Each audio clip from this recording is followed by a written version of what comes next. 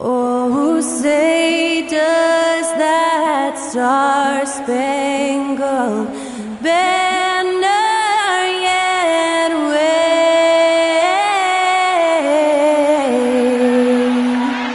o'er the land of the free and the home of the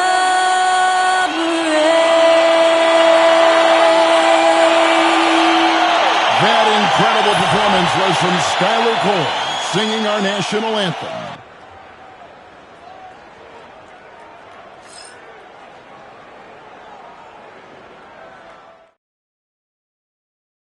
Welcome, everyone. Thanks for tuning in to 2K Sports for this NBA presentation. I'm Kevin Harlan, joined by Greg Anthony and Richard Jefferson, with David Aldridge roaming the sideline. And we've got a quick moment now to take a look at the long-term rebounding numbers over several seasons for Russell Westbrook. It's a concerning trend for him. Whether he's lost some strength or just isn't putting in as much effort on the glass as he used to, he's not rebounding nearly as effectively anymore. And that's something that needs to change. Let's take a look at our starters for Sacramento. DeRozan and Murray slot in at the small and power forward. Malik Monk out there with Zach LaVine. And it's Sabonis in at the 5. And for Los Angeles, Ivica Zubac is out there with Collins. Then there's Bradley Beal. Then it's Darius Garland. And it's Leonard in at the 3, the small forward. Is this, Richard, the time of the year that the players begin to get their second wind? Or is that a myth? I don't know if it's called a second win, but if you are on a team that's in a position to do something special, that's where that extra motivation starts to kick in. It's good. He makes his first shot of the game. And that'll start us off already. You can feel the tension in this arena. And sometimes getting that first bucket puts momentum in your corner, but we'll just have to see. The wide open look here for DeRozan. Good, and it's Sabonis with the assist that time. Encouraging to see DeMar DeRozan knock it down from 3. This helps open up the entire offense even more. Pass to Leonard. Shooting foul as the whistle blows. He'll shoot 2 free throws.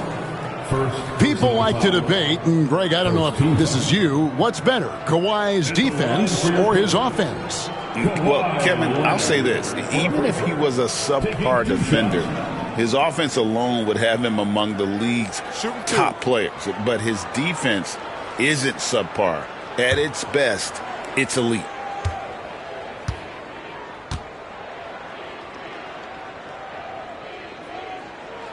That free throw good from Leonard. Known for his incredible defense, Leonard's huge hands and timing really help make an impact on that end.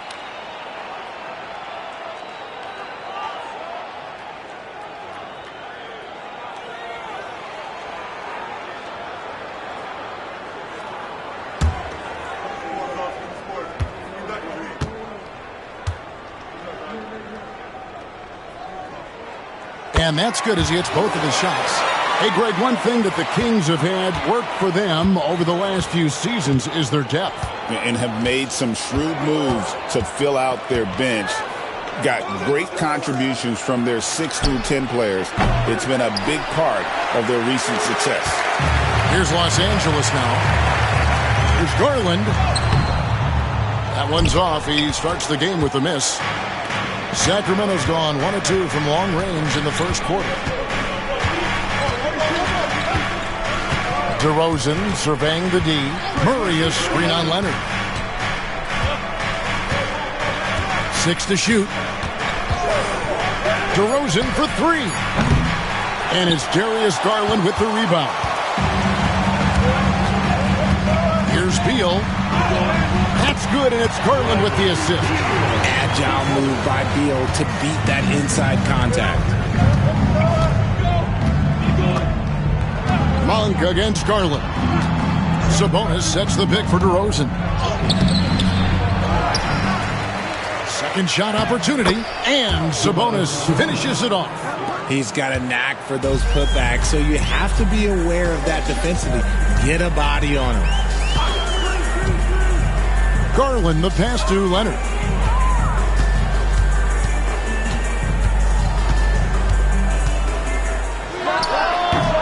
It's a miss. He's made one and missed one. DeRozan finds Murray. Collins with some nice D. Clippers have gone 2 for 4 from the field so far today. Here's Leonard, and the layup's good off the glass. Leonard's got 6 points. Such a strong wing. Kawhi can more than handle his own down low. Timeout is called. First of the game for Sacramento. And they just can't seem to get going offensively. And coach called his timeout to try and reset things on offense. Shake them up a bit so they can hopefully start getting some shots to fall.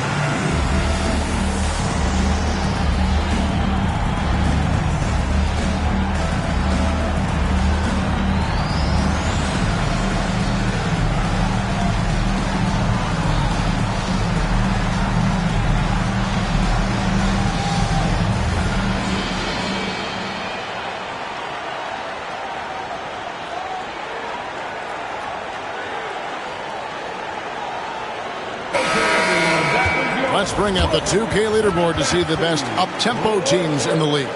The Clippers third. I think that's what really distinguishes them offensively. They really like to get out in transition.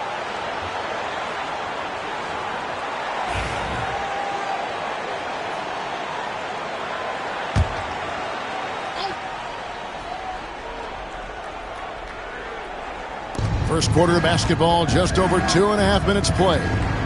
Murray finds Monk. Now here's Levine. And he hits it to tie the game up. You can see the work Levine has put in on his three-point shot. He is now a legit threat from deep. Outside, Beal. Some nice passing here by Los Angeles. Here's Leonard. That's good, and he's now 3 for 4 from the field. Kings have gone 3 of 7 from the field since we've gotten underway. Here's DeRozan. And off the front iron, and in it goes. DeRozan's got 5 now. That's his bread and butter, DeRozan, one of the great mid-range shooters in this game. And Beal kicks to Garland. First quarter of play and just over 3.5 minutes in. Monk outside. Collins against DeRozan. Sabonis' screen on Collins. Shot clock at 6. And a slam dunk by Sabonis. Ooh, boy, Sabonis just executes at such a high level. Garland with it. He has yet to score. Pass to Beal. Leonard on the wing. DeRozan defending. Leonard attacking. Now Zubac. Leonard finds Zubac. Over Sabonis. And that one is good from Zubac. And so it's DeRozan. He'll bring it up for Sacramento. Screen by Sabonis. DeRozan bounce pass. And a slam dunk by Sabonis. Love to see Sabonis get dominant like this. Defense has no chance to interfere. Outside, Beal. Here's Leonard, and he could not get that one to go. Out of contact, and he'll go to the line for 2. That one on DeRozan. Yeah, easy call. And a chance to catch up on some numbers here. The scoring breakdown for the Kings. The ball movement has been outstanding so far. They've come out of the gate looking for that extra pass. And something else that I liked is how they attack the paint, finding ways to get inside and capitalize time and time again. First free throw is good. And a guy any team would love to have. The quiet confidence of Kawhi has worked throughout his career.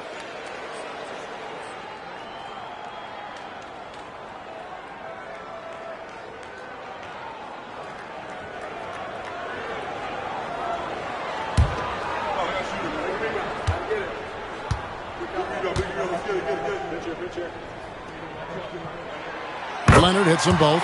Now he's perfectly comfortable doing work at the line. Sacramento's gone 2 of 4 from beyond the arc to start the game. Outside DeRozan. To the middle. Here's Monk. Good, and the assist goes to Murray. Anytime Monk gets room to shoot, especially inside, he's such a crafty guard who you want to see pulling the trigger from inside. And the timeout called here by Tyronn Lue. He wants a minute here to get things straightened out with his team.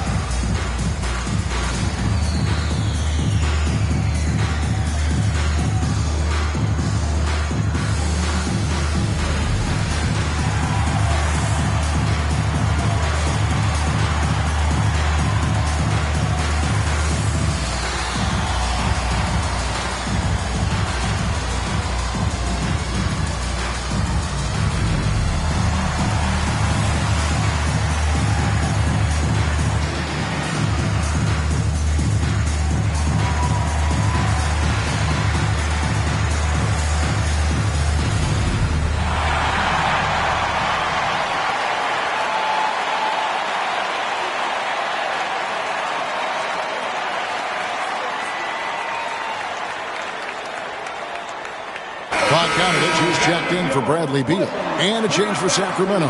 Russell Westbrook's checked in for Monk.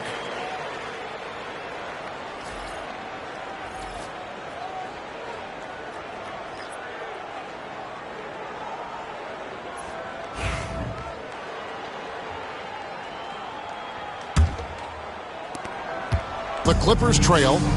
David Aldridge had a chance to catch up with head coach Tyronn Lue. Dave, what do you have to say? Now the concern tonight is the relentless nature of DeMar DeRozan. Coach said no matter what you throw at him, he finds his way to work around it. Sometimes it's with the shot, sometimes it's with the pass. Either way, he'll get you. Kevin, back to you. Thank you, David. Now here's Westbrook. He provides a good amount of offense for the team, averaging around 11.5 points a game. A moment here now to see the numbers for Kawhi Leonard. And guys, in the past 10 games, he's stepped up his role in the offense in a big way. His usage rate has increased. He's finishing off a lot of possessions, and that's just how this team wants it.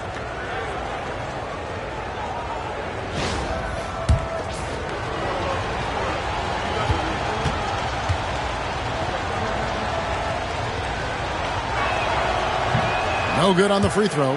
When Westbrook is facilitating the offense, that's when he is the most valuable contributor.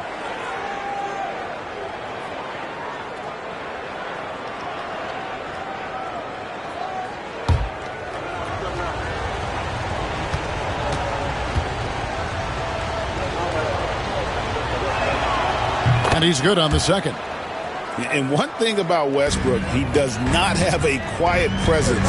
You know he's out there at every moment, and his production speaks volumes. Back to Garland. And blocked. That one goes careening off the glass. And it goes out of bounds. Last touch by Murray. And right now, let's watch that terrific swat. And in a close game, blocks like that are so clutch, and that could be a real difference maker here tonight.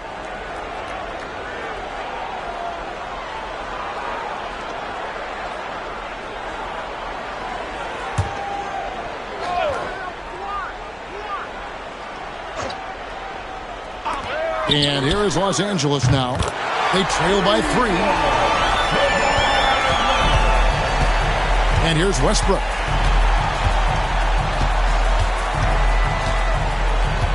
Pass to DeRozan. Stolen by Garland. And here we go with Leonard. Nobody back. And he slams it down right on top of DeMar DeRozan. You love the speed that Garland gives you. Lethal in that open floor. Awesome rewind courtesy of the AT&T 5G Slam Cam. Now, here's DeRozan. He's got 5. And the improvement, RJ, from Garland's dribble drive game has been immense. Kevin, his confidence when he is ready to attack is next level. He's got great footwork. He's got a great handle. Very few defenders can stay in front of him in a one-on-one situation. Now, Garland. After Zach LaVine missed from long range. Lets it go from 14. And it's Leonard missing. That was a good look for him from mid-range, but just couldn't make the defense pay. Here's LaVine. Sabonis trying to get open. No good with the layup. And typically he has the touch to finish when he's in tight, but not sure on that possession. Leonard looking over the floor. Zubac's in the post. Guarded by LaVine, and that one is good. And really it's been a major aspect of their offense in the early stages here. Their success working the ball inside and getting points from close range. Now here's Westbrook. He had 25 points last game. Shot to stop the run. 2 free throws coming up, and they call the shooting foul. And this is a good time to show you some of the league's most disruptive defenders over the past month. The steal leaders at the small forward. Second is Kawhi Leonard. I mean, if you're an opposing small forward, this could also be called a list of the league's most annoying players. I mean, they will be in your jersey all night when you're up against them. These guys are stoppers. There is no assignment that is too tough for them. That free throw, no good. And the Clippers making a change here. Lopez is checked in. DeAndre Hunter, he's checked in for Sacramento.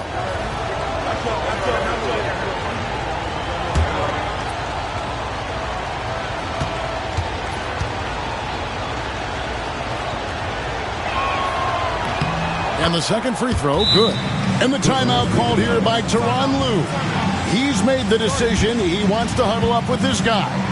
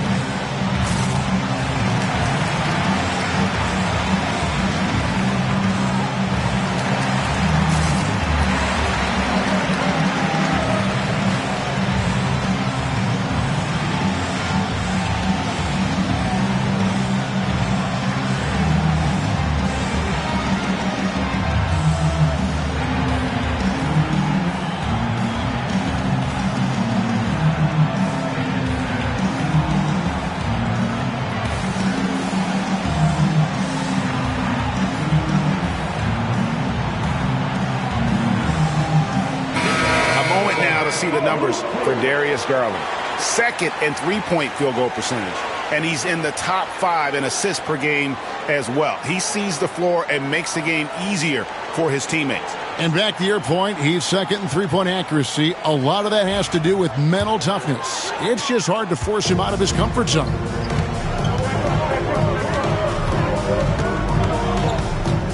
Pass to Leonard. Garland against Westbrook. Lopez, a screen on Westbrook. The three from Garland. Here's Lopez.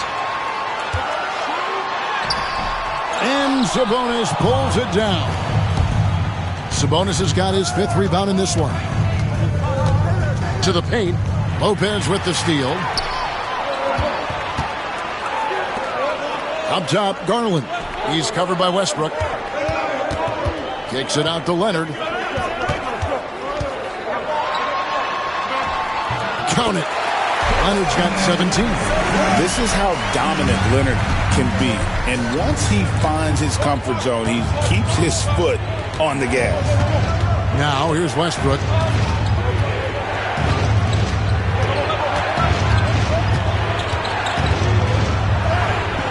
The shot goes in. First shot, first basket. And if anything, Westbrook gets more aggressive against contact inside. He doubles his effort level in response. Garland, the pass to Leonard.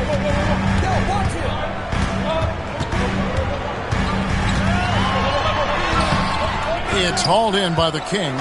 They couldn't put the pieces together, losing that last matchup with San Antonio.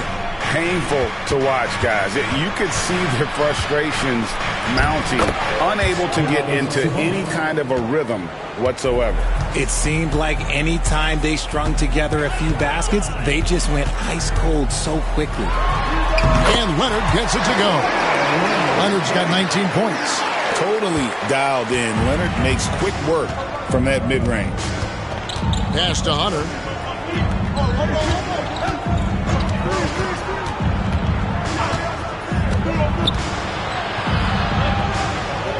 Back to Westbrook. Clock at 6. Murray surveying the D.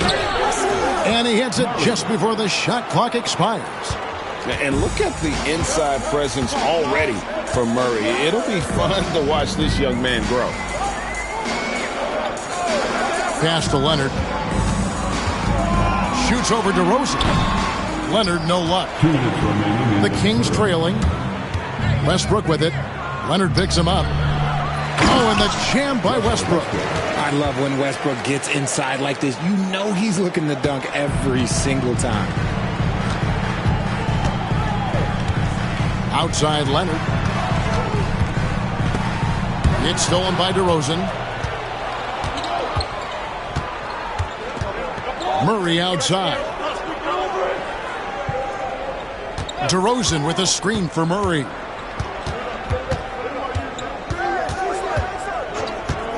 Six on the shot clock. And a lot of contact on that one, so he'll shoot 2 here.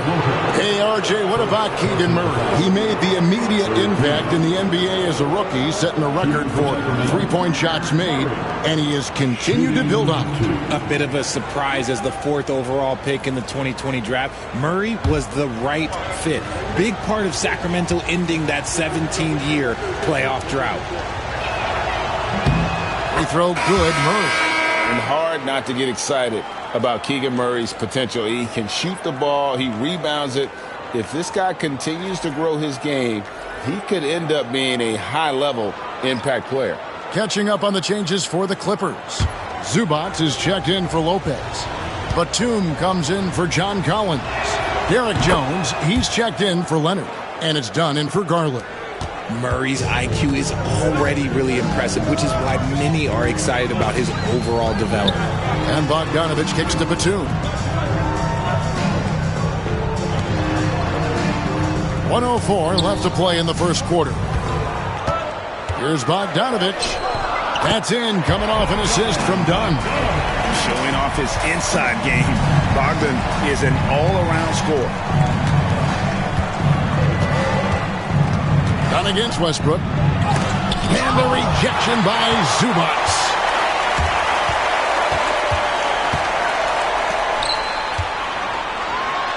And the dunk by Zubac. A lot of give and take between these sides early. And both teams look like they came to play. We should have a good one. Westbrook passes to Levine. Fires from 14. Bounces high off the rim and drops. Levine's got 5. Over the course of his career, Levine has grown into just an absolute lethal shooter. And the mid-range, that's a huge part of it. Now, here's Dunn. No scoring in this one. Batum a screen on Westbrook. Here's Dunn. Murray with the defensive effort. It's been all about Domantas Sabonis for the King. His work on the glass was outstanding in that quarter. Great rebounding. We'll return shortly.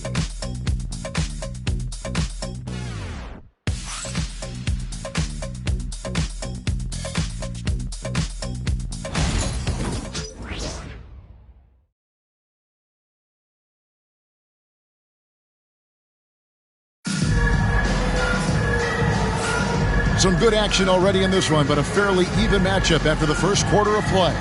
And when you consider how the Kings are doing, guys, what are your thoughts? Well, when you control the glass, you control the second chance opportunities on both ends. And rebounding numbers, sometimes we overlook them, but they can have a big effect on the outcome.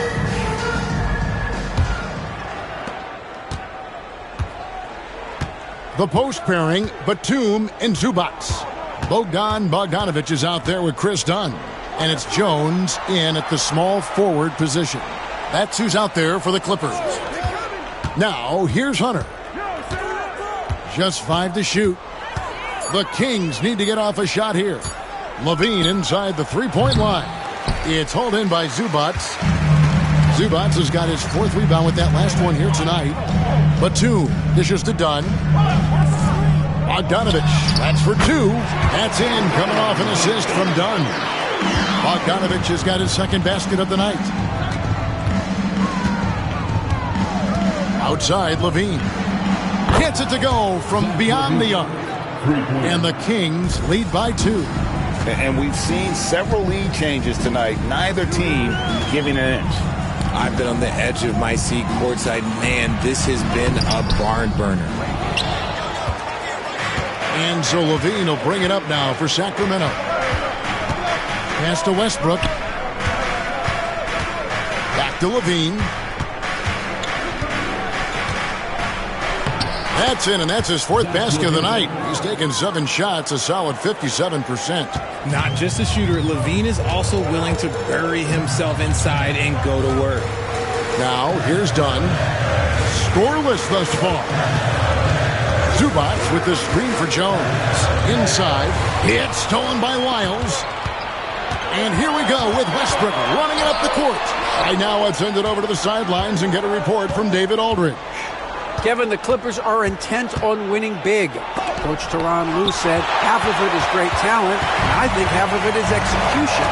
When you get to the playoffs, it's a whole different animal. We got to be 100% execution with our talent. That makes for a dangerous team. Kevin? Very dangerous. All right, David. Back to Dunn. And he lobs it up toward the rim. It's stolen by Wiles. Hunter with it. Now guarded by Bogdanovich. Here's Achua. Pass to Wiles. Kick out to Levine.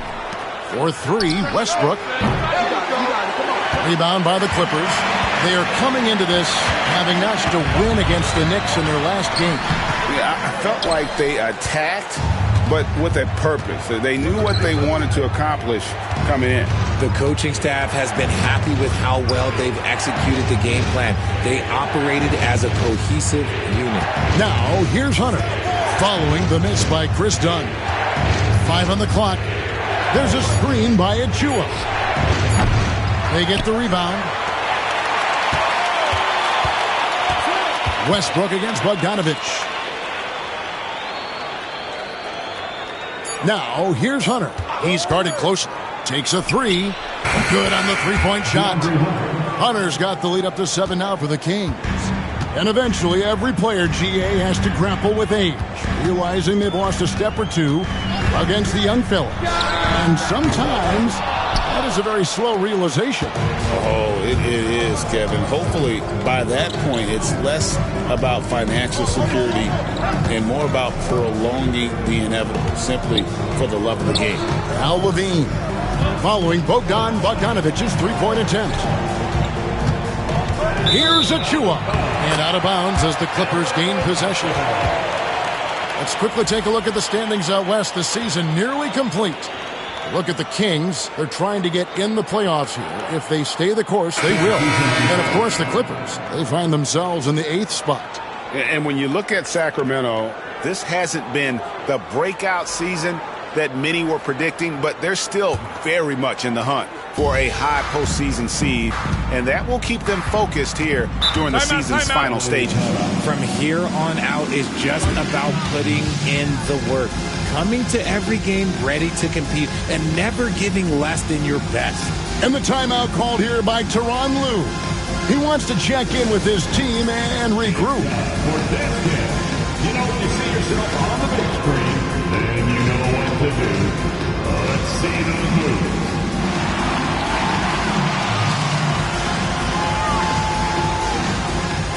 Bring those moves.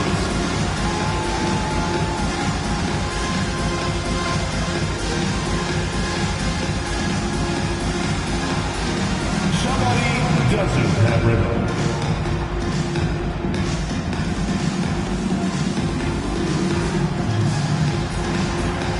Keep it going.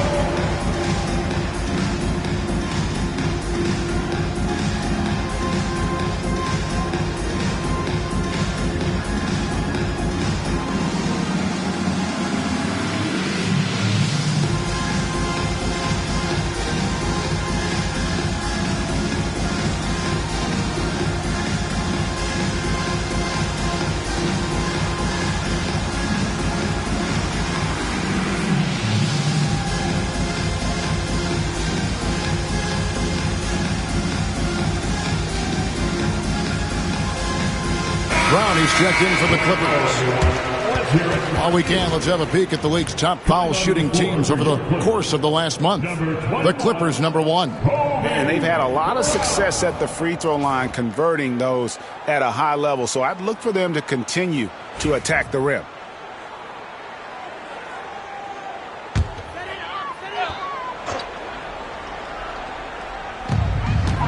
Jones kicks to Brown. Monk against Garland. Left side, Beal to stop the drought. And it's Sacramento with the rebound. And they continue to control the glass. Down low.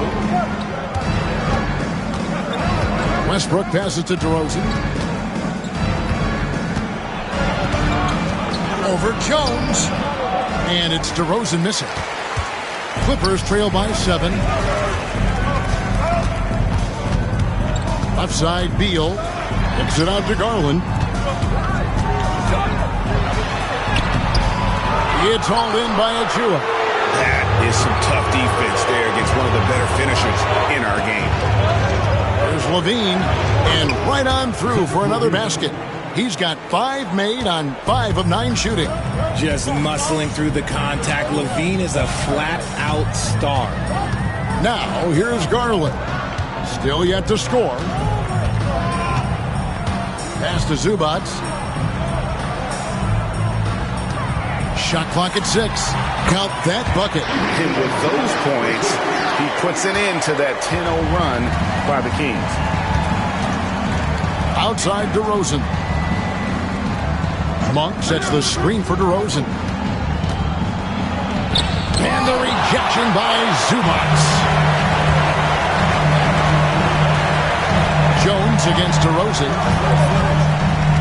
Out to the right wing. Now here's Garland. Guarded by Levine.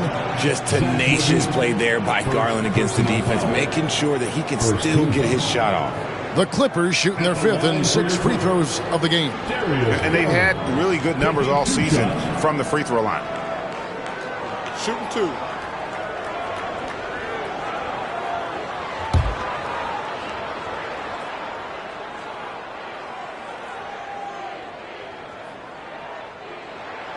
And he makes the first. And what a new era for the Clippers, Greg, playing here in their own arena, the Intuit Dome. You had no more sharing, right? No more covering up Laker banners. It feels like the Clippers are on their own 2 feet now. This was the goal for the ownership group, and they made it happen. Kawhi Leonard's checked in for the Clippers. Both free throws good from Garland. And I love watching Garland mature into a leader. And you know what? He is not done yet. Monk outside. Leonard against Westbrook. Pass to Levine. And there's the whistle. 3-second violation. A moment to check out DeMar DeRozan. He's definitely been getting it done since the All-Star break. Putting up about 24 points per, 4 assists, and 3 rebounds. To have a scorer like him consistently deliver you points makes such a big difference for a team. He's someone you can rely on to bring it on a nightly basis. When they need a basket, he's the guy they turn to. Zubac. It's in, and he's a very efficient 5 for 6 on the game. And they've repeatedly probed inside in the first half, guys, and it's paid off. Stolen by Zubac.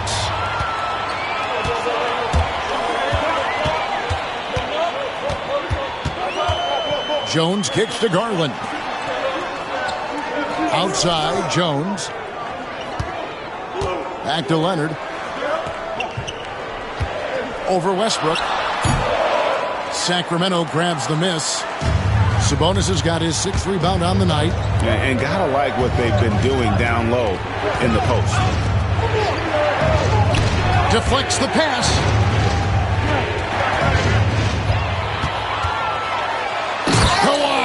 Puts it down hard. We're seeing the offensive side of Kawhi tonight. One of the all-time great two-way players.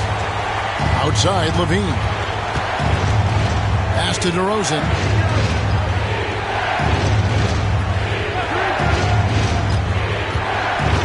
Can they get it? And the rejection by Zubac. And now the Clippers on the break. And here's Garland for 3. That falls. Nice feed that time from Leonard. And a moment here to take a look at some hustle stats for the Clippers. When you pile up the blocks earlier in games, it really can affect the other team. They lose confidence offensively. And another thing they've done so well is convert fast break opportunities. Great job trusting their guys and getting those easy ones. Now a timeout called by Sacramento.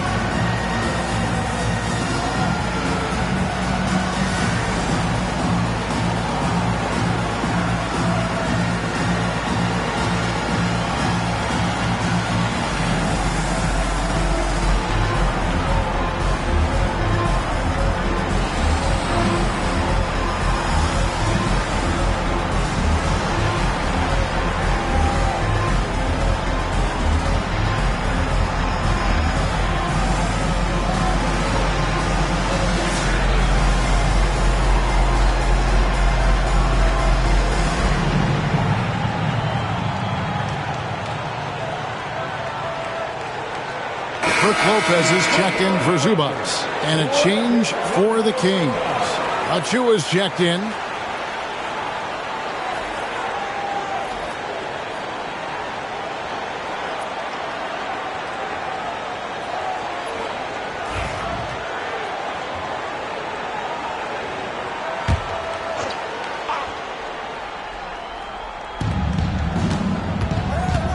Monk, the pass to Achua. Back to Monk. Softly drops in the floater. Monk's got the game tied up here for the Kings. And with that one, it ends an 11-0 run by Los Angeles. Pass to Lopez. To the inside. Here's Leonard. Fouled in the act of shooting. Gets the bucket anyway, so a three-point play chance for him.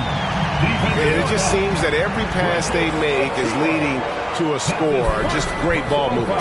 So far, he's hit all of his shots at the foul line, going 4 for 4. Gotta admire what he's been able to do at the free throw line this season. How about over 90%? And the Kings making a change here. Hunter's checked in.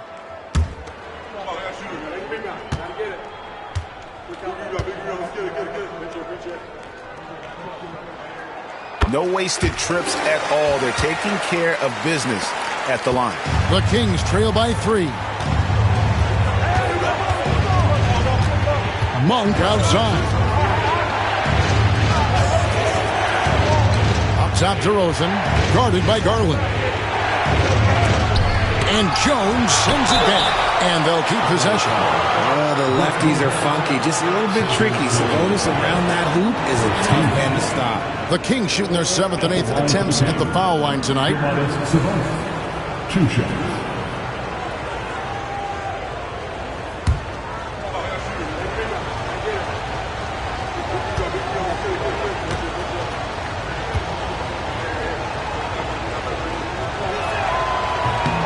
Free throw good, Sabonis. Greg, give us one word to describe Domantas Sabonis on the offensive end. Kevin, I guess I'd say dominant, but that only scratches the surface. The way Sabonis drops dimes, hits shots, and controls the glass, dominant just doesn't even really begin to say enough. He's perfect from the line this time. Sabonis is the type of big that every team wants. Athletic, facilitates, great screener, and he finishes around the rim. He does so much. It's hauled in by the Kings. Hunter down low. He's covered by Beal. Hunter kicks to Achua. Outside to Rosen.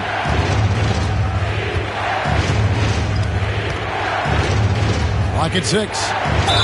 And that one clearly a foul. Gets the whistle, and 2 shots coming up. That's on Brook Lopez. You know, RJ, we talk about DeMar DeRozan scoring, but he's also a terrific passer. Yeah, his first couple of years in the league, DeRozan averaged less than 2 assists a game. Now, making plays for others is a big part of his game.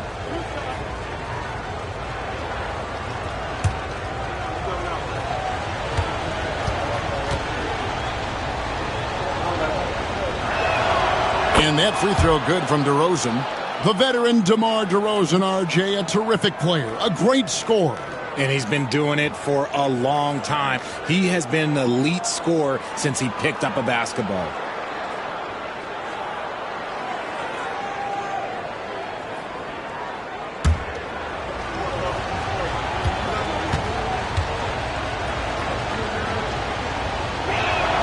DeMar DeRozan hits them both. There's an old school feel to DeMar's game. He'll hit you with a pull-up mid-range J. It makes DeRozan really tough to guard. Here's Beal. It's hauled in by Achua. Achua's got 5 rebounds tonight. On the wing, DeRozan. Defended by Jones. Monk, the pass to Sabonis. And 2 free throws coming up, unable to get that one to go with all the contact. And this is what the schedule looks like for the Clippers. On Tuesday, they'll face off against DeAndre Jordan and the New Orleans Pelicans. And then on Wednesday, they're off to Miami to face off with the Heat. And that game against the Wizards, this is one where it would take a complete meltdown for them not to come away with the win. Anything can happen, but I'd be shocked if they don't come out on top. And he knocks down the first one. And didn't shoot it all that well from the line in the first quarter. Doing a much better job now in the second, up over 80%. Zubac is checked in for the Clippers. Collins comes in for Derek Jones. And then for Sacramento, Keegan Murray's checked in for Precious Achua. And Levine subbed in for DeAndre Hunter. He's off on the second. Sabonis is a guy who works hard on both ends of the floor, and he does things the right way. Nice D from Levine. I wonder what the score would be if they weren't controlling the backboard. Murray That one misses. Excellent defense there from Zubac. Leonard against Murray. Leonard dishes to Garland. Pass to Zubac.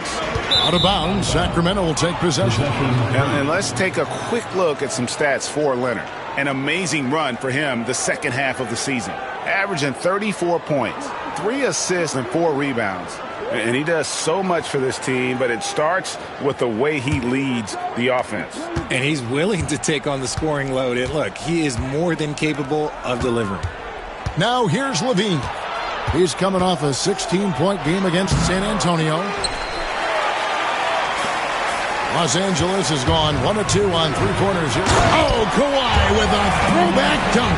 And throw it down, Kawhi. That was nasty.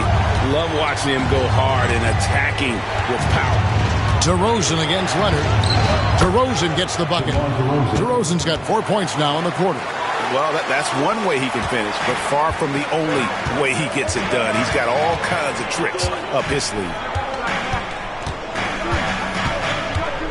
DeRozan against Leonard. Leonard finagling one in close.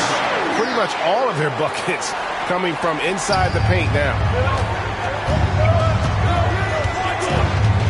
Levine looking around. Murray outside. Sabonis' screen on Collins. Murray with the bounce pass. And that one, good. Sabonis has got 13 points. How about Murray showing off his playmaking skills out of that two-man game? Back to Garland. And it's the Clippers scoring again. Yeah, that was the 3rd straight high percentage look the defense has allowed. The defenders have got to start putting bodies on bodies. Monk finds DeRozan. Sacramento moving it around. Now Levine. The 3. Rebound, Kawhi Leonard. And on an open look like that, he's very gifted at making the weak coverage pay. And stolen by Murray. And here we go. Levine heading to the hoop. And Levine throws it down. We see this time and time again from Levine. He has the ability to put the offense on his shoulders. Garland against Monk. Garland kicks to Leonard. Shoots over DeRozan. And a little luck that time, but it drops. Leonard's got it all tied up now for the Clippers. Oh, man, he's feeling it this quarter. They should be looking to get him going every trip down the floor. Here's DeRozan. No good on the shot. Great tee that time from Leonard.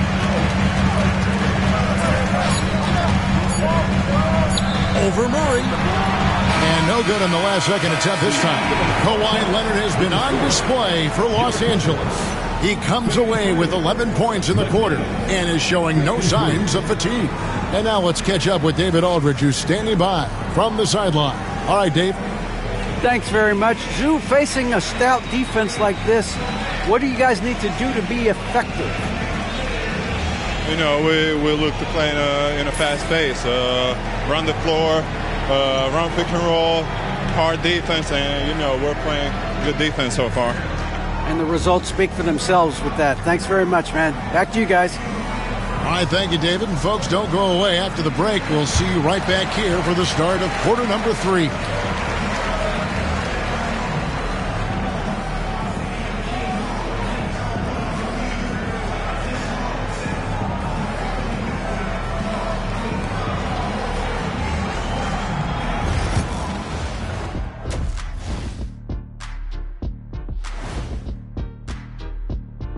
Thanks for joining us, everyone. Let's first take a gander at the rest of the NBA schedule for the night and what's in store. Since we got a little time on our hands here, you guys got any big plans for tonight? Not me. I'm just going to take it easy. I'm pretty worn out. Yeah, you've been burning on midnight oils, man. You been hitting the clubs or something? Nah, just putting up with you guys. It's exhausting. And let's get into this first half. A super close game for the Clippers so far. They've been playing very unselfish. I'm telling you, these guys are feeding off the ball movement. And as a basketball fan, it's wonderful to watch, Shaq. Yeah, no Tyler Ball from them. That's why they're getting the good looks. Get it, Tyler Hero? Tyler Ball, Hero Ball. I knew you would understand, Ernie. That is more than enough of us. Let's send you back to the game. Kevin Harlan and crew with the second half.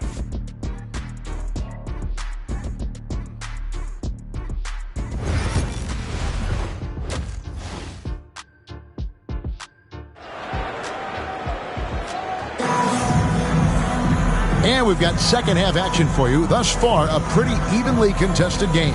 Kawhi Leonard really has his fingerprints all over this one.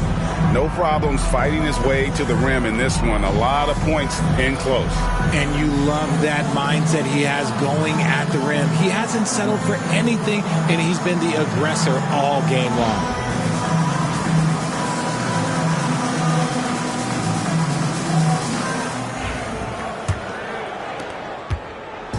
And so Monk will bring it up for the Kings. On the floor for Sacramento, the post pair form will be Murray and Sabonis. Malik Monk out there with Levine, and it's DeRozan in at the small forward. Murray for three. Knocks down the three ball. Murray's got the first points of the third quarter up on the board for the Kings. DeRozan against Leonard. Elbow shot. And the shot is good, dropping in off the front of the rim. And one thing that makes Leonard's shot so effective is the backspin. Gives him that magic touch. Left side, Sabonis. Pass to DeRozan. 6 to shoot. Monk outside. Shoots over Garland. The shot by Monk is no good. The Clippers trail. Outside Garland. Leonard inside. Monk defending. Well, they'll be happy with that look, even though it didn't fall. Tough to watch those miss. I'm sure they'll convert the next chance. Now, here's DeRozan. He's got 9. Murray, the pass to Levine. And here's DeRozan.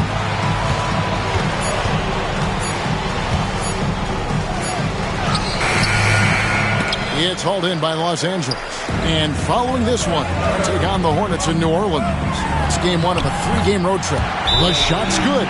Yeah, offensively, Beal is a smooth operator. Now a timeout called by Sacramento. In addition to going over the game plan and making whatever necessary adjustments have to be made, Greg, this timeout also the time for players to get rehydrated or hydrate for the first time with some Gatorade. Plenty of basketball still to be played here, and they have to get recharged. That's a great point. Without proper hydration, a player can completely run out of gas down the stretch of a game, and that's something that none of these guys can afford to have happen. If you're going to battle all the way to the finish, you have got to be hydrated.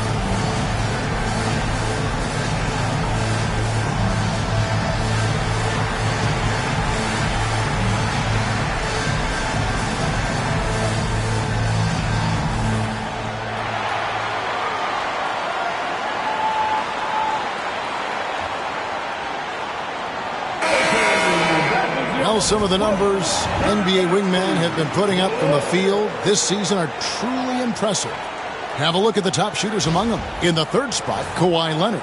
And that tells you about their ability to slash through the defense and get to the hoop effectively. I mean, because you have to be getting a lot of layups to have that kind of a percentage. That's true, but they can also fill it up from outside. This is a group that can score from anywhere on the floor. Now, here's Monk. They've been leaning on him for a decent chunk of their offense. He's averaging over 15 points a game. Off the pass, Levine is more or less just automatic. He just lets it fly. And, Richard, you look back, Zach LaVine has been one of those microwave-type players. He can get hot in a blink of an eye. Zach LaVine is one of those players that when he catches fire, there is nothing you can do about it. He can score from deep, multiple level scorer. When he gets going, ooh, it could be a problem. Here's DeRozan. Kawhi Leonard making his last shot. Tee that time from Leonard. For Los Angeles, they've gone 3 of 4 so far in the third quarter from the field. Pretty good start to the half. Outside DeRozan. Inside. Right block shot. LaVine. The Clippers grab the miss. Zubac has got 9 rebounds in the game. Getting it done. To the middle. And the dunk by Zubac. He finds a shooter in motion and is confident he can thread him with the lead pass. Well done. Monk outside. Back to DeRozan. Here's LaVine. Hits some rim on the way in, and the bucket's good. And that's now 18 points for Zach LaVine. Garland against Monk. Leonard inside. Again, Los Angeles. He's been dominant all game long. Nobody on the floor can stop him. And look, let's just say he knows it. Garland against Monk. Sabonis kicks to LaVine. Drills the three-pointer. LaVine's got 7 points for the quarter. He was solid in the first half from deep. He's a guy who can get hot. Let's see how he does here in the second. Leonard against DeRozan. Leonard, no luck. And so LaVine will bring it up now for Sacramento. A miss that time would have put him up.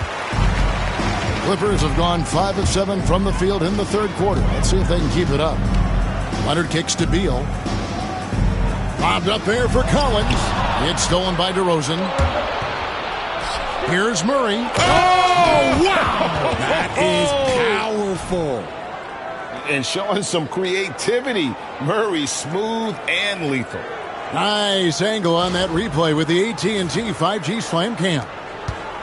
It's a close game here in L.A. And the timeout called here by Tyronn Lue. Wants to regroup and go over the strategy. Well, Richard, during his Washington days, Bradley Beal averaged 30 a game in back-to-back seasons. Beal is such a strong guard, so not only can he beat you with his shooting stroke, but he can also play some bully ball.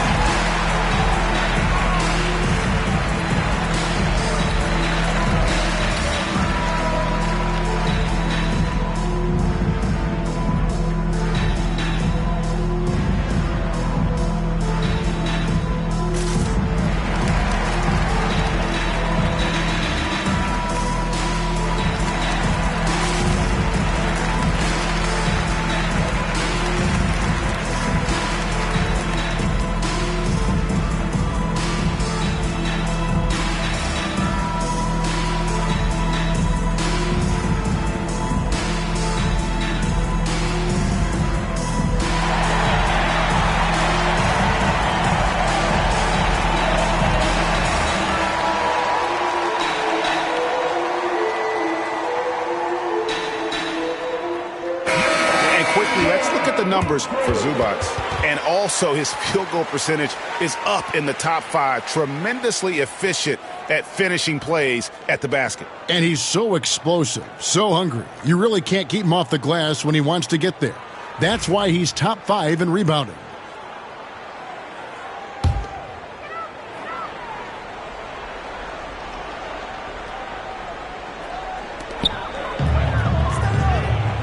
LaVine against Beal.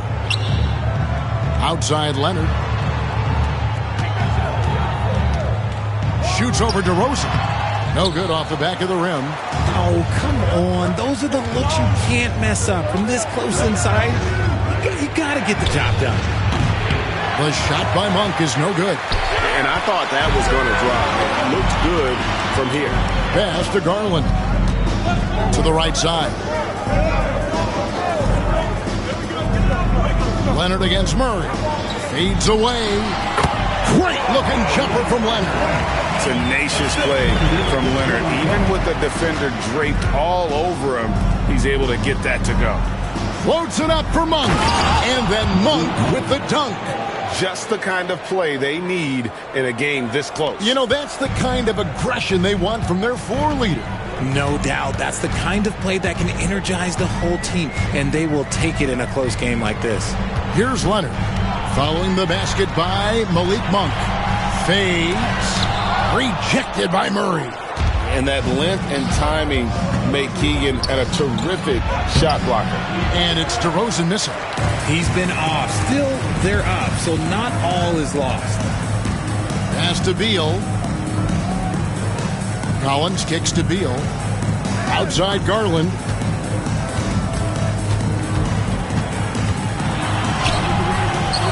Rebound collected by Levine.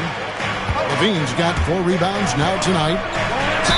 And he gets the basket. Officials blowing the whistle, so a chance at the line for one more. I love his shot selection today. He set the bar for the rest of the team. First trip to the free throw line for him tonight. Bogdanovich, who's checked in for Beal. And a change for the Kings. Westbrook's checked in.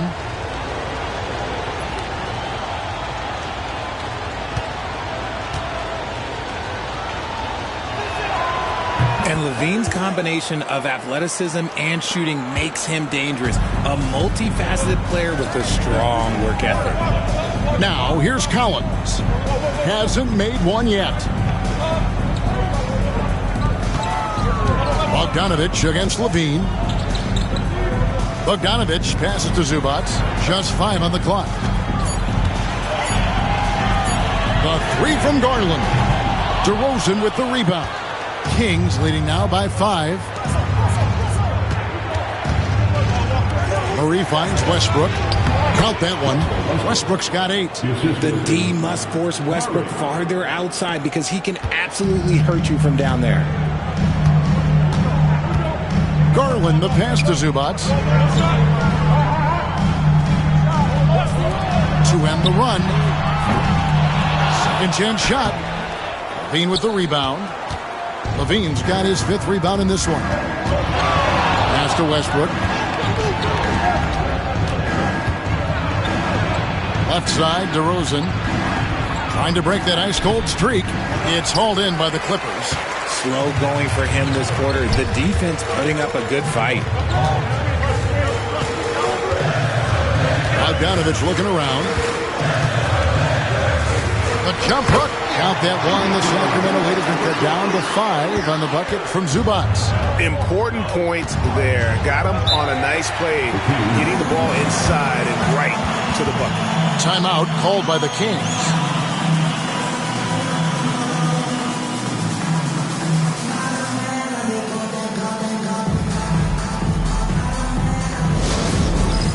All right, man. It's dance band time. Get ready to dance. You know, like everyone's watching.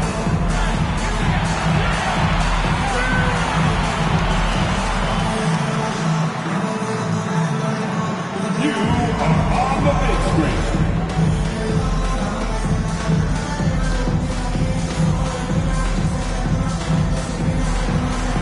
You're off beat.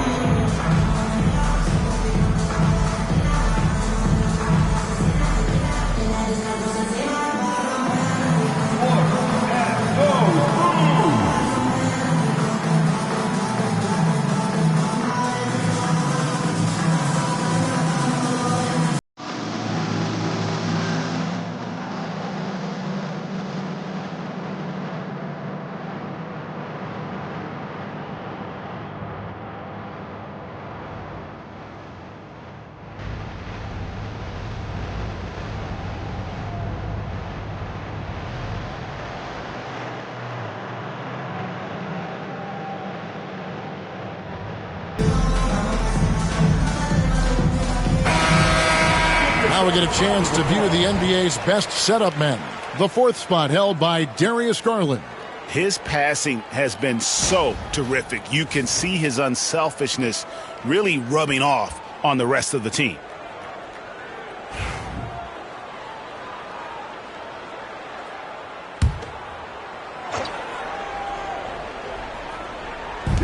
Los Angeles on D. It's a 5-point game. Westbrook drives in, comes up empty down low. The Clippers have gone 7 of 15 from the field here in the third quarter. Great drive right there from Leonard. That's what this coaching staff has encouraged Leonard to do. They want him in attack mode. Murray outside. Pass to Levine. Launches it. That's in there. Murray with the assist. Murray's got 5 assists tonight. And now with 2 3-pointers in each half, he's really doing his all to help his team out from deep. Now, here's Garland. 7 points in the game. Some people could say he's struggling on offense this period. I like to think of more of drowning. Just can't seem to find his confidence. Garland against Westbrook. Pass to DeRozan. Shot is good off the back rim and in. DeRozan's got 11 points. One of the underappreciated guys in this league. DeRozan just goes out, puts up big numbers, and he doesn't really get the shine that I think he truly deserves. Now here's Leonard. He has 40. Now Zubac, defended by Sabonis. Shot clock at 6. Bogdanovic passes to Zubac, and the dunk by Zubac. And we always talk about making your teammate better. That assist was right on target. Outside, Levine. Lets it go from 14. It's hauled in by the Clippers. Collins has got his 5th rebound in this one. Here's Bogdanovic. And Domantas Sabonis pulls it down. Sabonis has got 12 rebounds here tonight. Big time effort. DeRozan inside. Guarded by Garland. Bogdanovic against Levine. Pass to Sabonis. 6 for 6. He's yet to miss from the field. And after really leaning on that three-point shot in the first half, seeming like they're just getting away from it here in the second. More of the shots coming from the interior. Garland finds Zubac. Here's Bogdanovic. Some nice ball movement by the Clippers.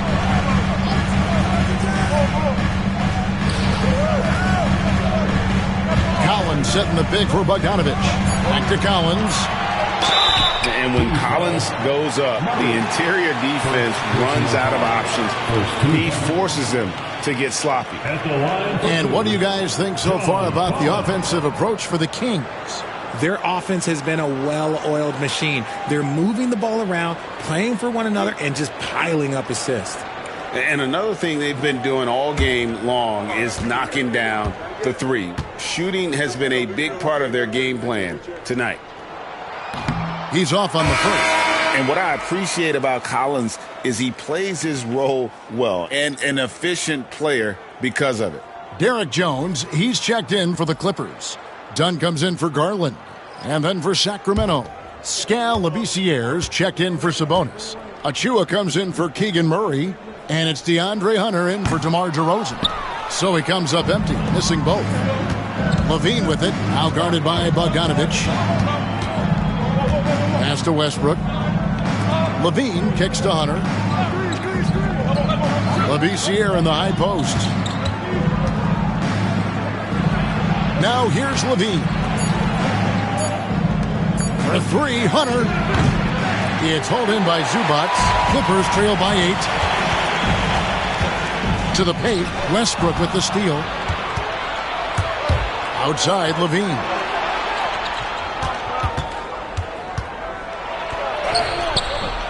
And he can't extend the lead to double digits. Done outside. Pass to Zubac.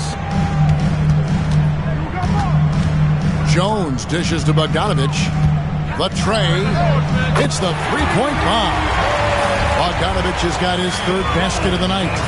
And this is why Bogdanovic has a permanent green light from the arc. Frankly, the team expects this from him. And foul on the shot, so he'll get a chance at the line. It's going to go on Zubac. And he's got his first free throw of the game. Shooting for Sacramento, Scal Vicier. Shooting 2. Shooting 2.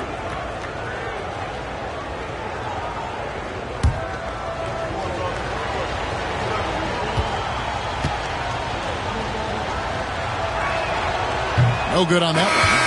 At 6'11" and about 225 pounds, Vicier is a long guy, someone who uses that size to his advantage. And the Clippers making a change here. Beal's checked in.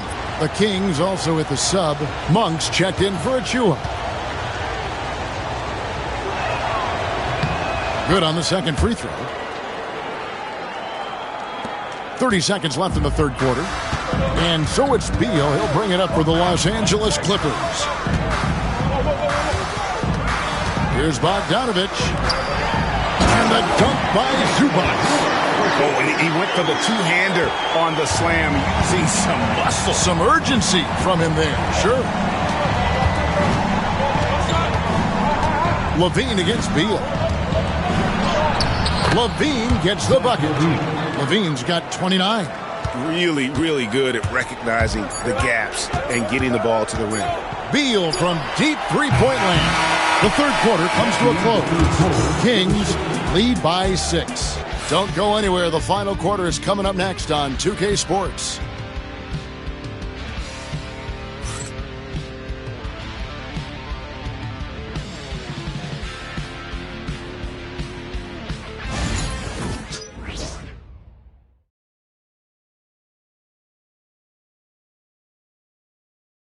And let's go back to a terrific pass that we're calling tonight our State Farm assist of the game. And he sliced the D wide open with his feet. They had no chance to prevent that basket. That's an unguardable pass, flat out. Give him credit for possessing that type of vision. And it's been a very competitive game so far as we get rolling here in quarter number 4. Darius Garland is out there with Bradley Beal. Then there's Derek Jones. Then there's Bogdanovich. And it's Lopez in at the 5 roaming the paint. So that's the lineup on the floor for the Clippers. Kings leading now by 4. Here's Westbrook. Pass to Monk. And here is Hunter.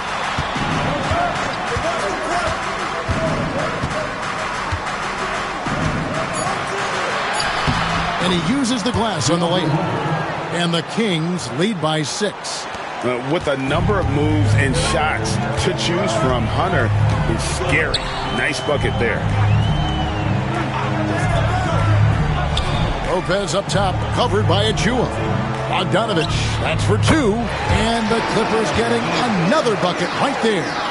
And they're passing the ball very crisply here. A little over a minute of the fourth quarter gone right now. A 3, Hunter. It's hauled in by Los Angeles. It's Beal on the wing. Down low. Here's Jones. Good. It's Beal picking up the assist. Beal's got his 4th assist with that last one here tonight. Garland against Monk. Pass to DeRozan. Over Bogdanovich. And it's DeRozan missing. And he felt like he needed a little bit more space with the fade to get off a shot, but that might have been what threw him off and made him miss. Here's Lopez, covered by Achua. Lopez, a screen on Hunter. Back to Lopez to tie it up. Can't hit from in close.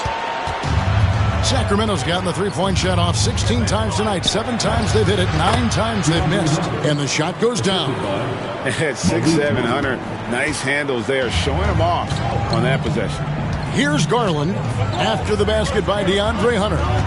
Lopez passes to Bogdanovich. Trying for the hoop. And Bogdanovich throws it down.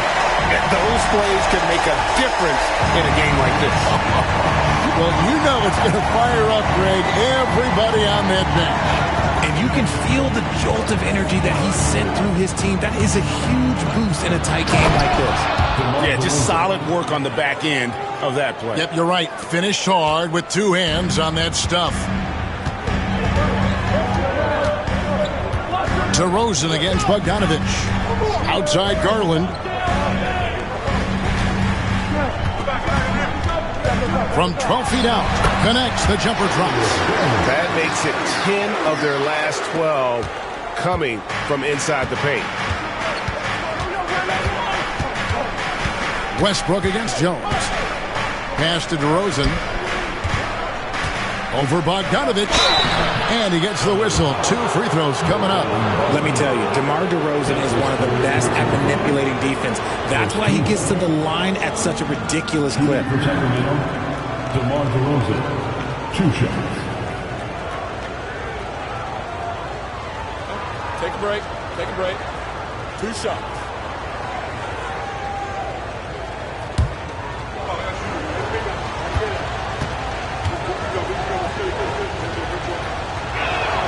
First one falls for him. I like the leadership DeMar DeRozan provides for his team. He's a steady veteran presence out there on that floor. He can motivate his guys even in really tough moments. John Collins, he's checked in for the Clippers. Murray's checked in for Sacramento.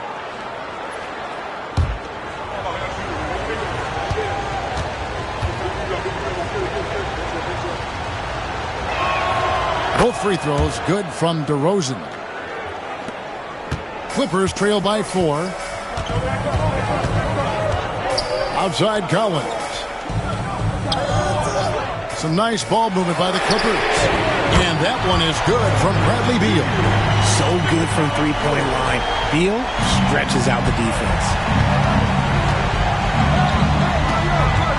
Monk against Beal. To the inside. And it's Murray with the jam. And one step ahead of the defense with that solid screen. And then, Greg, the monster dunk to finish it off. Oh, great chemistry on display. He understood where to put the screen in order to free up his teammate. Here's Beal. Sacramento making their last shot. Great look, but off the mark. If he gets that look again, he should take it. You can't let one miss scare you off of a very good shot. Monk for 3. It's hauled in by Los Angeles. Outside Beal. Outside Garland.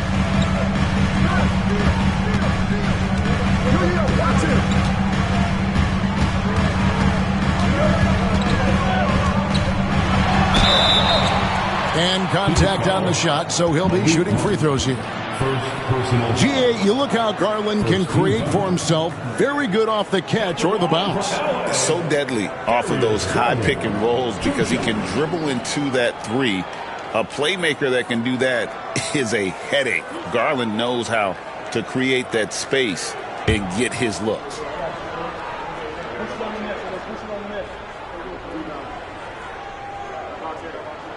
The first free throw is good. The continued evolution of Garland has been fun to watch. Every aspect of his game continues to grow and get stronger and more confident. Catching up on the changes for the Clippers. Ivica Zubac has checked in for Brook Lopez.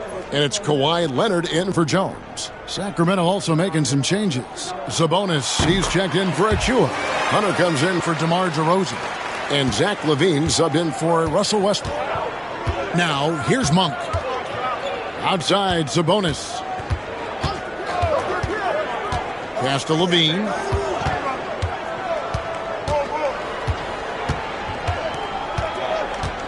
Shot clock at 5.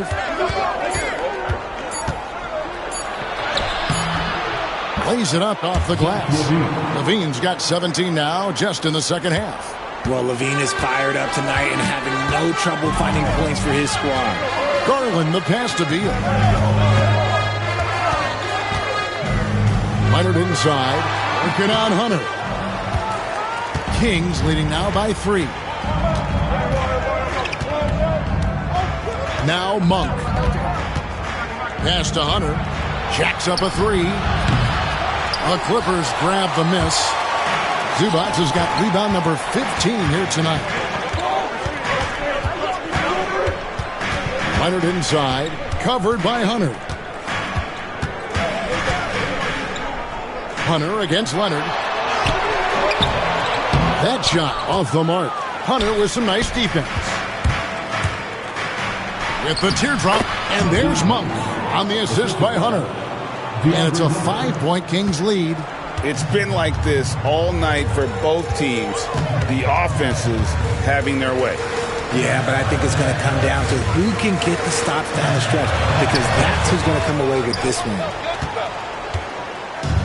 Sacramento's gone 0-3 so far in the fourth quarter from long range.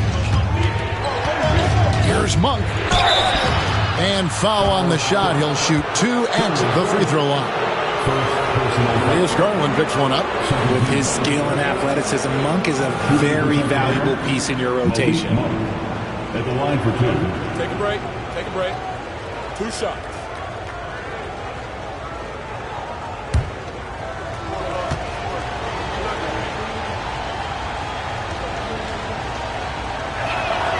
Free throw drops for Monk. And the Clippers making a change here. Jones is checked in. The Kings also with the sub, DeMar DeRozan. He's checked in for Hunter.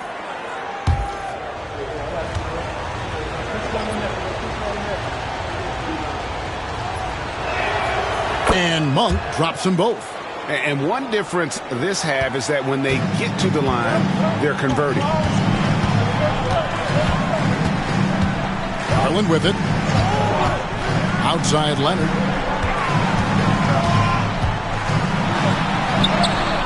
Leonard forces it through inside. He is just self-willing, his team right now, doing everything he can to keep them alive. Monk kicks to Levine. Monk against Garland. Levine sets the screen for Monk. Pulls up on the wing. Sacramento again missing. And so it's Leonard with it. He'll bring it up for the Clippers. Zubac kicks it out to Garland. Misses the 3. And he might have thrown himself off when he saw how much space he had from 3. Here's Levine. Collins with some nice D. Clippers trail by 5. Outside Garland. Zubac, a screen on Monk. Garland, that's for 2. And it falls over the rim and in. The quick thinking of Garland in the pick and roll. His decision making is so impressive. The Kings have gone 6 of 12 from the field here in the fourth and even 50%. Now, here's Monk. Sabonis sets the pick for DeRozan. Inside. Sabonis kicks to Murray. DeRozan against Jones. There's Sabonis. Good. And it's DeRozan picking up the assists. DeRozan's got 5 assists in the game.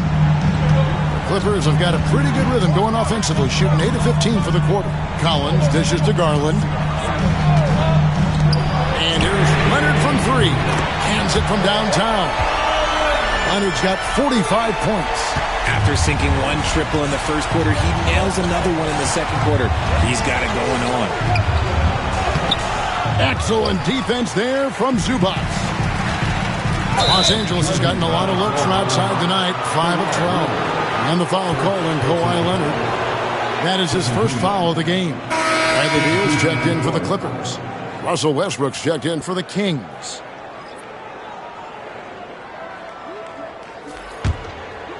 And here are the Kings now. The lead is 2. And slam dunk by Sabonis. As a coach, you know that you can count on Sabonis to give you a double-double every night.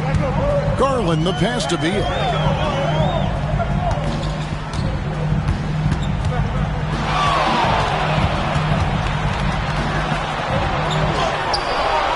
That one doesn't drop. Nice D from Sabonis. To the middle. It's tipped and stolen by Leonard. Levine's shot is off. Los Angeles has gone 2 of 3 in the fourth quarter from long range. Good shooting so far. And with that shot, the Kings lead is cut down to just 2 points with the bucket from Leonard.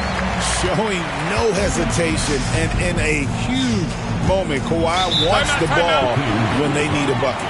Timeout, Sacramento.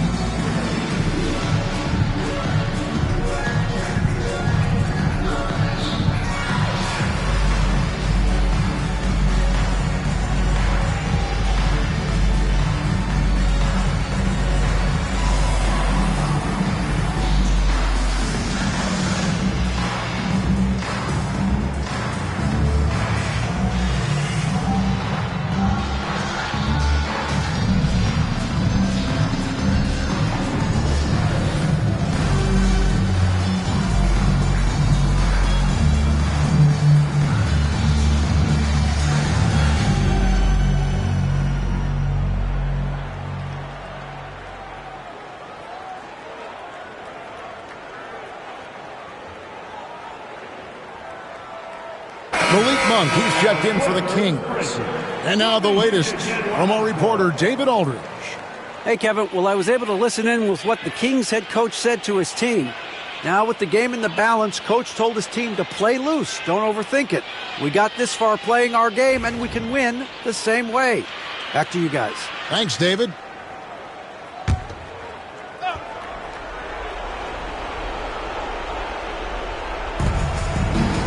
Murray outside.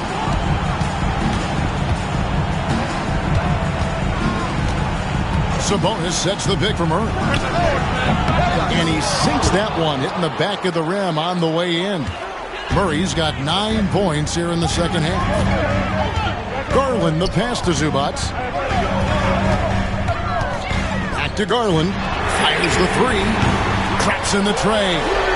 Garland's got 11 points in the quarter.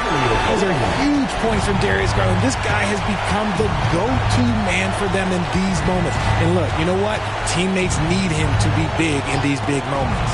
Wide open look here for Murray. And right away, they match it with a three-pointer of their own. And Murray loves knocking down the big shot. He does not fear the moment. A three from Leonard. And it's Sacramento with the rebound. Their biggest lead of the game was 9. Murray with it. Garland picks him up. DeRozan against Leonard. DeRozan dishes to Levine. Pocket 6. Shot from 16. And again, it's Sacramento converting. Ooh, okay, I see you, DeMar, putting defenders on skates, a little yippity-yop. Leonard kicks to Garland. Beal, the pass to Leonard. Shoots over DeRozan. Leonard, no luck. Kings leading now by 6. And here's DeRozan. And the call on the shot that sends him to the line. Not afraid to go inside. DeRozan even picks up the whistle that time.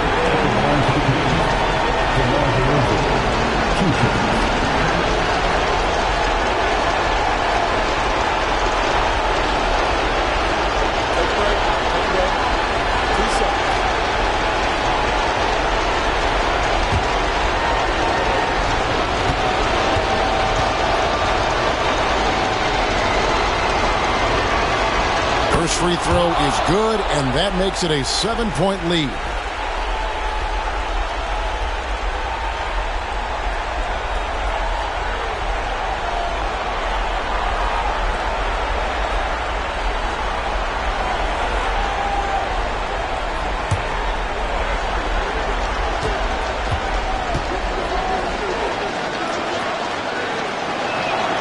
And he hits both free throws here. So now it's an 8-point game. And so it's Leonard with it. He'll bring it up for the Los Angeles Clippers. To halt the run. Rejected by Murray. There's that length. Murray with great timing, able to alter that shot. Monk kicks to Levine. Back to Monk. Pass to DeRozan. Shoots the three. It's hauled in by Zubac. Diversified scoring in this one for him. I love when everyone can get involved, a full team effort.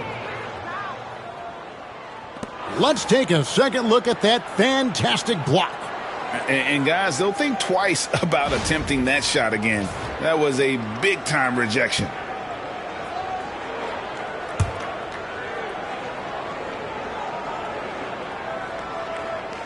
Here's Levine. 3-second difference between shot clock and game clock. And they can just dribble the ball until the buzzer. Yeah, they got to be happy with the outcome. Nails the baby hook. Levine's got the lead up to 10 now for the Kings. They just blocked out the noise, kept on grinding, and this is their reward. Oh, road wins. They're just so sweet. They're just so sweet. You know why? Because they are so hard to come by. So it's the Kings winning this one easily. And in the win, a comfortable win in what was, I think, gee, a pretty hostile environment. It really was. You know, it's never going to be easy on the road, but they didn't have too many problems with that tonight. It's time now to go courtside as we send you over to David Aldridge from the sideline. David, take it away. Thanks very much, Zach. There's been some tough losses of late, but tonight you got the win. How resilient is your group? You got to be a pro. You know, you got to come out here and we got to do our job. And, you know, we find out we had to get this win. We got to stop losing these games so we can win. And, you know, we got to get back on track. Well, this is step one, man, in that process. So congrats. Back to you. David, thank you as always. And that'll do it, folks. So for our reporter, David Aldridge, and our analysts, Richard Jefferson and Greg Anthony, I'm Kevin Harlan. We thank you for watching tonight's game. And now, our player of the game, Domantas Sabonis.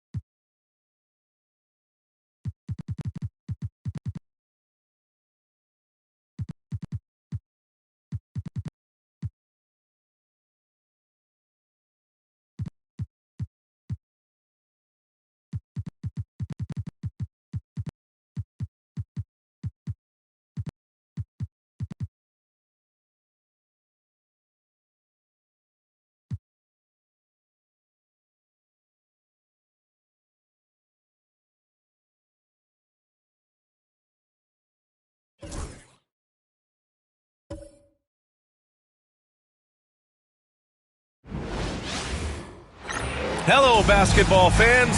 You've got it on 2K Sports as we get set to bring you exciting NBA action. Brian Anderson here, joined by the Hall of Famer Grant Hill and Coach Stan Van Gundy. We'll hear from Allie LaForce as well. A moment here to see the numbers for Onyeka Okongwu. Over his last 10 games, his three-point shooting has gotten a lot better. He looks very confident from deep. There's no doubt he's got the green light to shoot from his coaching staff. Here are the 5 for Philadelphia. Kelly Oubre out there with Paul George. Then there's Tyrese Maxey. Then it's Joel Embiid. And it's Grimes in a 2-guard. And for Atlanta, they've got Jock Landale. Kuminga is out there with Johnson. Then it's Buddy Hield. And it's McCollum at the 1. And both backcourts in this one stand cream of the crop. Well, a lot of people would say that this is a guard-oriented league. I think it's a league of all the positions. But tonight, certainly, whoever can win that guard battle will probably go home with the W. Certainly the headliner tonight.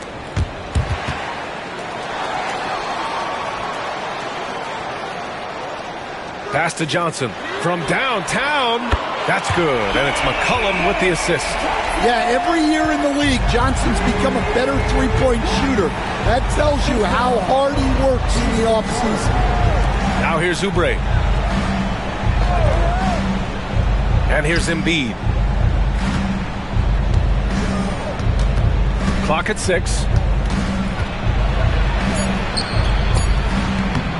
And he comes up with a bucket. I love the confidence Embiid plays with, especially this close to the rim. Outside Johnson. Back to Hield. To the middle. Here's Kuminga. And Kuminga throws it down. Well, he can play the 4 because he gets off the ground so well. Maxey passes to Grimes. It's George on the wing, covered by Johnson. Fires the 3. George, no good. And so McCollum will bring it up for the Atlanta Hawks. It's a 3-point game. And guys, this is the first they're seeing of the 76ers this year. Oh, and Johnson slams it in. Well, you can't teach the athleticism displayed there by Johnson. There's the AT&T 5G Slam Cam, capturing the moment. Now Maxey. Last game out, 36 points for him. Puts it up from 17. Kuminga pulls it in. Those are precisely the looks this team is trying to create. Yeah, quality offense will serve you well in the long run. They can't settle for bad shots. Well, early in this game, they've made one good play after another. Embiid, a screen on Johnson. Inside. And then Embiid with the dunk. And there's the process at work. Embiid rolls off the pick and right into scoring position. Here in the first, just under 2.5 minutes played so far. Landale misses. He's as surprised as we are. Most nights, that bucket is automatic. Oubre passes to George. Embiid with it. Back to George. Embiid, a screen on Johnson. George for 3. The shot that time not on target. Atlanta leading by 5. To the paint. And Kuminga throws it down. Oh, nice one-handed jam there, B.A. Hey, little exclamation point. Well, one of the sharpest players off the floor, C.J. McCollum. Well, Brian, he also did a great job as president of the Players Union, and he's great on his podcast, too. I'm sure he'll be doing games with you suited up after his playing career. Yeah, I just hope he's not taking my job. And timeout is called by Nick Nurse. He wants to make sure everybody's on the same page.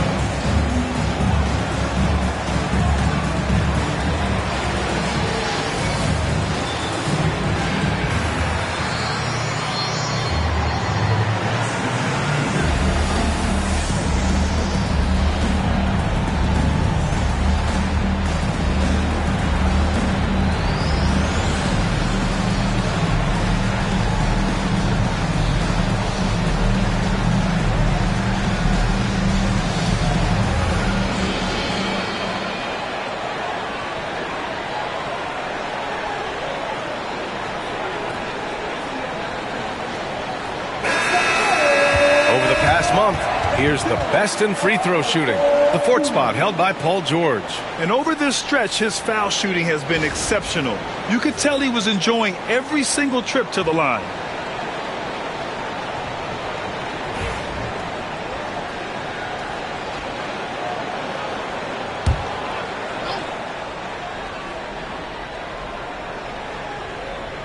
About 3 minutes gone here in the first quarter. And Jalen Johnson is going to pick up the foul. That's his first foul.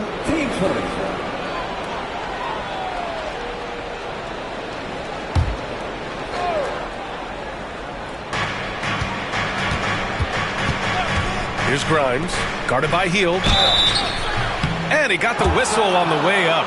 So he'll be headed to the line for a pair. It's going to be on Jonathan Kuminga.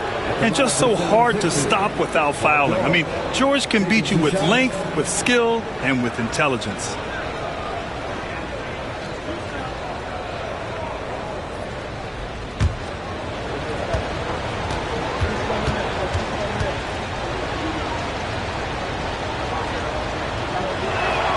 That's good from George. Stand on the tail end of a back-to-back. Tired legs can be a factor. Yet fatigue as part of a long NBA season. And to me, it's the veteran guys who know how to be successful even when they're not at 100% that do the best in these situations. And he makes both free throws. And six-man, a common term in basketball, has a unique meaning for the Atlanta Hawks, Grant. Yeah, it's the name of their fan base. Extremely loyal and passionate. And they've swayed the outcome of games.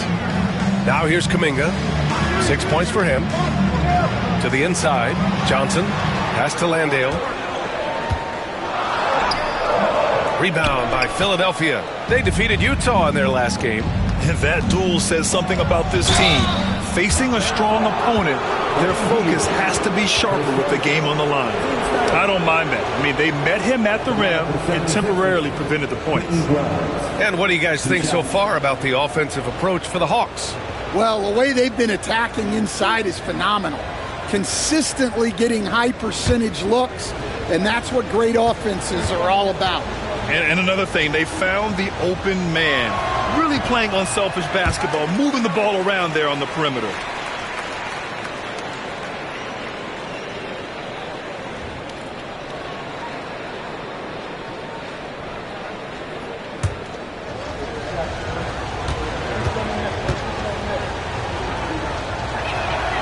And he sinks the second.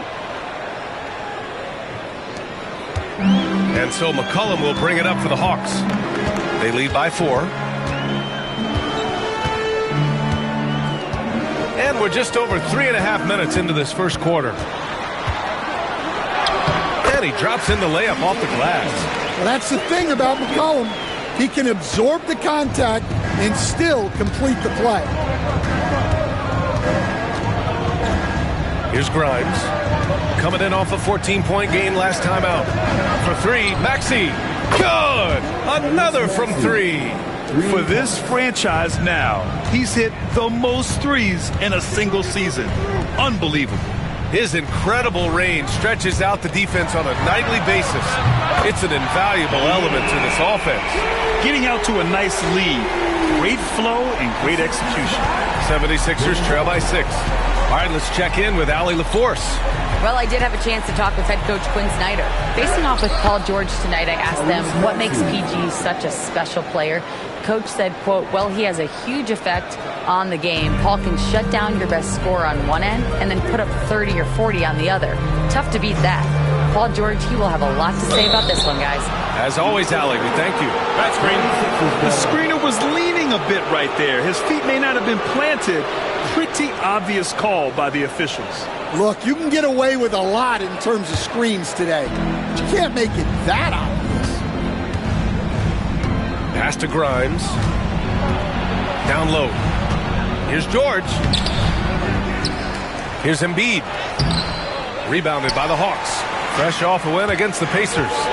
And I think they were prepared to face pressure D, but that never materialized, so they took advantage.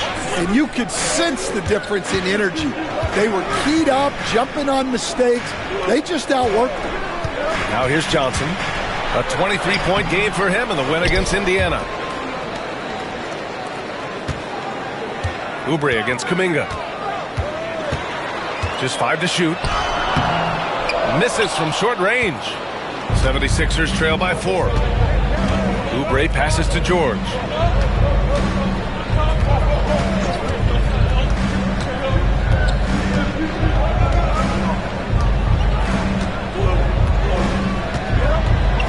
Outside Maxey. Shot from 12.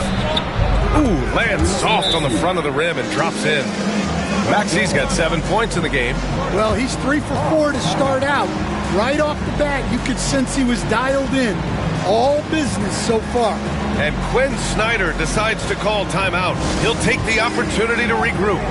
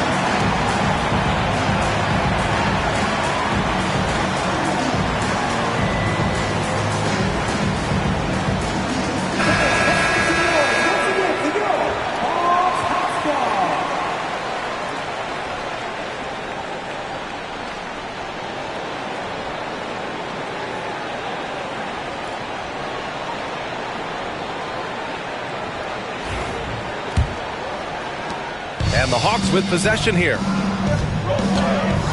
Pass to Landale. Back to McCollum. He's in his comfort zone. 2 for 2 to start this one.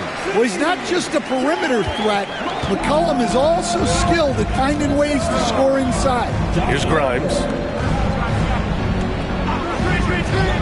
For 3, George. And it's good. First made shot in 4 attempts. And that's what they want to do. Get him open looks early. Here's Landale. Embiid covers. Outside Kuminga. McCollum against Maxey. Landale with a screen. To the middle. Boom! He jams it straight down. He's more than capable of running an offense. McCollum is a combo guard who you trust with the ball.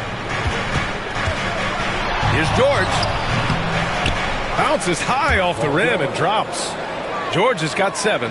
I know it's early, but you have to wonder if these offenses can keep this up. Well, you expect there to be peaks and valleys, but you've got some excellent scores on both sides. Now here's McCollum. He had a 12-point outing in their last game against Indiana. Yeah, so skilled offensively. Getting the ball in his hands is generally a good idea. Maxey against McCollum. And here's Oubre from the arc. It's good. Set up beautifully by George. George has got his 3rd assist of the night. McCollum outside. Healed to screen on Maxey. For 3, McCollum. And Grimes pulls it down. The 76ers have got 8 of 13 attempts to go. Maxey surveys. Pass to Embiid. And the go-ahead bucket, no good. And so it's Johnson with it. He brings it up for Atlanta. And picked 20th back in 2021. Jalen Johnson might end up being the steal of that draft, Coach. Well, look, Brian, when we see guys take a big jump like Johnson has, it's usually because they have shot the ball better like he has, He's really blossomed during his third year and still has plenty of room to grow.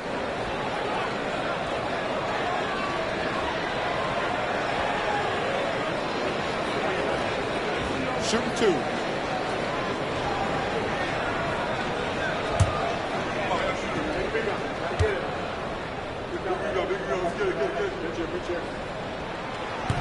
That free throw good from Kuminga. Atlanta making some changes. Okongwu's checked in for Landale. Alexander Walker comes in for Johnson. And Daniels is subbed in for Hield.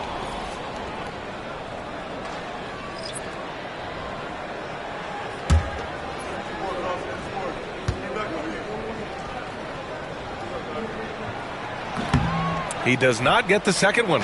The Sixers trailing. Here's Council.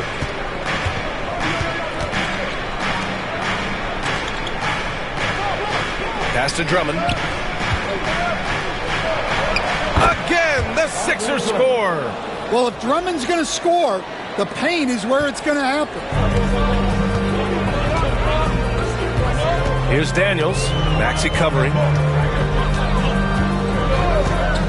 Kuminga, the pass to Alexander Walker. Philadelphia grabs the miss.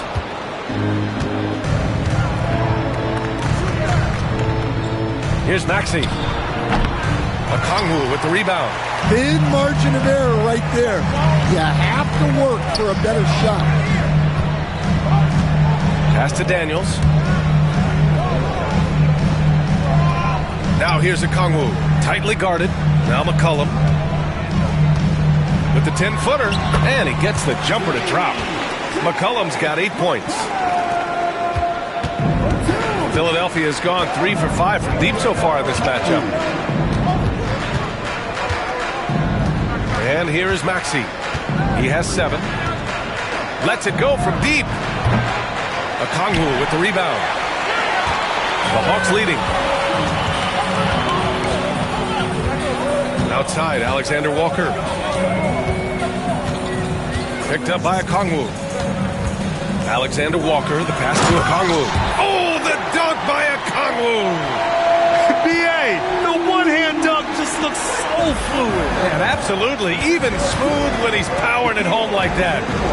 Now here's Maxey. Consistent production from him, averaging around 27.5 points a game. Inside. And he was fouled while in the act of shooting, so he'll take 2 free throws. Well, he's one of the best rebounders we've ever seen. Drummond controls the defensive glass, and at the other end, he creates second chance opportunities.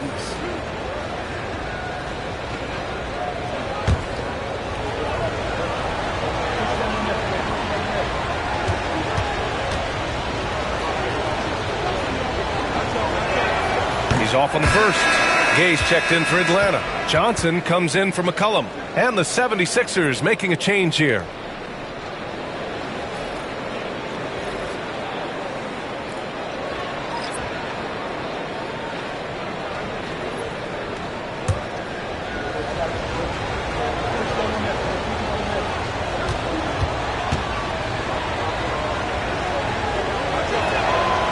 Good on the second one. Atlanta's gone 2 for 3 from outside the arc. And let's send it over to Allie LaForce. Joel Embiid is setting records with his scoring, but he said, when I get stuck into just being a scorer, that's not the best version of me. I like sharing the ball. As you've seen the last couple of years, the teams that have won, they move the ball. Nothing is static. So that's how we should play. Pretty simple, Brian. Yeah, great understanding, right? Thanks, Allie. And so here is Philadelphia following the score by Atlanta. They're punishing those late defensive rotations, getting good looks inside throughout the half. Pass to Gay. Shoots over Embiid.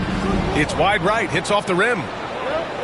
Philadelphia has gone 3 of 6 shooting from beyond the arc. Edwards, the pass to Lowry, and denied. He sends it right off the glass. To the inside. Gay's shot is good. And the Hawks lead by 4. Good heads-up basketball. Sees an opening and capitalizes. To the paint. Here's Embiid. And then Embiid with the dunk. The Embiid can throw it down from anywhere. So much power for the big fella.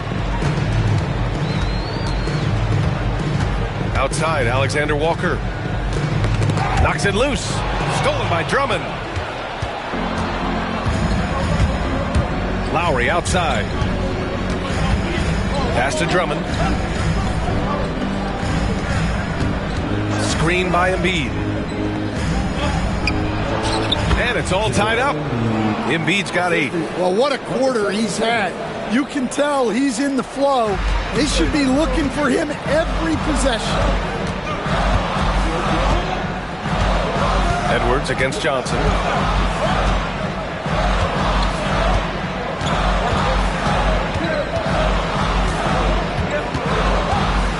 Five to shoot. There's the 3.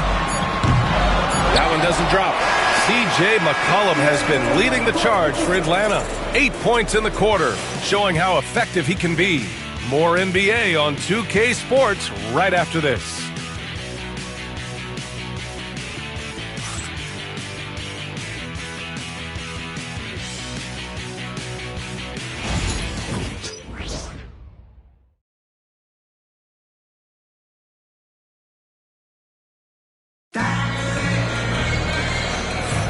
Man, this has been a fairly close game through the first quarter. We'll see what happens here in the second. And for the Hawks guys, what jumps out to you statistically? Well, I'll tell you what, throughout the first, they did a great job of just running their offense. Yeah, and I love to see this kind of communication between teammates. Great player movement, great ball movement. And here's Lowry. He'll bring it up for the 76ers. And the 76ers, looking at who they've got. They've got Eric Gordon, Kyle Lowry out there with Joel Embiid, and it's Yabusele in at the 4. Here's Embiid. And it's blocked. And that's out of bounds. Philadelphia will retain possession. Just a superb read on defense to come up with the block. Oh, terrific defensive intensity right there. Getting stops like that is crucial for them right now. Council, he's checked in for Gordon. Number 16, Ricky Council.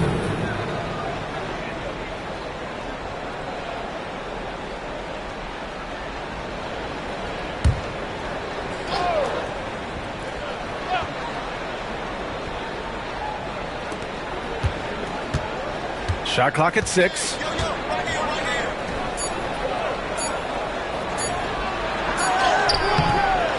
Here's Embiid.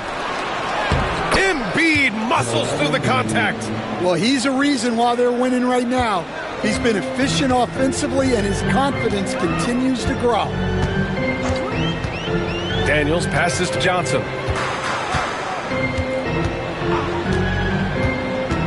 Inside.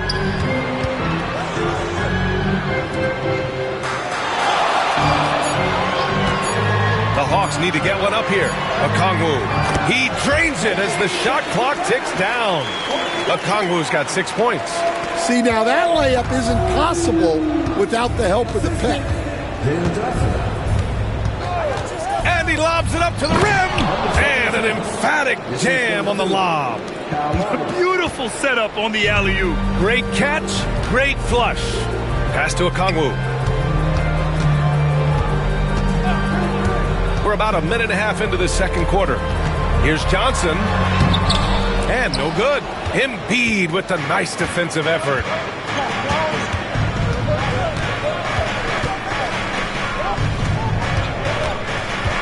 Lowry surveys the D. Great teamwork and great timing. Oh, spectacular play. And Atlanta with possession here. Trailing by 4. Outside, Alexander Walker. Oh, and Johnson slams it in. Sometimes you just have to throw it up to an athlete and let him do the rest. That's a great finish from Johnson. Here's Council. No made baskets yet. To the inside. Out to Lowry. The 3 is up. 6 on the shot clock.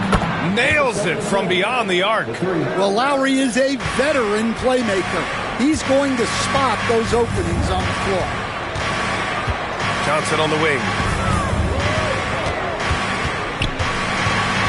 Here in quarter two, we played a little over 2.5 minutes now. And the shot goes in. Well, anytime you can get a good look close in like that, it's always your best option. Down low. Stand back in your early coaching days, what was the dynamic working with the front office?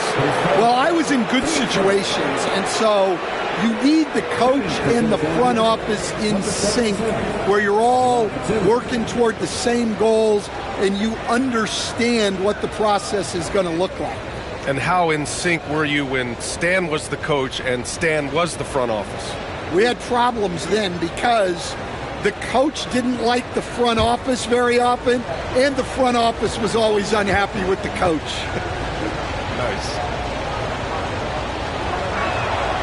And he drops the first. Ricochet, he's checked in for Gay. And Philadelphia also making a switch. Edwards is checked in.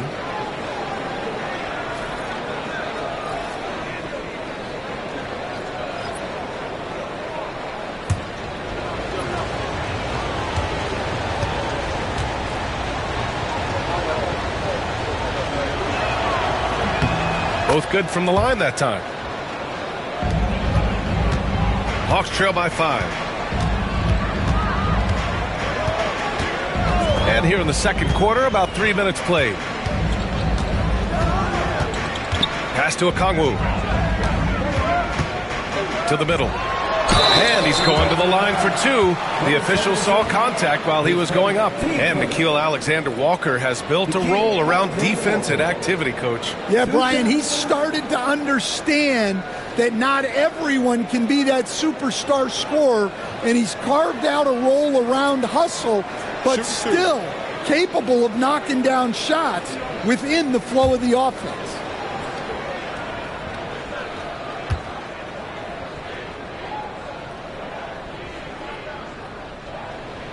First one falls for him. Landale's checked in for Atlanta. Heald comes in for Daniels. Oubre, he's checked in for Philadelphia. Grimes comes in for Edwards.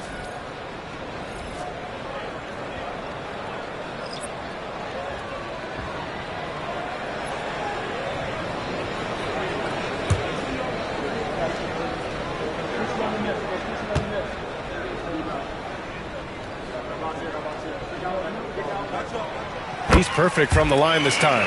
Productive trip to the line. He doesn't like to leave points on the table. Pass to Grimes.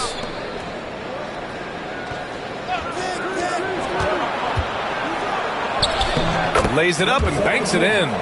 13 points in the game. Well, that's easy pickings for him. Unless the defense is all over him, he'll take that all day long. Here's Landale. Okongwu with it. He picked up 18 points in their last win against Indiana. And he did a lot of work on the glass as well. He impacted the game on multiple fronts. And Atlanta making a change here. Daniels is checked in. And here in the second quarter of action as we approach 4 minutes played. Lowry outside. Fades and shoots. And there's Embiid. That one's good. And the assist by Lowry. And now a 7-point 76ers lead. And so it's Quinn Snyder here calling timeout. We might see him looking to make some tweaks to the strategy here.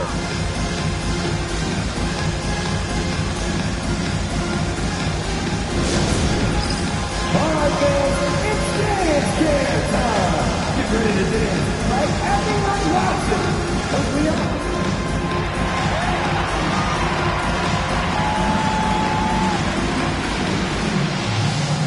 Get ready.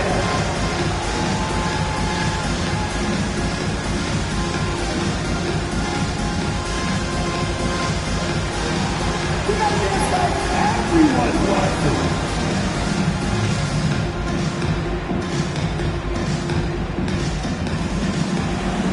Let's see those dance moves.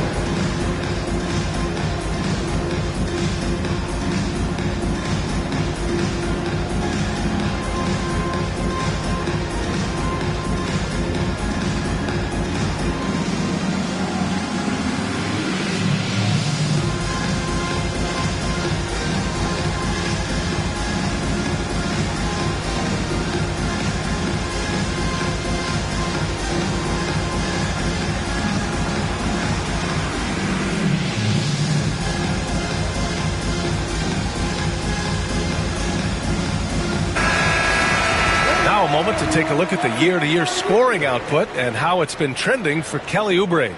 And when you look at his offensive output over the past few years, it seems like other teams have figured him out and have his number now.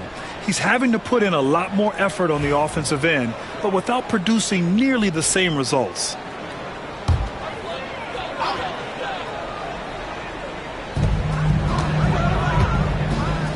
Now here's Hield. A 20-point game for him in the win against Indiana. And he really made them pay for every foul. Spent much of his time draining shots from the free throw line. Oh, the Hawks again cannot hit it. The Sixers lead by 7. Pass to Lowry. Embiid with it.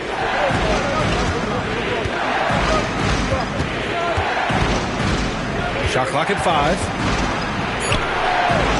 Late clock, the Sixers need to put one up here. Grimes' shot is off. And so it's Johnson with it. He brings it up for the Hawks. And at home for the next game, it'll be Charlotte pulling in to face him. Fast break, here we go.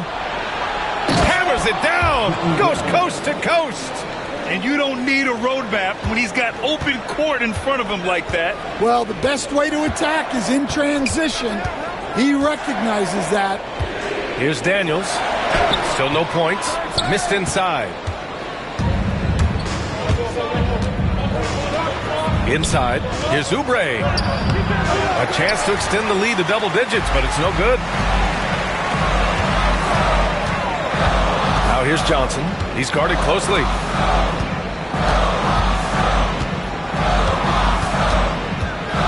Johnson a screen on Lowry.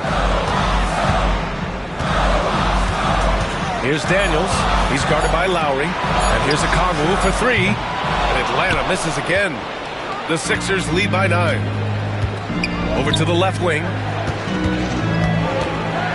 Outside Oubre. Embiid a screen on Okongwu. Here's Oubre. And so he draws the foul. Headed to the line to shoot a pair. And, Coach, you've been lauded by some of your former players for your pregame preparation. I've seen it myself in the broadcasting world. Well, I've also been cursed by some of those players for my pregame walkthroughs, Brian. People thought they were way too long, but I just wanted to be as prepared as possible and was one that always believed I'd rather do too much than too little.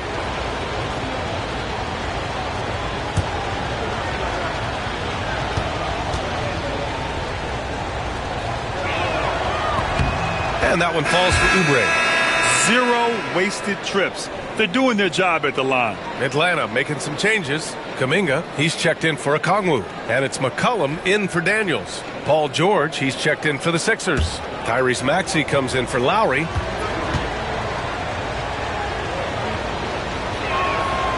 And so Oubre nails them both.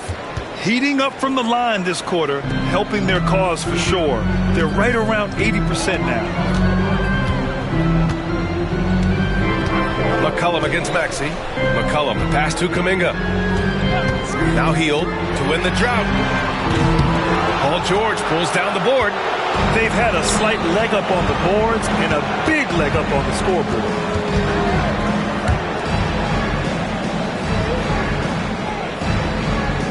Embiid a screen on Johnson. Down low. Oh, nice job, Embiid. Flat out dominant. Joel Embiid having his way tonight. And so it's Quinn Snyder here calling timeout. He's going to talk it over with his guys.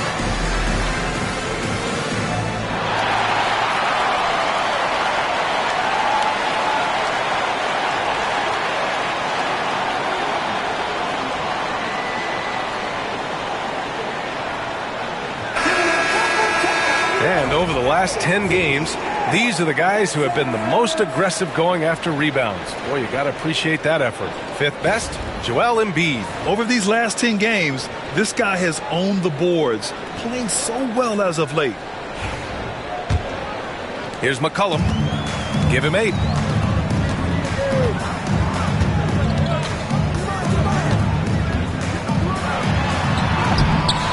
No good again that time.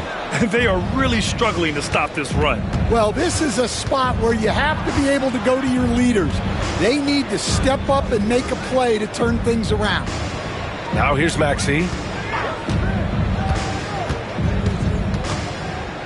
6 to shoot. Outside Oubre. From the top of the key. Rebounded by Johnson. Hawks trail by 13. Now Hield, giving this team some energy, averaging a little over 10 points a game. He didn't have his feet planted. Alexander Walker, he's checked in for Atlanta. Drummond's checked in for the Sixers.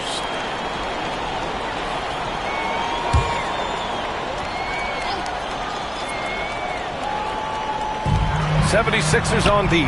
Landale, the pass to Alexander Walker. Back to Landale. Out to McCollum.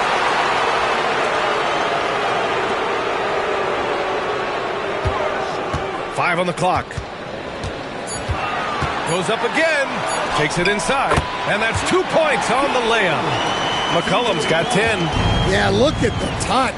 McCollum off the drive. George, a screen on McCollum. Maxey passes to Oubre. To the inside. Drummond. And the jam by Drummond. How about the bounce? We can call that bounce per ounce. Can't be denied. McCollum on the wing. Maxey covering. McCollum against Maxey. From 9 feet. McCollum's shot is off. And so it's Maxey who brings up the ball for the 76ers. It's a 13-point game. Good. They've now had assists on each of their last 3 buckets. Atlanta's gone 0 for 3 from deep to begin the second. All right, let's get a report from Allie. KBA, the Hawks are figuring it out. Coach Quinn Snyder said, growth isn't linear. We want to just keep improving. The players have bought in. They're working. They're practicing hard, hitting the film. Everybody has been absolutely coachable. I think we're learning. Guys, it's all about the journey here. Yeah, I'm trying to take that next step. That's how it's done. Thanks, Allie. They really have a commanding lead, not just in points, but in rebounds as well. Oh, plenty of contact on that shot. Officials call the foul, and he'll take 2 free throws now. It's going to go on Andre Drummond. And a moment here to take a look at the scoring breakdown for Philadelphia. Well, I have to applaud their ball movement. They're moving the ball around, finding the best looks they can, and keeping everyone involved. You have to like the fact that they're not settling at all. I mean, they've really made a point to get the ball down inside and challenge that interior defense. Stan, you've coached some great defensive anchors in your time. Who do you view as the best in the game today? Well, Brian, you probably have to start with Rudy Gobert, but we've got guys like Brook Lopez, Jaren Jackson, Anthony Davis, and then we've got 2 young ones coming up that could be as good as we've seen in Wemby and Chet Holmgren. And give them credit for making a more concerted effort to get to the line this quarter. Count it. We've seen that more than once today. An effortless basket inside. McCollum against Maxey. McCollum taking his time here. Shoots over Maxey. And good as it takes a nice bounce off the right iron and down. McCollum's got 4 points this quarter. Maxey against McCollum. Maxey passes to Oubre. Drummond, the screen on Hield. Here's Oubre. And again, it's Philadelphia. It's just executing at a high level. I mean, taking what the defense allows and putting in the work. Yeah, come on. They're just having their way out there. than continuing to press the advantage. Here's Alexander Walker. Philadelphia getting their last shot to go. And it's in there. Well, he's been able to find points, just not enough of them. They've got to string together some more buckets. Drummond with the screen. And the ball out of play. The Hawks will have it. And in that March stretch, some interesting things going on in the East. You look at Atlanta, 6th best record in their respective conference right now, hoping to end the season on a high note. And, of course, there's Philadelphia, only 2 spots back. Well, right now for the Hawks, we'll see if they can up the ante down the stretch.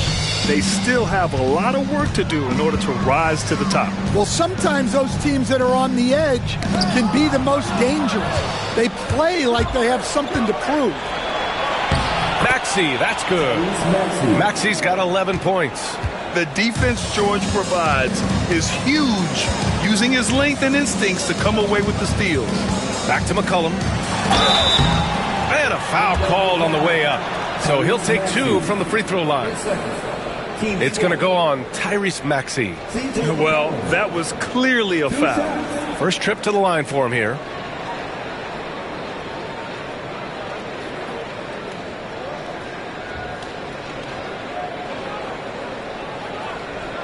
Shooting 2.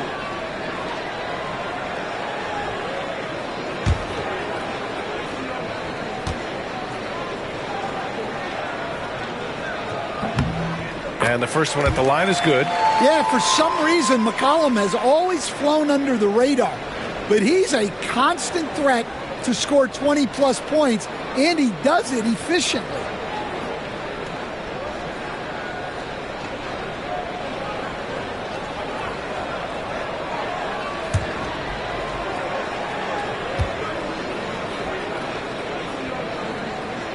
And McCollum drops them both. So it's Philadelphia now. Pass to Grimes. Back to Maxey.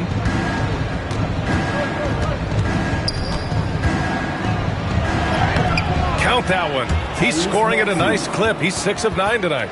They're finding ways to get the ball into the paint. 5 consecutive buckets. Hawks trail by 18. McCollum outside. And it's good. Fought through contact. Hit the shot and will go to the line. This will be his 3rd free throw of the game. 3rd person. Team's 5th. At the line for Atlanta, C.J. McCollum. One side. One side.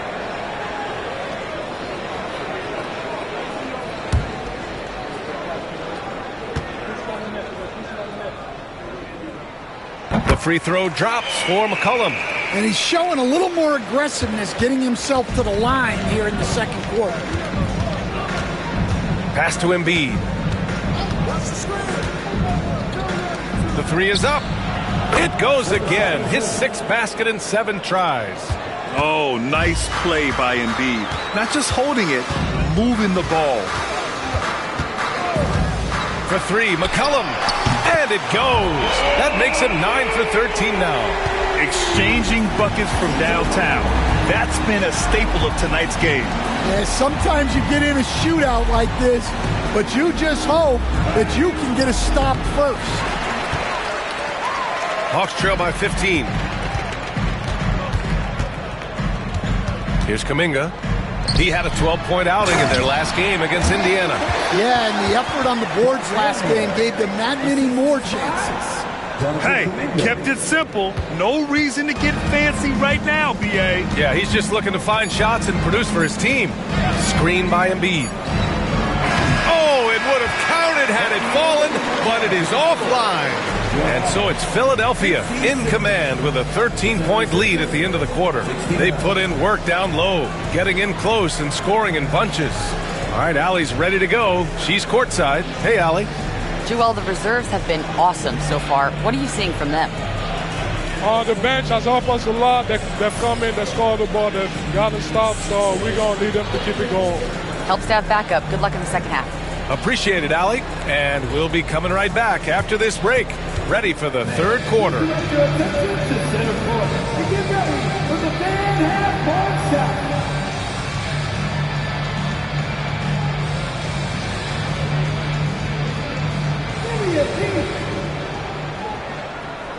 They're measuring up the shot.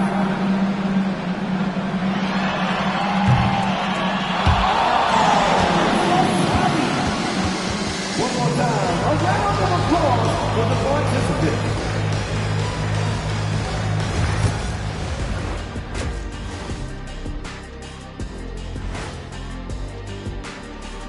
Halftime show coming at you. Paul George has been electric here so far.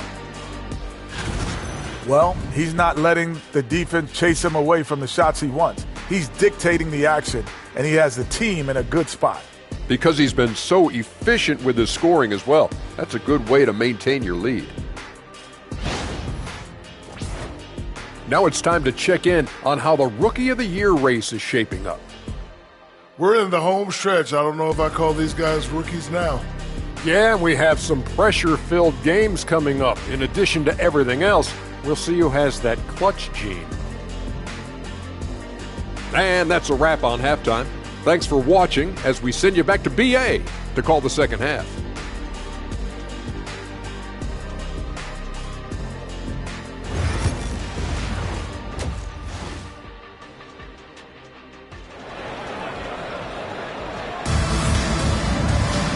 And with the second half upon us, we'll find out if this game becomes the rout that it's threatening to be. Well, you know, C.J. McCollum has been really making an impact here, guys. I like how they control the tempo and play to his strengths. Yeah, he's found his spots, been patient with his shot selection, and it's paid off for himself and the team.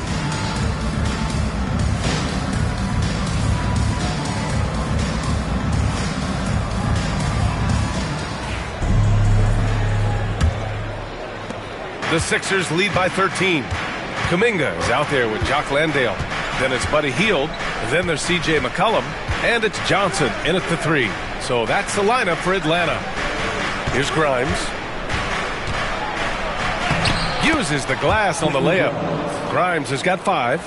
Probably a play they drew up in the locker room at half. Yeah, I like how they're establishing their interior presence right away. That's going to collapse the defense and create other opportunities. Now here's Kuminga. There's a screen. And it's Philadelphia with the rebound. Embiid's got 5 rebounds in the game. I'll tell you what, they've rebounded the ball tremendously well. For 3, Maxey. The rebound by Atlanta. Landale's got rebound number 5 here tonight. Kuminga, the pass to Landale. Here's McCollum. Now here's Kuminga.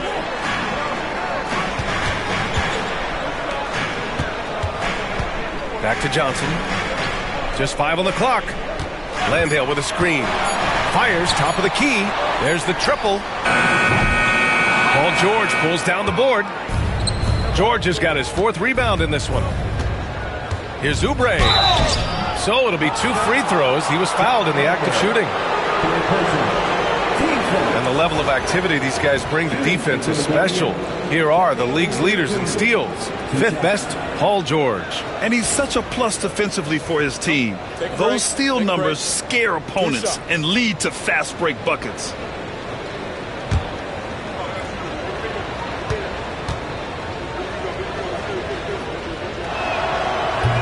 And he knocks down the first one.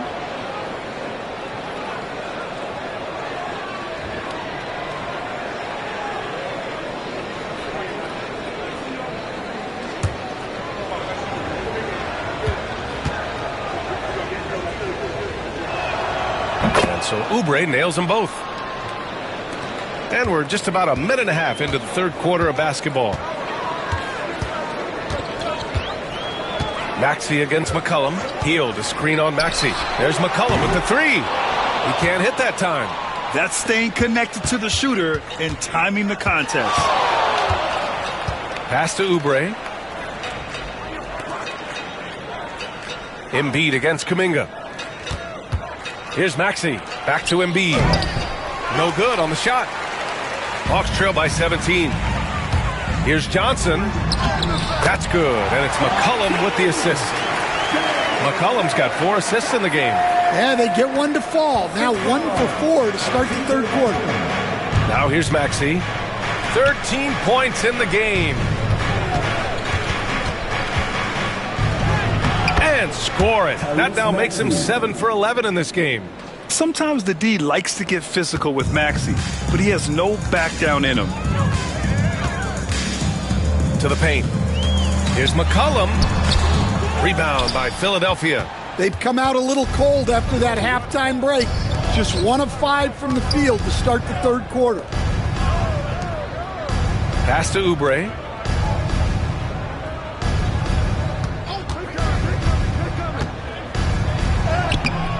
It's hauled in by Landale. Landale's got his 7th rebound here tonight. Outside heel. Here's Landale. He's covered by Oubre. The kick out to Johnson. Fires the 3. Clock at 6. Landale with a screen. Here's Kuminga. Ooh, Kuminga. So deadly at the rim. Rock solid screen right there. The defender got completely lost. Yeah, you've got to lock and trail hard. You can't allow him a clean look from that. And timeout is called by Nick Nurse. He wants a few moments to regroup with his players.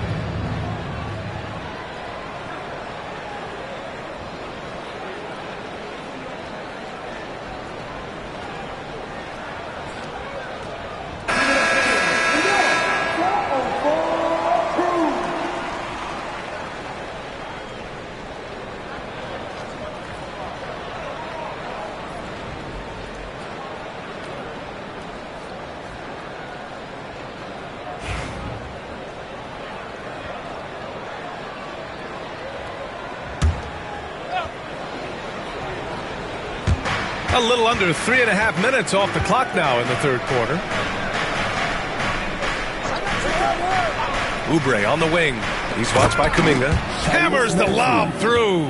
You know, Maxey's willing to play a secondary role, but he can also take charge when needed. Outside heel. It's stolen. And now the Sixers on the break.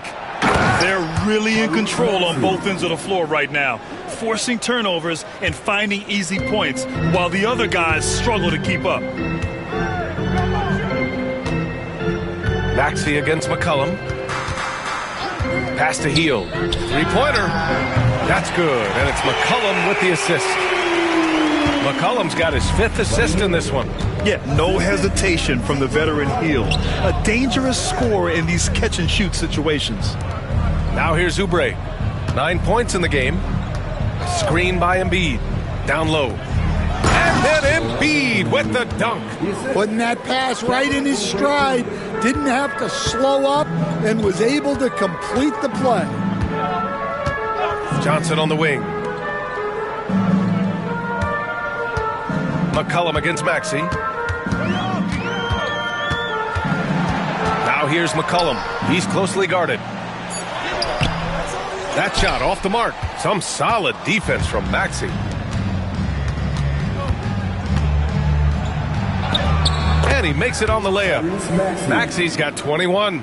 That's 10 straight points they've given up in the painted area. He shoots it. Joel Embiid with the board. He's lost his rhythm completely this quarter, but he's determined to stay after it. Oh, got that bucket in no time at all. Maxi's got 10 points here in the second half. They're playing great team basketball. It's good movement and sharp, crisp passing. Back to McCollum.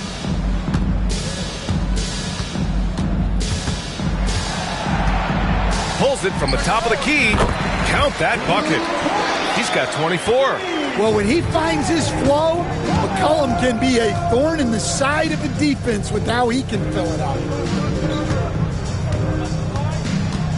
George against Johnson. And that one drops.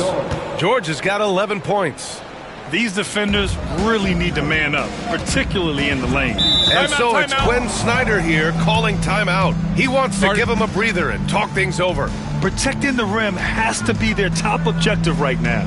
Well, if you're just going to let them score inside at will, you might as well pack your bags. Attention! Here comes your Hawks High Squad! ATL, let me hear you! Last dance on the court is your Hawks Squad!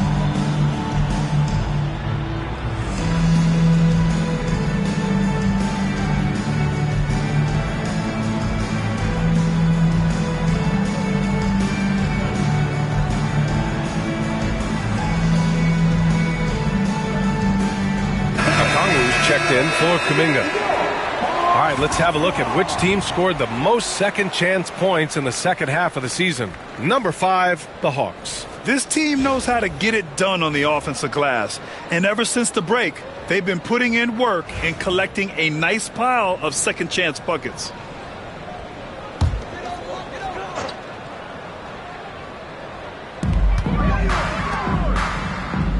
McCollum against Maxey. Pass to Okongwu. Launches it. Philadelphia grabs the miss. Embiid's got his 7th rebound of the game with that last one. Here's Grimes. The rebound by the Hawks. Okongwu's got 4 rebounds now. And Johnson gets it to go on the assist by Hield. Johnson's gotten 4 this quarter. Well, you see the athleticism on the break there for Johnson. And, Coach, with Okongwu adding a 3 to his game, it's hard to keep him off the floor now. It is, Brian, and he can do a lot for a team when he plays. He can now spread out the floor. He can guard multiple positions. But the main thing Okongwu does is he is all over the glass. Now here's McCollum. He's got 24.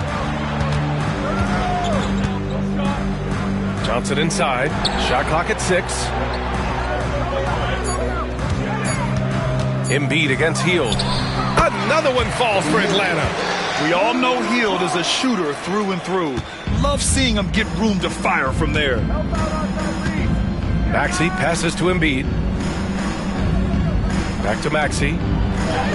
Good. And the assist to Embiid. Maxey's got 12 points in just the second half. Impressive. Their ball movement has been excellent tonight. Pass to Okongwu. Outside Hield. Here's Landale. McCollum with it. Over Maxey. Another one falls for Atlanta. Well, you just got to love the control McCollum possesses on those in-between jumpers.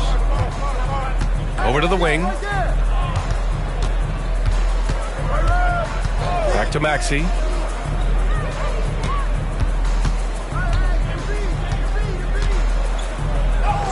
Banked it in off the glass. Maxey's got 27 points. He's putting them to the test this quarter, attacking every chance he gets. McCollum against Maxey. Pass to Hield.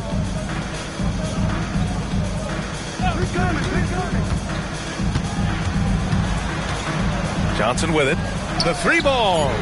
Ooh, he's found his rhythm. 7 for 10 and counting. Johnson letting it fly in a hurry.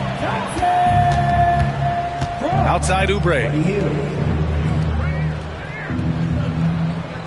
Back to Maxey.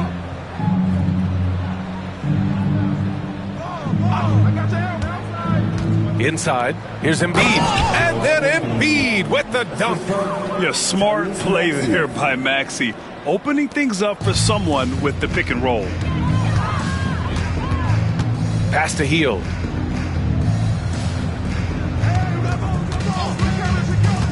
To the middle. Here's Landale. Oh, and a beautiful feed leads to a monster jam.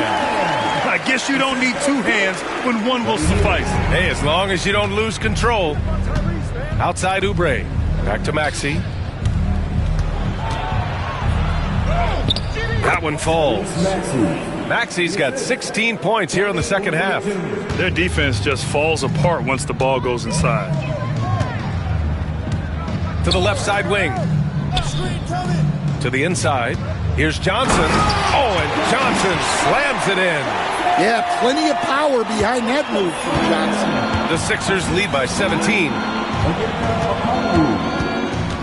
Pass to Maxey. Launches it from deep. The long distance three is buried. Maxey's got 32 points. Well, he's been nothing short of fantastic this game, and he has his team in a great spot as this thing winds down. Now here's Okongwu. He's covered by Oubre. Here's Landale. Johnson with it.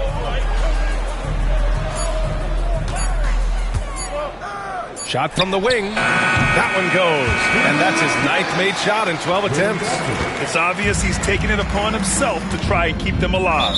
And so it's Nick Nurse calling timeout here. I think right now he must be looking at some adjustments.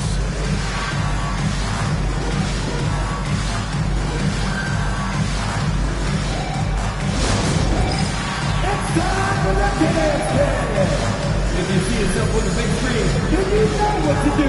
Show us your moves.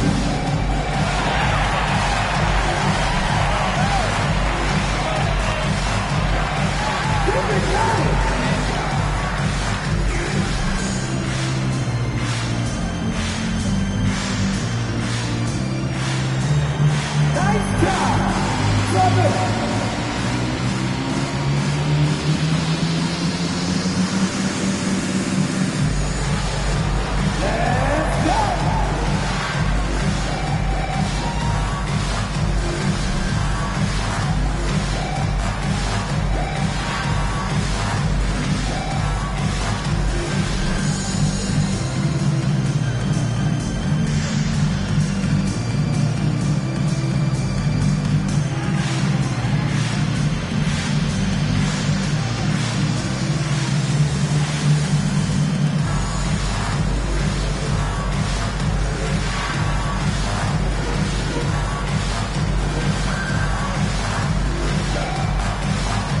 So for the Hawks, Gay's checked in for Landale.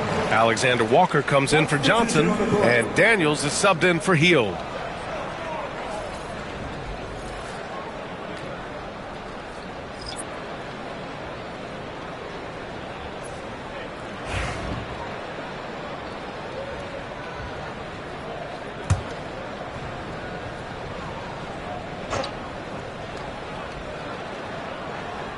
On defense, the Hawks.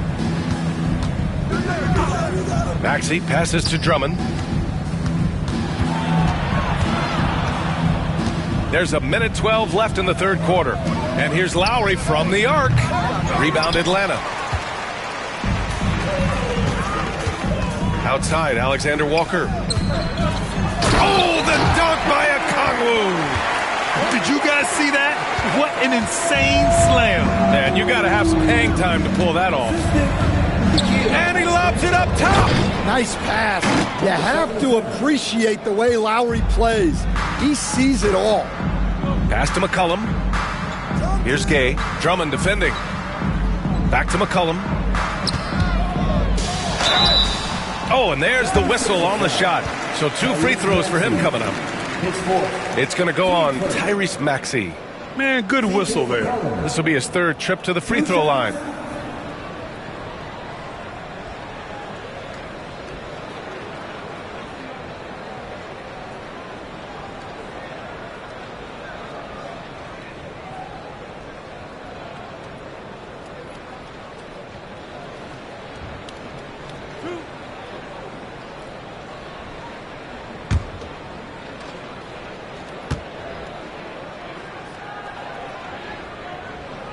Free throw drops for McCollum. Some changes for Philadelphia. Embiid comes in for Drummond, and it's Edwards in for Maxey.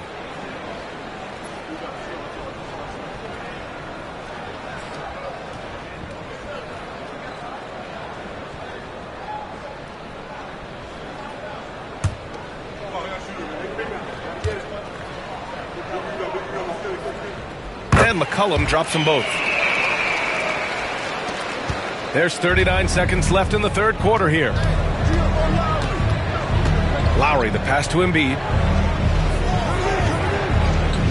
To the middle. Laid it in with a nice touch off the window. Give him 20. Like a matador. Olay! There was no defense. That has to be one of the easier shots I've seen tonight. An unorganized defense like that is not going to help them close this deficit. Now here's McCollum. And he's got 28 now. Pass to Daniels. Lowry with a steal.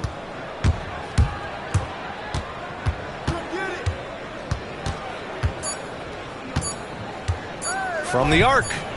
And no good. Trying to get that one to fall. What a performance for Tyrese Maxey. He has been the story for Philadelphia. He was dominant this quarter, scoring in bunches. And don't go far. We'll be right back.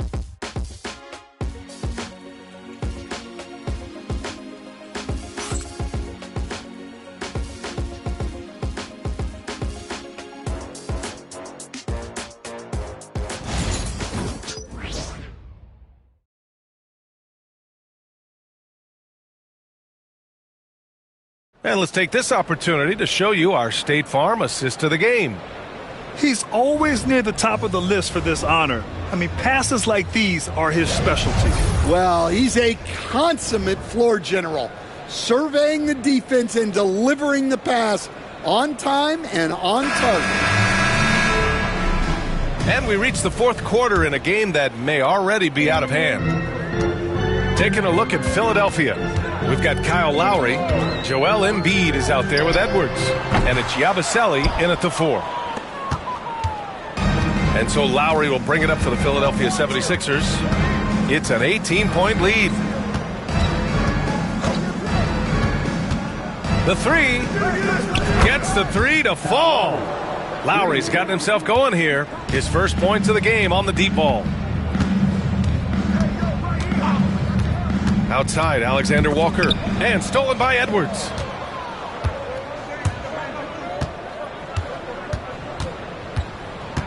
Lowry outside. Pass to Embiid. You know, Grant, we've seen career performances in the play-in tournament, but the stats don't count for regular season or the playoffs. You know, that's crazy, B.A. So let's just count them as playoff stats. It used to be only 3 rounds instead of 4, so there is a precedent to adding more games to the official postseason. Gordon, he's checked in for the Sixers. And here's Johnson. We played just over a minute here in the 4th. Here's Gay. Outside, Alexander Walker. Connects from downtown. Well, it's a 3-point shooting league. Guys like him are so important for spacing. Here's Yabusele. Pass to Embiid. Embiid drawing the double team. And a bit of a battle for the ball. And the officials signal a jump ball here.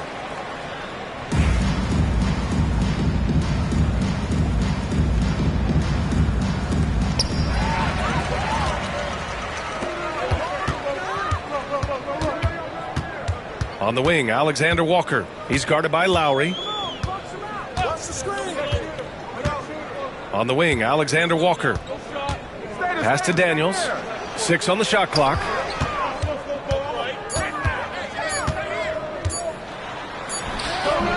The rebound by Embiid. Embiid's got 9 rebounds in the game. Boy, he's getting it done. Oh, and he got fouled on his way up. He'll head to the line to shoot 2. 10 seconds. Team first. Elbow.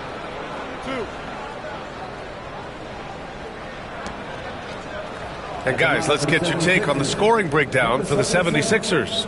Well, I love how they're attacking the rim. That will usually force defenses to collapse and open up a lot of outside shots. They've also been striking from mid-range with great consistency tonight. They've just owned that part of the floor in this one.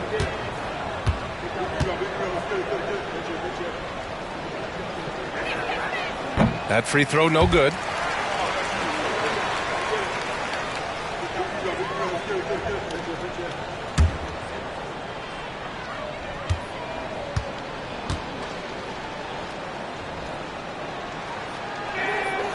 And he's good on the second.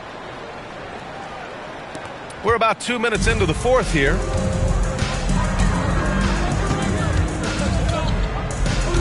There's a screen by Johnson. Left side, Alexander Walker. Out of bounds. It'll be Philadelphia's ball. And even losing big, you have to maintain composure if you want to avoid embarrassment. And Atlanta making a change here. Hield's checked in. And Philadelphia also making a switch. Grimes, he's checked in for Gordon. The Sixers lead by 19. Lowry outside. Okongwu against Embiid.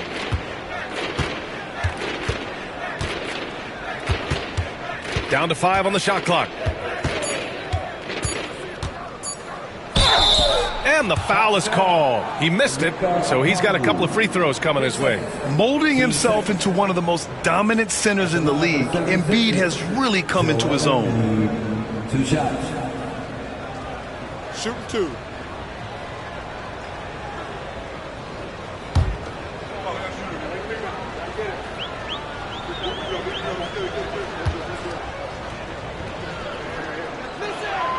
First free throw is good. More and more we're seeing international players come into the league who are NBA ready, Grant. It really is a sight to see, BA. And some of those guys start playing pro ball when they're 16 or 17 years old. It toughens you up real quick playing against older competition at that age.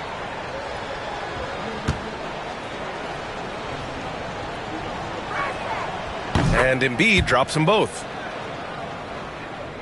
Just over 2.5 minutes played now. Final quarter of regulation. Right side, Alexander Walker. Hield, screen on Lowry. Right side, Hield. Fires for 3. Buries it from 3. Long-range shots like that, almost effortless for Hield. Every chance he gets, he'll take that shot. Lowry, the pass to Embiid. Back to Lowry. It's tipped.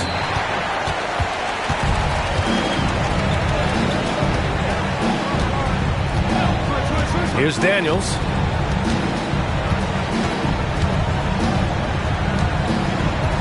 Pass to Alexander Walker. Just 4 to shoot.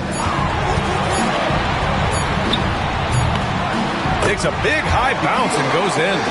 Alexander Walker's got 5 points in the quarter. Rock solid screen right there. The defender got completely lost. Yeah, you've got to lock and trail hard. You can't allow him a clean look from that.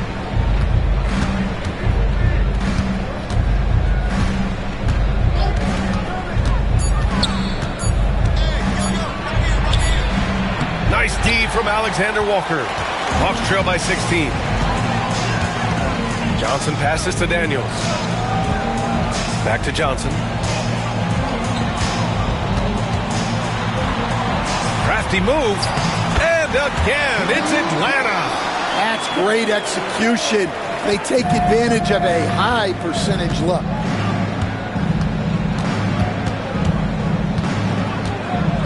to Lowry. Now Embiid.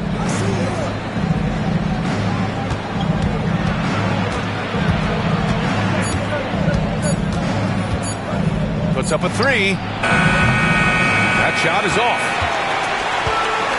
Atlanta's got 7 of their 16 three-point attempts to go in. Here's Johnson. Joel Embiid with the board. And it's Lowry with the ball for the 76ers.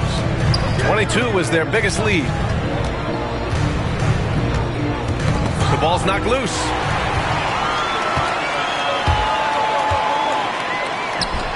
Oh, a big finish with a one-handed jam. What a two-way play. Just tremendous. Yeah, the steal was slick. The slam topped it off. And that is why you want to run off turnovers. Get down the floor before the defense is set. And timeout is called by Nick Nurse. Coach clearly has something he wants to say to his team right now.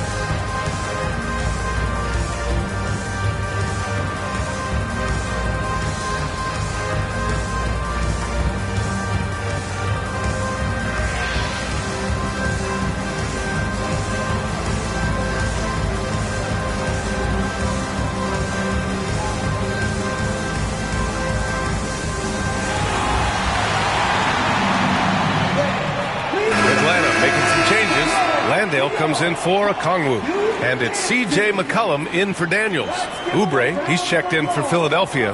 Maxey comes in for Lowry. And keeping us updated from the sideline, Allie LaForce. I had a chance to find out what Nick Nurse was discussing with his players. And despite the lead, they are still coaching this team hard. In the huddle, they told their guys to stay alert. Do not give them anything easy. They want to protect this late lead, B.A. Okay, thanks, Allie. Now here's Maxey.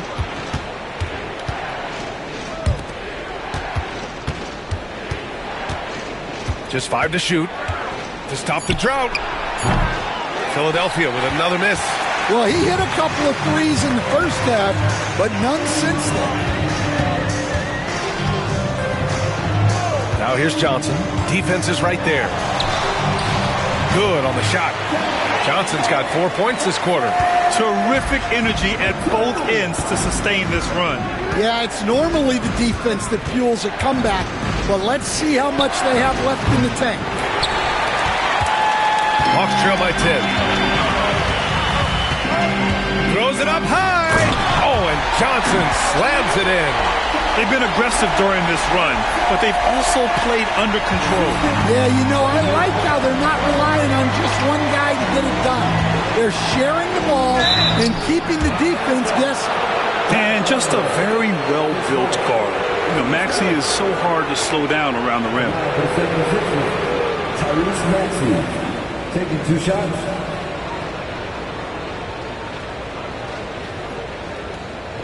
Take a break. Take a break. 2 shots.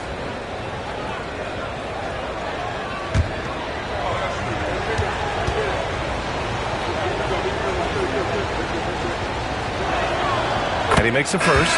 You really can't understate the energy Maxey brings to his game.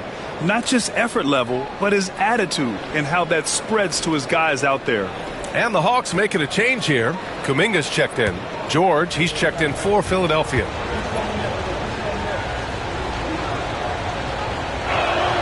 Both free throws good from Maxey.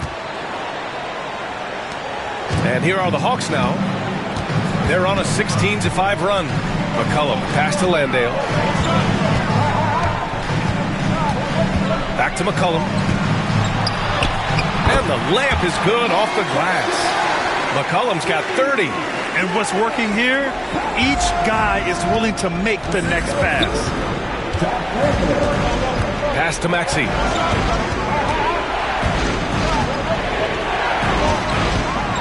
Up and over McCollum. And off the front iron, and in it goes. Maxey's gotten 4 this quarter. Oh, a high motor in close to the rim. Maxey finding a window and converting. Landale, the pass to Kuminga. Landale with a screen. The 11-footer. Kuminga's shot is off. Philadelphia leading by 10. Left side, Maxey. George outside. Pass to Grimes. Now here's Maxey. Takes a 3. Drains the triple. Maxey's got 39. Well, he's been more confident shooting it since the half. Let's see if that trend continues. Now Johnson. George defending. With the 7-footer. And Grimes pulls it down. Grimes has got his 5th rebound in this one. Pass to Maxey. Here's Grimes.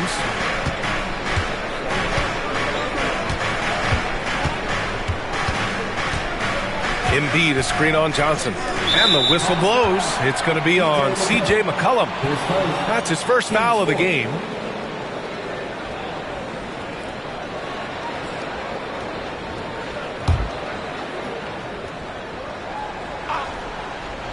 Here's Grimes. Oubre on the wing. The 3. And Philadelphia hits again from deep. Back-to-back threes, making their defense work on the perimeter a bit. Outside heel.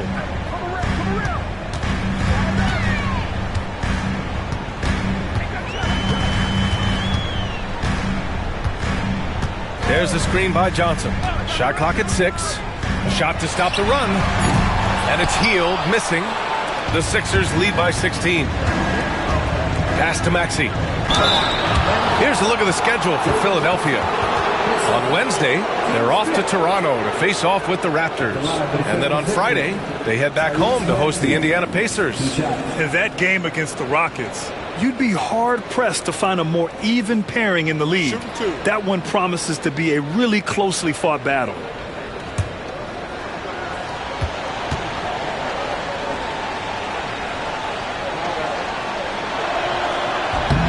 And he can't get the first one.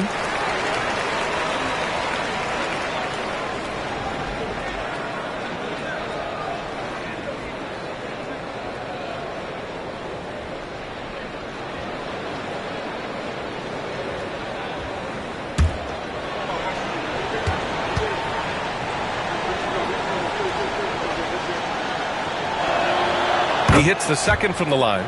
Well, you look at the so-called super teams that have been assembled in recent years. A lot of cautionary tales. Yeah, I mean, teams giving up their draft picks for the better part of a decade to bring in a star. They can get ugly really fast if things don't work out. Now here's McCollum. Here's Landale. And Joel Embiid pulls it down. Embiid's got rebound number 13 for him here tonight. Maxey. And he was fouled in the act of shooting. Opportunity for a three-point play here. Well, you know, it's already tough to play like this at home, but it's even tougher to do so on the road. It sure is. They've certainly accepted the challenge. The trick now is to sustain this effort. One shot.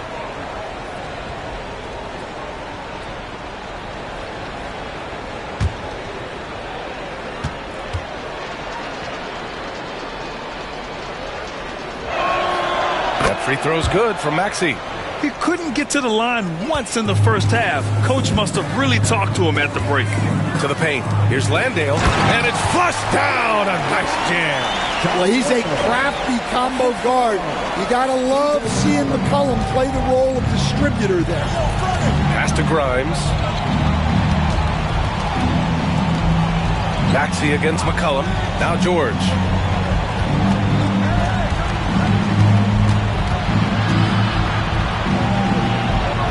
Back to Maxey.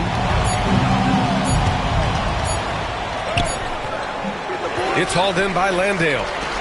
Landale's got rebound number 8 now. Pass to Kuminga. Outside heel. Back to Kuminga.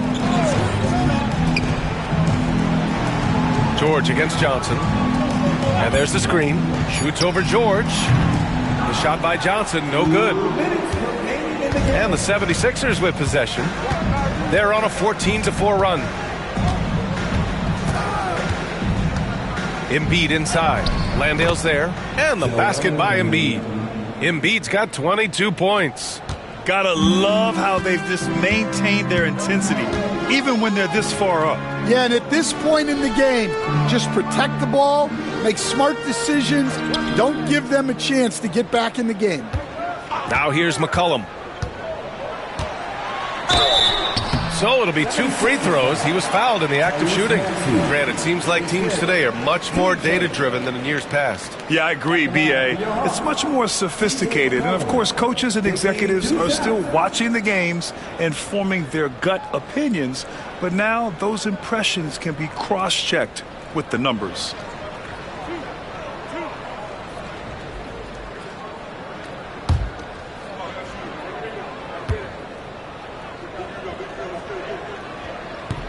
The first one falls, and the Hawks will go for a different look here. Okongwu's checked in for Landale. Risache comes in for Kuminga. Alexander Walker, he's checked in for Johnson. And Daniels is subbed in for Hield.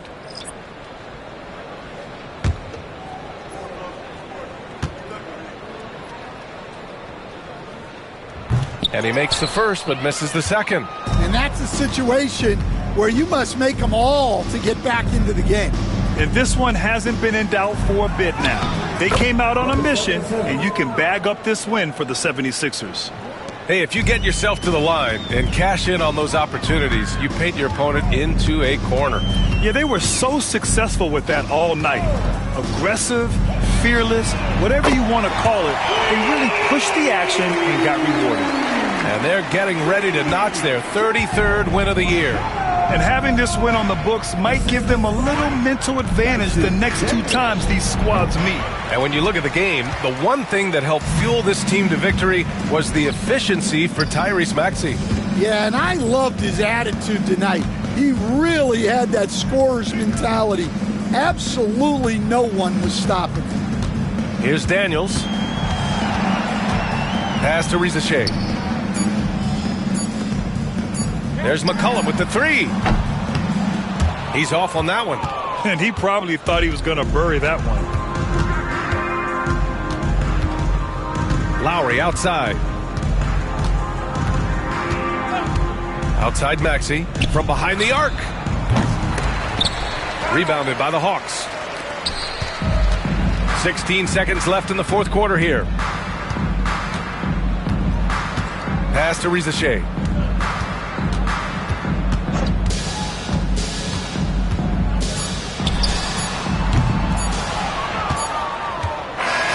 So no problem for Philadelphia as they get the win. A statement road victory. So impressive. Statement indeed, B.A. It was in enemy territory, but they controlled the game and took the crowd completely out of it. That's how you win on the road. Well, now we have some time to check in with Allie LaForce. Allie. Joel, we've heard critics in the past question your level of conditioning. How do you answer those critics?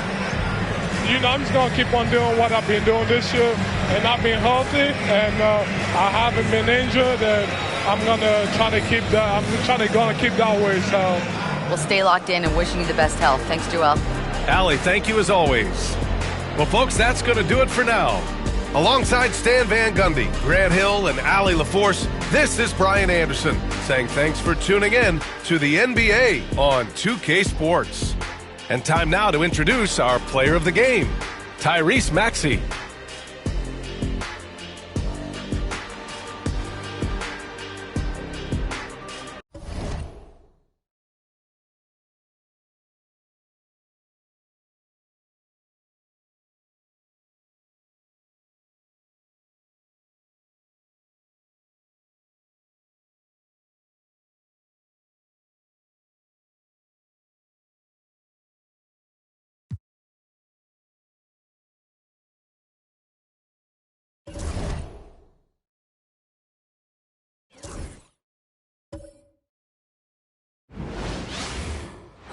The week is starting off right.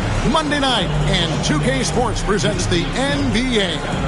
Kevin Harlan here with Greg Anthony and a pair of Hall of Famers with us, Doris Burke and David Aldridge.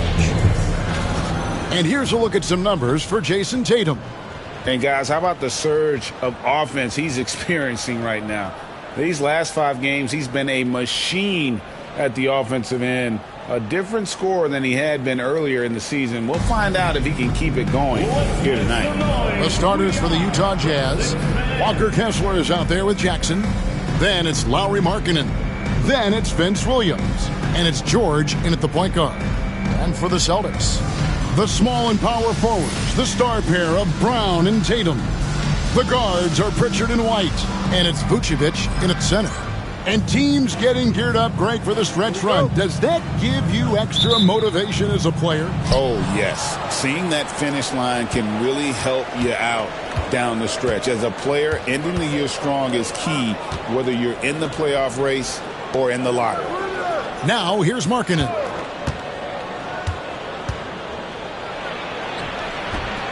That one goes. Counted. A big boost to their chemistry when Markkanen is operating the pick and roll that well. Teams need their bigs to master that set. Tatum. And it's sent back by Kessler. In transition, here come the Jazz. The shot by George, no good. With a short break in the action, gives us a chance now to send it over to David Aldridge. Thank you, Kevin. Had a chance to catch up with Joe Mazzulla, and we talked about the big man, Jaren Jackson Jr., and specifically how to defend him. And Coach said he's a guy that can score from all 3 levels. Our guys have to be on him and active defensively as soon as he touches the ball. Coach needs his team to bring the energy tonight. We'll see if they can respond. Guys? Thank you, David. Here's Markkanen. Jason Tatum picking up that last basket. Jackson misses. Well, this is the kind of shot we've come to expect him to make. He's got to be upset with that one. And it's out of bounds. They say it was last touched by Vucevic. And we have to take another glance at that powerful rejection. And making a statement right away, letting them know they won't get any easy ones when he's around.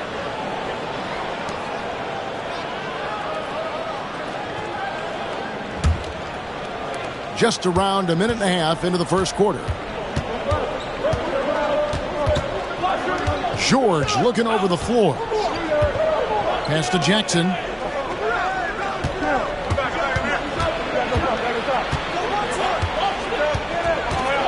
Six on the shot clock. And between his footwork and height, Jackson is a tough matchup for defenders. Here he takes full advantage and draws the foul. GA, these Boston Celtics are unquestionably a top-tier offensive unit. Stupendous shooting, excellent instincts with the ball. Yeah, they are a model offense in many ways, making it tough for many teams to keep up with them. The first one falls. And you love how Jackson Jr. has responded to setbacks and injury in his career. He doesn't get discouraged, just makes him work harder.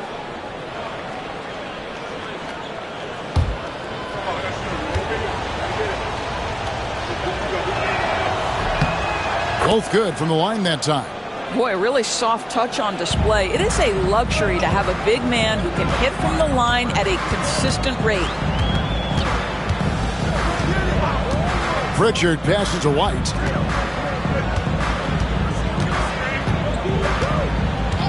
Pass to Pritchard. Utah with the rebound, coming off that loss against Philadelphia. And if you had to point to one problem in that game, it was their rebounding. Flat out terrible. Well, the numbers back up that assertion, no doubt about it. And sometimes it's about, hey, we've got to get on the glass and make sure they're feeling us all night long. They didn't do that. You know, Doris, from the moment Jason Tatum entered the NBA, he has been the guy on his team. How big a burden do you think that is for a player to carry? Well, Jason Tatum, regardless of how much responsibility he has always worn it gracefully. This young man, from the time he was a little kid in St. Louis, has dreamed of leading an NBA team. He is doing exactly that.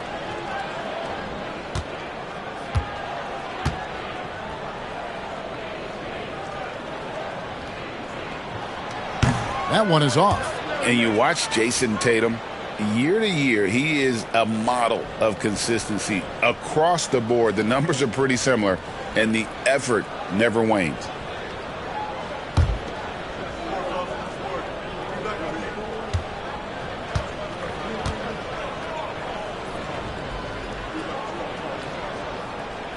And he sinks the second.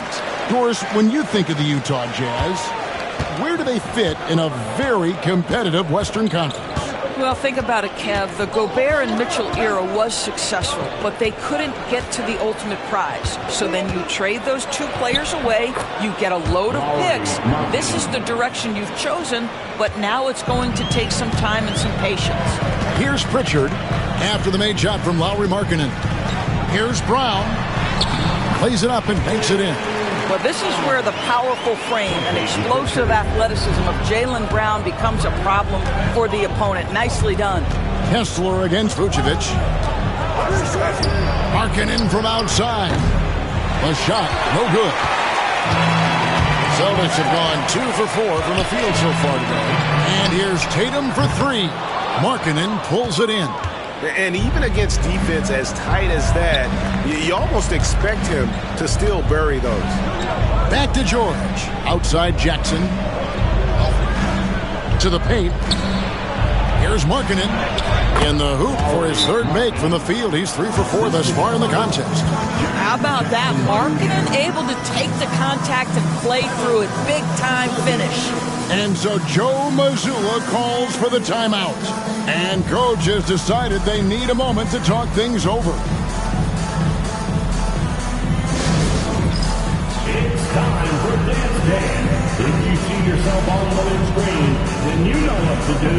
Show us your moves.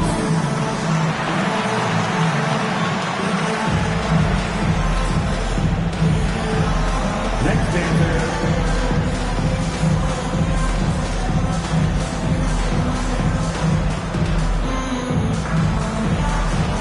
Let's see what we got.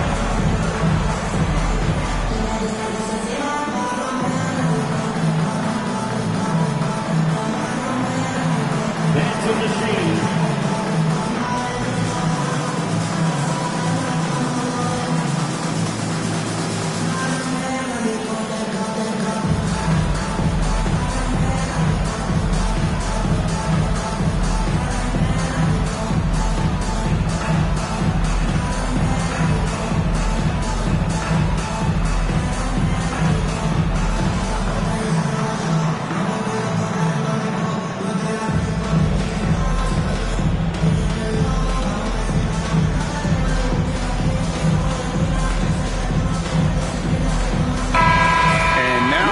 Jason Tatum here. The last 10 or so games, he has been remarkable. 37 points a game, 9 rebounds, and 5 assists. He's been nothing short of fantastic during that stretch. Offense coming very easily for him. And so much of it, to me, is his ability to read the floor, make the right decision, and then go right after the action he wants. Now here's Tatum. One of the most consistent producers in the league. He's averaging around 25.5 points a game. And good that time. Tatum's got 5. Now there's a mix of strength and agility that Jason Tatum is taking advantage of. Nice work in there. Now here's George. He's covered closely. Markkanen missing again. The Celtics have gone 50% from the field, hitting 3 of 6 since the opening tip. Stolen by Jackson. And here we go. Kessler with the bucket. Boy, contact from the defense, but Mr. Kessler just powers right through it. Brown outside. Here's Pritchard. White wide open. He fires. He nails it, and we're tied up. And they don't want to get in a habit of giving him open looks from three. First quarter still, but not who you want to leave open. Now here's Williams. Coming in off a 12-point game his last outing. Back to George. A floater, and he's fouled pretty hard on that shot, but he's got the chance to pick up the points at the line. You know, Greg, thinking back to the glory days in Utah, they went to back-to-back finals in 97 and 98. Unfortunately, though, Kevin, that Stockton-Malone era, they just couldn't overcome the dynastic Bulls. The Jazz still searching for that first NBA title.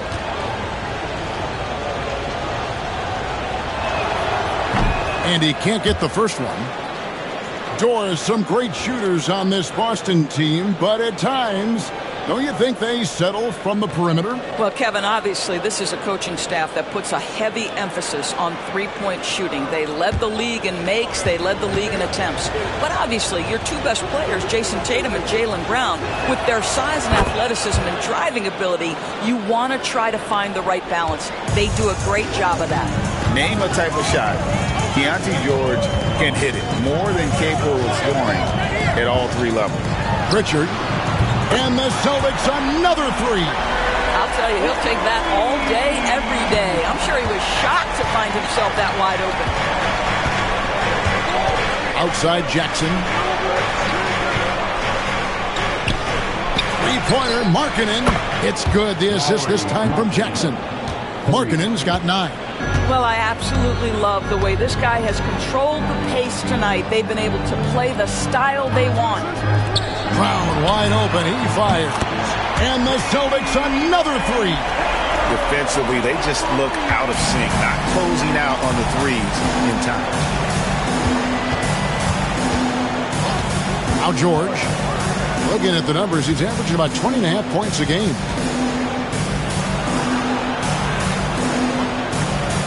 Lock at 6.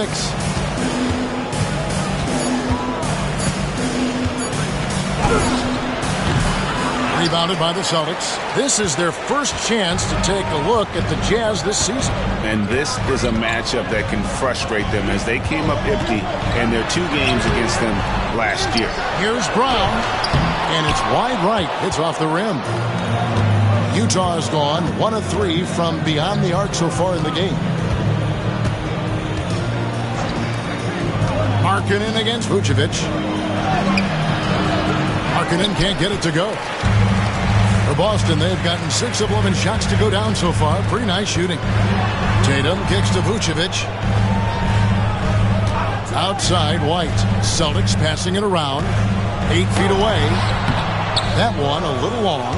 And the way he was able to reach out towards that release had an impact. Well, no question. He altered that shot, and most of the time, that's just as good as blocking it. Now here's Jackson. 11-point game his last outing. Williams for 3. Bangs on the trifecta. Oh, Walker Kessler showing you his passing ability. Nicely done. And now we've got some time to check in from the sidelines. You got for us, D.A.? Hey, Kevin. Celtics coach Joe Mazzulla has talked about the 2 J's, Jaylen Brown and Jason Tatum. He says they've been lumped together because they play a similar position, but they don't have to be similar. They've got to be able to express who they are and not constantly be compared to each other. They're not the same. Kevin? That, David, remember a couple of years ago, there was some thought that maybe one would be traded. We're glad they're still together.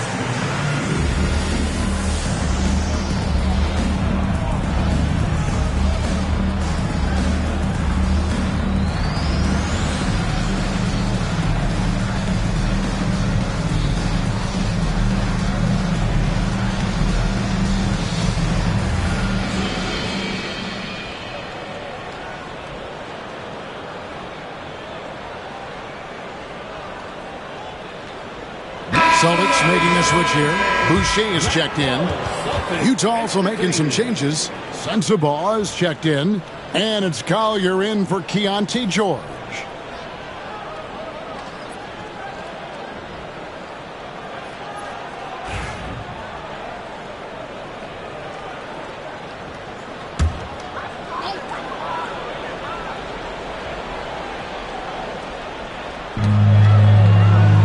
Vucevic to the pass to Pritchard. Back to Vucevic.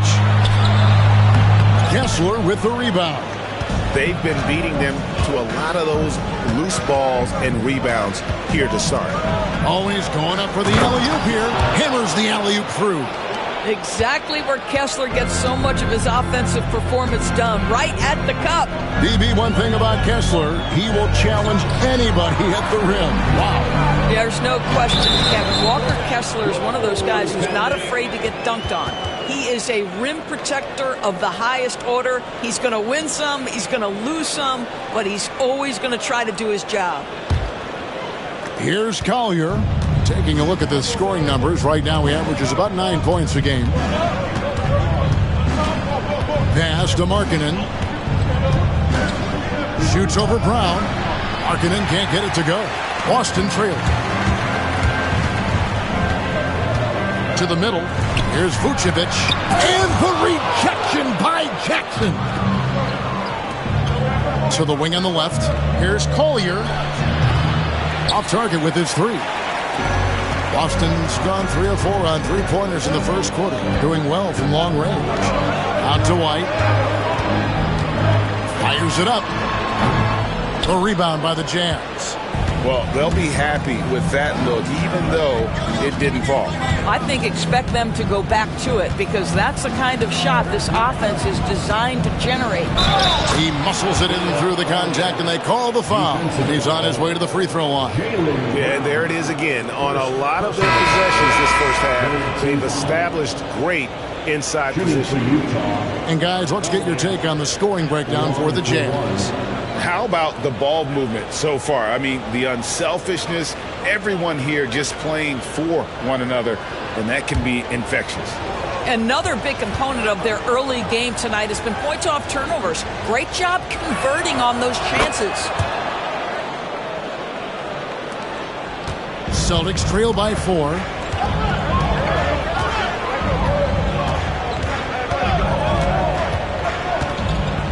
They set the screen. On the mark with the 15-footer. Brown's got 7 points in the game. All right, defensively now, you've got to find a way to slow this guy down because he's putting it to you. Pass to Jackson. Here's Sensabaugh. He had 15 points last out. Three-pointer, Markkanen. Rubio with the rebound. And Kevin, they need to be consistent with their effort on the boards. You look at the box score, and they're at a definite disadvantage. Here's Hauser. He averages more than 12 points a game. That's some dependable production. Back to Rubio. Down to 5 on the shot clock. Lets it go from deep. Rebound, Utah. Here's Sensabaugh. Still scoreless. Pass to Jackson. Over Boucher. And the basket by Jackson. And the Jazz lead by 4. Oh, aggressive move from Jackson. He's always willing to mix it up inside. Rubio outside. They set the pick. Here's Keita. Brown feeling it out a bit. Another field goal for him. 4 for 6 shooting tonight. And very early on, Brown learned how to finish through contact, an essential skill for an NBA player to master. Here's Collier.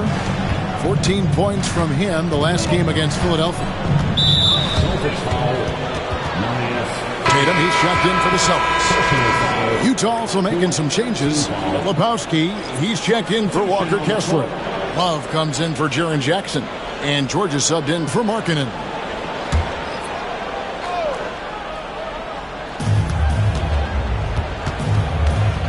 Rubio against George. Can't hit the free throw line jump. Listen, he knows he should have made that shot. We'll see if they can work it back to him in that same area.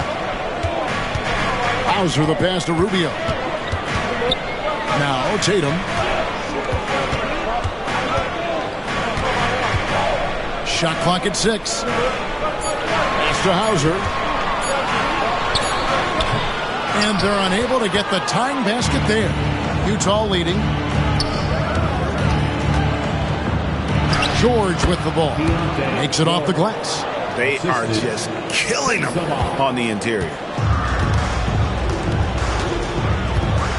Rubio against George.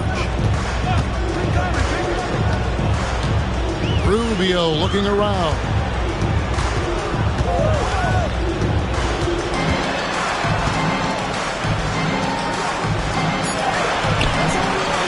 Rebounded by the Jazz. Here's Sensabaugh. Nothing on the board. There's 25 seconds left in the first. Banked in off the glass. They're finding lanes to the hoop now with consistency. 5 buckets in a row from the paint. And Rubio kicks to Tatum. 13 feet away. Pulled the shot a little left, but the bounce goes his way. Tatum's got 7 points in the game. Jason Tatum's jumper is just so pure. This guy is on point with the midi right now. George with the bucket. I tell you what, it's almost like stealing to watch how he plays the game from this seat. Lauri Markkanen getting it done for the Utah Jazz. He finishes with 9 points in the quarter. The D is having all sorts of problems with him. Right back after this break.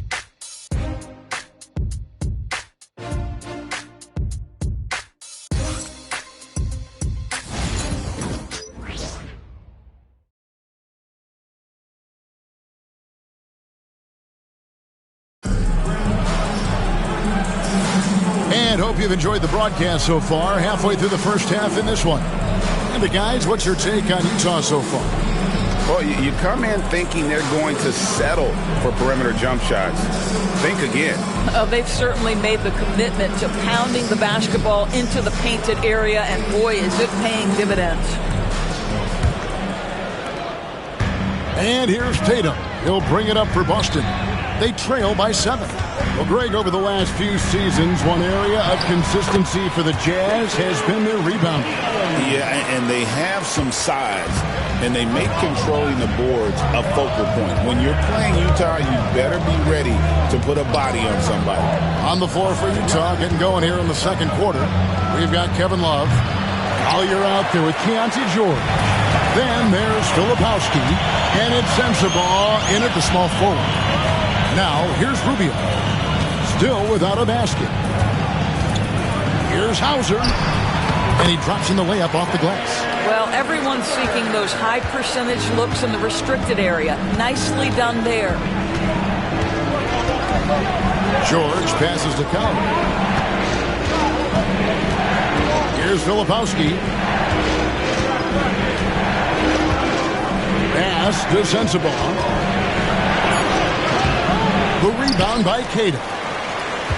Celtics trail by 3. Outside Tatum. There's Tatum's range on display. Now, the ability for Jason Tatum to be ready on the catch. Those opportunities make the game a little bit easier. Here's Sensabaugh. And he banks in the layup. Sensabaugh's got his second basket of the night. I mean, the number of points they've scored in the paint already here is eye-opening. Left side, Tatum.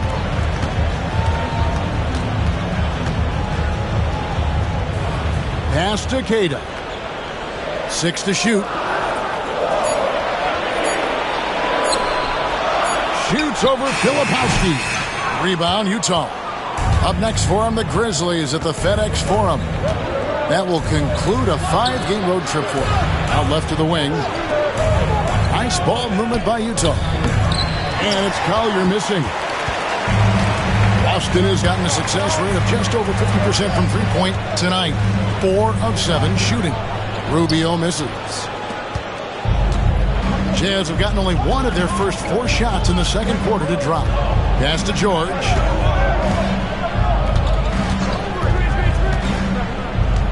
To the inside. To the wing right side. Here's Collier. From outside, off the mark. The Celtics have gone 3 of their first 5 shots to drop here in the second quarter. Tatum with it. Down low, here's Tatum. A great 1-2 punch. Beautiful pass and nasty jam. How about Jason Tatum with a little pocket pass in the pick and roll? That's nice. Utah's gone 0-2 from deep here in the second. Rubio against George. Here's Sensabaugh. Inside, here's Filipowski. Pass to Sensabaugh. Buries the long-range jumper. Sensabaugh's got 7 points. Always a bonus when points come from unlikely sources. And you can see this guy's been working on that shot. And so Joe Mazzulla calls for the timeout. This will give him a chance to discuss some potential alterations.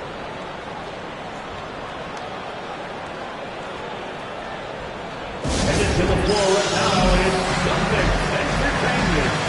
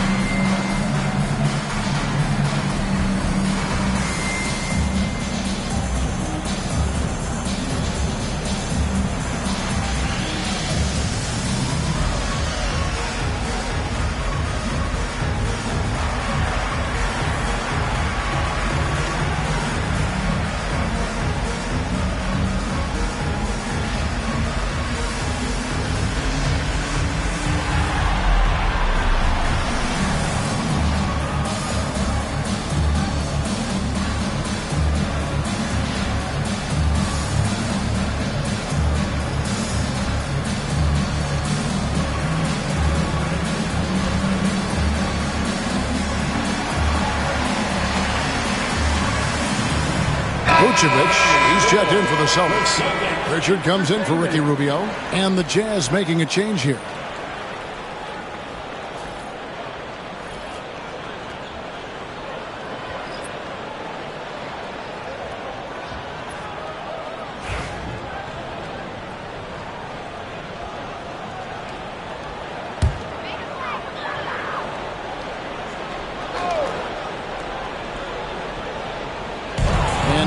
Almost 4 minutes gone here in the second quarter of play.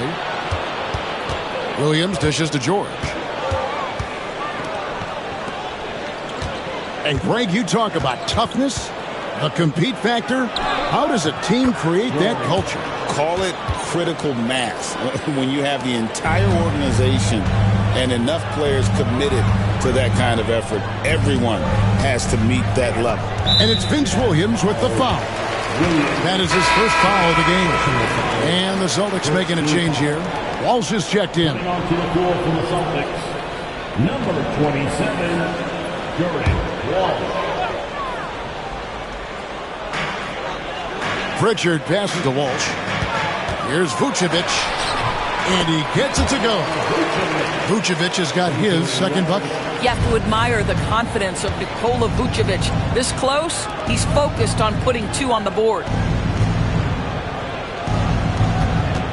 Outside, George. Good, nice job down low. George has got 4 points in the quarter. And that's what the pump fake's there for. Get your man off his feet and drive right around him. Here's Walsh. He's guarded by Williams. And they call the foul, so he's got the and one chance here to make it a 3-point play. How about the concentration? He gets hit, but stays with the play and gets the finish. And he's got his first chance at the line here. Line with 1 shot, Walsh.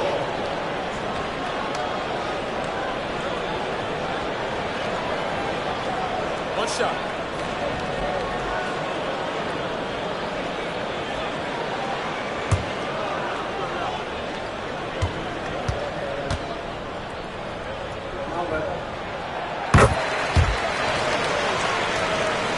Here's George. He's got 10. Outside Jackson. Here's Collier. Williams kicks to Jackson. No good from outside. Not quite enough defense that time around. Just lucky he was off. Here's Walsh. He's guarded by Williams. Vucevic, a screen on Williams to the paint. Whoops, anticipated the pass. Turnover.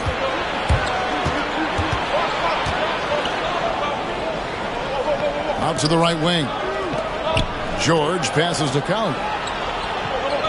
Pick by Williams. Collier, that's good. Collier's got 5 now. Well, use the pick and going right to the cup. I love the aggressiveness. Tatum passes to Vucevic.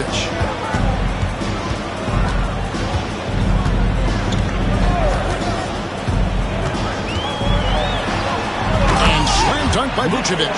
He's got the size to make that an easy finish. Vucevic, deep position, and he's golden. Outside Jackson.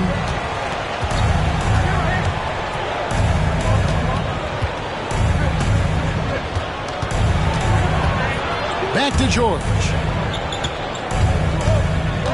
Clock at 4. Rebounded by the Celtics. Pritchard's got his 4th rebound with that last one here tonight.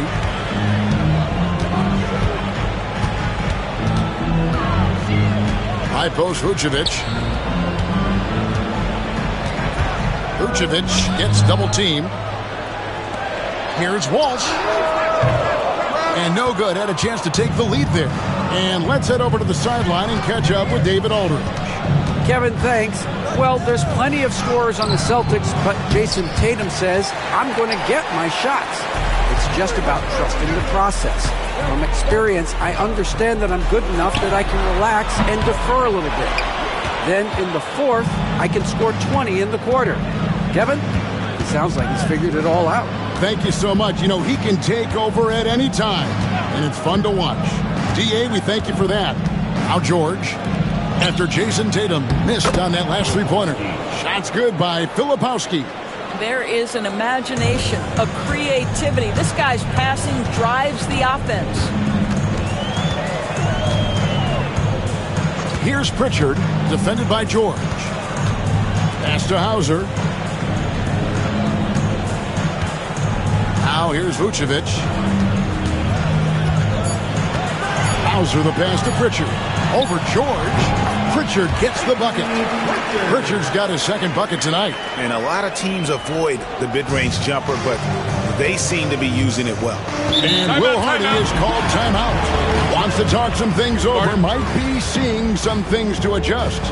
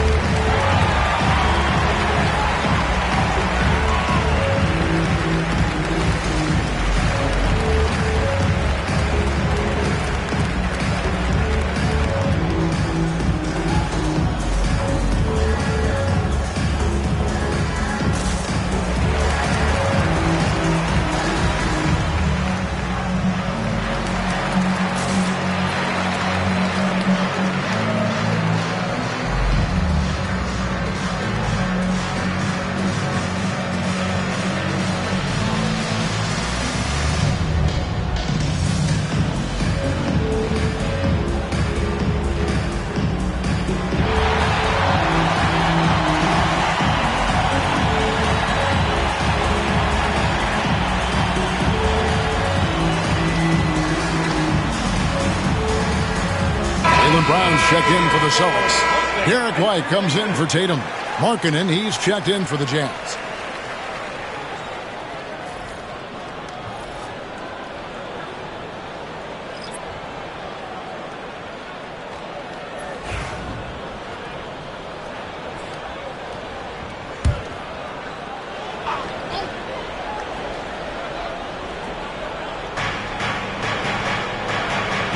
To Filipowski.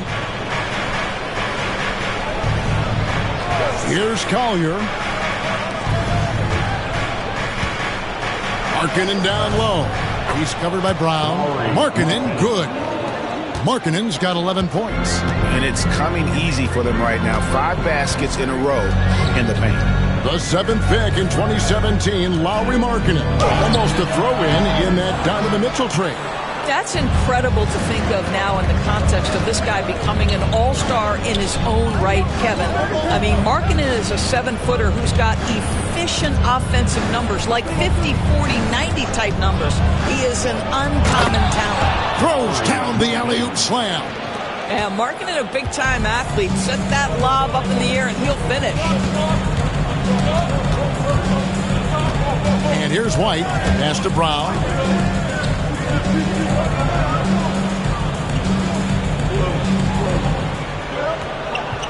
5 to shoot. And oh boy, a lot of contact there, but he gets the call and will shoot 2. It's on Lauri Markkanen. You know, Doris, few teams have tried to invite Brown to be a shooter. He's punished them each and every time.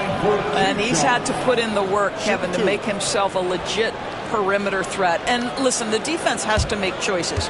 Athletically, this is one of the most gifted players in the league. If you're going to concede anything to Jalen, it'd probably be the 3-point shot. And free throw good from Brown. You know, many see Brown as a scorer, but Doris, he's put more of an emphasis on his defense in recent seasons. You're exactly right, Kevin. He's taken tremendous pride in asking his coaches to put him on the best offensive player. When he's the point of attack defensively, look out. He can give a lot of headaches to ball handlers. Good on both. You think about what Jaylen Brown brings to the table. Elite athleticism, 3-point shot making, attacking the rim in transition, so much to like. Now here's Jackson. His numbers are looking pretty good. He's got his scoring average up around 18.5 points a game. For 3, Williams. Boucher with the rebound. Celtics trail by 4. Here's Pritchard. He has 5. Fires from deep. White, good. White's got 6 points.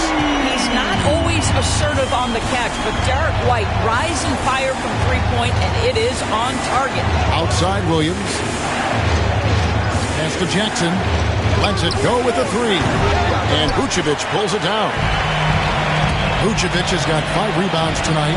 And it's just one of those days, guys. He has just struggled to shoot the basketball. Now here's Brown. 11 points in the game.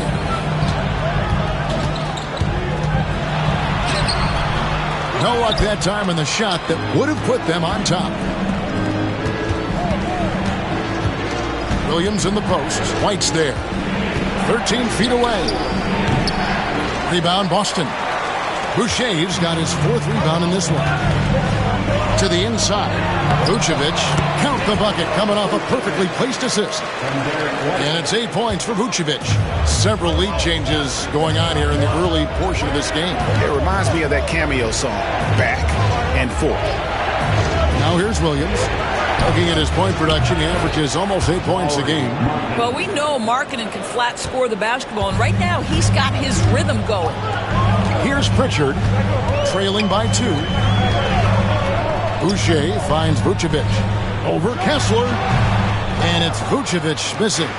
You know, not sure if he's playing to the crowd, but no need for the fadeaway on that shot. Markkanen passes to Kessler. And Kessler throws it down. Well, tremendous strength and authority on that dunk. Nicely done, Walker Kessler. Vucevic a screen on Williams. Here's White. Takes it inside.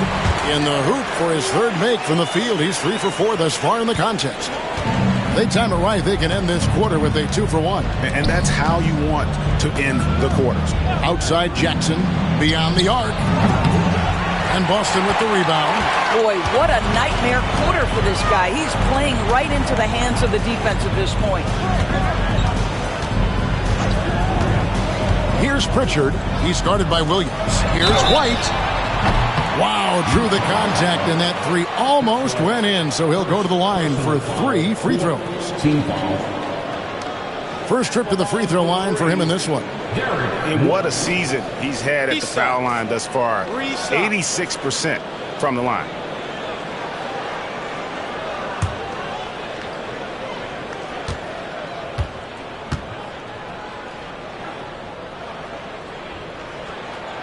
And that one misses. And they're getting to the line a lot in this quarter, guys, and it hasn't been by accident.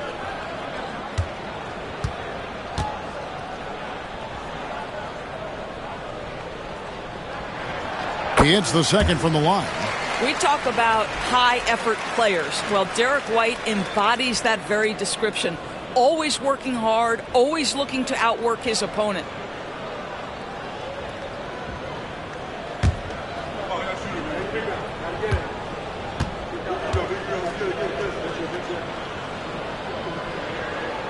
And he nails the third. He does a great job of drawing contact and getting himself to the line, something he didn't do in the first period. And George, here we go, uses the glass to finish the layup. George has got 12. Aggressive slash from the young guard. George fears no one when attacking the basket. There's Brown with the three, and the last shot before the buzzer is off. So that'll be it for the first half. Fairly even battle underway in this one. It's the Jazz. They're up by 2. And a chance now to send it over to David Aldridge, standing by courtside. David. Thanks. Nick, are you guys executing the game plan the way you want? I think mainly on offense we're finding open looks and we're knocking them down. So we just got to keep doing that. I think on defense, and then we're doing a pretty good job. But I think we've been playing pretty well so far. Okay, we'll see if you can keep that going. Thanks, Nick. Back to you, Kevin. Thanks so much, David. And we'll step away briefly, but get you right back out here for the start of the third quarter after this break.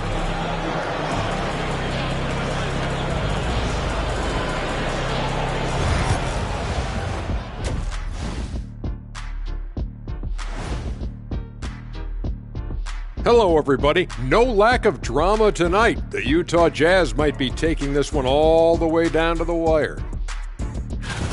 This is some retro hoops, pounding the ball inside with intent. Man, I know you love this big fella. No need to take a million jumpers. Work with the rock down low. Good things will happen, don't you know? Ooh, you're rhyming and didn't even know it. A poet.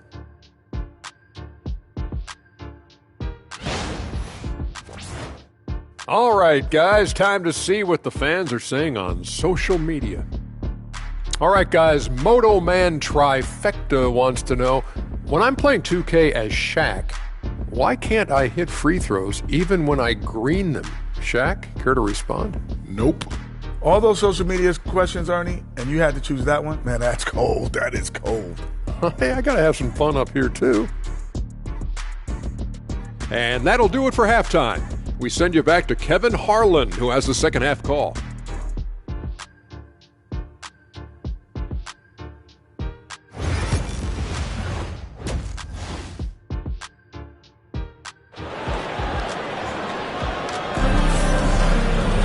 And if you're just joining us, we've played through the first half in a game that's been fairly even so far. Lowry Markkanen having a dominant impact in this game. Man, he's been running wild on him through that first half. Absolute dynamite on offense. Boy, he has been shouldering the load. Aggressive, skilled, talented, and thus far unstoppable.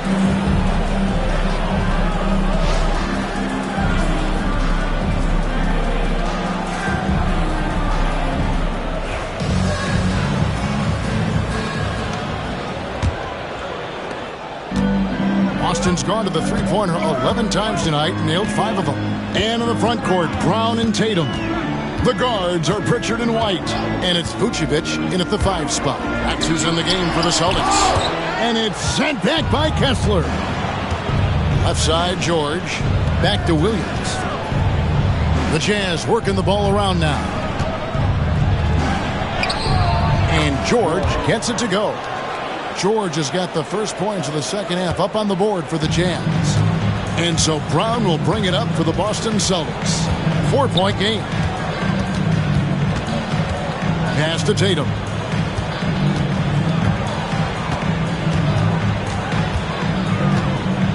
Six on the shot clock. The Celtics need to get a shot off.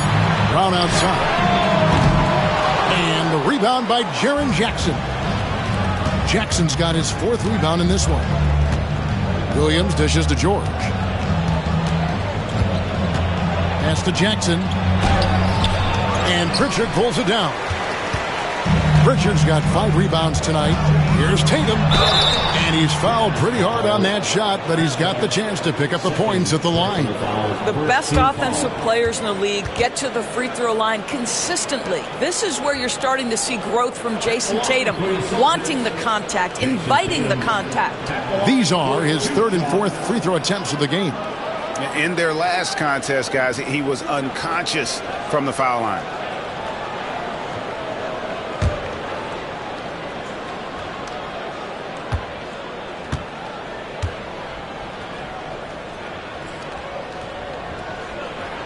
And the first one drops. From the moment Jason Tatum stepped into this league, he has been a guy who has wanted the burden offensively, and he has delivered.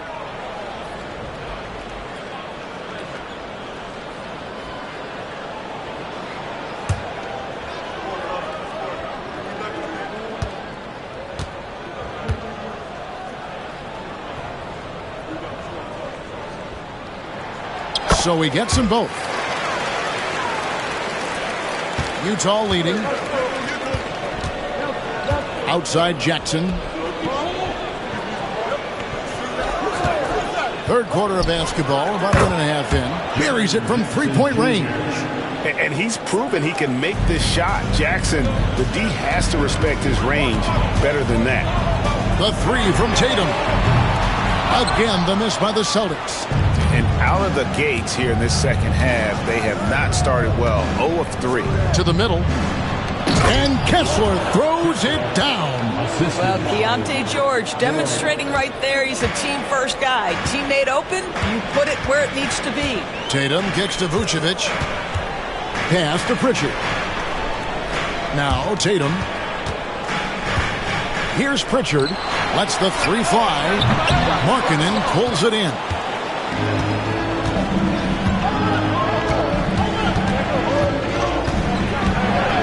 Tries from 7. And again it's Utah.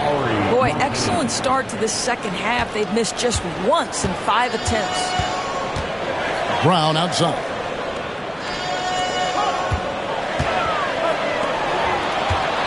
Here's Tatum. Here's Vucevic, and right on through for another basket.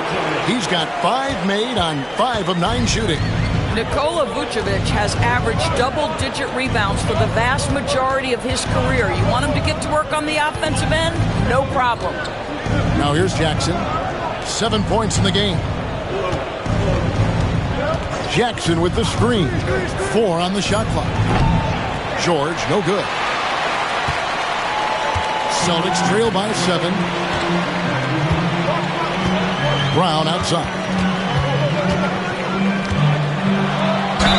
Count the basket and the foul. It's on Lauri Markkanen. Boy, what terrific body control. Jaylen Brown, so athletic, loves to compete. Love it. Celtics have shot 8 of 10 from the line. That's an even 80% free throw shooting here. And when you got a team percentage of about 81%, you're going to be one of the elites in this league.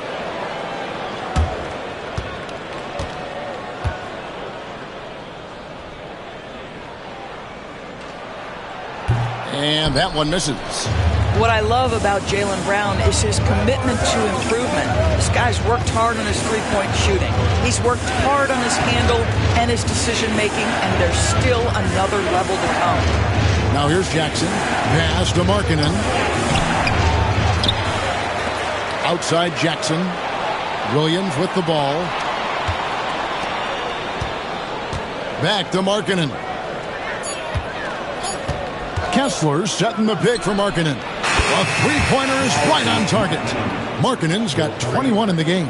Three-point shooting since the half has been about as good as you could ask for. And what I love about Markkanen, he takes care of the basketball, and that's a result of being patient, playing smart, and just generally getting his points within the flow of the offense. And we've got a timeout from Joe Mazzulla. He wants to make some adjustments to the game plan, clearly. Get ready, everyone. You see yourself on the screen and you show us your best move. Let's go.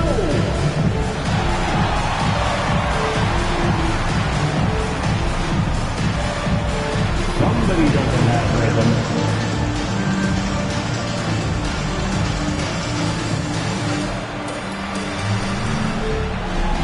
You're on the big screen.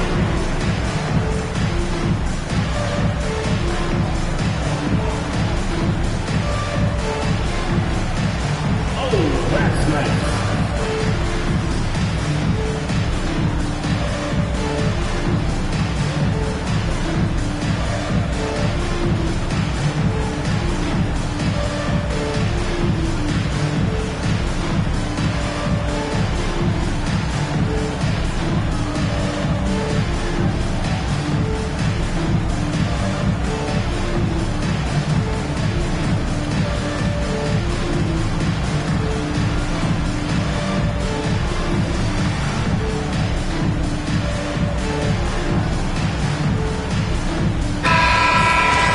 Now that we have a second, let's take a quick peek at the rebounding numbers for the last handful of seasons for Nikola Vucevic. It's a concerning trend for him. Whether he's lost some strength or just isn't putting in as much effort on the glass as he used to, he's not rebounding nearly as effectively anymore. And that's something that needs to change.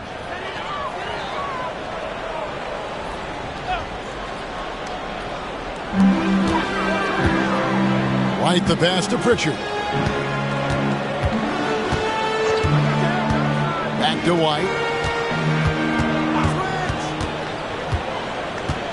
Lock at 6. Pass to Pritchard. A three ball. Kessler with the rebound. Kessler's got rebound number 8 here tonight in the game. Outside Williams. And here is Markkanen.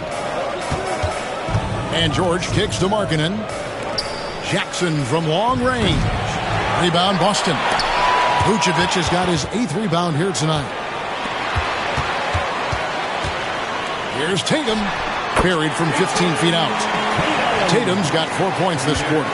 When you allow Jason Tatum to build momentum offensively, it can be a scary night. Down low. Here's Kessler. And the bucket is good. 3-point play chance here for him. How about that one? Able to maintain control and finish the play. And let's get your take, guys, on the scoring breakdown for Utah. They've been playing some really physical offense, just attacking the paint as much as possible. And I tell you what, they have been very successful with that strategy. The other thing that's been impressive is really just relentless driving the basketball. Doesn't matter if the defense is there, they are challenging them and getting it done. And Kessler, no good on that one. I think one of the impressive things about the young Walker Kessler is you know what you're going to get night by night. Great shot blocking and consistent rebounding and defense. You simply must play better defense than that. This guy is too good from distance. Here's Williams, following the three-pointer by Boston. Now, here is George. He's got 14. Here is the 2K leaderboard. What a terrific defensive performance these teams have had since All-Star. In third, the Jazz. I mean, they've got the intimidation factor down low. Their shot blocking really gives them a reputation, and teams may grow reluctant to want to force the action inside.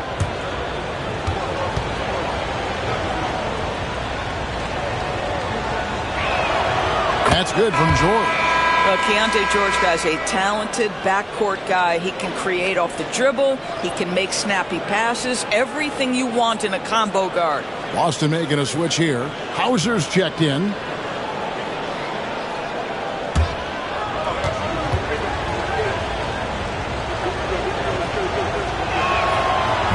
Second free throw, no good.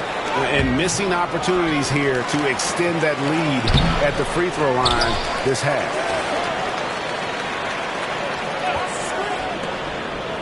And another shot. And the basket is good, and he's got a chance here for one more at the line. And here's a guy that's not in coast mode. Jackson is going to give it all he has every minute he's on the floor. That's how he earns the and one. Jackson Jr. 1-for-1. What's up?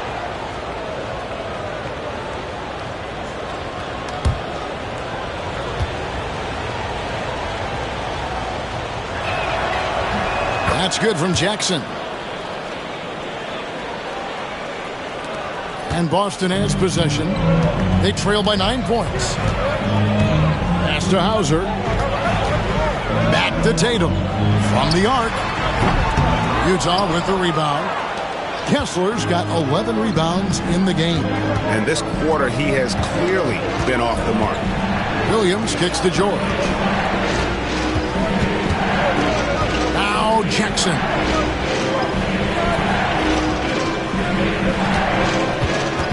Back to George from downtown. And Boston with the rebound. Now Tatum. He's got 16. Pass to Brown. Tatum against George. Outside Tatum. Tatum slipped by the contact inside. Well, the increasing strength of Jason Tatum is making it harder to knock him off his path. That is nice. Williams with the ball. Right side George.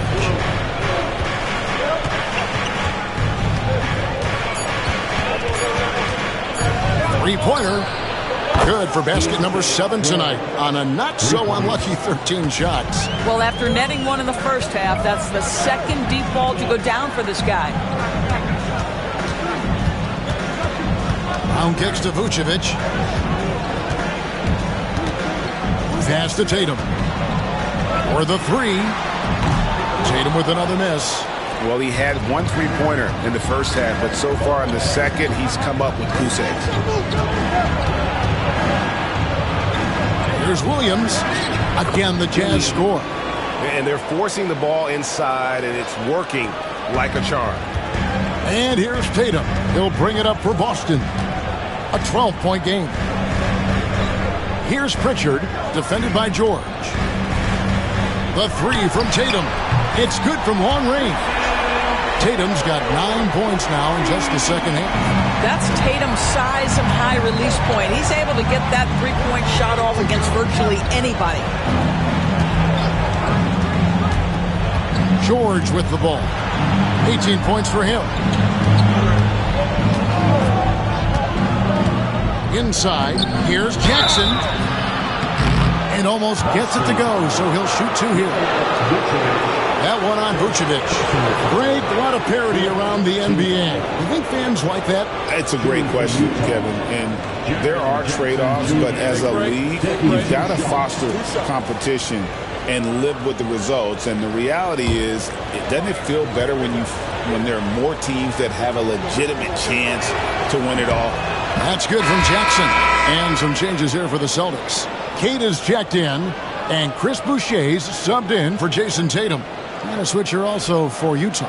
Collier's checked in.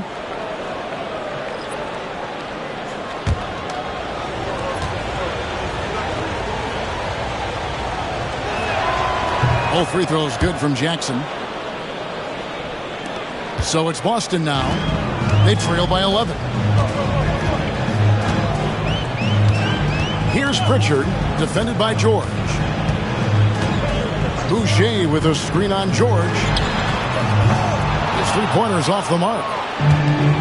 Utah has gotten the three-pointer to fall to the tune of 50% here in the third quarter. They've made 3 of 6. And he comes up with the deuce. This is why you select Keontae George. This guy is very capable of huge offensive nights. There's Brown with the 3. Rebounded by Jackson. Jackson's got his 6th rebound on the night. George dishes to Markkanen.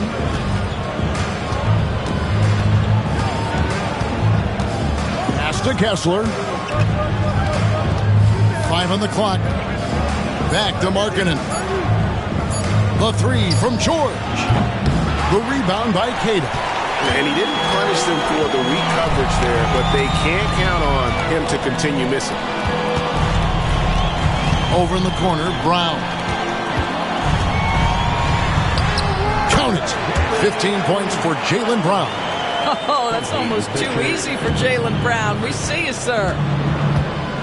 Outside, Markkanen. And here's George. He's got 20. To the paint. And Kessler throws it down.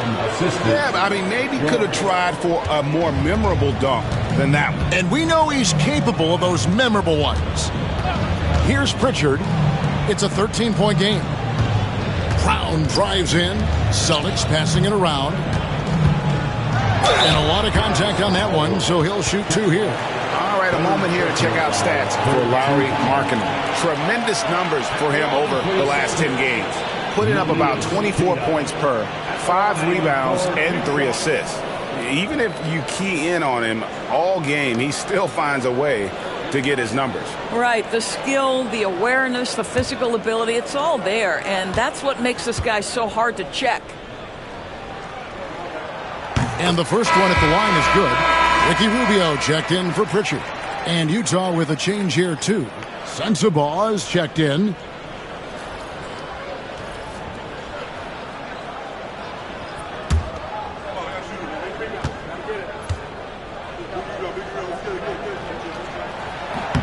And he makes both free throws.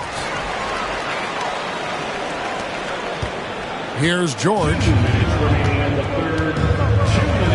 Outside, Markkanen. Markkanen a screen on Rubio. Here's George. The rebound by Cada. Cada's got his 5th rebound right now in the game. Brown kicks to Rubio. Over George. Boucher passes to Rubio. Here's Hauser. Just 5 to shoot. And here's Brown outside. Utah with the rebound. 1:11 left in the third quarter. Here's Sensabaugh. He has 7. Kessler a screen on Brown. Here's Collier. Sinks the triple. Collier's got the lead up to 14 now for the Jazz. You can't just stop when there's a pick set up. Gotta fight over it as a defender. You know exactly what that takes. It takes energy, it takes activity, it takes intensity. Now here's Brown. He's got 15. Made that one. It's his 7th of the contest. 7 for 15 from the floor. Well, as usual, this guy cooking on the offensive end. But right now, the other guys on his team have got to step forward. Now Kessler. 12 points for him. Sensabaugh, no good. Maybe he rushes that just a little bit. Who knows? But he couldn't have gotten a better look than that. Now here's Brown.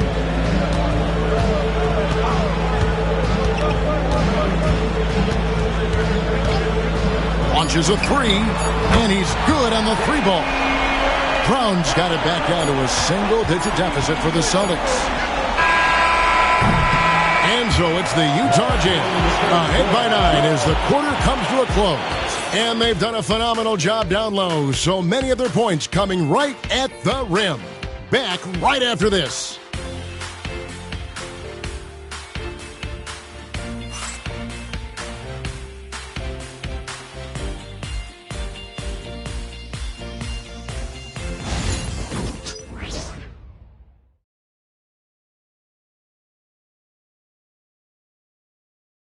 And while we can now, let's take a look at today's State Farm assist of the game. And the definition of teamwork right there, guys. I mean, what great communication between them, and what a beautiful feed. Nothing better than chemistry, right? Working together to create a bucket. And this is it. Glad to have you along for this fourth and final quarter. Jazz leading by 9. And Utah looking at who they've got to start the fourth quarter. We've got Collier. Jackson is out there with Filipowski. Then it's Williams. And it's Sensabaugh in at small forward. First team foul.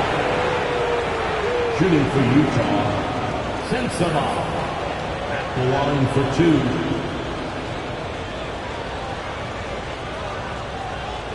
Take a break. Take a break. 2 shots.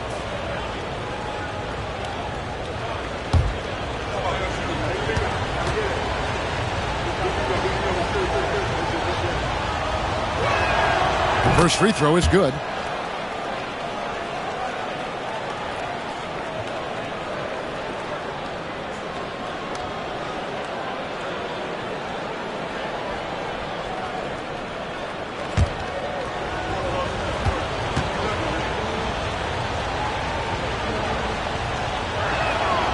That's also good, so he hits both free throws. You want to contest this guy's shot, but you absolutely don't want to send him to the line. He will make you pay.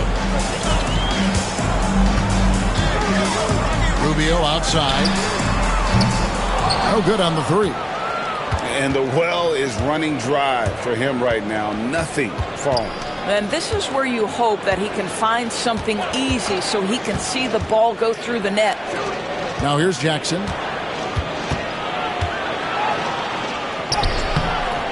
And Boston with the rebound. Hayter's got his 7th rebound here tonight. Now, here's Rubio. He's guarded closely. Tatum kicks to Rubio.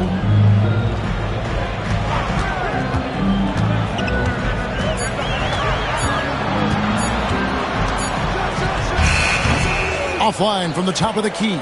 He's so frustrated. Hasn't had a make all game. It's making it very difficult for them to find any success. Pass to Sensabaugh. Nice ball movement by Utah. The jump hook. A tad short, but it's good off the front iron. Wow, he looks like a completely different player in this half. He's found his rhythm. Tatum deciding where to go with it. Inside, Tatum! Oh, another huge night for Tatum. One of the top scorers in the NBA. Jason beat you in so many different ways. Pass to Sensabaugh. Over Tatum. Great D that time from Tatum.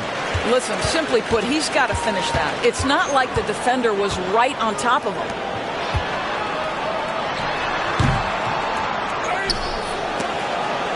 Here's Boucher. Off the mark, had a chance to trim it to single digits. Jazz leading by 11. Here's Collier. Pass to Sensabaugh. And it's good for 2. Big miscommunication on defense. He recognizes it and quickly takes advantage.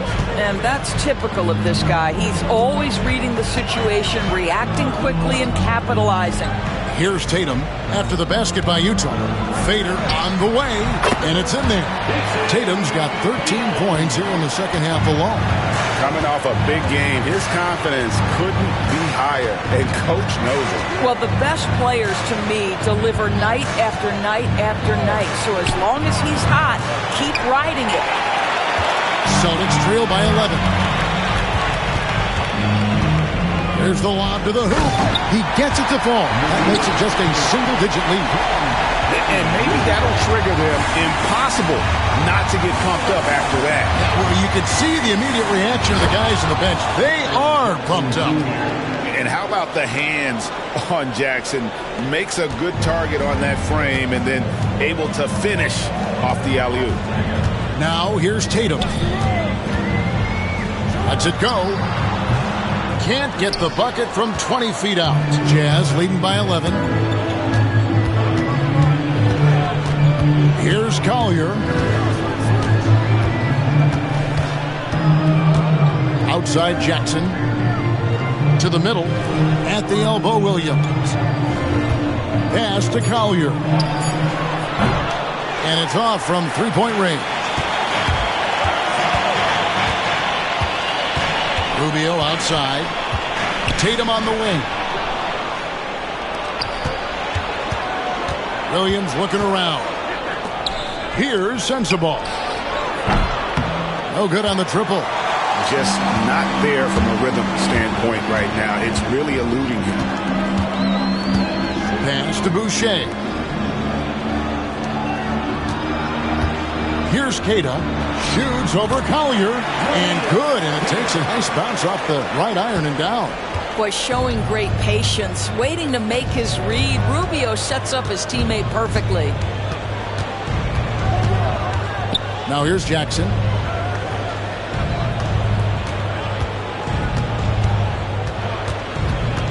Shot clock at 6. The rebound by the Celtics. Boucher's got rebound number 8 here tonight in the game. Hauser the pass to Rubio.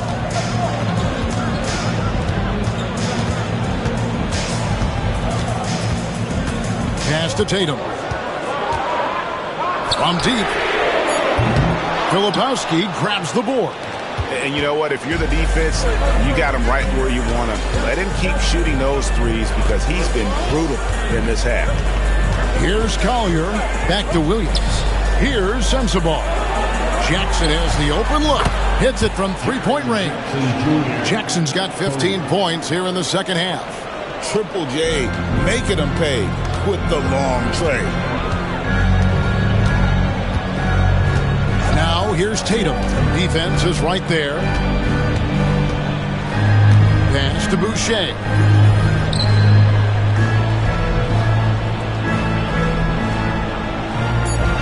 Back to Tatum. There's the triple. Tatum comes right back with the 3. Building confidence in that deep ball. 1 from distance in the first, 2 in the second. And Will Hardy is called timeout. It's a chance for them to regroup and refocus.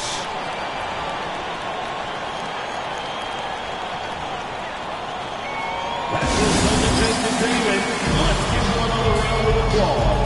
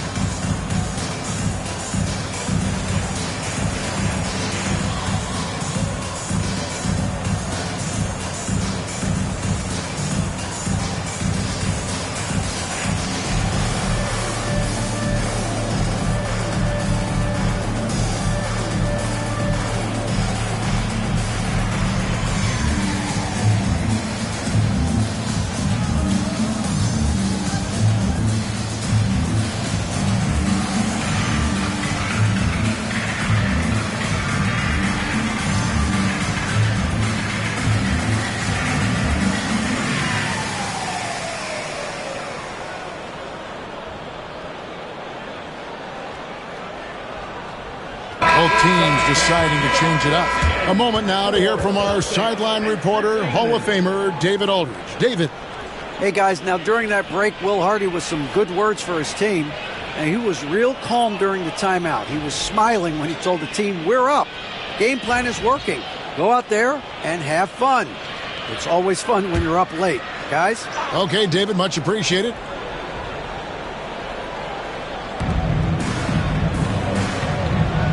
Kessler against Vucevic.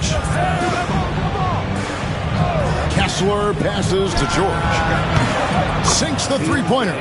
George has got 11 in the second half. And developing that 3-ball shot, George is putting in the work now. Outside, White.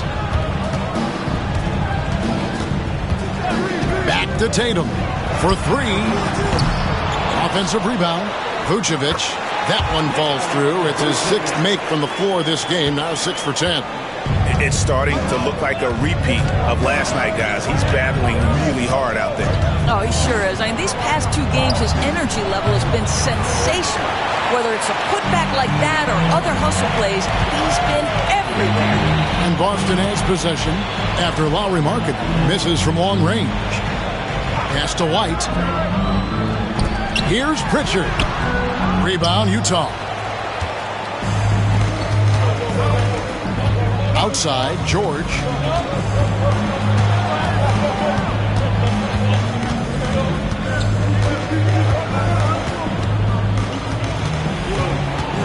Six to shoot.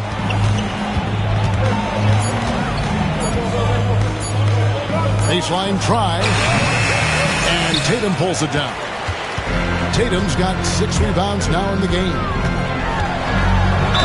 Lost contact on the shot, and now a 3-point play chance as he'll head to the line. He's shooting the lights out down the stretch, trying to keep them competitive. Williams is checked in for the Jazz. First team foul. At the line for the Celtics, Jason Tatum at the line with 1 shot.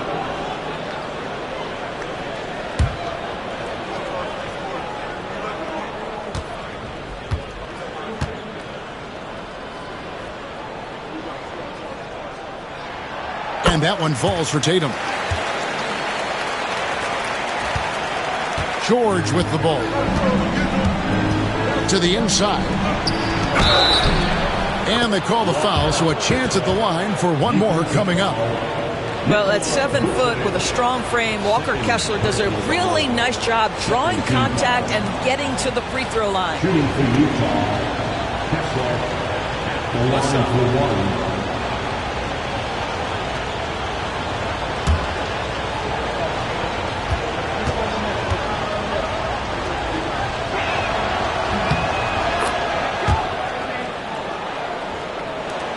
Celtics trail by 10. Here's Pritchard.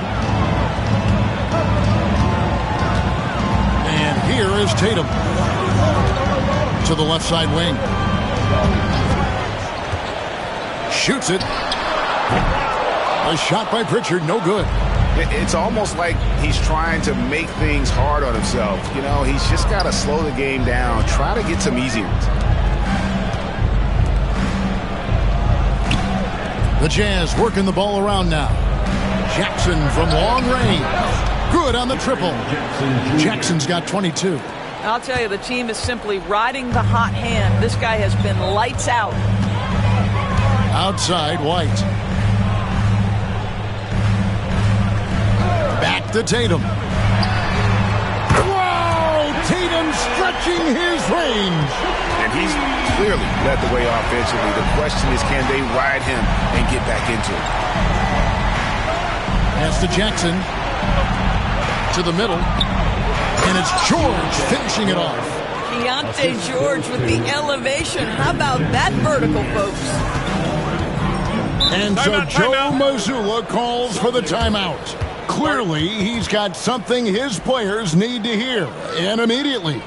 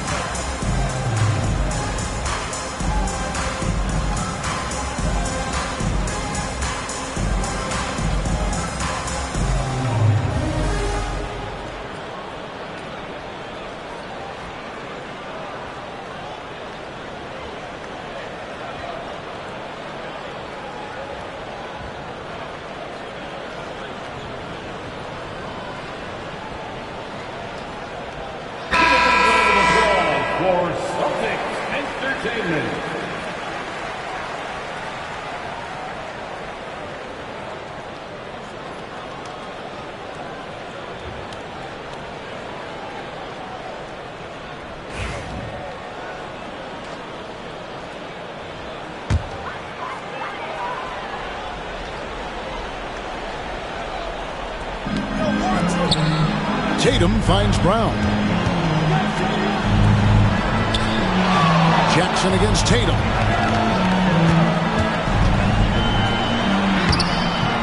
Some solid defense there from Jackson. Great rim protection to prevent him from converting. Beautiful. Bounce pass Markkanen. Back to Jackson. Williams passes to Kessler. Down to 5 on the shot clock. Williams kicks to George. And they get it back. Pass to Williams, to the paint. Outside for George. Shot clock at 5. 2 minutes remaining in the game. Count the basket. George has got the lead up to 14 now for Utah. And nice touch inside. George can finish from all 3 levels. It's White on the wing. Tatum setting the pick for White. And it's Utah with the rebound. Jackson's got rebound number 10 tonight with that last one. George passes to Jackson. Back to George. Outside, Markkanen. Boys, we're in the world now of super agencies, which consolidate player representation. What do you think? Kev, I think obviously it gives some more power to the players because of the bargaining leverage. But for player movement, does it give more power to the big market teams? We're going to have to watch this unfold. And clearly, we will not be witnessing a spirited comeback tonight, albeit as exciting as that would be. This was an excellent all-around performance for Utah. A few times this season, turnovers have cost them, but they really kept the ball under control. They were both focused and relentless. And in terms of the season record, this is going to be their 18th win overall. And so they'll take the first game of the season series, a team they'll only see twice. They're certainly happy to start it off with a win. A very solid win indeed. And when you check out the box score, there were some great numbers for Jaren Jackson. Boy, forget about his stats for a second, right? What impressed me most was his stamina. It seemed like he was involved in every play. And with that kind of activity, I don't know how you don't wear down.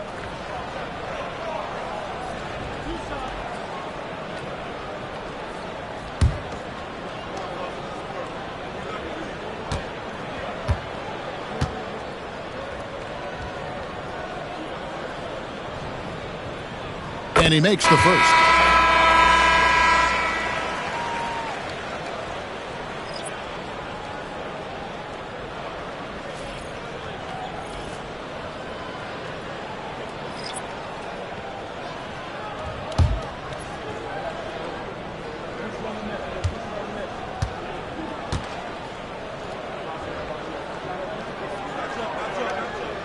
And so he makes both from the line. Here's the Jazz with the ball. 30 seconds left in the fourth quarter. Pass to Sensabaugh. Just 5 on the clock. Utah needs to get off a shot here. Here's Collier. Another miss by Utah.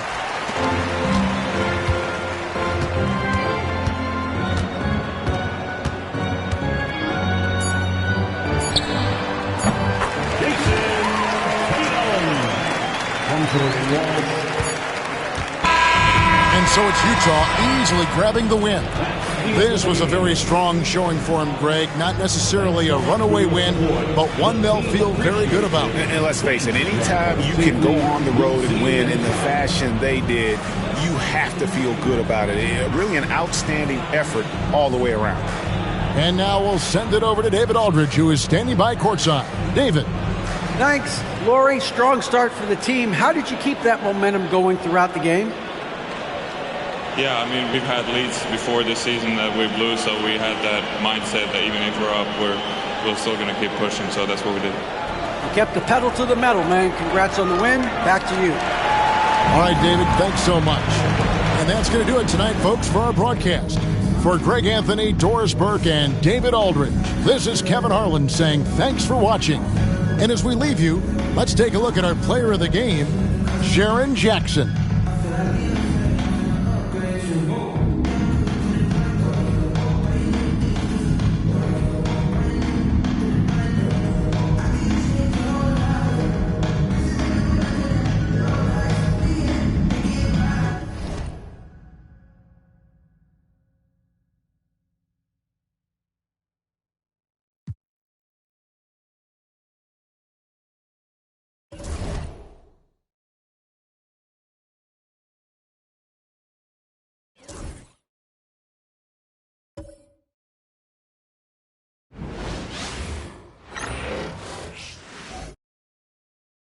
and preparing for battle. Each guy with his own approach to getting ready for what should be an excellent matchup.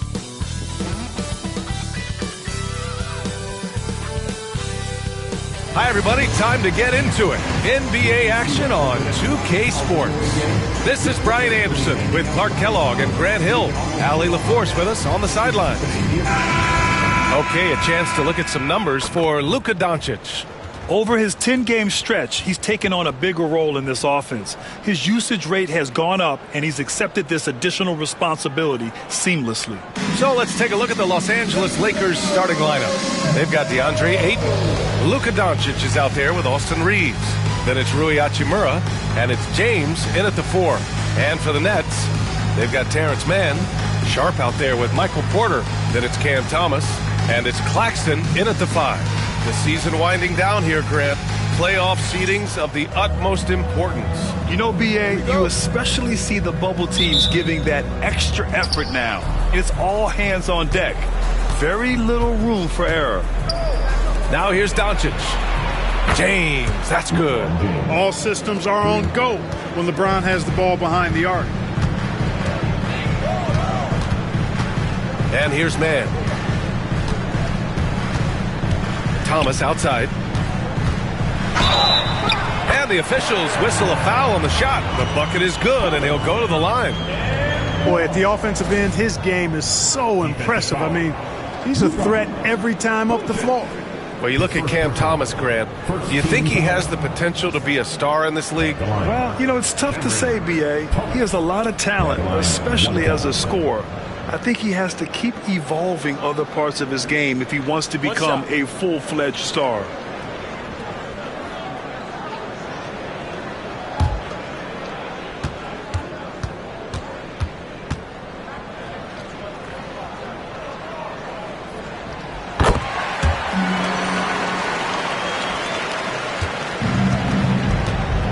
Now here's Doncic. He played a great game against Boston. And he gets it to go off the front iron. Luka doesn't shoot a ton from the mid-range, but he's more than capable and effective when he does. Outside Sharp. Pass to Claxton.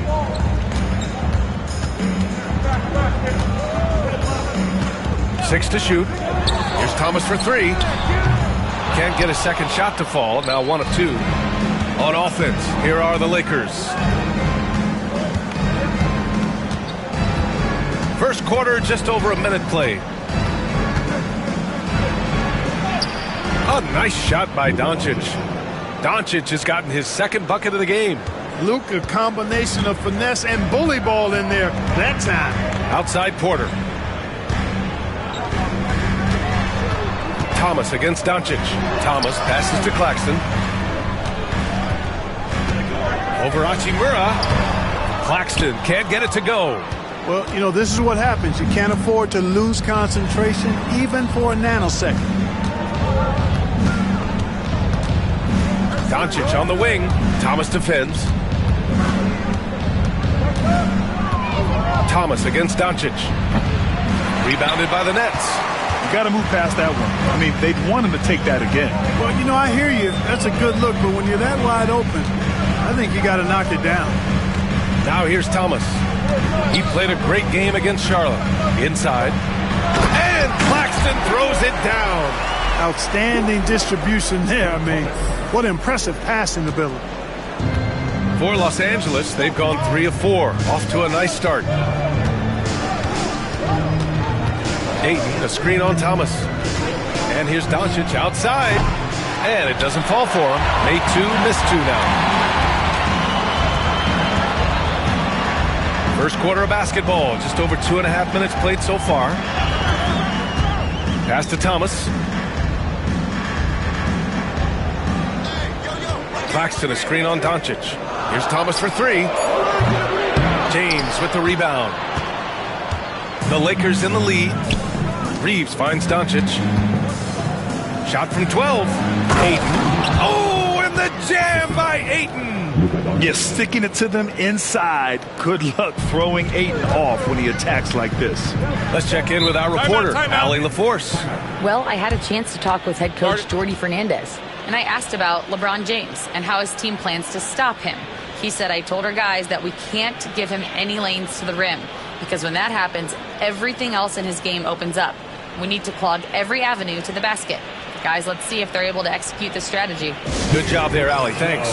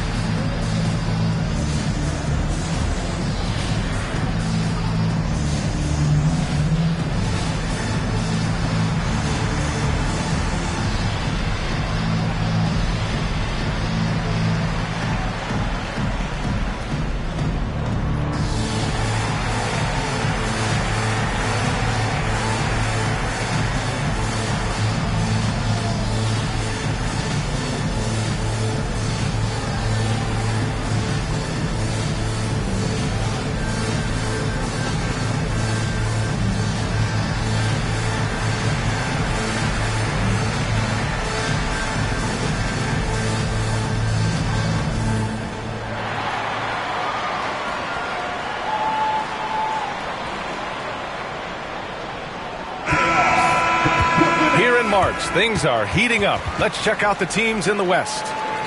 Taking a look at the Lakers, and after a subpar season, there have been some questions about the direction of this franchise.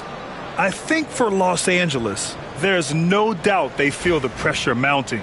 I mean, failing to match those expectations from the start of the year is apparent. And, you know, any fixes they've tried during the season have only compounded their problems. Now here's Thomas. He's been an important part of this offense, averaging around 22 points a game. Doesn't have to break his momentum at all to catch the pass. Grant, how about that in-season tournament win for the Lakers in 2024? Yeah, honestly, it just makes sense that the first of those trophies would land with a historic franchise like the Lakers. Already finding his spots and capitalizing, playing really efficient basketball. And the pass to Claxton. From deep. Thomas misses. He's giving his all, but you can't force yourself back on track. Left side Reeves. And the dunk to finish it off. A beauty. Reeves throws that one down. Held nothing back. Outside man. Pass to Thomas.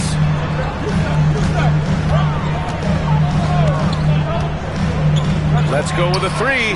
Gets it to go. Makes him 2 for 5. He's consistent from out there, especially when you give him that kind of room. Here's James. Guarded by Sharp. James against Sharp. James passes to Doncic. Brooklyn pulls it in. They went to Los Angeles for their last meeting with the Lakers and came out with the victory. They beat this team last time largely because of the massive free throw disparity. Yeah, did a really good job of drawing foul after foul. Very physical and rugged in how they perform. And it paid off. Doncic passes to Hachimura. Back to Doncic. Great look there, but off target. Brooklyn's gone 1 of 4 from deep. Thomas outside.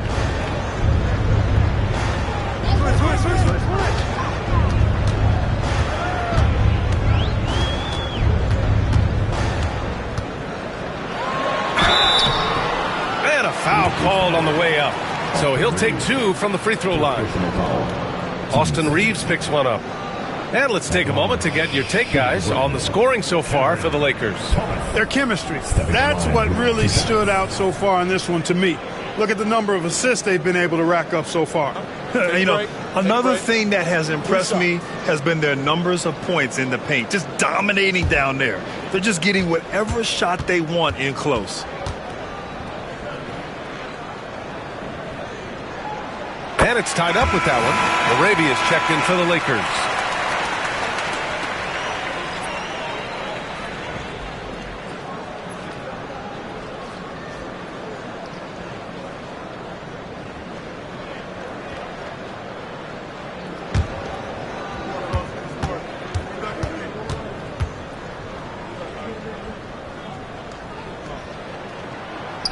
He's off on the second. They should be in front right now, but he'll be relieved not to have come up totally empty there.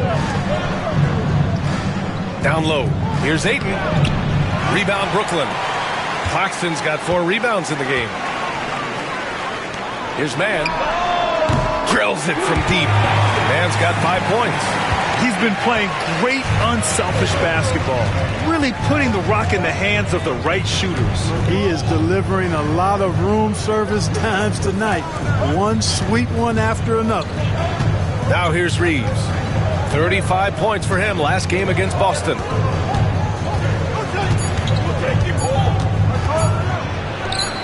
And from 16 feet away, he cans it. Reeves has gotten his second bucket. You know, Reeves doesn't overload on the mid-range shots, but he's smart enough to take them when they're available. Claxton a screen on Reeves. Here's Mann. The shot from the low post is good. 7 points in the game. How about the amazing crossover there, demonstrating exactly how dangerous he can be when he's got the rock in his hand. Doncic outside. Back to James. And there's the drive. Brooklyn pulls it in. Coming off a win against the Hornets. And guys, those road games are never easy. But they had a solid strategy going in and stuck to what they do best. Yeah, you know, game balls all around in that one. A terrific team effort. They trusted in their system and executed well to get the win. Time and time again, they're creating good looks from close range. And even under pressure in close, I think they've still done a good job maintaining concentration and converting the opportunities. Doncic, good. Luka is a massive guard. He can do damage inside just as easily as outside. Brooklyn with the ball. They're on a 13-4 run. Mann with it. He's coming off a 10-point game against the Hornets in Charlotte. And he did his part from the line. He drew fouls and made them count. I know it's early, but you have to wonder if these offenses can keep this up. High-octane action for sure. Crowd-pleasing already. Now, here is James. In his last outing, he had 11 points. Oh, and there's the whistle on the shot. So 2 free throws for him coming up. Clark, it's special getting to call LeBron James games.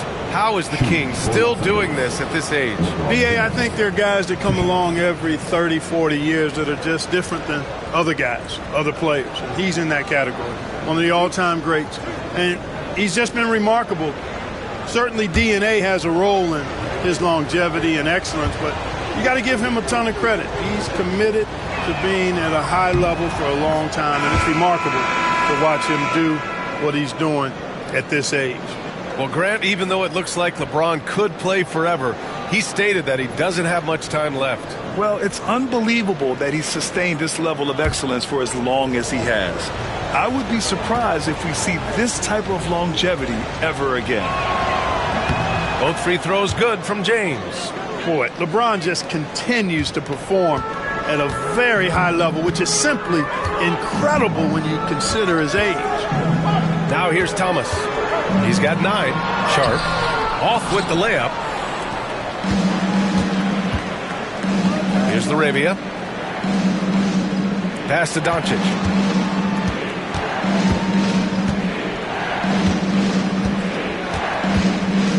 And there's the lob. And stolen by Claxton. Here's Williams. Uses the glass to finish the layup. And once more this half, they find a way to get great position inside. Pass to Laravia.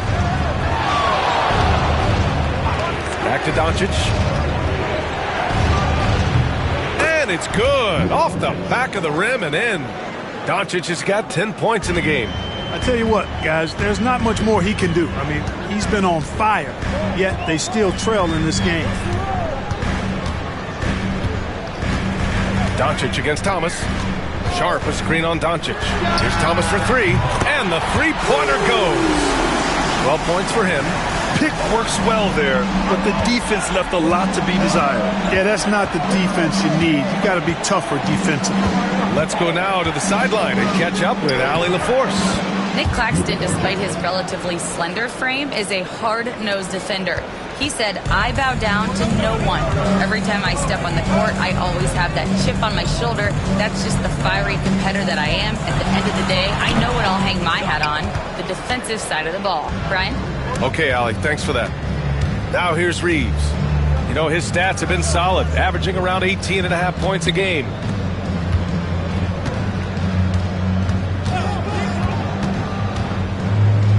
Back to Doncic. 5 on the clock. Ayton, no good. Brooklyn leading by 4. Outside, Williams. Thomas outside. There's a minute 54 left in the first quarter. 16 feet out. That one goes. Count it. And the Nets lead by 6. The big story thus far, how well they've shot the rock. Very high percentage so far, and if you want to start a game hot, that's the way to do it. And we've got a timeout called by J.J. Redick. And we might see some changes. Coach potentially looking to adjust.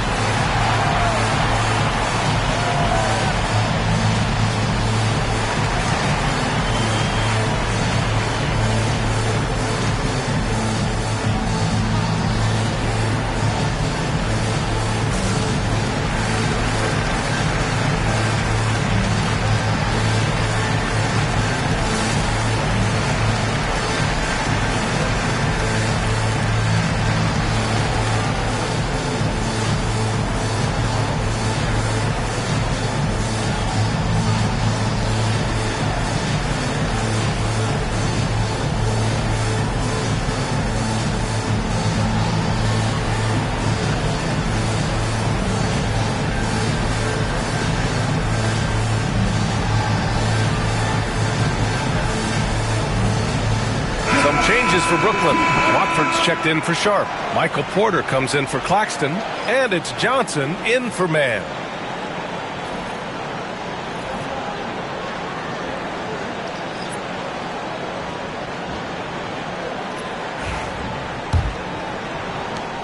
We've got a minute 48 left in the first. Smart looking around. James against Williams. Here's Laravia. And once again, off the mark by Los Angeles. And so Porter will bring it up for Brooklyn. 6-point lead. Watford outside. To the paint. Oh, got a piece of it. It's stolen by Smart. 1:11 left in the first quarter. Beyond the arc. Pure from three-point range. Oh, the range of Marcus Smart. Able to strike from beyond the arc. Watford outside. Smart against Thomas.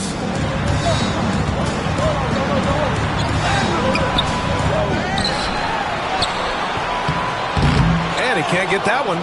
Some solid defense from Hayes.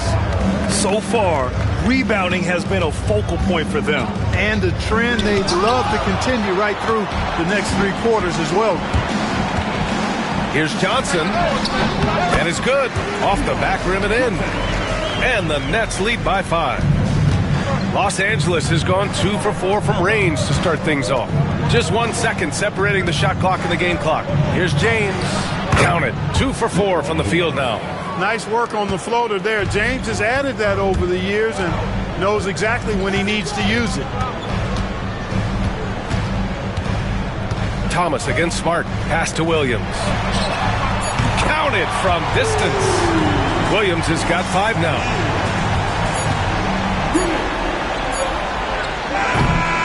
And Thomas getting it done for the Nets. Moving the rock and looking for a shot. It's clear he's in a good rhythm. And more NBA action on 2K Sports coming your way right after this.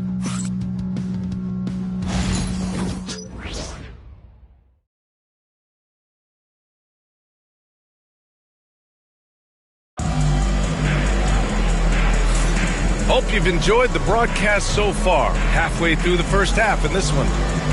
All right, guys, let's get your take on the scoring breakdown for the Nets. Well, we're in the era of the three-point basket. So if you want to win games in this league, you have to connect from deep, and they have been thus far. Taking what the defense gives them, guys. I mean, the mid-range shot is available, and they're knocking it down from there. I love it. And you played for several different coaches with very different philosophies, Grant. Did you have a favorite system? Well, you know, B.A., I did. I played 19 years, a number of different coaches, but the 8 seconds or less offense back when I was with the Suns as a player, you want to run, and honestly, it's so much fun getting up and down the court like that. Johnson is out there with Williams. Then it's Michael Porter. Then it's Trendon Watford. And it's Clowney in at the center position. So that's the Nets 5. Outside Porter. And that one good. Porter's got his first points of the game. Sweet move by Porter Jr. Getting around the contact and finding the hoop. Johnson against Smart. Hayes with a screen on Johnson. To the middle. And it's Hayes. That time on the assist from Smart. And, you know, coaches will take possessions like that all day long. Phenomenal use of the screen there. Johnson against Smart. Johnson passes to Porter. Here's Clowney.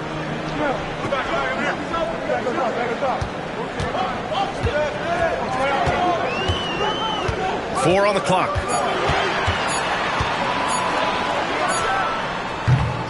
And it's Connect with a rebound. You know, the fact is he's not a lock from there, but he was open enough to where he should have hit that shot. It's James on the wing. Watford covering. James, that's good.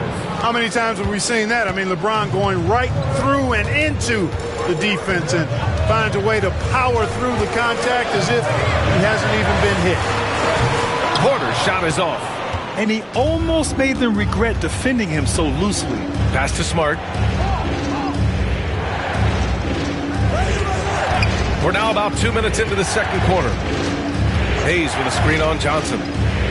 Smart for 3. Brooklyn pulls it in. And after this game wraps up, they're off to Cleveland where they'll face the Cavaliers. That'll be the first leg of just a 2-game trip for them. Johnson finds Porter for 3. It's Hayes with the rebound. Lakers trail by 4. Pass to James.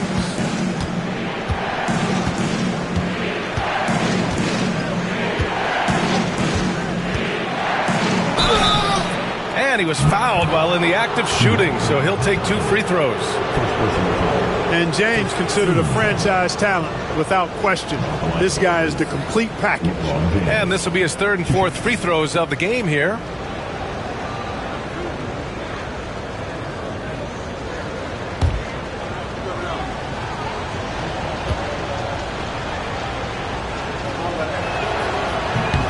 That free throw good from James.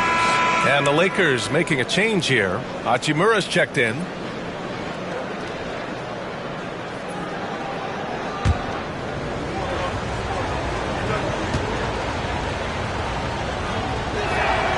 Both free throws good from James. And Jordi Fernandez calls timeout. He wants to review the game plan. Things just aren't going their way. He clearly wants to talk it over. And you know what, guys? If for nothing else, just to slow things down a little bit, change it up somewhat.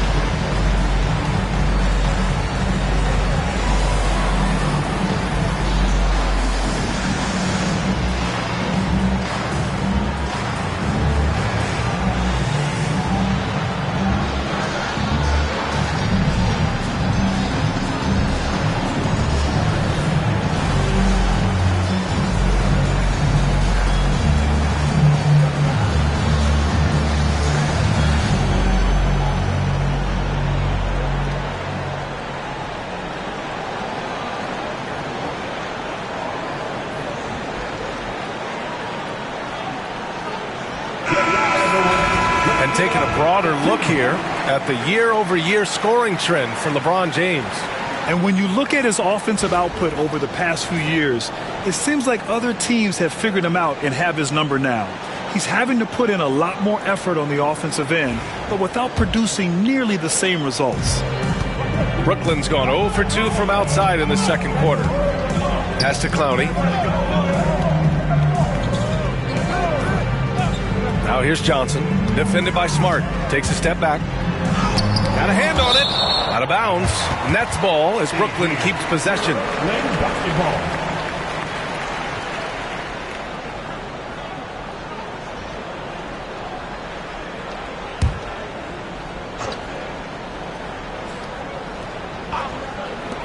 Here's Johnson. Now for those joining us now, we're in the second quarter, about 3 minutes gone by. Always good to see the young fella Porter Jr. outwork the opposition on the glass that time. Pass to James.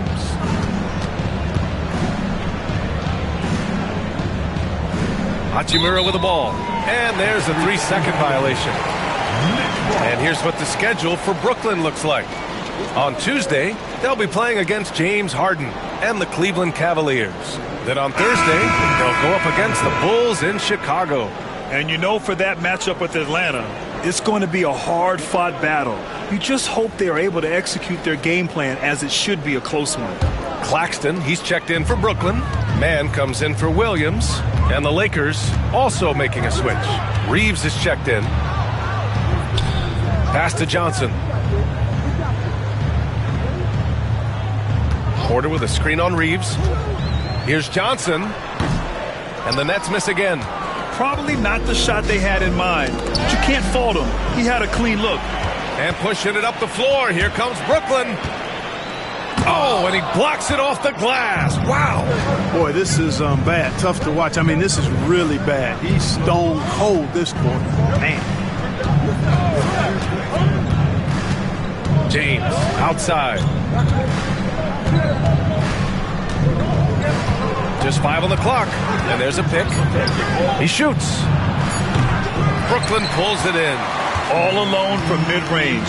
You got to think he's kicking himself. Pass to Johnson. Oh, and Johnson slams it in.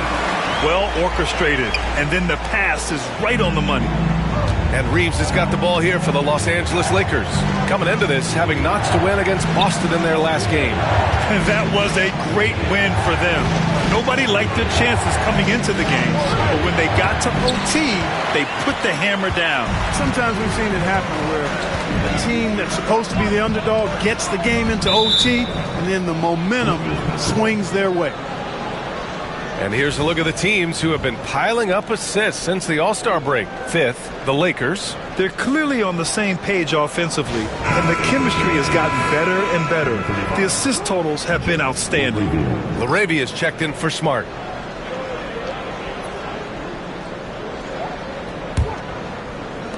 Lakers trail by 6. Right side Reeves.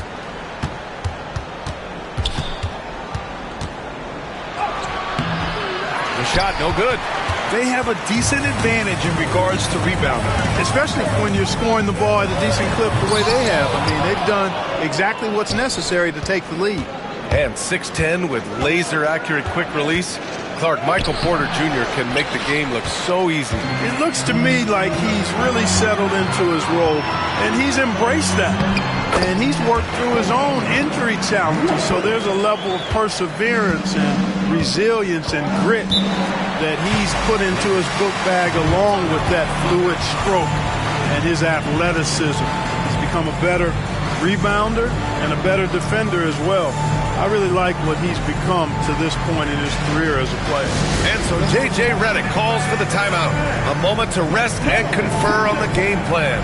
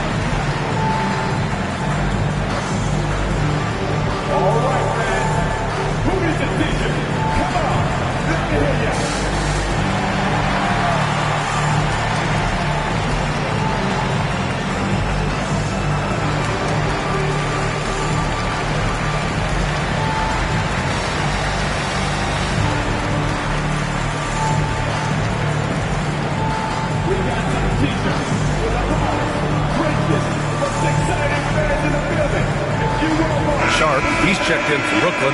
Thomas comes in for Johnson. Luka Doncic is checked in for Los Angeles. On the court.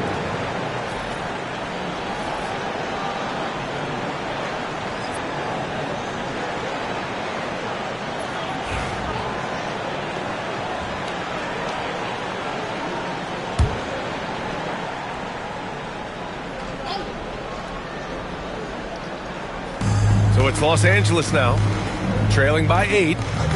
Back to Hayes. And stolen by Claxton.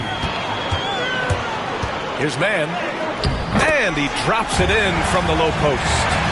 Mann's got 9. That's 3 buckets in a row off assist. Thomas against Doncic. Here's James. The basket drops, and he gets fouled on the shot. 1 free throw coming his way. LeBron James refusing to be denied, just muscling through that foul to get the shot off. Shooting 1.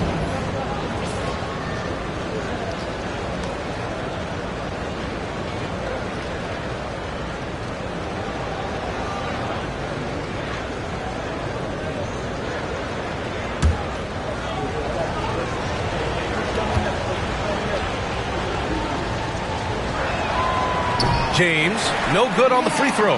Nets leading by 8. To the inside. Mann, the pass to Thomas.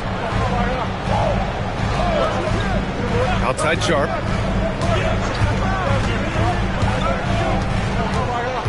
And play stops. A whistle there on what looks like an illegal screen. The screener was leaning a bit right there. His feet may not have been planted.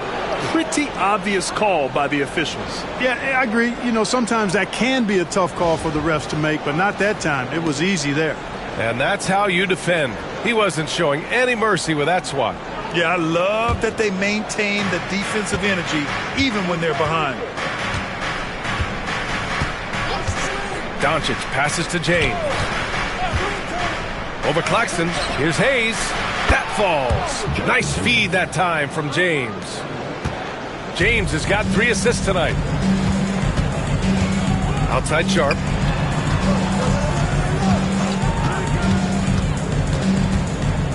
Back to Thomas.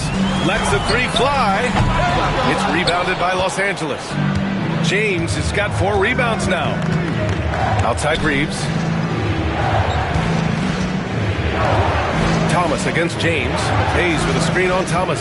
Inside. 3 shots, 3 baskets. Great efficiency so far.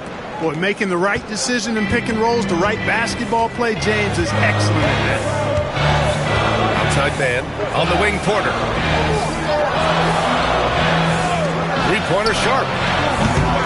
Hachimura with a rebound. Lakers trail by 4. And there's another one for the Lakers. Hachimura really thrives in that mid-range area. Brooklyn has gone 0 for 4 from beyond the arc here in the second quarter. Outside man. Back to Thomas.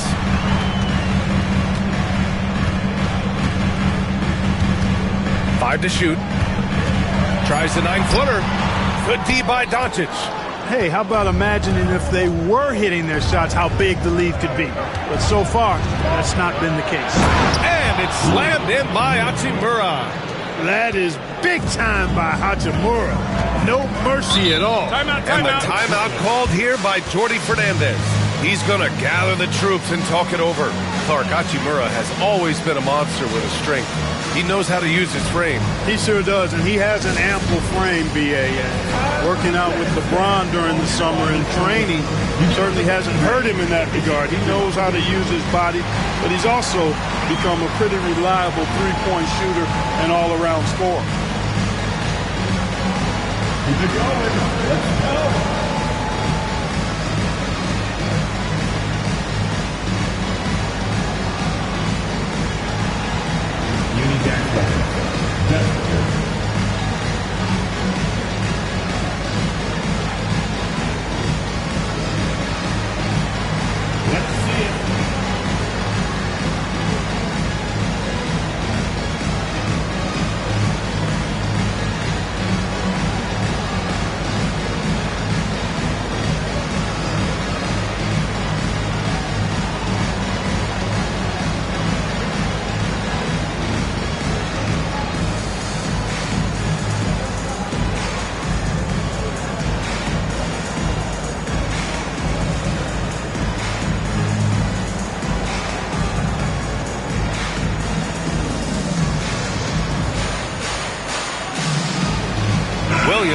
second for Brooklyn. Let's hear it for you. Now, into the lineup for your Knicks. Number 8, Zaire Williams.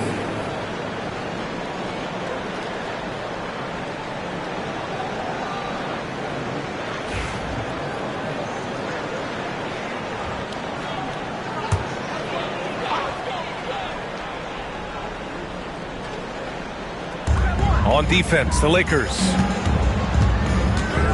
Man, the pass to Sharp. Pass to Williams to snap the cold streak. Knocks down the triple. Williams has got his third basket on the night right there. He made the most of that opening, teaching the defense a lesson. And so J.J. Redick calls for the timeout. Coach wants to speak to his guys, maybe alter some of the game plan.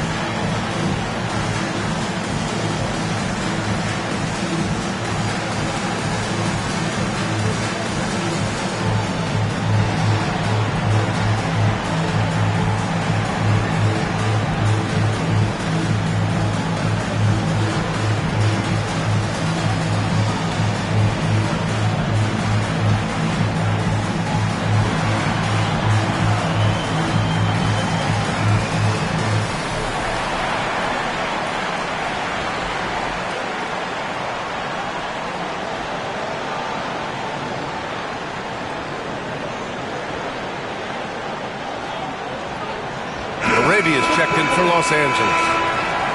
And here's an opportunity to see which shooting guards have been tops at the free throw line since the All-Star break. In the third spot, Austin Reeves. And two guard is a position where you'll find a number of great free throw shooters. These guys are the best of the best. Yeah, I don't care what their position is, guys. I mean, they deserve a bunch of credit for those numbers. Each one of them is just so clutch at the foul line. Now here's Doncic. 12 points for him.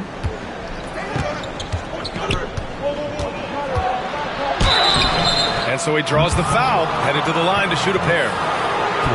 Cam Thomas picks one up. In 2024, Luka Doncic recorded 6 consecutive 30-point triple-double games. That's right, B.A. The first time anyone has done it in NBA history.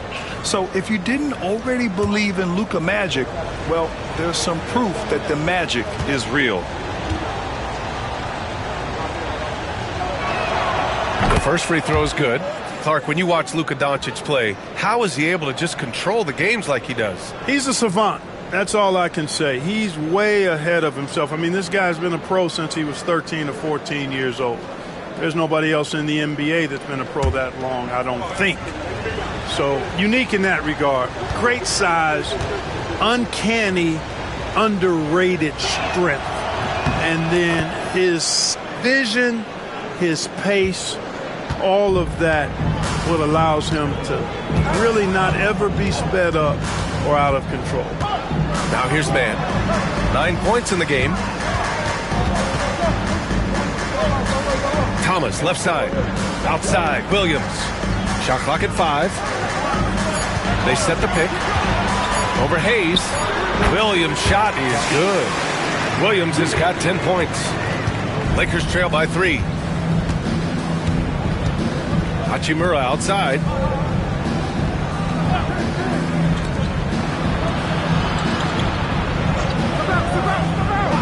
Doncic on the wing. Lots of room. And all around the rim that time before dropping. Doncic has got 4 points this quarter. I just love the ball movement. Thomas against Doncic. Now here's Thomas. Defense right on him. Outside, Williams.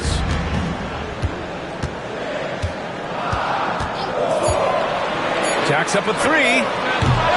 Rebound, the Lakers. Here's Laravia. He had 19 points in the win against Boston.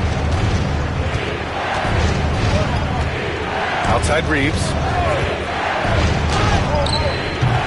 And no good. Had a chance to take the lead. To the paint. Here's Thomas. Doncic pulls down the board. For Los Angeles, they've gone 8 of 15 in the second. Hachimura finds Doncic. We've got 1:48 left in the second quarter. From deep, Reeves. Claxton with a rebound. Claxton's got 6 rebounds now in the game.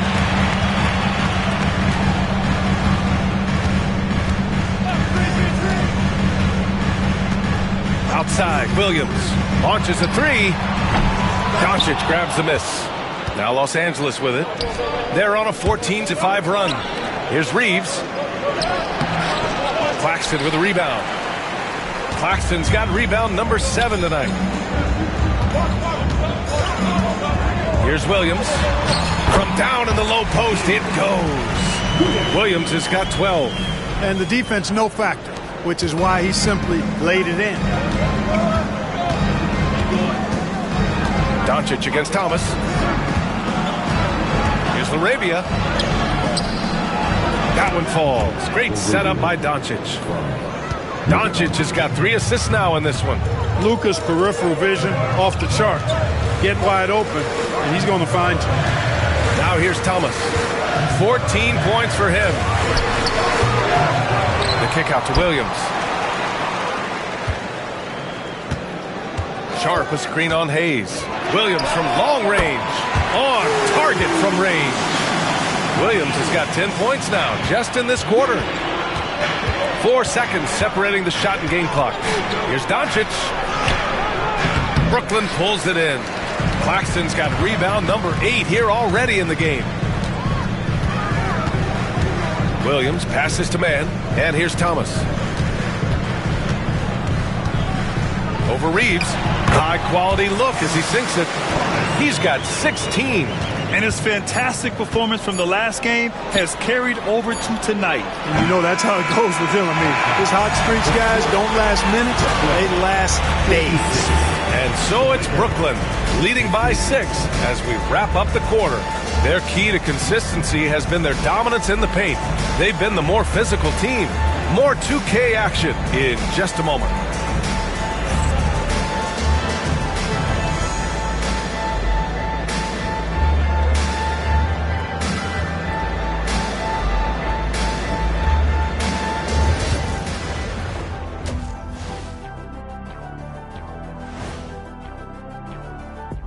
Thanks for joining us. Through the first half, there is still some work to do for the Los Angeles Lakers. Fellas, you gotta love watching teams go at it like this. Love seeing it, Ernie. It's fun to see these teams, the fans, and us in the studio. Yeah, it makes me want to get there and play again. You guys good if I go suit up for the second half? I would love to see it. You good with playing for free? Because if you leave, we're not paying you for skipping out of here. And returning our attention to this game, a solid first half for the Nets. This is why so many teams are trying to play with pace. The defense just couldn't match up with them in the space. It's much harder to score in the half court. Helps when you have the athletes they do as well.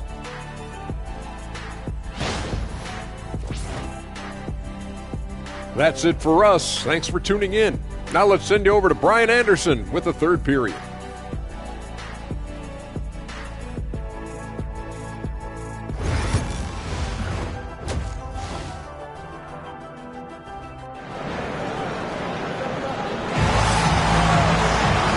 After a fairly even first couple of quarters, this second half could turn out to be a great one as both teams trying to gain an edge. We've seen Cam Thomas really having a great game.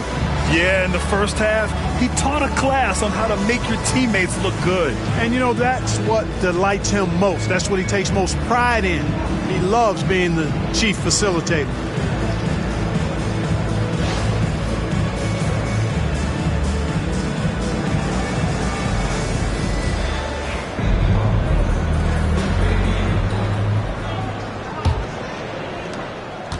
Nets leading by 6.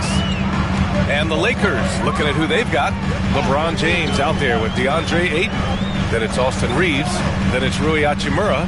And it's Doncic in at the 1. Porter the pass to man. Claxton down low. Is covered by Ayton. Brooklyn shooting their 4th and 5th attempts at the free throw line tonight. You know, they've really put themselves behind the 8 ball in so many of their games because they just have not been able to knock down those foul shots.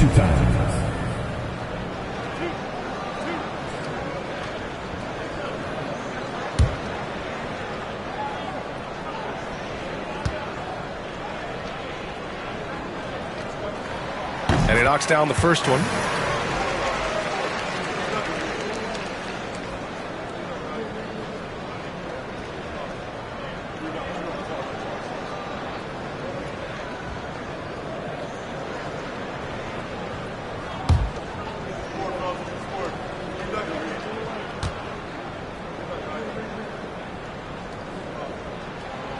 So 1 for 2 that time at the stripe.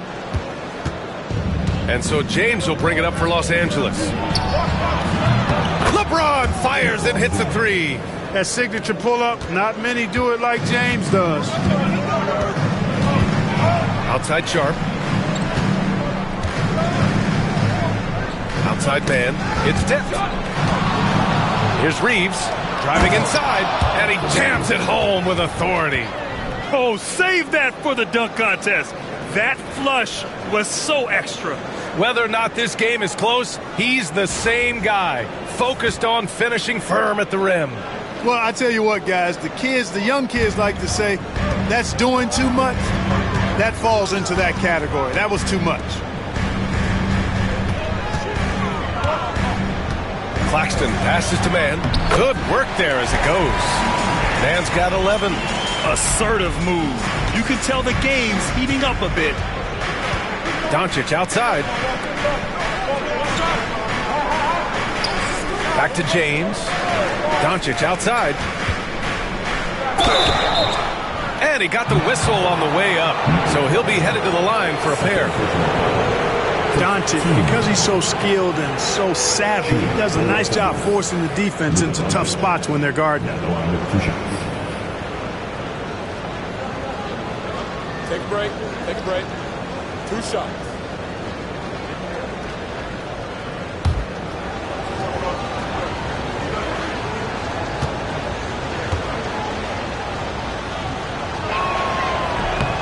That's good from Doncic.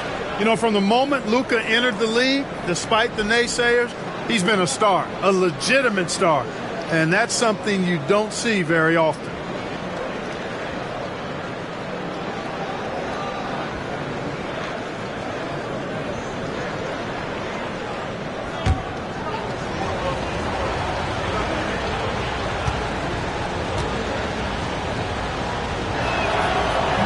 That one's no good. Luka Doncic is a do-it-all player. I mean, he does everything for this team, including being a walking triple-double threat on a game-by-game basis. Here's Thomas.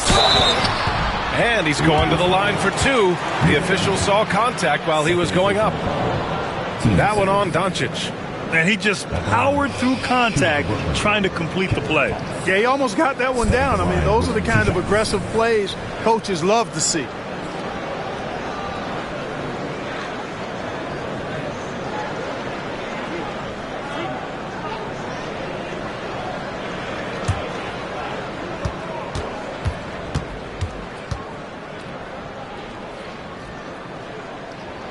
Free throw good. Thomas.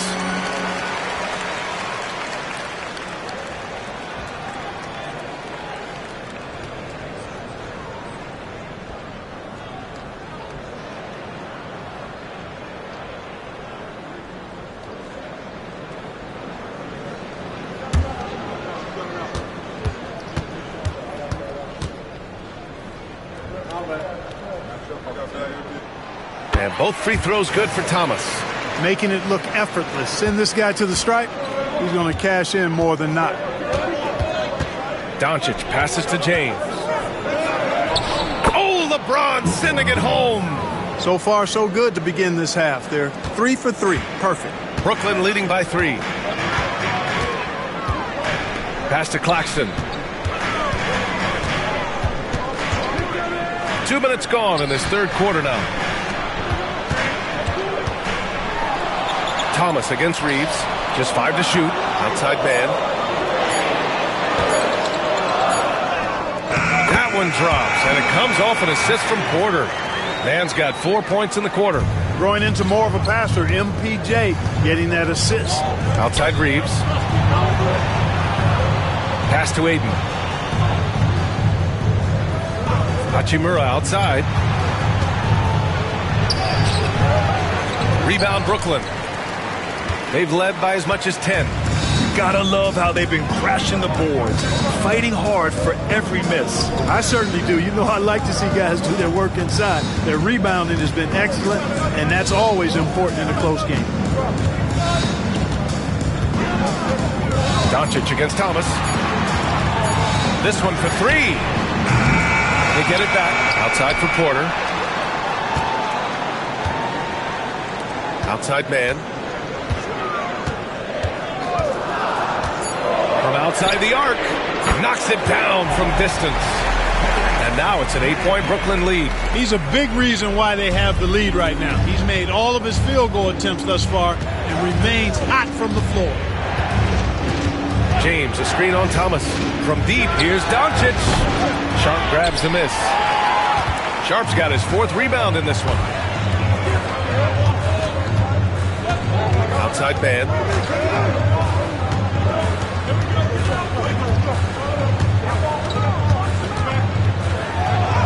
Oh, he's on fire. 8 for 8 and just looking relentless. They're on fire right now, shooting 80% to start the second half. James against Sharp. James passes to Reeves. Hachimura sets a screen. Looking to end the run.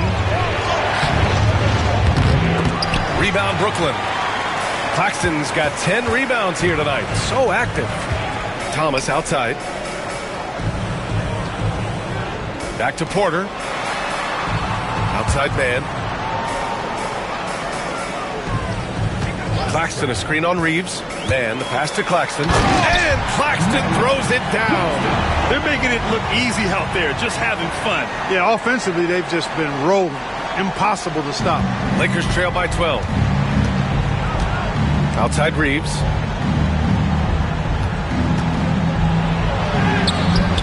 Porter pulls it in. Porter's got his 6th rebound on the night. From undrafted to closing games with LeBron and AD, Austin Reeves, what a story, Clark. It really is a great story. I mean, this guy has just continued to prove the doubters wrong.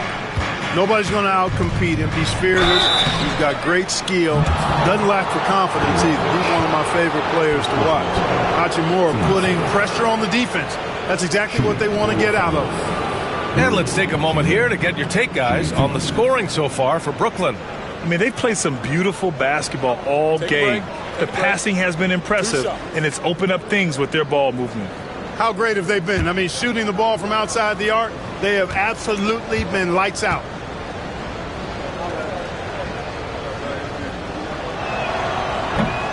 First free throw is good. Yeah, you can sum up Rui Hachimura by calling him a pro's pro, a hard worker, and a guy that just continues to add value to his team. And the Nets making a change here. Watford's checked in.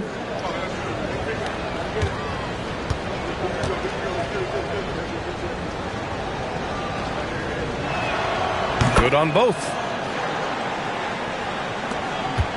Here's Brooklyn. They're on a 13-5 run. Man, the pass to Porter.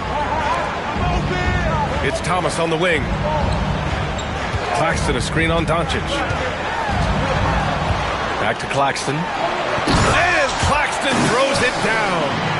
That gives him a double-double. Oh, I love watching him flush it home, showing how easily he can get off the ground and bang it. Doncic finds James.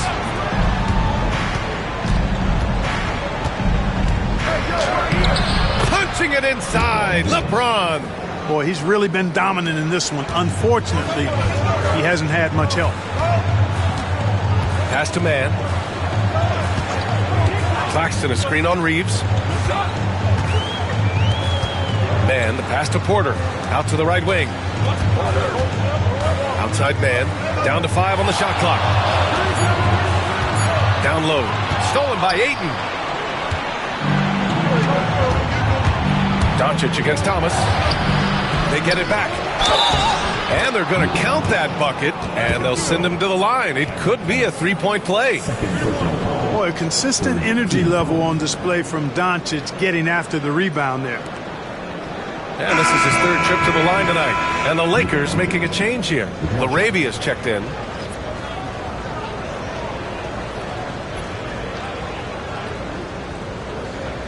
Mind the lanes. Mind the lanes. One shot.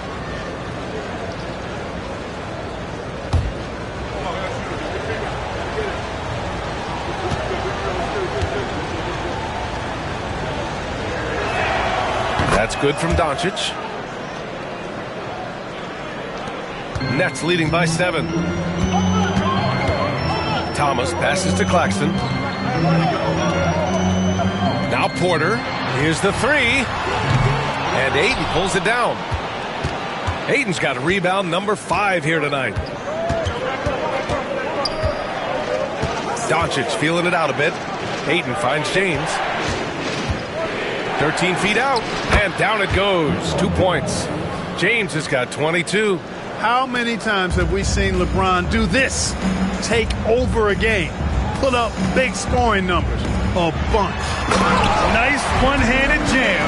Simple and effective, PA. Hey, with the lead, I'm surprised he didn't come up with something a little more creative. Well, I think he did plenty of damage nonetheless. I mean, it was only with one hand, but he still threw that down pretty hard. Here's Reeves. Gets the bucket and the foul. It's going to go on Trendon Watford. Nice effort by Reeves that time. Just wasn't going to be denied despite getting fouled. And he's got his first opportunity at the line here tonight. And fellas, I think you have to like his improvements over his free throw numbers from a year ago. It's not a significant number or a huge amount, but it's improvement nonetheless.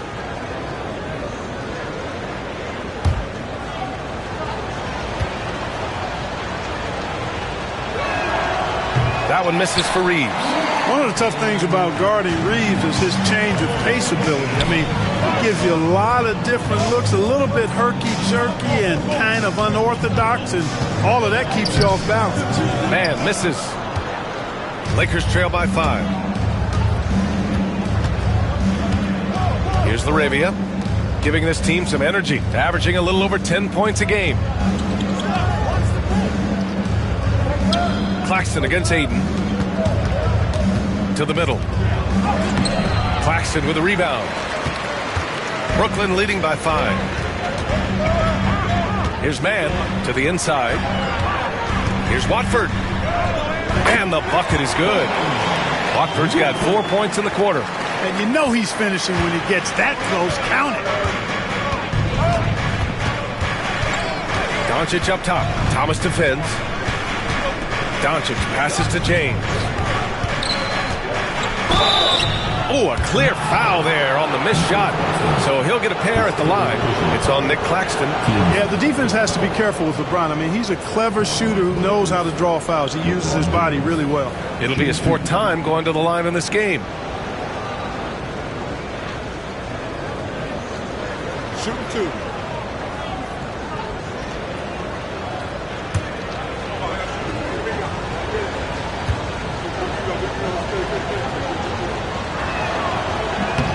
And he makes a first for Brooklyn. Clowney comes in for Claxton. And Williams is subbed in for Michael Porter.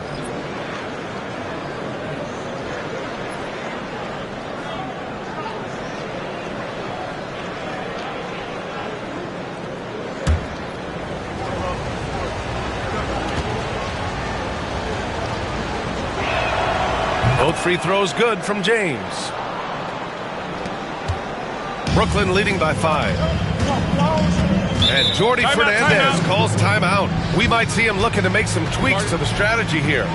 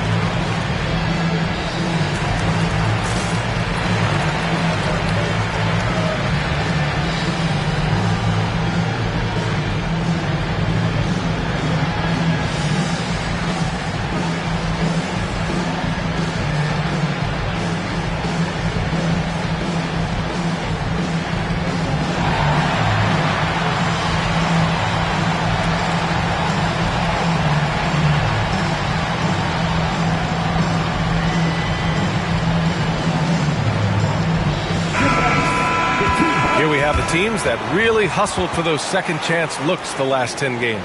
The fourth spot held by Brooklyn. Well, you love the attack mindset on the glass. They've imposed their will physically.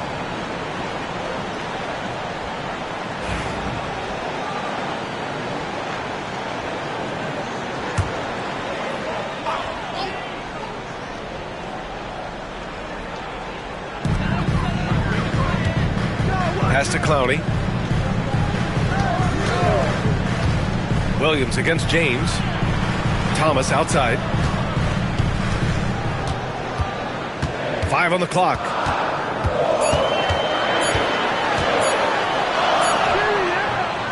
It's rebounded by Los Angeles. Ayton's got 6 rebounds in the game. Reeves, the pass to Laravia. And pushing it up the floor. Here comes Brooklyn. And the big dunk at the end of the break. Transition basketball, the most reliable way to generate easy looks. Yep, exactly. And if there's any opportunity for early offense, you've got to push it and push it every time. James outside to the middle.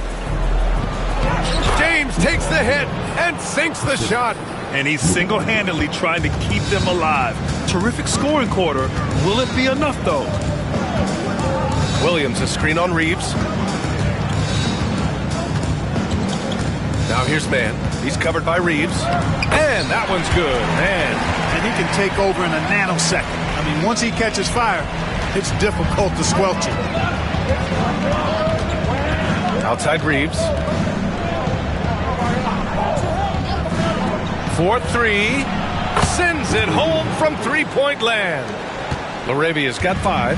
LeBron doing what he does best, creating for and elevating others. Doncic against Thomas. And the Nets tack on 2 more. 1:52 left in the third. Williams against James. Here's LeBron. Oh, he nails it. 10 for 14 after that one. You can tell he's feeling it. Hasn't missed a single shot all quarter. Pass to Clowney. It's rebounded by Los Angeles. Ayton's got his 7th rebound here tonight. Reeves with the ball. He's against Watford. Right side Reeves. Now here's Ayton. Here's the floater. So it'll be 2 free throws. He was fouled in the act of shooting. 5th in assists, and in transition, they've been one of the best teams in the league. They're top 5 in fast break points. They've got a lot of speed, and they use it to their advantage. Yeah, they come at you with a lot of weapons. Versatile, explosive. It's tough to get stops against these guys.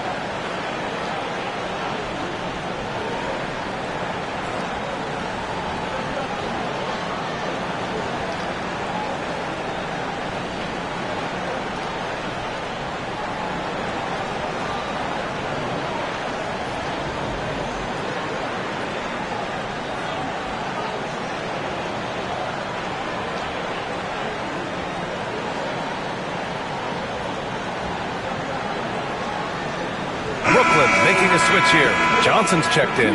The Lakers making a switch here.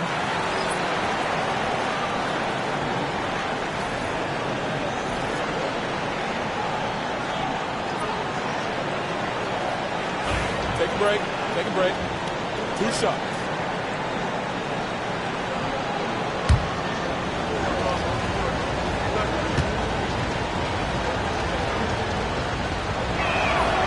And he drops the first.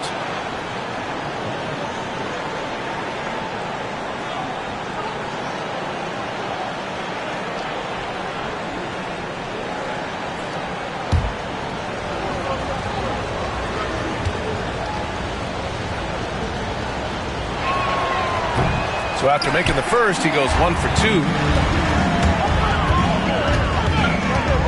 Williams on the wing, defended by Smart. Pass to Johnson. 50 seconds left to play in the third quarter here. And out of bounds, Los Angeles will have it. Now that we're late into the season, here's how the East stacks up. You take a look at Brooklyn. They're currently in 4th place, a solid spot to be in late in the year. I think for the Nets, it really hasn't been the dominant season they were hoping for, but they're still in the hunt for a high postseason seed. And they need to stay focused. I mean, they have to ensure they hang on to a high seed. It's imperative for them. Hachimura's checked in for the Lakers. Hachimura sets a screen for the tie.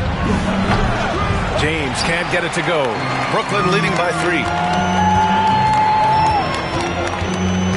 Outside, Williams. Outside, Johnson. Here's Clowney. Hachimura covering. It's going to be on LeBron James. That's his first foul of the game.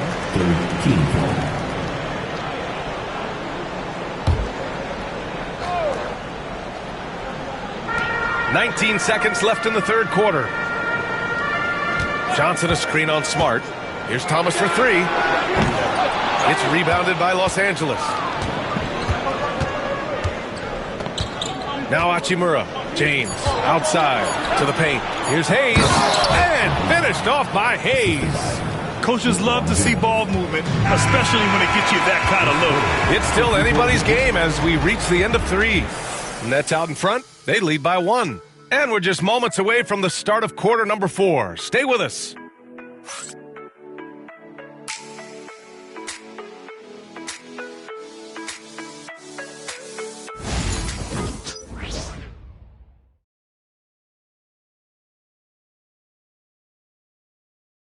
And now we have a moment to reveal our State Farm assist of the game.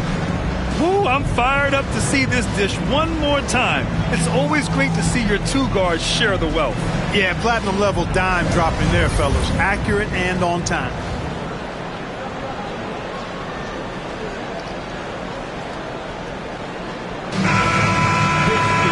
3 tense quarters behind us. 1 more to go. Thanks for being with us as we get ready for the 4th. We've got Michael Porter. Williams is out there with Johnson. Then it's Trendon Watford. And it's Clowney in at the 5, roaming the paint. So that's the lineup for Brooklyn. And this is how he shines. He's a big part of their floor spacing. And you know what? It's all about the long distance game for him tonight. He's getting it done from out there. Here's Hayes. That's good. And it's Smart with the assist. And Smart has always been a good passer, but in recent years, he's really honed in on his playmaking abilities. And here's Johnson. Pass to Watford. Down low. And it's rejected. And as it goes out of bounds, Brooklyn able to keep possession. And you got to be in awe of incredible defensive efforts like this. You can almost feel the mindset he has. I mean, when the game's this close, he's going to bring it at that end of the floor.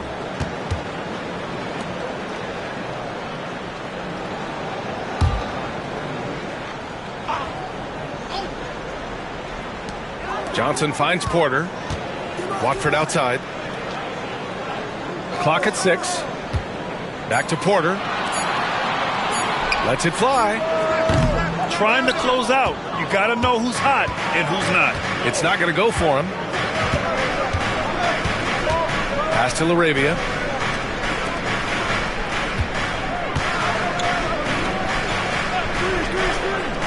Now here's Hayes. Hachimura left side. Up and over Porter. And it's Hachimura missing. Unnecessary to go to the fadeaway there. It wasn't needed. Could have just kept it simple and taken the easy shot. Inside. And And then Porter with the dunk. Boy, the size, the vertical, the explosiveness, Porter Jr. has all the tools to throw it down. Pass to Hachimura. Here's Hayes. Smart outside. Back to Hayes. And finished off by Hayes. This has been the story of the game, a battle fought on offense. Any lull in the action so far has been short-lived because there have been nothing but buckets in this one. Johnson passes to Porter.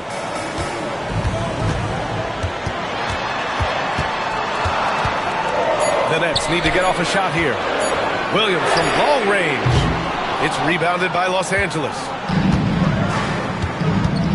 Pass to Reeves. Over 2.5 minutes in the books here in the fourth. And they're unable to get the tying bucket there. And so it's Williams with it. He brings it up for the Brooklyn Nets. 2-point game. And here's Johnson. They set the screen. To the middle. Here's Clowney. Ooh, a two-handed power slam. Making sure of it with the two-hand slam, B.A. Yeah, I don't blame him. With the score this tight, you cannot take a chance here. I get the feeling, guys, that he may be sensing that this is a critical time in this game.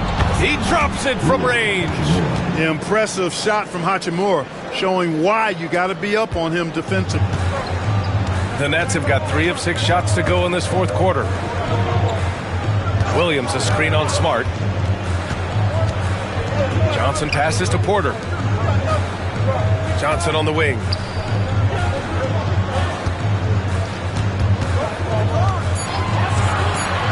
Fires from deep. Hits the trifecta. And the Nets lead by 4. That's how you up the ante.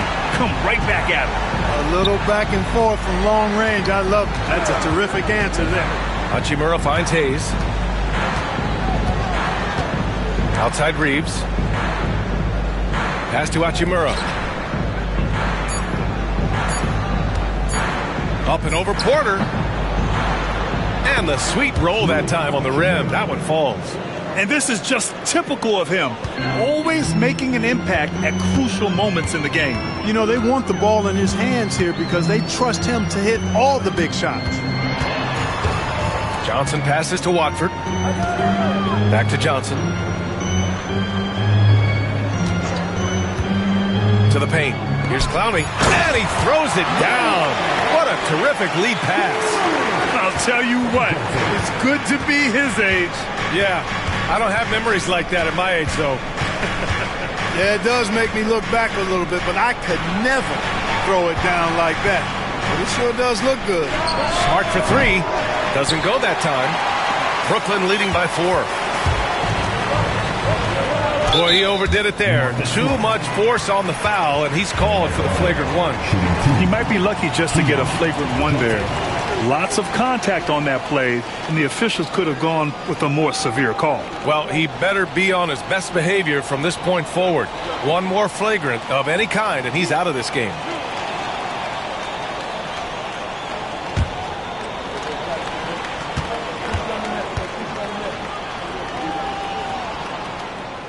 No good on that one.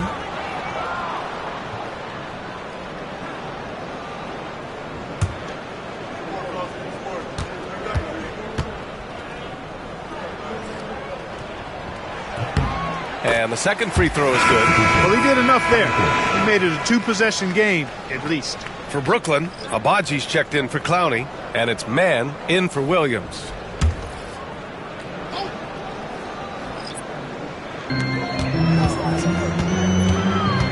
Man with it, working on Hachimura. The shot by Johnson, no good. And, you know, the defense to me looked like they were okay to let him prove he could make that shot. Back to Doncic. Luka! Get off me! It always seems like Doncic is playing with something to prove. Well, I'll tell you what, he's proving plenty tonight. Watford outside. Down low. Oh, it's stolen by Doncic. Fast break. Here come the Lakers. Hachimura from long range. Kept alive. Ayton. Oh, he got him with a pump fake, but he couldn't finish. Nets leading by 3. Outside man. Pass to Abaji. With the teardrop. James with the rebound. James has got 6 rebounds now in the game. And here's Doncic. Covered by Johnson. With the floater. And it's Doncic missing. Brooklyn has gone 2 of 4 from the perimeter here in the fourth quarter. And again, it's the Nets missing. He just couldn't finish the job that time. And too bad, because it was a nice look. Hachimura finds Doncic. Back to Hachimura. Pass to LaRavia. 5 to shoot. 8, no good. You hate to pile on, but his poor shooting night has really hurt the team. Back to Porter. Fades away. Doncic pulls down the board. Doncic has got 6 rebounds here tonight. To the inside. Beautiful setup on the alley-oop. Great catch, great flush. Boy, I tell you what, that's the play we'll remember if they can put together a little surge to break this game open. Man with it. Pass to Porter. Back to man. Right side Johnson. They set the pick. Over Doncic. Johnson with a bucket. Johnson's got 6 in the quarter. Lakers trail by 3. Here's Doncic. James outside.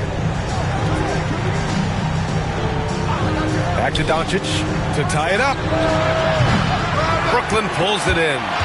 Porter's got his 7th rebound of the game with that last one. Brooklyn leading by 3. Outside Johnson. Pass to Abaji. 3-pointer. Knocks down the long J. He's the last guy you want to leave alone on the perimeter. Los Angeles has gone only 1 of 4 from the perimeter here in this fourth quarter. Hachimura outside. Doncic with it.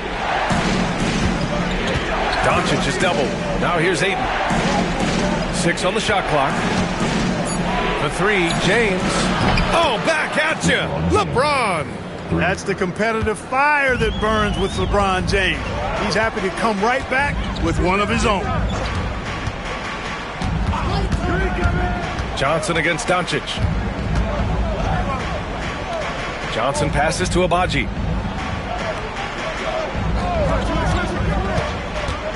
Driving in. Oh, and makes it with the kiss. And the Nets lead by 5. And here's Doncic. He'll bring it up for the Los Angeles Lakers. Pass to LaRavia. James outside.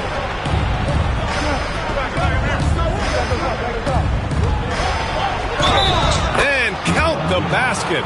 He was fouled, and he's going to the line for one more.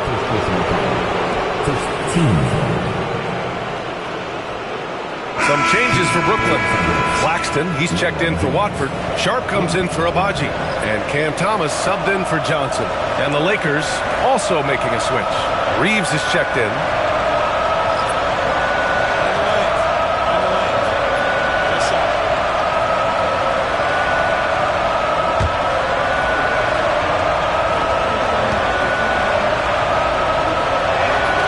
That free throw good from James.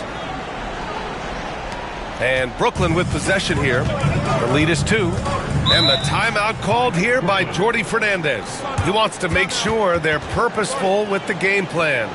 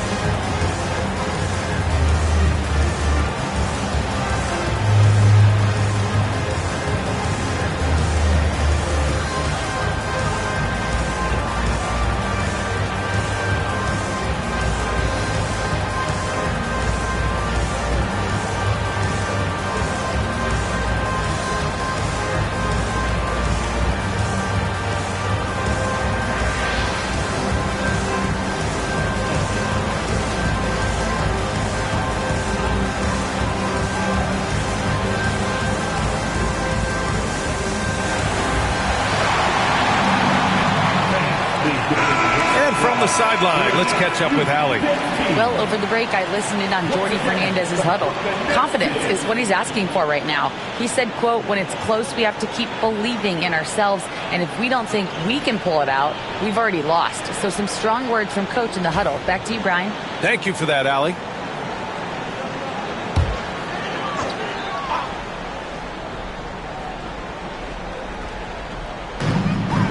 Porter finds Claxton. Thomas outside.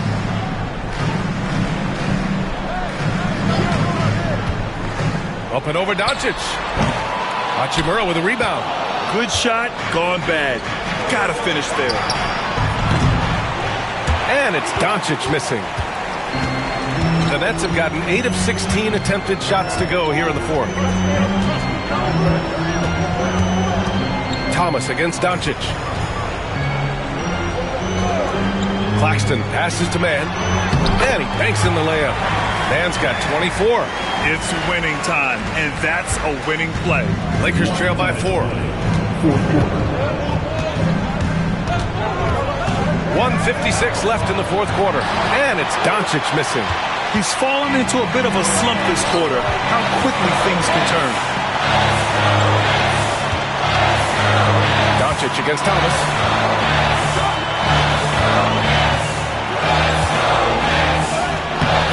The shot misses. Good D by Doncic. Los Angeles has gone 2 of 6 so far in the fourth. Ooh, and he took a hard foul on the shot. So he'll head to the line to shoot a pair. Look at Luka playing hard, which is always the way he goes. It's a foul, but keeps pushing and takes his shot, playing through contact.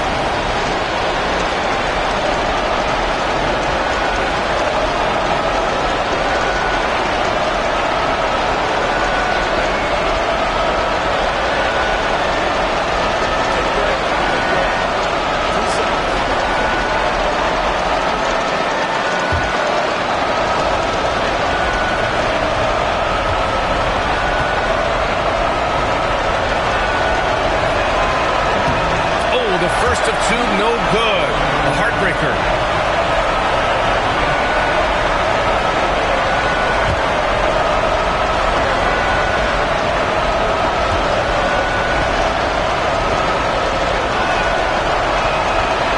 So it comes up empty at the line.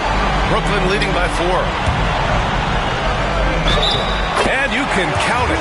He'll go to the line with a chance at a 3-point play.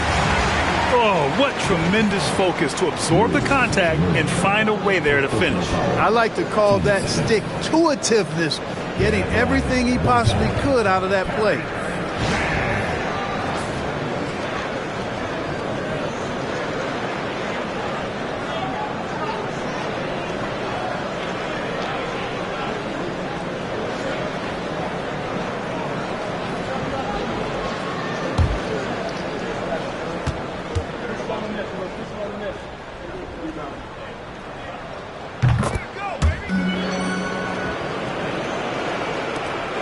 .124 left in the fourth quarter. Doncic against Thomas. Doncic outside. Oh, Luka, like a bull in there. Any doubt who's taking that shot? That's Luka's basketball all the way because he's much in the clutch. Thomas passes to Porter. Here's Sharp.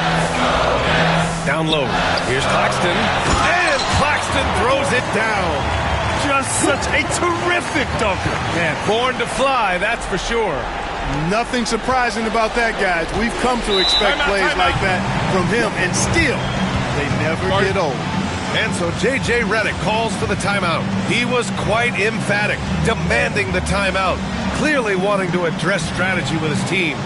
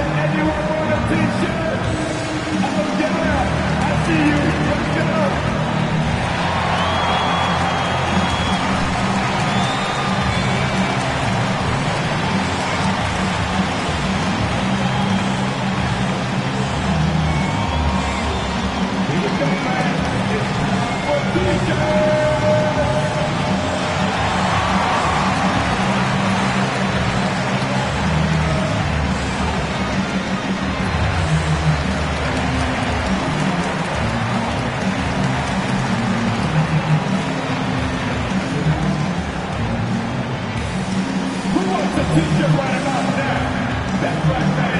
It's time to make some noise. Put your hands in the air. Let me see ya.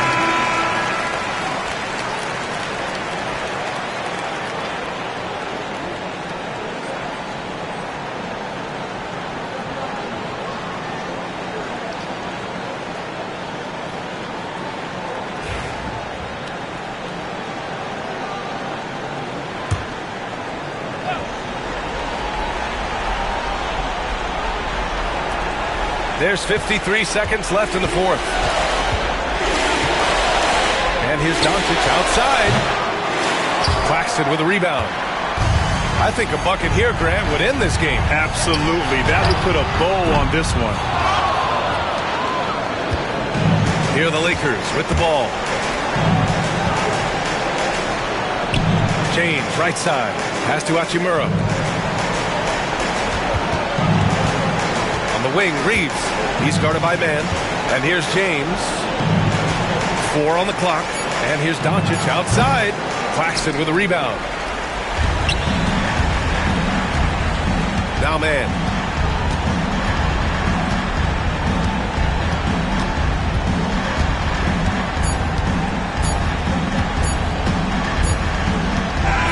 So we see Brooklyn get the win here.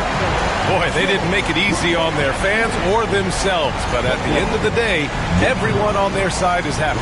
Yeah, happy indeed. The momentum shifted away from them a few times, especially early on. But give these guys credit for sticking with the game plan and finishing the job. And that about wraps it up. For Grant Hill, Clark Kellogg, and Allie LaForce, this is Brian Anderson, thanking you for watching. As we leave, we present our player of the game.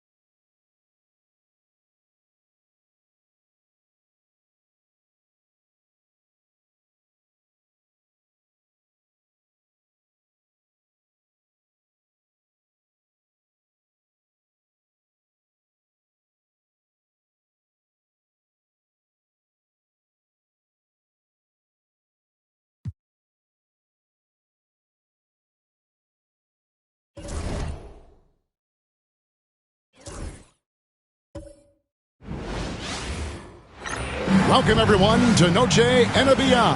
A Latin theme is the backdrop to tonight's festivities. Our game tonight featuring the Miami Heat as they go up against the Charlotte Hornets. With Greg Anthony and Brent Barry, this is Kevin Harlan. We'll be hearing from David Aldridge on the sideline. And taking a broader look here at the year-over-year scoring trend for Terry Rozier. And maybe it's shocking, maybe not too shocking, but the scoring trend over the last few years has been going down a bit. I'm sure it's something he's well aware of, and we'll see if that continues to be the case. And a look at the starters for the Hornets. Up at forward, it's Miller and Bridges. Then there's LaMelo Ball. Then there's Yusuf Nurkic. And for the Heat, they've got Andrew Wiggins. Mitchell is out there with Tyler Hero. Then it's Bam Adebayo. And it's Ware in at the 5 down low. Here we are, Brent, the season entering its final stages now. It really is a marathon, isn't it? Man, Kevin, town to town, games piling up, dealing with weather, flight delays, people wanting tickets. I mean, all the things that add up to a season. And on and off the court, it is a grind. And you know the players at this point in the year are always feeling it.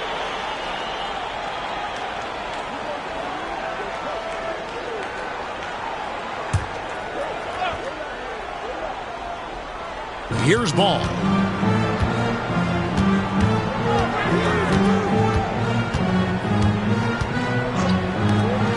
This one for 3. It's hauled in by the Heat. This game coming on the heels of their win against Chicago. I thought they had a solid game plan coming into that one, and then they made good adjustments along the way. Well, the great thing about watching that game was that we saw it through their offense, and they showed a few different looks that they settled into and played well. And the shot goes in. Well, that just scrambled the defense all kinds of ways with that great initial pass. Over to the wing. Adebayo against Bridges. Now, here's Adebayo. He's tightly guarded. Down to 5 on the shot clock. Near the three-point line, it's Mitchell. And the rebound by Nurkic.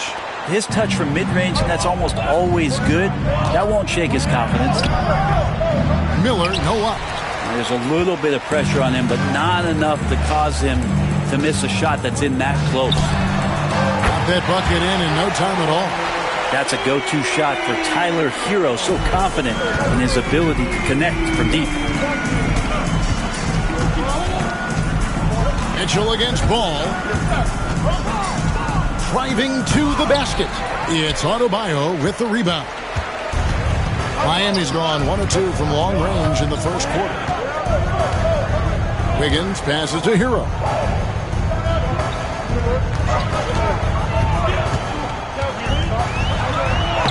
Played in with a nice touch off the glass. Hero's got 5. Fighting the inside defender, Hero really works to get to the bucket.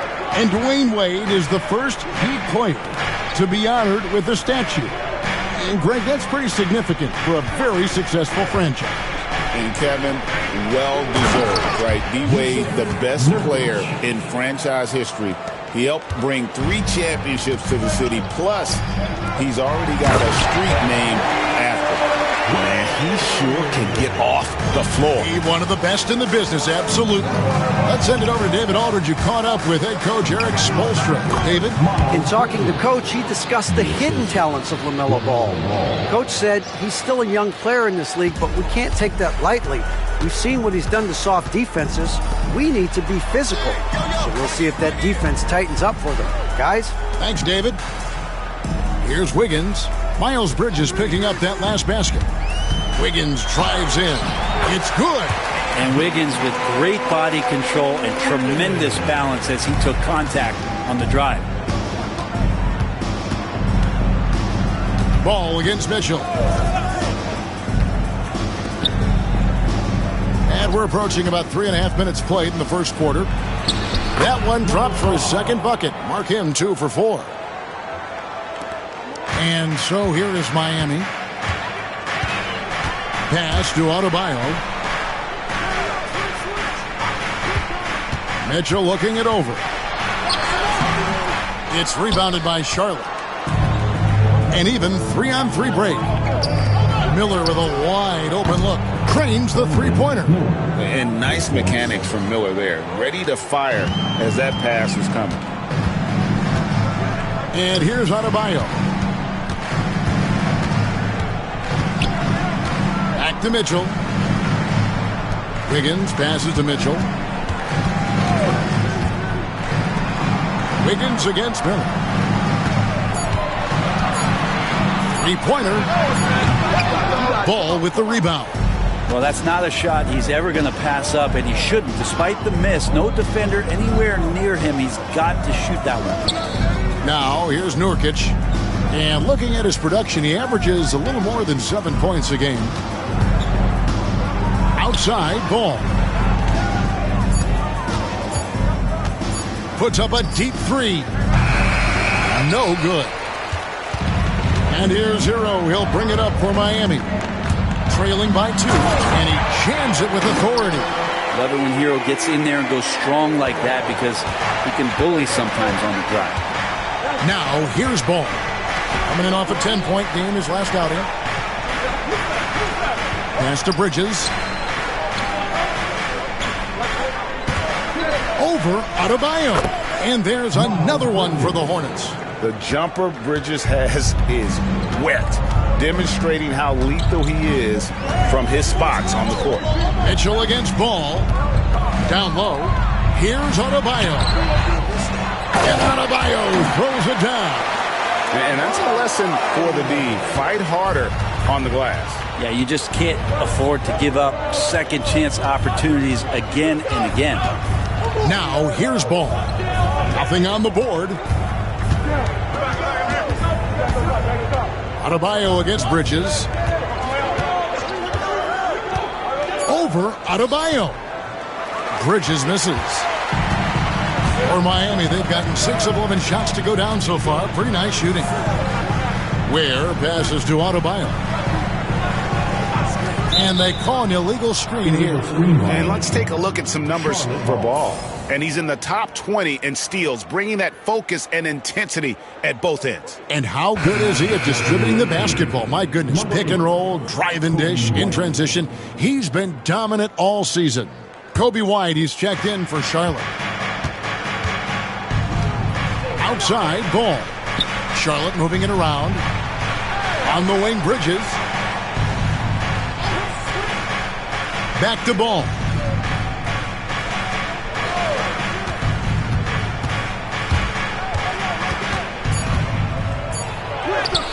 He's now 1 for 2 with that bucket. LaMelo using that body control there, making the play off contact. Pass to Ware. Inside. Here's Hero. Oh, and that one, no question, powered it down. And credit the screen for giving him the space he needed to get to the rim. For sure, GA allows him to come in with the sledgehammer. Yeah, well, I settle for the layup when you can attack the rim and rise up like that. Now here's White. 17 points for him last game against Brooklyn. That one's off. He starts the game with a miss. For Miami, they've gone 7 of 12 from the field here in the first quarter. Adebayo against Bridges. Pass to Ware. Here's the 3.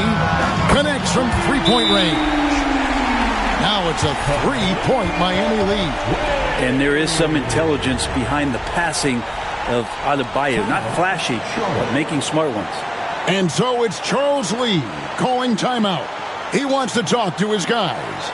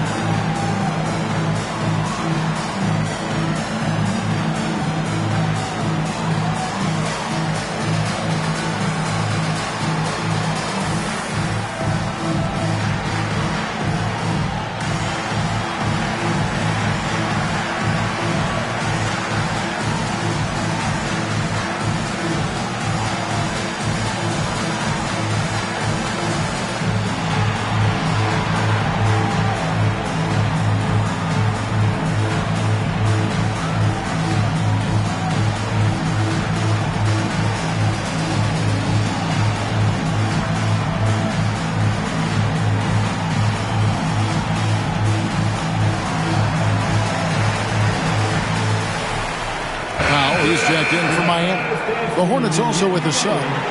Diabate's checked in.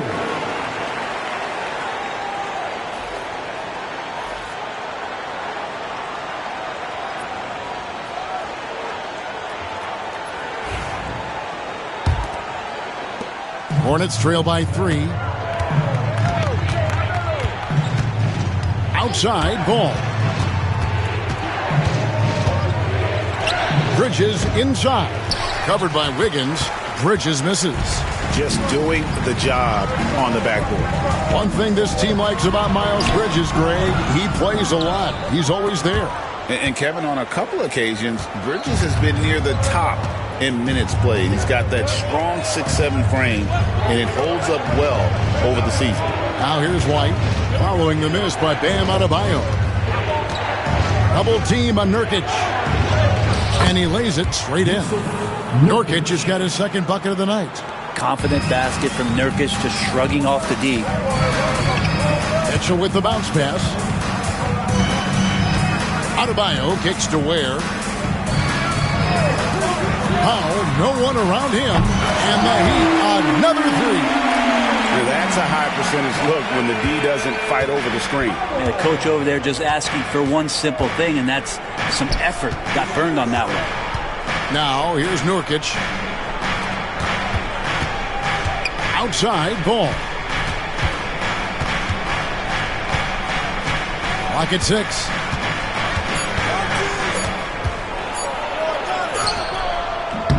Rebound by the Heat. Adebayo's got his 4th rebound in this one. Powell with it. He had 16 points in the win against Chicago. Double team on Adebayo. And that one, good. And it's a 6-point Miami lead. Adebayo not allowing the defense to slow him down. Pass to Diabate. Back to Ball. Over Mitchell. Ball with the bucket. Ball's got his second bucket of the game to go. So far, both teams scorching the Nets. You gotta love it. Yeah, made for TV game here. Pace is great. Scoring is coming in bunches. And both of the teams feeling confident right now. Oh, this is the kind of start they were hoping for. Foul, Yusuf. And some stats here, guys. The scoring breakdown for Miami. They've been so aggressive, going strong at the defense, looking to score off of that penetration. Well, I like that they've also emphasized the three-point line. That's a big difference maker. Well,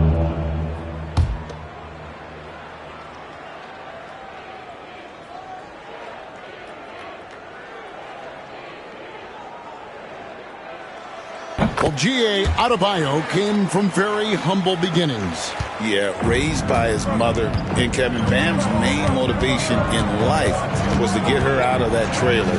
He worked extremely hard, and now arguably a top 25 player. Well, that basket must be widening out right now, and he's making almost every shot he's putting up this quarter. To the inside, here's Highsmith. And he caught that pass in full stride on his way to the big slam. And Bam dropping another dime, never shy about sharing the ball. It's White on the wing. And that'll be 2 free throws coming up. Officials on the call with the foul.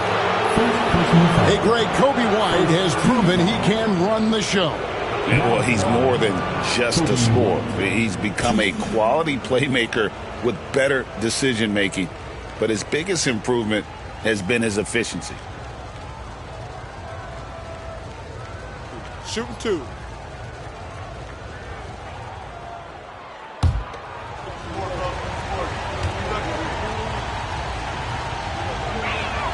And the first one drops.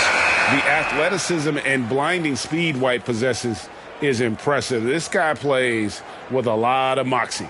Williams, he's checked in for Bridges.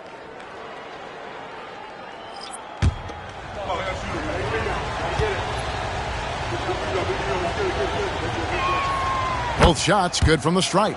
You know, Greg, one thing you notice, we were just talking about this with the Hornets in recent years, a lot of changing lineups.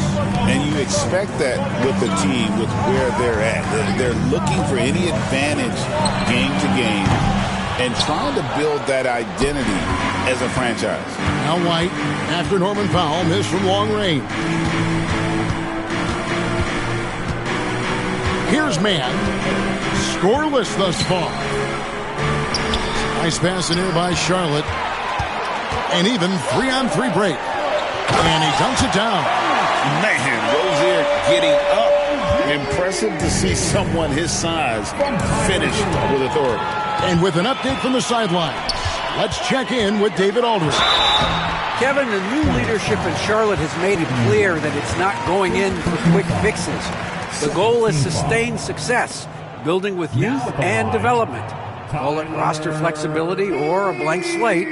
But with some promising young players and more health, there's nowhere to go but up. Kevin? Yeah, health is huge. That's the hope. Hey, David, thank you.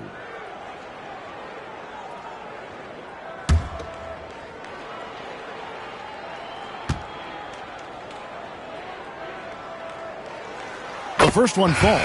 Well, Brent, since entering the NBA, Tyler Hero has been a constant scoring threat. Yeah, Kevin, the scoring for Tyler Hero is always going to be there. He is a bucket, but the defensive improvement and really just the physicality that he needs to play with, those are areas that Tyler could shore up a little bit to make sure he's on the floor for some of the biggest moments of a season. And Eric Spoelstra, the head coach of the Miami Heat, receiving a record 8-year, $120 million extension. Greg, that's some big dough. Is it ever? And remains coaching for the only NBA franchise he's ever worked for. Already one of the most tenured head coaches in the association, and that figures to continue for a while. Rozier, the pass to Powell.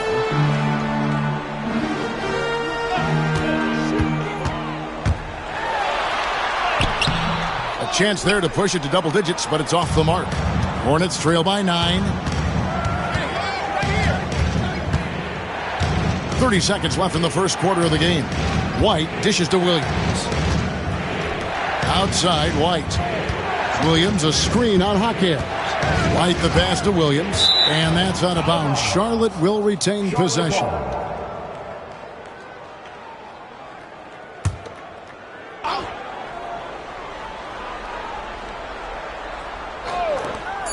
There's 18 seconds left in the first quarter.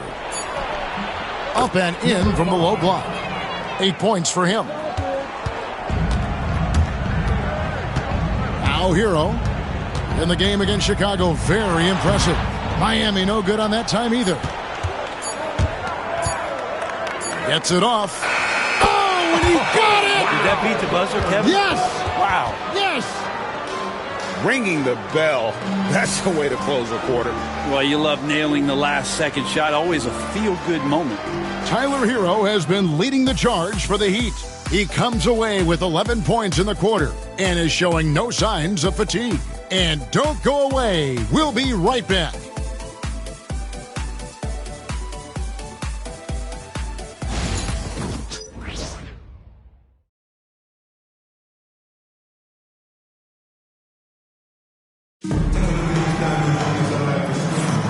We welcome you back to Noche Latina. Becoming an annual tradition is always here on 2K Sports and always exciting. And let's quickly break down the game we've been seeing from the Heat, guys. Well, in that first quarter, they were intent on just pounding the ball down low. And you don't see that all that often, getting down there and doing that much damage in a quarter. You got to respect the game plan. Looking at the last game for Charlotte, it was a loss to the Nets. So with Wiggins sitting on the bench, this is who Eric Spoelstra has on the floor. The guard set is Rozier and Hero. Then there's Jaime Jaquez. Then there's Norman Powell. And it's Highsmith in at the 4 spot. And it's Miami with the rebound. Their biggest lead of the game was 9. Puts up a 3. He can't get it to go. Hornets trail by 4.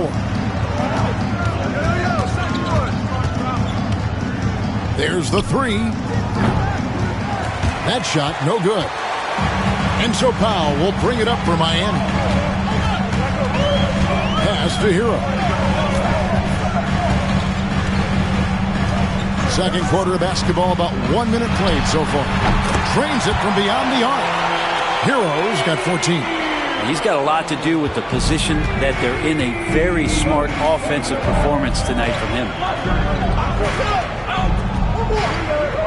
Williams looking around. Pass to White, and play stops. Whistle on what looks to be an illegal screen. And here's the upcoming schedule for the Heat. On Wednesday, they'll go up against Bradley Beal and the Los Angeles Clippers. And then on Friday, they'll host the Boston Celtics. And you know for that matchup with New York, they'll need to be at their best for this contest. Anything short of excellence, and they'll be in for a rough ride. Brandon Miller, he's checked in for the Hornets. Jaquez left side. Diabate grabs the board. Diabate's got rebound number 5 here tonight. Rozier against White. Williams a screen on Rozier. White dishes to Williams. Jaquez with the steal. It's Powell on the wing to the middle. Highsmith the pass to Hero. And stolen by Williams. White against Rozier. From past the arc. Charlotte again missing. Miami leading by 7. Fires for 3. Diabate grabs the board. Diabate's got 6 rebounds now in the game. And here in the second quarter of action with a hair under 2.5 minutes played so far. And you know, Greg, we're seeing so many teams utilizing the dribble handoff. And it really forces the defense into a bad spot, can create situations where the offense has an advantage, and then it allows you to kind of seek out the matchup. Here's Powell. After Charlotte getting the 3. 5 on the clock. The 3. And the 3 ball is good. Powell's got 6. How about Powell just coming back and taking on the challenge, answering the call. And timeout is called by Charles Lee. He's ready to talk things through with the team.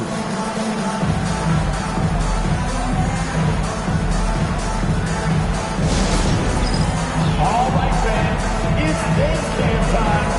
Get ready to dance like everyone's watching.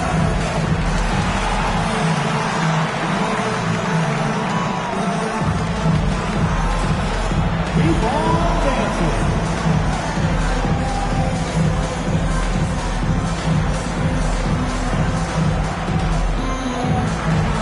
You have the camera on you.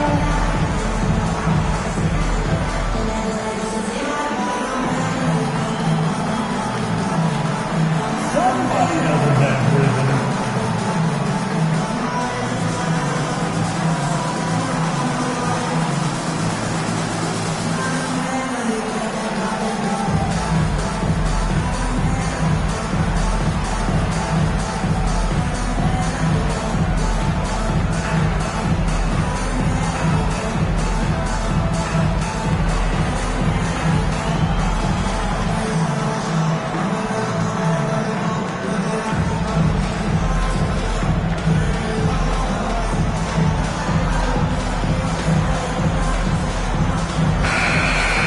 As we get a break in the action now, let's take a look at the East and how the teams are stacking up. Taking a look at Miami. Their season nearly over unless a form of miracle happens. And, of course, the Hornets, just a couple spots back.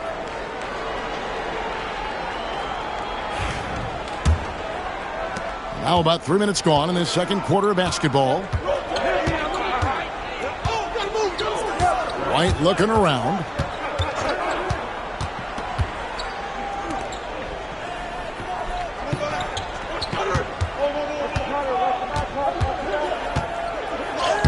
Looks good, is good. That's his 7th basket in 12 tries.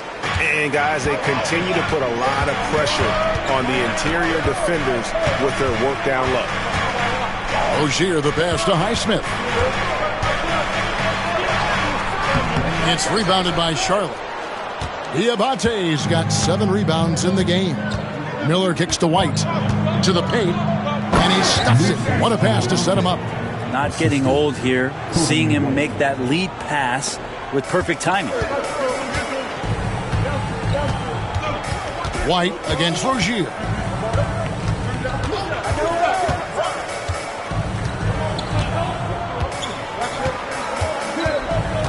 In the corner, Powell with it. Shot clock at 5. There's the pick. Good D by Miller. Hornets trail by 3. Pass to Diabate. Got that one up quick. Diabate's got 4 points in the quarter. 2 teammates connecting right there. Slick feed. Rozier the pass to Powell.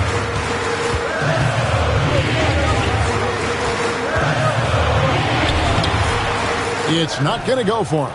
Good D by Miller. Even if you're not shooting it, you like to see the effort level, and his tonight has been high. Fires the 3. Rebound by the Heat. Their biggest lead of the game was 9. The shooting numbers just aren't there yet in the quarter. Back to Jaquez.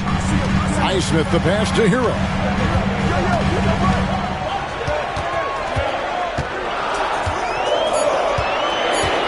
Miami needs to get a shot off. And again, it's the Heat missing. For Charlotte, they've gone 4 of 8 so far here in the second quarter. Shots good by Miller. A huge reason Miller went so high in the draft. His three-point stroke, it's exactly what you want in a wing. And we'll have a timeout called by Eric Spoelstra. He's going to have a discussion here on the sideline.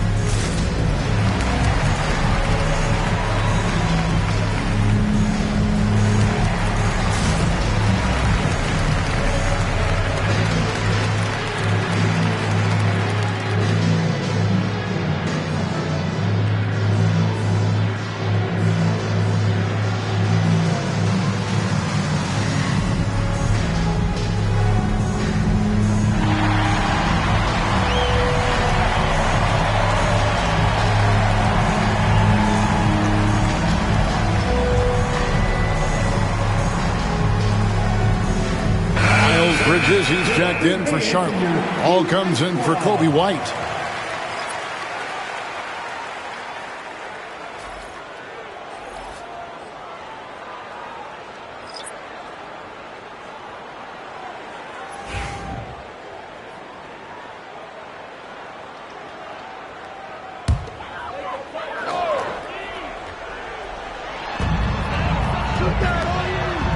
Outside, Hero.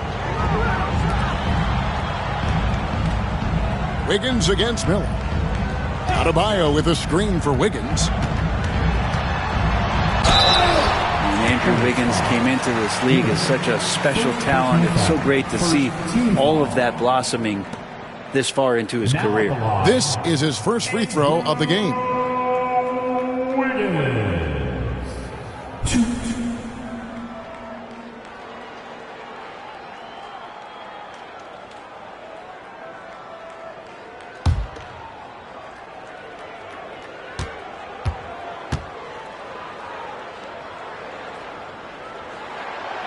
Throw good, Wiggins. And the winner's mentality Wiggins has is commendable. A hard worker who wants to keep improving.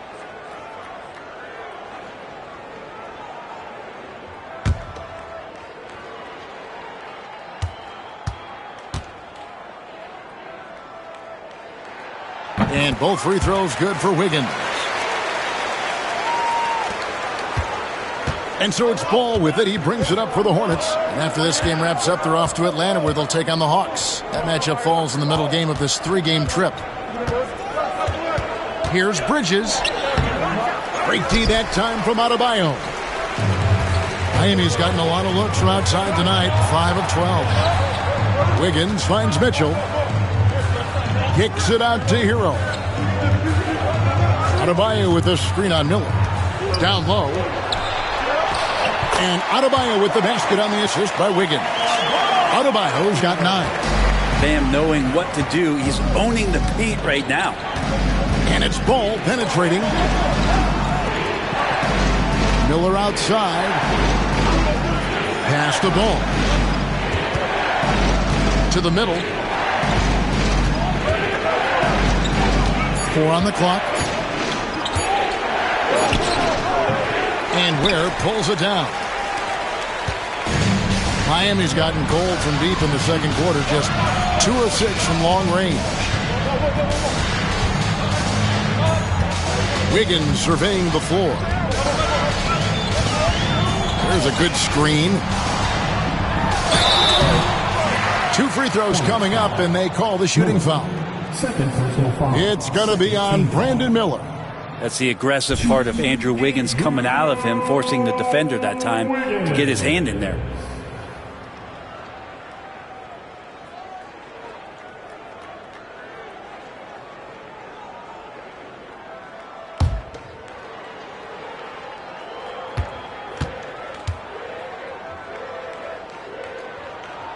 First free throw is good. No wasted trips at all. They're taking care of business at the line. Powell, he's checked in for Hero. Charlotte making a switch here.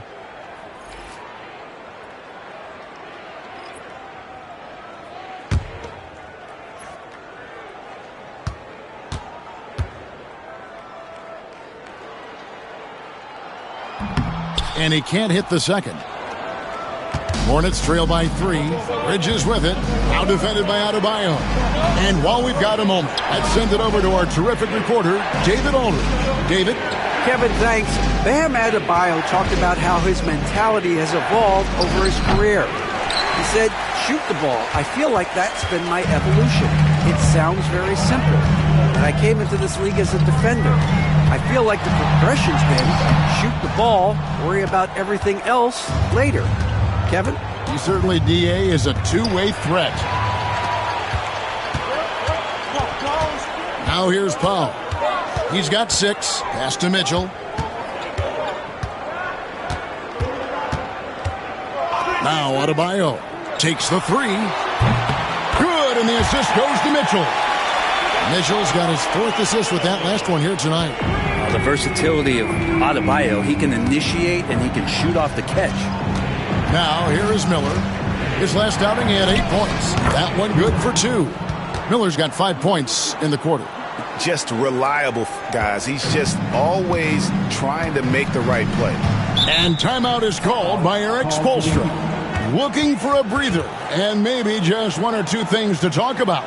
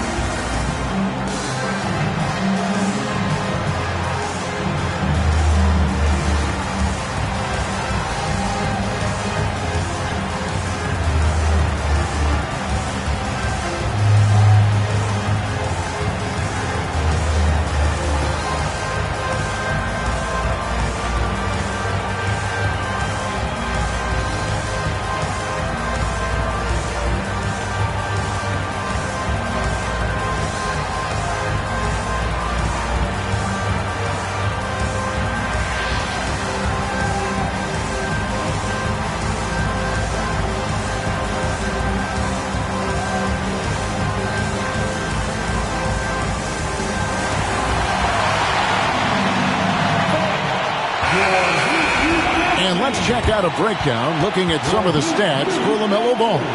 And guys, how about the surge of offense he's experiencing right now? These last 5 games, he's been a machine at the offensive end. A different score than he had been earlier in the season. We'll find out if he can keep it going here tonight.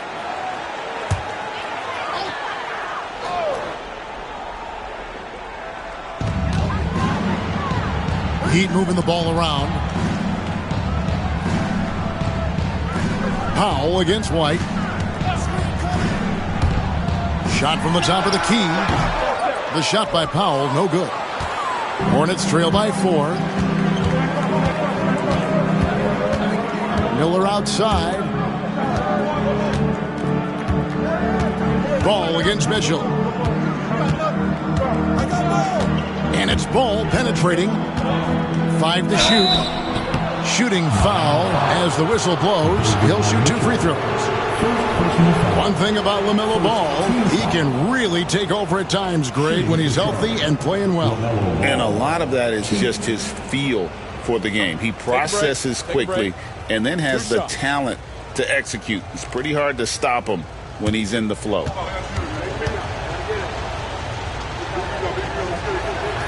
First one falls for him. Taken 3rd overall in 2020, LaMelo Ball is a unique player.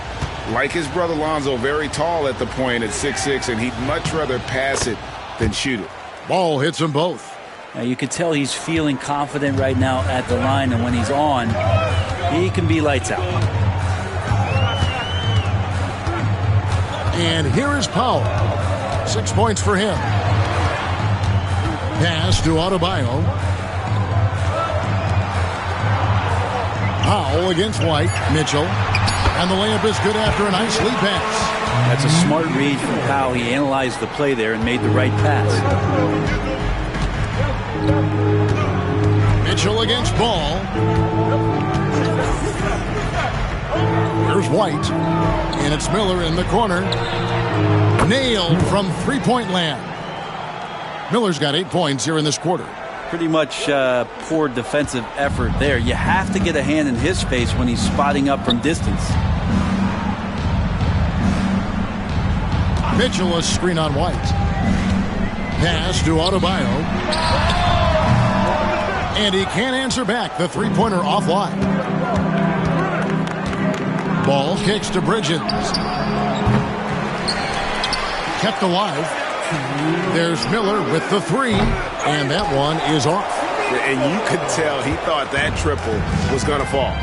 Wiggins with it, covered by Miller. Wiggins against Miller. And that one's good. Wiggins has got 7 points in the game. Making his size a factor. Wiggins does work in the paint. Bridges outside. Ball feeling it out a bit to the paint. Just 5 to shoot.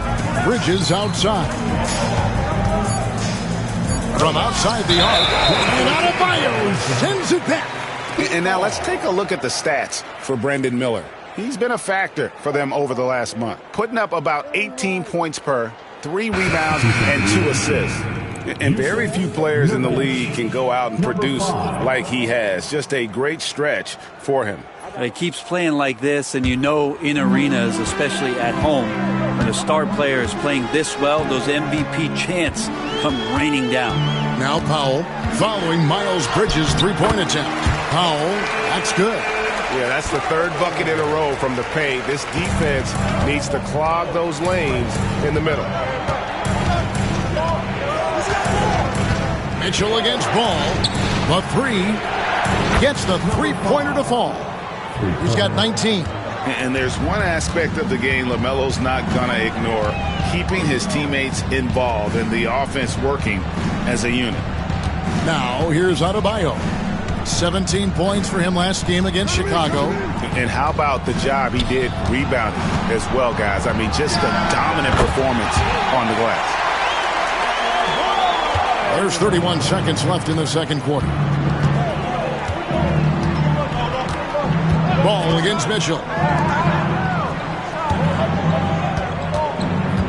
19 seconds left in the first half of the game. No good on that one. Ball against Powell. Shoots over Ball. And there's another one for the Heat. Well, that's the kind of passing right there that makes a difference. Not just in that possession, but maybe on your play for the entire game. Fires from way outside. And that would have counted, but his shot was off the mark this time. And so it's Miami with their lead standing at 6 points here at the end of the quarter. They're feeling very confident, shooting the ball with great efficiency and dictating the pace. And now let's catch up with David Aldridge, who's standing by from the sideline. All right, Dave. Kevin, thank you. Andrew, the energy and effort were apparent throughout that first half. How were you able to do it? We had a good practice, working hard, really putting things together. Keep doing it and come out with a W. Hey, thanks for your time. We appreciate it. Back to you, Kevin. Thanks, David. And we'll be back shortly following halftime to get the third quarter underway.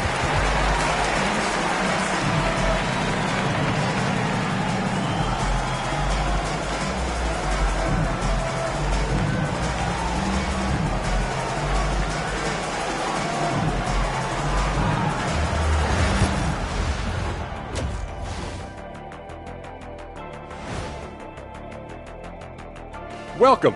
First up on the agenda tonight, let's see how the Rookie of the Year race is shaping up.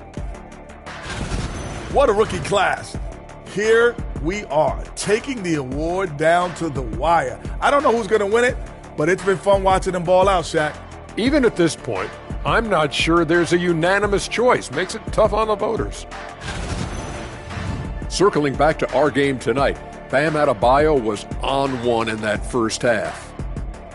Bam has been the man in the first half. He's on. Not a lot of guys can keep up with him. So mobile for his size. He's got the skills, Shaq. These New Age centers are just something else. The days of the slow big man might be over. Sorry, Shaq.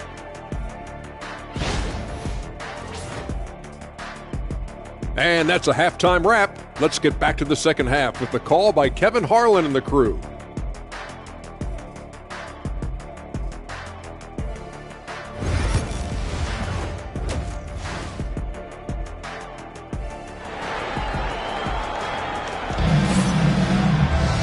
We've got second half action for you, and if the next couple quarters are similar to the first, this one could go down to the last possession.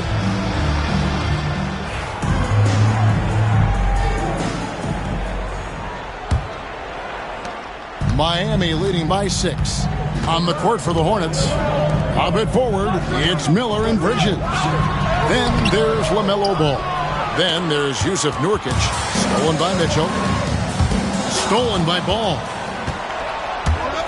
Right wing.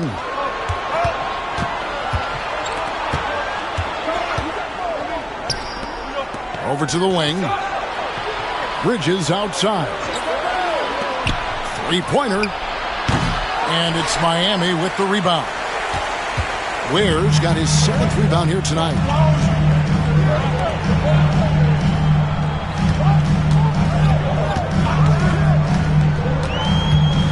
Wiggins outside and stolen by Miller. There's Ball with the 3. Drills it from outside. Ball's got 9. Oh, sweet pull-up game from LaMelo. The young man has so much confidence in his ability. And the call will be against LaMelo Ball. That's his first foul. First team foul. Second half of basketball, just over a minute played so far. Some nice ball movement here by the Heat. They get a hand on it. And even though he didn't get a piece of that shot, you love the pressure he puts on the shooter.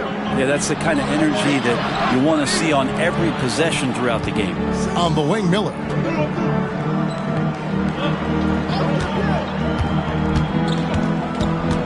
Five to shoot. Back to Ball. Good. And Miller gets the assist. Ball's got 5 points now in the quarter. And when in trouble, get it to Melo. Let Ball go to work. Mitchell outside. Outside, Hero. Sinks the three-pointer. 17 points in the game. And obviously his momentum from the last game has carried over here tonight. Yeah, the coach pretty smart for zoning in on him and giving him opportunities to stay with that confident play. Now here is Miller. He's got 11. Outside ball. Puts up a 3. And it's the Hornets another 3. They're doing work here in the second half. 3 or 4 to start. Ball against Mitchell. Outside Hero.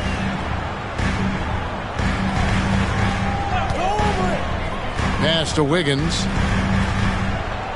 Adebayo with a screen for Wiggins. An even 3-on-3 break. Miller finds Nurkic.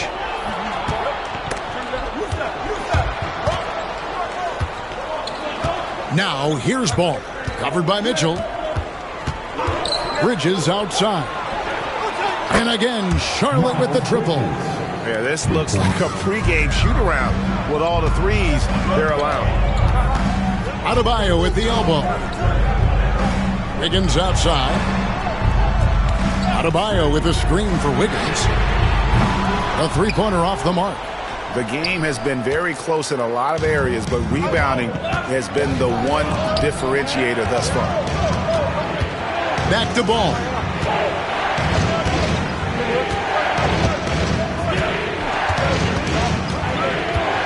Pulls up on the elbow. It's hauled in by the Heat. Left side, Hero. Here's Ware. Yep, it counts. Ware's got his third bucket of the night. Good job by Tyler just finding the open teammate and showing some good awareness. Out to the right wing.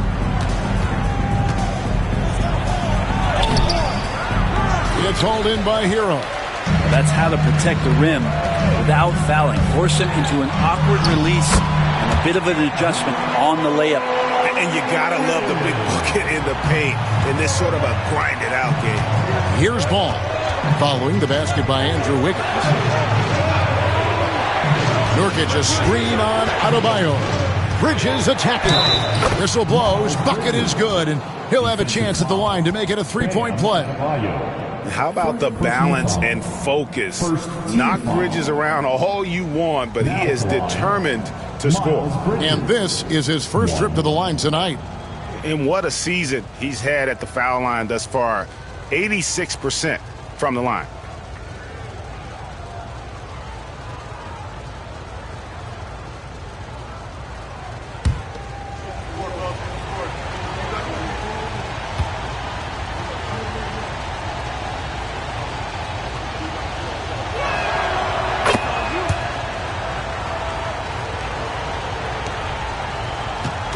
And it's Mitchell with the ball for Miami. Over to the left wing. Pass to Hero.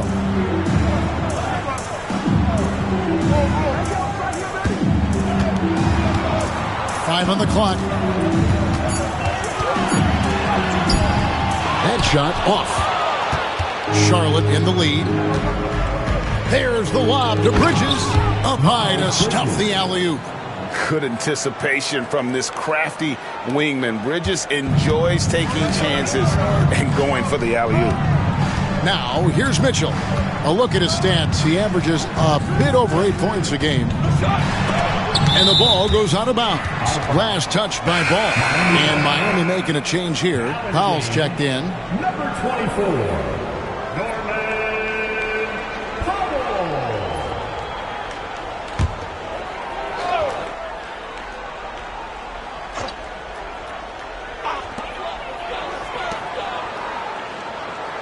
Adebayo with a screen for Powell. Knocks down the three ball. Powell's got the game tied up here for the Heat. Excellent work from Powell in the pick and roll action. And so it's Charles Lee calling timeout. He's going to have a discussion here on the sideline.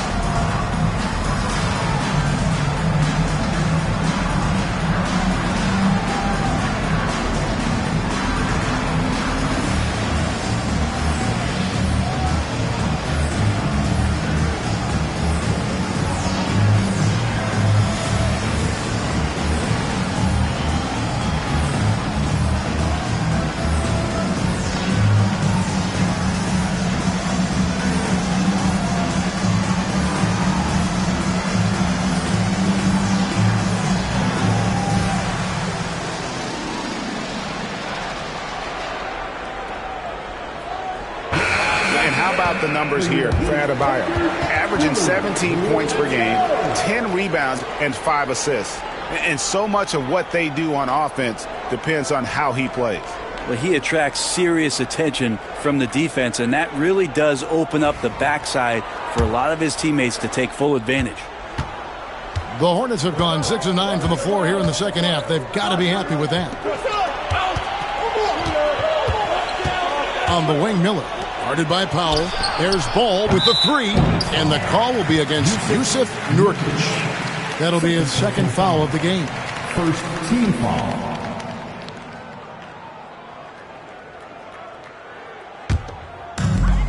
He'd have gone 4 of 9 from the floor so far in the third. Powell kicks to Ware. Inside, here's Hero. Scores the bucket. He's 7 for 11 and continues to look good. Pretty much having the green light on the offensive end. Tyler Hero gets explosive to score. Ball finds Bridges. It's deflected. Powell against Miller. Powell the pass to Adebayo. And Adebayo throws it down. And as Adebayo's career is moving forward, he's developing into a more consistent scorer. Mitchell against Ball. Will it go? And Ware pulls it down. Ware's got rebound number 8 now on the night. And the points coming for them now, Greg in bunches. And we're seeing what a high-octane offense should look like. And a wide-open look for Hero. That's in, coming off an assist from Adebayo. Adebayo's got his 3rd assist on the night. You know, Brent, when you wonder why GMs take a risk on project bigness, Bam Adebayo is an example of why they do just that. Yeah, Kevin, it's not always about the project working out. It's about teams that have a plan for the project, and certainly Miami was able to do that. You have to credit Bam. He put the work in. The guy has been solid. He's an all-star. He's continuing to improve, and he gives you everything on both ends of the floor every night.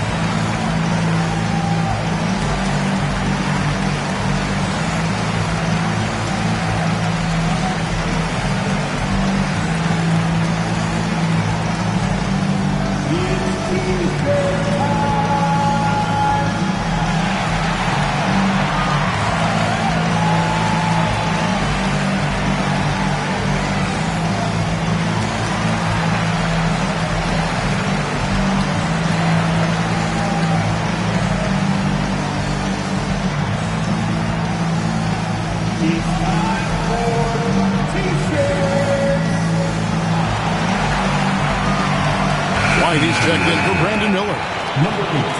And let's bring up a list of some of the NBA's hottest players. Among shooting guards, these are the leading scorers over the course of the last month. Tyler Hero, 4th.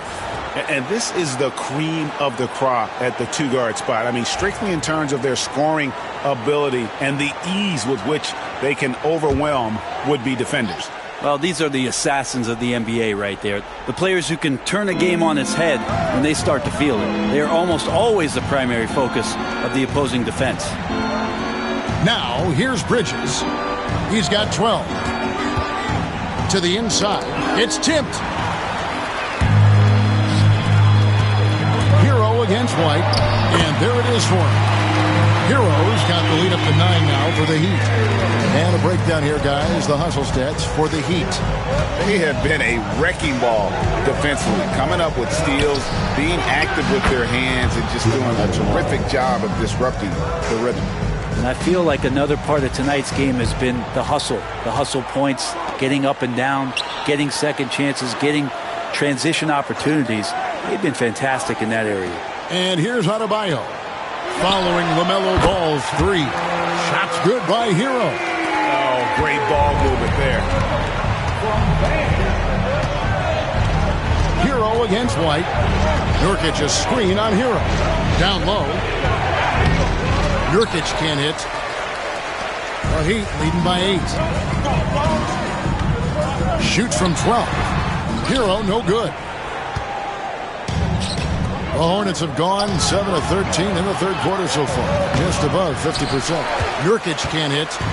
And so Powell will bring it up for Miami. Here's where the rim-rattling two-handed jam. It felt like Powell had the shot, but good job of feeding the open man. Bridges outside. Back to Ball. There's the triple. And Ware pulls it down. Ware's got 9 rebounds in the game. Getting it done. The dunk and the foul. A powerhouse move, and he's got a chance for one more at the line.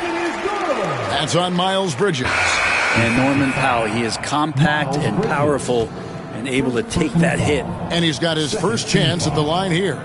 Jaime Jaquez, he's checked in for Miami. If a player is fouled on a made basket as he goes to the free throw line, my call would sound like this. Now at the line, Jaylen Brown.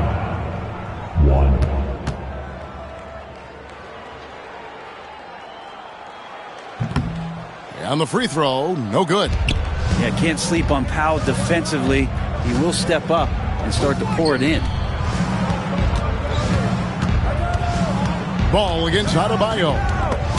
It's stolen by Adebayo. Pass to Powell. Back to Hero. Adebayo with a screen on White. Here's Hero. And foul on the shot, so he'll get a chance at the line. It goes on Kobe White. And Hero does a nice job driving in there and then making sure he gets fouled. He's gone 2 for 2 at the line so far. And, you know, guys, he had a big game at the free throw line in their last outing.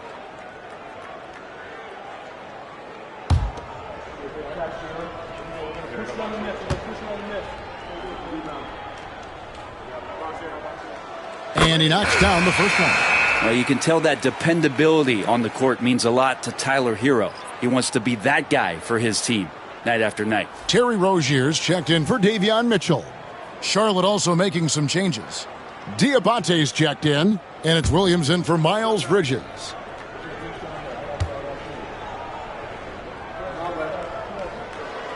And Hero drops them both. And Hero, one of those guys who just rely on coming in and giving you that offensive pop.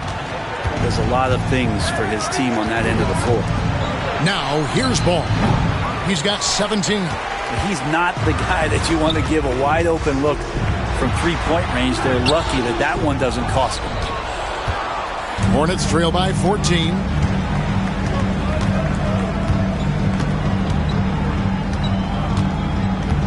Pass to Williams. Ball against Rozier. 6 on the shot clock. Stolen by Hero.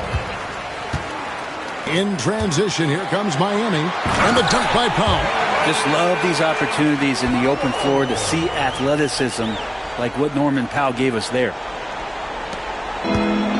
Charlotte's gone to the three-point shot 8 times already in the second half and hit 4 of them. There's a screen by Williams.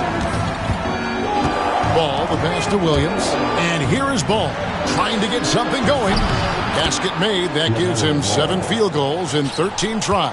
The defense is far too slow to close out on those three-point attempts. Rozier kicks to Hero. And it's blocked. Jaquez against Ball. To the left wing.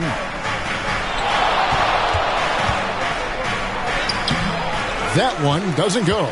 Great defense that time from Jaquez. Pass to Hero.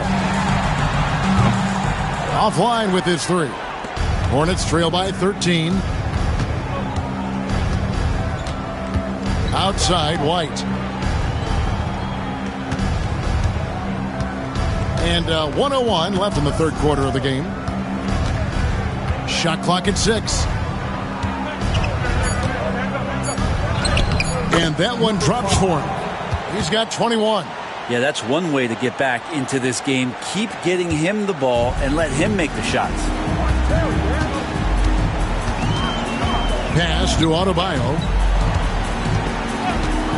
Inside, here's Hero. And down it goes, jamming that one home. And Hero with the heroic slam. Ball, the pass to Williams. Ball against Rozier. That's it, and the Miami lead is cut down now to just 11 on the bucket from Ball. This is a one-man show right now. He's on a mission to get him out of this hole. Hero against White. Up top, Hero. 30 points in the game, and the shot is good. In the flash, Tyler Hero makes his way to the inside. Nice use of his athleticism. Williams, a screen on Rozier. Ball from long range. Tyler Hero has been leading the charge for the Miami Heat, and his big game just keeps getting bigger. That quarter sees him get over 30 points. We'll get right back to the action when we return.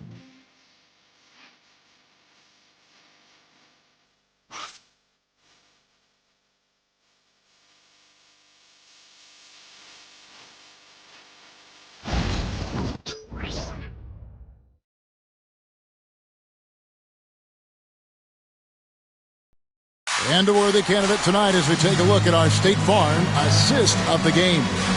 And I'm glad this was the pick because I love this pass. Such a great dish. That's what I call court vision. Well, a great job with the eyes. And what separates great playmakers, as we know, is peripheral vision. And there may not be a lot of drama down the stretch as we head into the fourth quarter, but stranger things have happened. So with Wiggins sitting on the bench, this is who Eric Spoelstra has on the floor. The guard set is Rozier and Hero. Then there's Norman Powell. Then there's Jaime Jaquez. And it's Highsmith in at the four-man position. Bridges kicks to Miller. Charlotte needs to get a shot off. Here's Mann. That three off the mark. The Heat leading by 13. Powell inside. Wide on him. The shot by Powell, no good. And here's Bridges. He'll bring it up for Charlotte. Pass to Mann. And here's White. He's covered by Hero. Powell against Bridges. Shoots over Powell. Here's Diabate. And he makes the bucket, gets the whistle, and now a three-point play chance here for him. You don't want to ever give up points on the boards. That's the lesson for the team there. That's a hustle play to save points. Now at the line, Diabate, 1.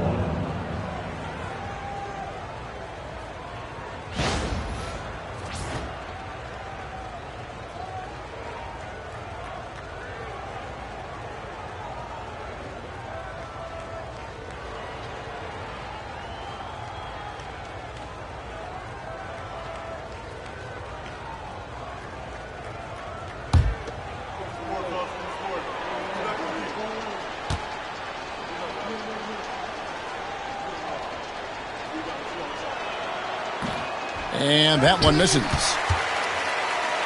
Heat leading by 11. Jaquez finds Rozier. To the middle, trying to find Hero. He gets it to him. Total letdown by the D. Can't leave the bucket unprotected. Absolutely. And it takes an easy 2 points onto the lead. Will not find a higher percentage opportunity than that. Here's Bridges. And the layup's good off the glass. And you like to see since the half now, he's finally starting to come around. Just about 1.5 minutes gone by here in the fourth. Now, here's Rozier, defended by Mann. And the basket by Rozier. For Rozier to be effective, that's just what he has to do. Keep moving, don't sit back and be passive. Bridges, right side.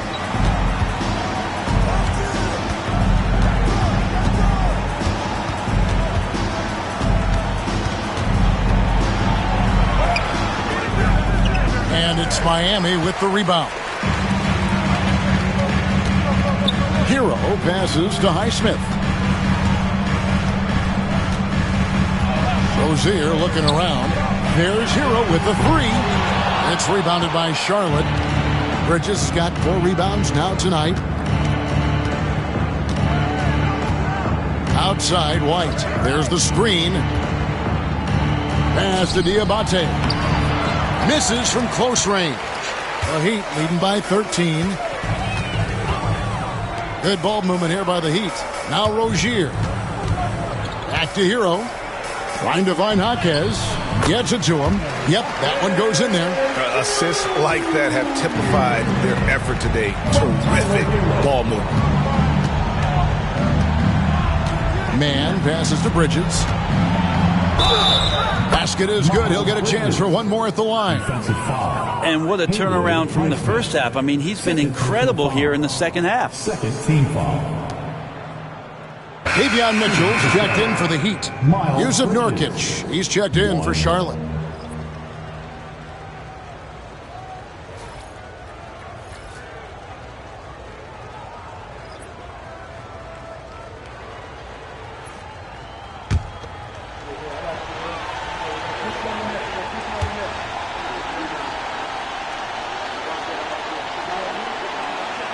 Yeah, and the confidence Bridges plays with, really admirable. This guy knows he has the talent to compete in the NBA. Now, Hero. Here's the screen. Shoots the three. Rebound by Nurkic. Nurkic has got 7 rebounds in the game. Here's Man. Jaquez defending. Pass to Nurkic. Out to Miller, takes the three. Score the bucket. He's made 5 so far, shooting a very clean 5 of 7. It's been this way since halftime. Tremendous production from beyond the arc. Yeah, pretty infectious right here. Guys in good spirits and percentages from downtown on the rise in the second half. Now here's Powell. Highsmith the pass to Hero. Now Powell, covered by Miller. Lets it go with the three. The shot by Powell, no good. He really suffocated him there, guys. Just excellent work. Pass to Miller. To the paint. He wants to get it to Nurkic and does. And yes, it's good. Well, they're getting stops, and they're attacking on the offensive end. Yeah, coaching staff probably loves this, just grinding out defensive possessions, which is helping them get back into their offensive flow. Here's Hero. Miami no good on that time either. I guess even he has to miss one of those once in a while. Pass to Man. Nurkic kicks to Miller. For the three. Drops in the tray. Now just a 4-point Miami lead. And he's just living out beyond the arc right now. What a weapon to have on the floor. Seems to be taking it on his shoulders aggressively to shrink this lead. They really needed those points. And we'll have a timeout called by Eric Spoelstra. He has decided it's the right time to talk. Your Miami Heat dancers.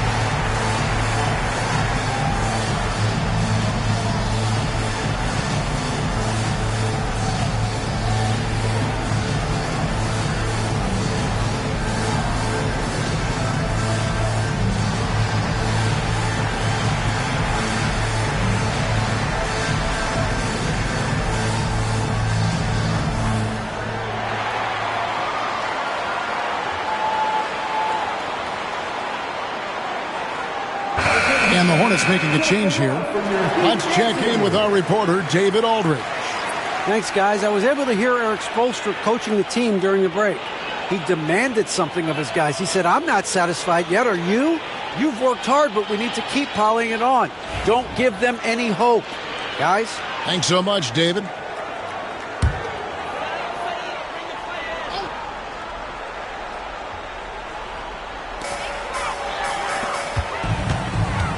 Miller against Powell. Pass to Hero. Launches a three. Miami no good on that time either. Well, if he's going to keep shooting, they've got to run some plays for him. Screens, pick and rolls, anything they can do to get him started. Ball against Mitchell. Here's the three. And they'll get another chance. Mitchell against Ball. Clock at 6. It's Miller on the wing. The three. It's hauled in by the Heat. Hero's got his 5th rebound in this one. Got a piece of to the inside. A fadeaway. Jaquez with the bucket. And the Heat lead by 6. And with that one, he halts an 11-0 run by the Hornets.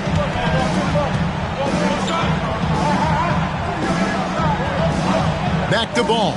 Fires the three. Trains it from beyond the arc. Ball's got 25 points in the game. Yeah, they're relying on their three-point shooting and getting pretty good results. Mitchell against Ball. Pass to Hero. Tried to come right back with the three of his own, but it's no good. Mitchell against Ball. Nurkic setting the pick for Ball. Miller with the ball. 11 feet away. Jump shot is good. He's got 19. And he loves that area. Miller can cause a lot of headaches for a defense with his ability from the mid-range. Pass to Mitchell. Shoots from the elbow. And the rebound goes to the Hornets.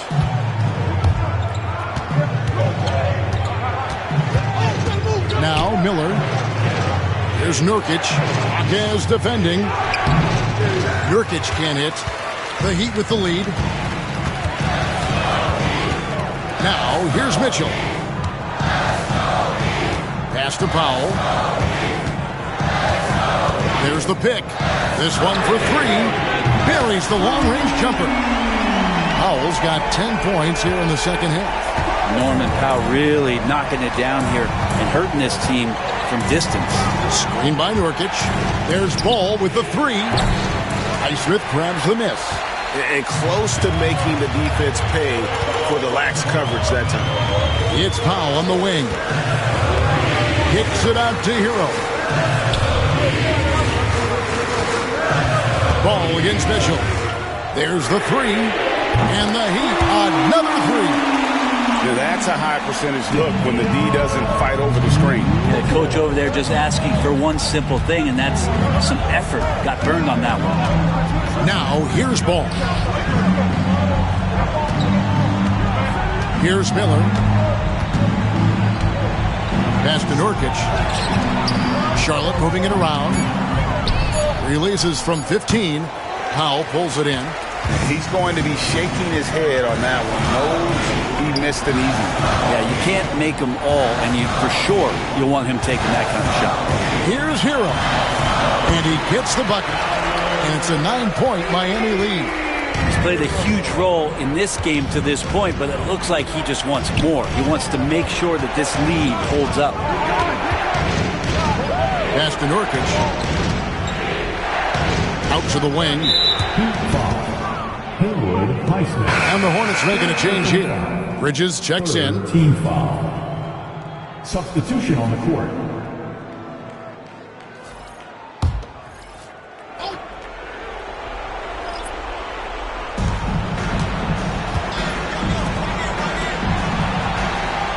There's a screen.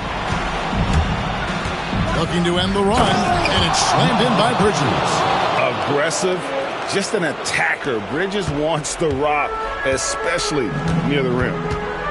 Mitchell dishes to Ware. Pass to Wiggins. Here's Adebayo. And Adebayo throws it down.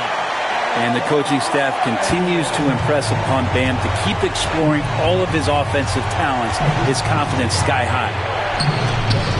And the layup is good. He's got 23. Nice job creating for the easy deuce. And here's Hero. He'll bring it up for Miami. At one point, they led by 16. No good that time. Hornets trail by 7.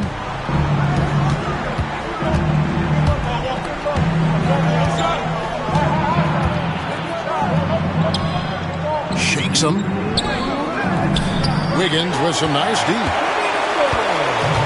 Heat shooting has been terrific. 54% on the game. Kicks it out to Mitchell. Hero on the wing.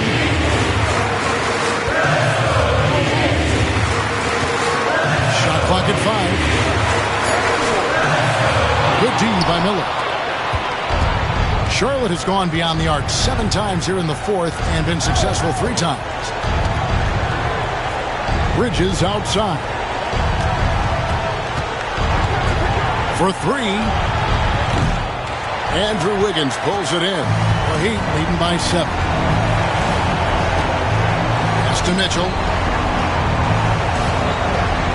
Hero with it.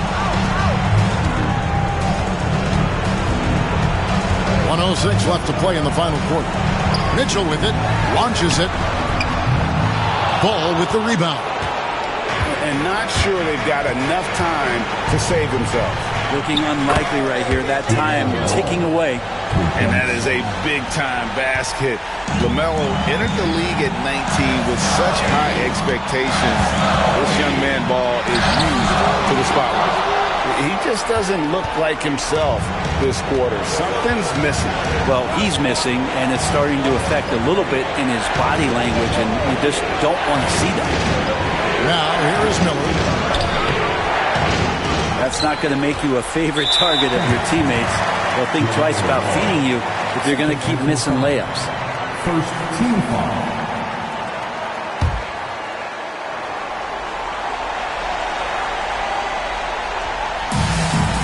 And they go to the intentional foul. Number 5. Third personal foul. Second team foul.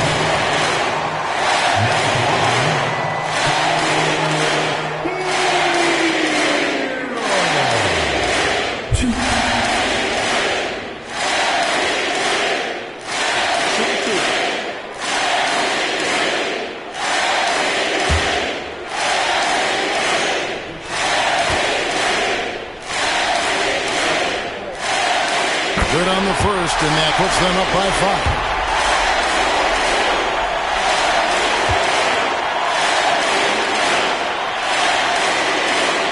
So he gets them both, and it's a 6-point ball game. And the lead getting safer and safer as these free throws from the stripe go in. And so it's Charles Lee calling timeout. And he wants to see some changes out there right away and right now. It's time for this game. If you see yourself on the big screen, then you know what to do. Show us your move.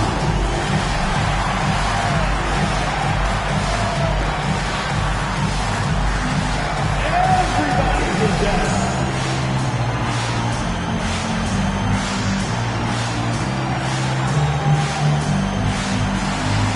Let's see those dance moves.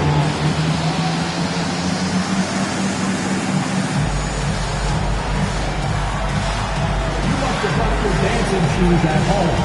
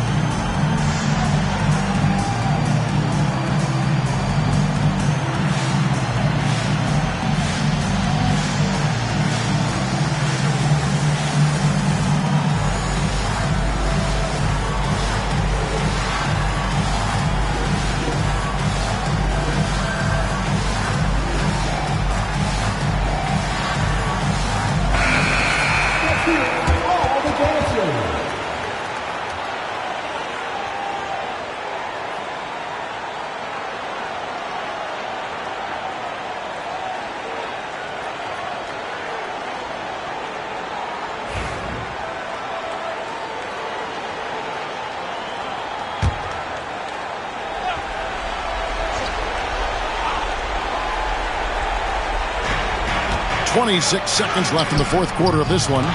Well, after an impressive first half, he's just not been able to get the room or get anything going here in the second. Team foul. Now at the line,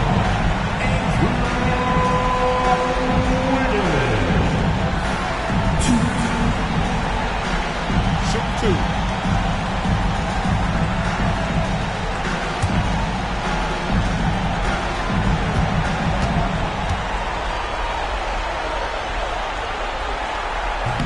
And no good as the first free throw, missing for him. We'll see if he can nail the second.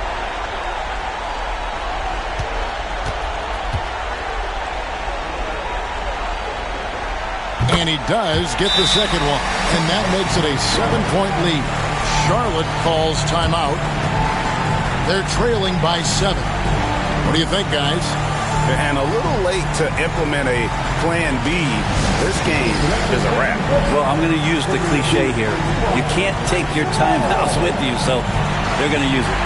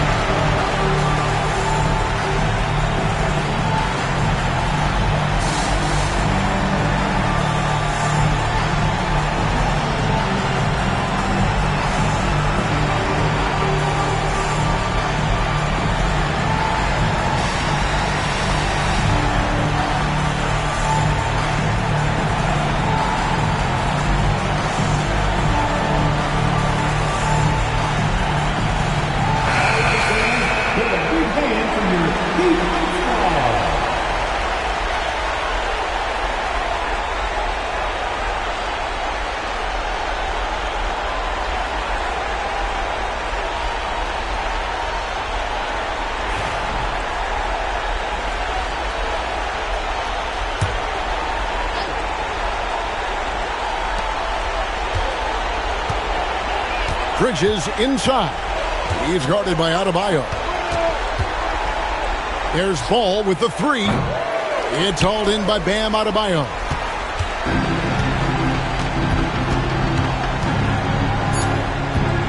The drive by Mitchell. And so it's the Heat winning this one. They didn't make it easy on themselves or their fans, but in the end, everyone's satisfied. I mean, there were some times that momentum shifted, and especially early on, but let's give this group a lot of credit for that stick-to-itiveness in terms of finishing out and executing that game plan. A chance now to send it over to David Aldridge, standing by courtside. David. Thanks very much, Bam. Congrats on the win. This arena was rocking tonight. What difference does it make when they're loud like this? Man, this place get the rocking, man. I love it playing in front of the Miami Heat fans, man. That's so wonderful, bro. And they stay behind us 24/7 no matter what, and we can't thank them enough for that. Yeah, you fed off of them tonight, man. Congrats on the win. Back to you guys. Thank you, David. And that about wraps it up. For Brett Berry, Greg Anthony, and David Aldridge, this is Kevin Harlan saying thanks for watching. And now we present the player of the game, Tyler Hero.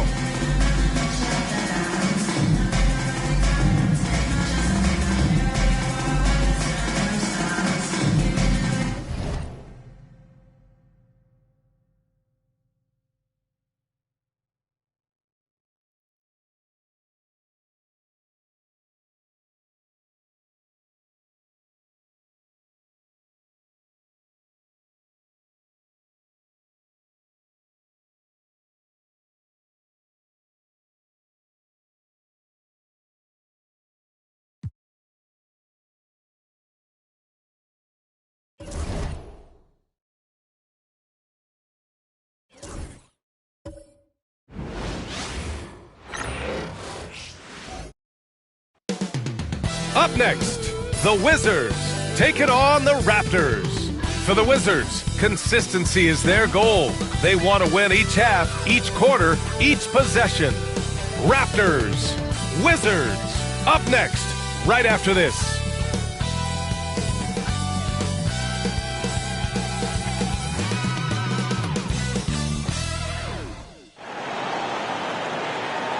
Happy Monday, everyone. This evening, we bring you the NBA on 2K Sports. Brian Anderson here, joined by our analysts, Hall of Famers Grant Hill and Doris Burke, plus reporting from the sidelines, Allie LaForce. And let's take a look now at some numbers for Trae Young. And he's been locked in at the free throw line for sure. In the past 5 games, his percentage at the line is much better than it had been prior. Sometimes that's how it works. You just get that extra focus at the charity stripe. A look at the opening lineup for Washington. We've got Trae Young. Anthony Davis is out there with Cam Whitmore. Then there's Sarr, and it's Coulibaly in at the shooting guard position. And for Toronto, Quickly and Barrett, they're the backcourt duo. Barnes and Pirtle down low at the 4 and 5. And it's Ingram in at the 3. These two teams love to share the ball. Now, Doris, you were a gifted passer, a conference assist leader. What makes a great playmaker? Well, look at Brian Anderson doing his homework on his partner here. I think, obviously, you have to have some vision. You've got to have a handle to be able to get to the spots you want to on the floor, to deliver the pass at the appropriate angle. But maybe most importantly, you have to have a desire to make your teammates better. Now here's Barnes. Playing Washington, he was nearly unstoppable. Pass to Whitmore. Now here's Young.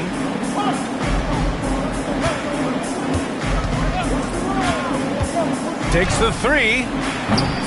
He can't get that one to fall. Quickly passes to Barnes. Oh, and a vicious dunk by Barnes. Wow, shake the building with that finish, Scotty Barnes. My goodness. Young finds Davis. And about a minute gone in the first quarter. Barnes drives in. And how about Scotty Barnes, Doris? Named an All-Star during his 3rd season in 2024.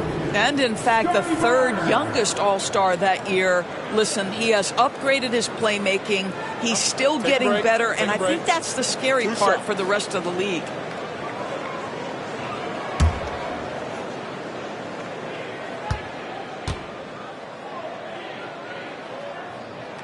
That free throw good from Barnes. You know, Grant, an underrated area of improvement for Scotty Barnes has been his defense. You're spot on, B.A. I mean, we've seen an elevated intensity from him on that end.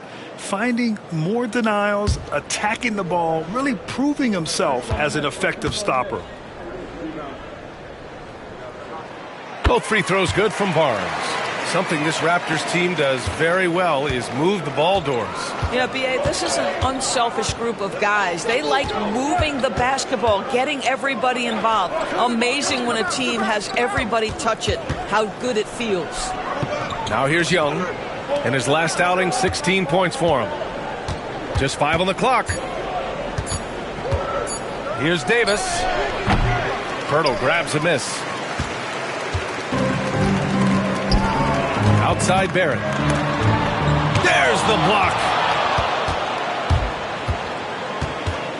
Outside Whitmore. Washington again can't hit. The Raptors have gone 1 for 3 so far. Barnes against Davis.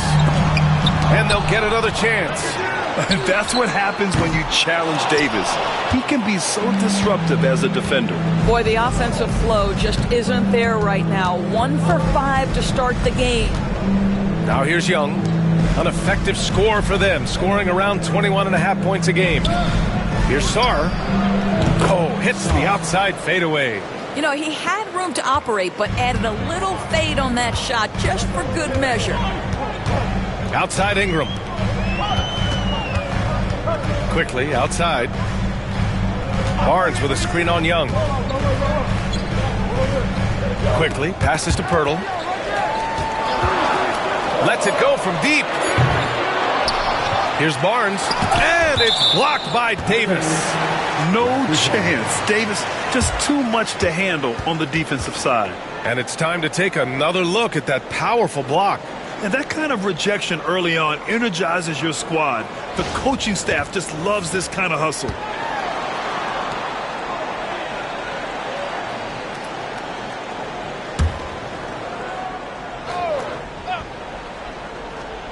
Just over 2.5 minutes played here in the first. Shot clock at 6. Here's Ingram. And that one goes in as he's fouled. It'll be 3 points if he converts the free throw. After a trade to New Orleans back in 2019, Brandon Ingram has become a primary scorer, Grant. Yeah, he scored well over 20 points per game since leaving the Lakers. B.I. has the rare blend of length and shooting, and beyond scoring, Ingram's assist numbers are very impressive, too. The Wizards making a switch here. Champagne's checked in.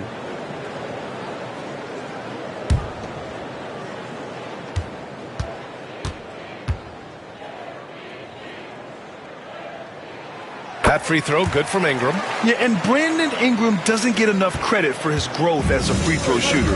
He shot below 70% from the line in his first 3 seasons, but since then, he hasn't dipped below 80. And we've got a timeout from Brian Keefe. I think right now he must be looking at some adjustments.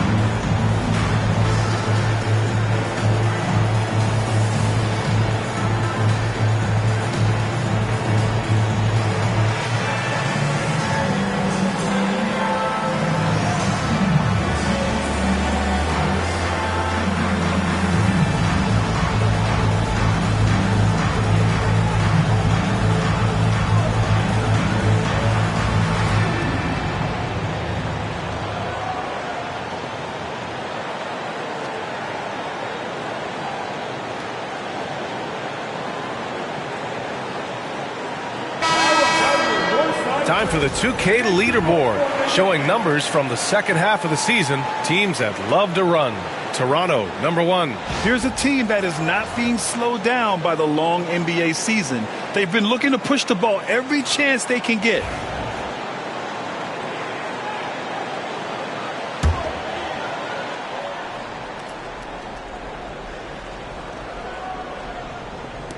And here in the first, about 3 minutes in. Stolen by Quickly. Outside for Ingram. He takes it in. 2 shots, 2 makes. Off to a good start. Moving so well at 6'8", Ingram can be a lot to handle, especially on the drive. Outside Coulibaly. First quarter of action, just under 3.5 minutes played.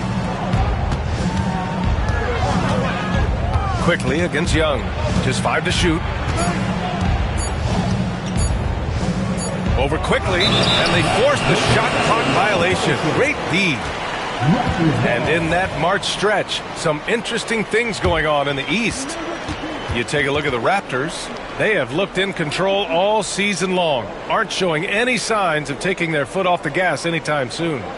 And checking out Washington, quite a bit of space between these two. Raptors lead by 7. Here's Ingram. And it's Coulibaly with a rebound. I'm sure he's kicking himself. He hates to blow that kind of opportunity.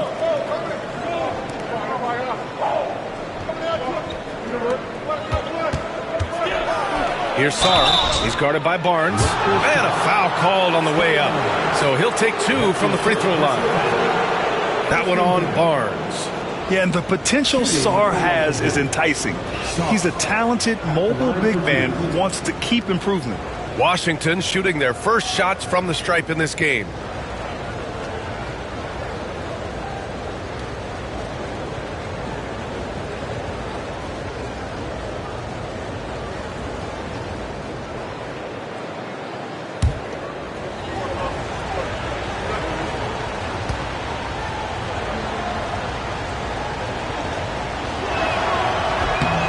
First one falls.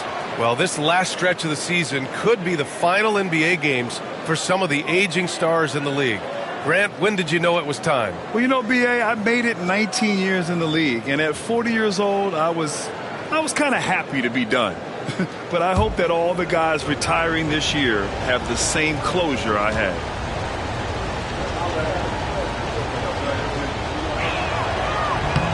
And that one goes in. 2 from the line that time. Doris, you look at this Washington team. They hit the reset button. B.A., I am sure that's not an easy decision to make, but I believe it was the right move. Washington was kind of stuck at that play-in level. Now they have a clear focus and direction on the future. May take some time, but I like the plan. Well, that's why Ingram has been an all-star. He gives your team spacing, and he doesn't need the rock to score. Champagny, pass to Young. On the take. He's now 1 for 2 with that bucket. Hey, if you give him room, he's going to score the ball. Raptors lead by 6. Now Ingram. Give him 8 points now. Pass to Pirtle. Picked by Pirtle. Here's Barnes. That one drops for him. Barnes has got 6.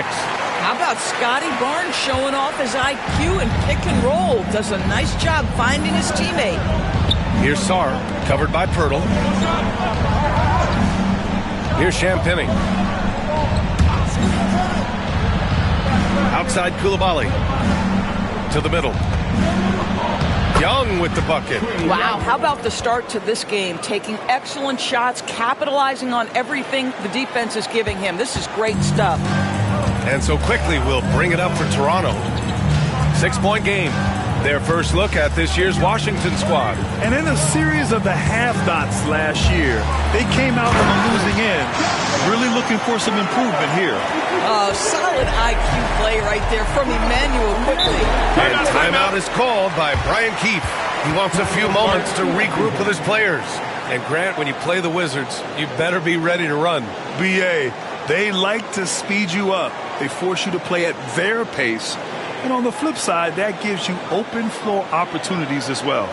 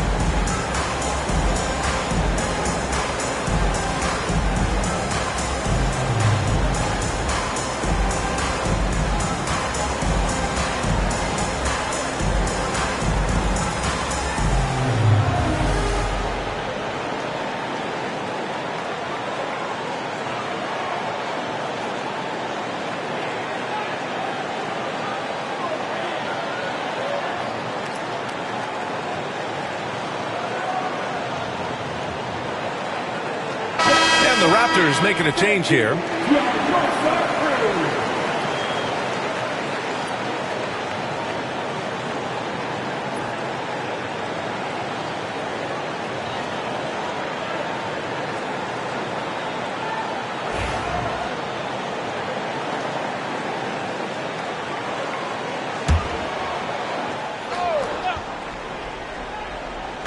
And it's Washington with the ball.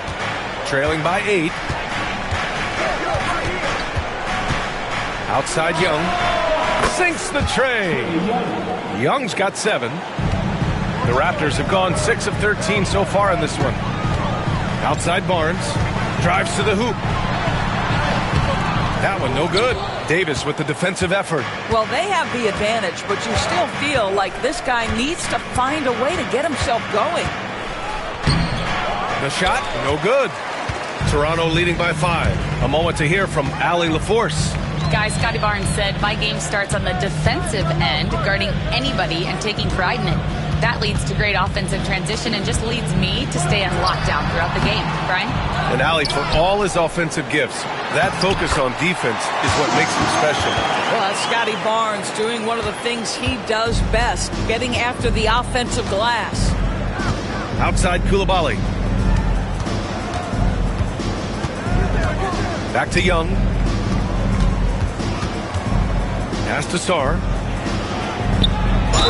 And he was fouled while in the act of shooting, so he'll take 2 free throws. All right, on the line, we've got our insider, Shams Charania. What do you have for us, Shams? Hey, guys. The Wizards' #2 overall pick, Alex Sarr, wanted to be in Washington, D.C., and his defense gets him on the court right away. Not to mention, the Wizards are in a rebuild, and if his offense comes along, he could be a foundational piece for this franchise. Everyone's excited to see the development of Alex Sarr. A big piece. Okay, Shams, thank you. And the first one at the line is good. Grant, you talk about NBA length. Alex Sarr has it in spades. So many young bigs we're seeing these days. He combines that length with some guard skills as well. And that's a very intriguing package.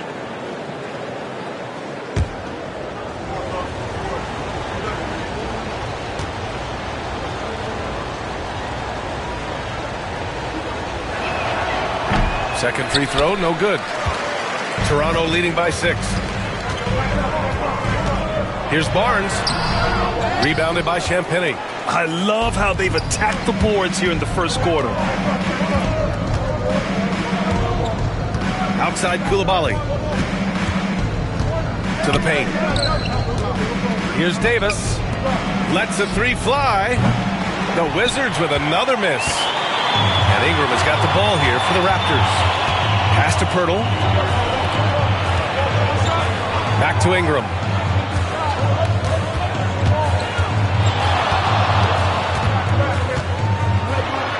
Tipped. Here's Sarr. Soft touch off the glass. Sarr's got 7.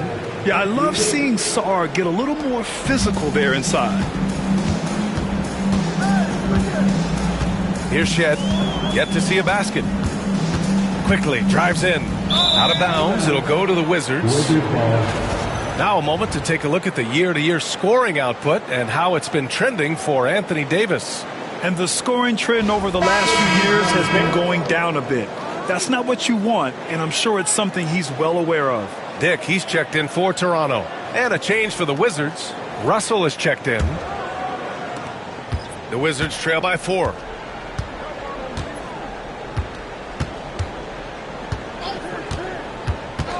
Pass to Sarr.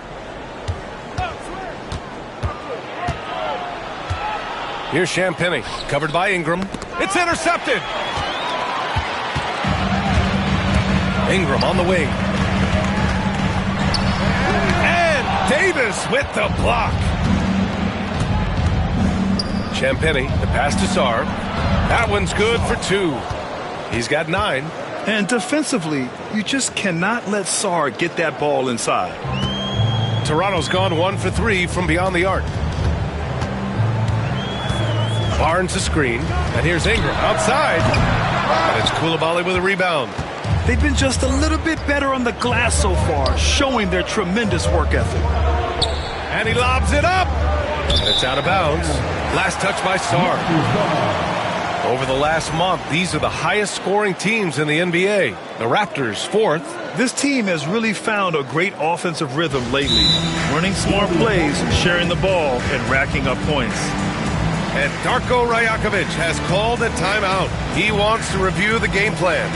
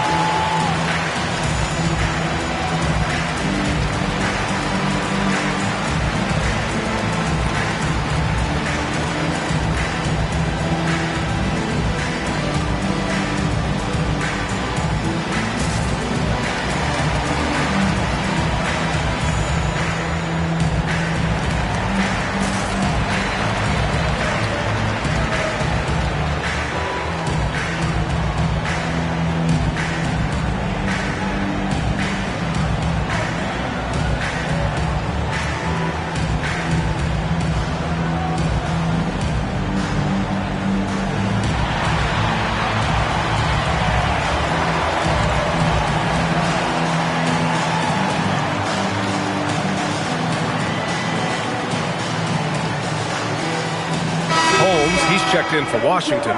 Exum comes in for Koulibaly.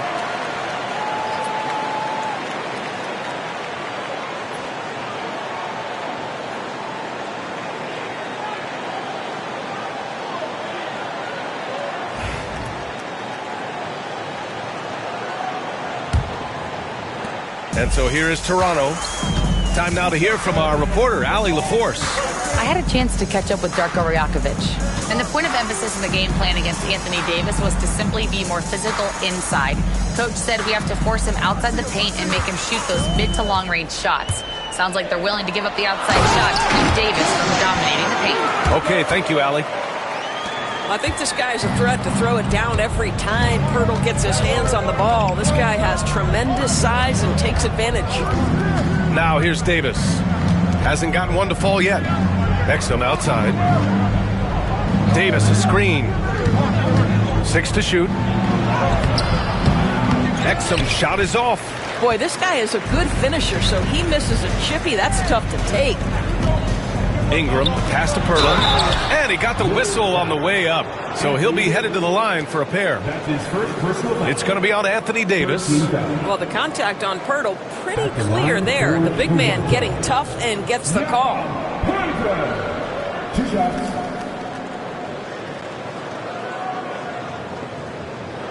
Take a break. Take a break. 2 shots.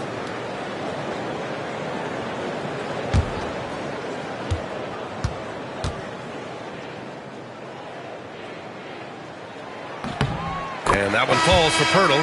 What you love about Jakob Pirtle is his reliability. You know he's going to give you rim protection and rebounds. The other part is he can play with his back to the basket. Somewhat of a lost skill. Quickly is checked in for Ingram.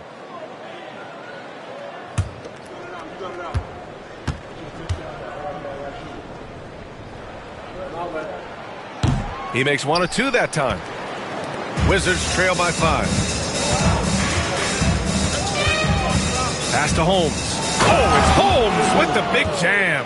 Great chemistry between 2 teammates. Love the passing. Here's Shed. Unloads from 13. Yep, that one goes. And the Raptors lead by 5. Oh, that is an easy read for Mr. Quickly. Simply finding the open man. Champagny, the pass to Russell.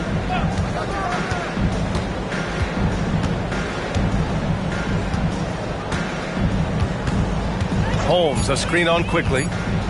Here's Russell. Quickly with a rebound. It seemed like he changed his mind during the layup, tried to pull off another shot, and choked. Pirtle in the post, defended by Holmes. Here's Barnes. Oh, and he got fouled on his way up. He'll head to the line to shoot 2. And during the first few seasons of Emmanuel Quickly's career, he was seen primarily as a scorer, Greg. Yes, but recently has blossomed into a more versatile threat. The leap we've seen in his passing has been especially impressive. He's a player to watch out for moving forward. 2 shots.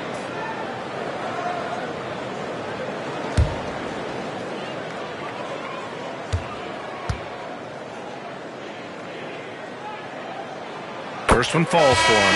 How about Scotty Barnes, guys? The 4th pick in his draft class, a guy who proved from the outset he was going to be reliable, efficient, versatile, and a two-way player. Pretty impressive stuff. Jackson Davis is checked in for Toronto. George, he's checked in for Washington. Young comes in for Russell.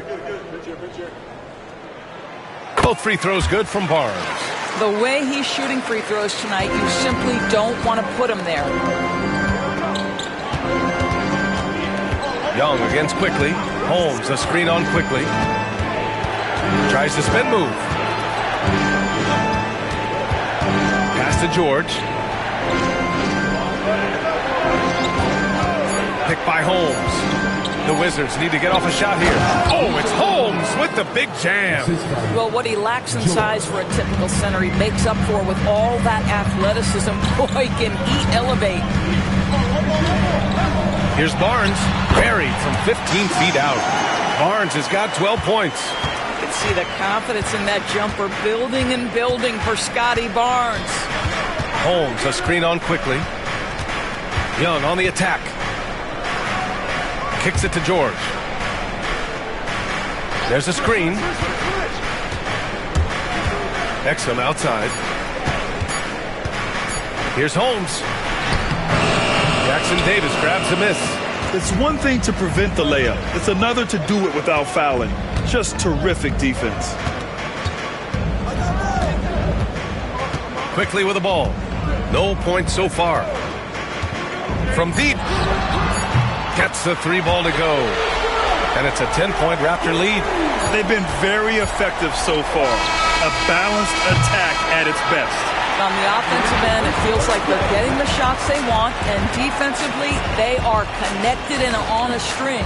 And so it's Scotty Barnes making things happen for Toronto. He made a big impact, scoring 12 points in the quarter. Back after this.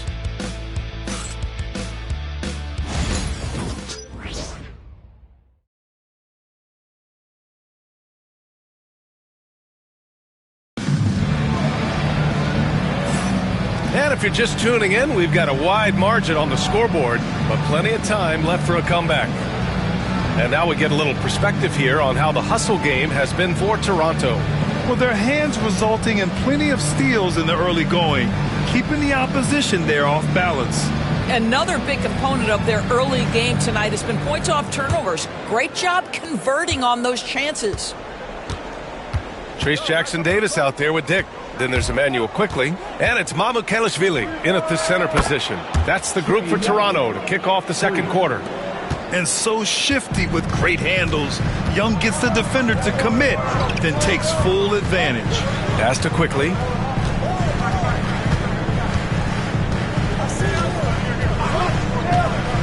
From downtown.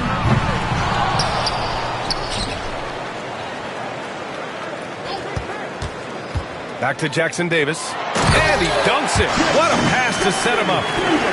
And this is something he does all too well.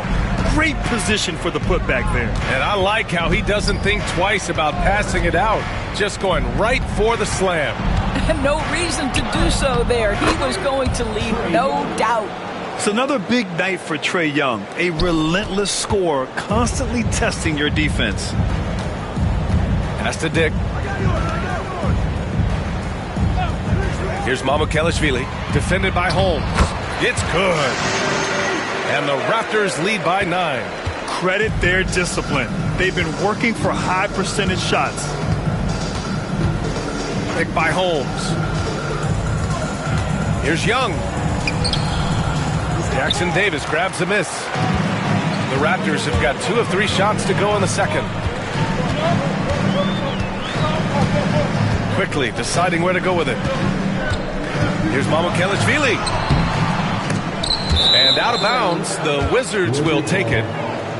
While we have a second, here are the NBA's assist leaders since the All-Star break. Fourth, Emmanuel quickly. And since the All-Star break, his passing has been incredible. Just finding his guys in their spots and playing the role of facilitator. The Raptors making a switch here. Barrett's checked in. And a change for the Wizards. D'Angelo Russell, he's checked in for Champagny. George, a screen on quickly. It's George on the wing. Here's the pick. Pass to Exum. The 3 is up. Rebound Toronto. They defeated Washington in their last game. Yeah, and that game, I love their mentality. They were focused on getting to the free throw line a lot and shooting a great percentage from there. Well, they pushed the action on the offensive end, strategically super aggressive, and it really paid off for them at the free throw line. Now here's Young. 12 points for him. Basket's good. Young's got 14. Well, Grant, we know non-shooting big men can clog the paint. But if they know where to move off the ball, that certainly helps. Yeah, you know, big men who know those circle actions, like flashing to the open spot when their man gives help, they often end up with easy looks inside. Here's Exum, still without a bucket. Pass to Russell.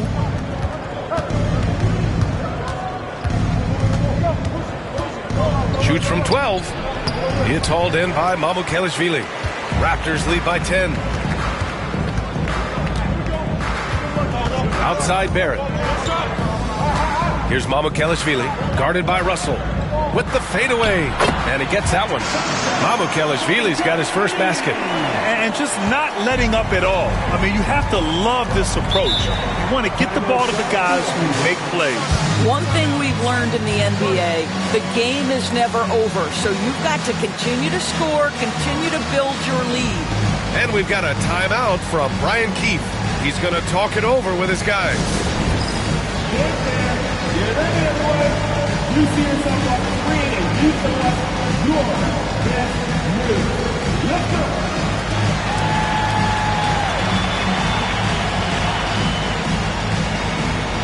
Let's see what we get.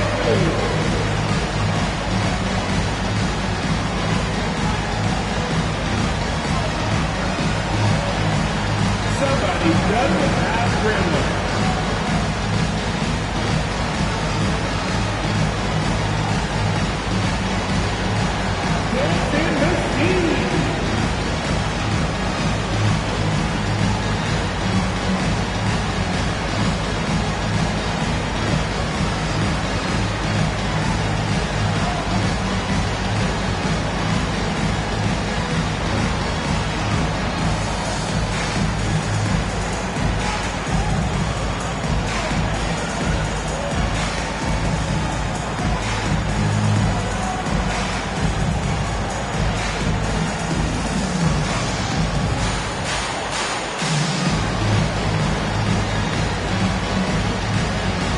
Washington, Sars checked in for Holmes, and it's Coulibaly in for Russell.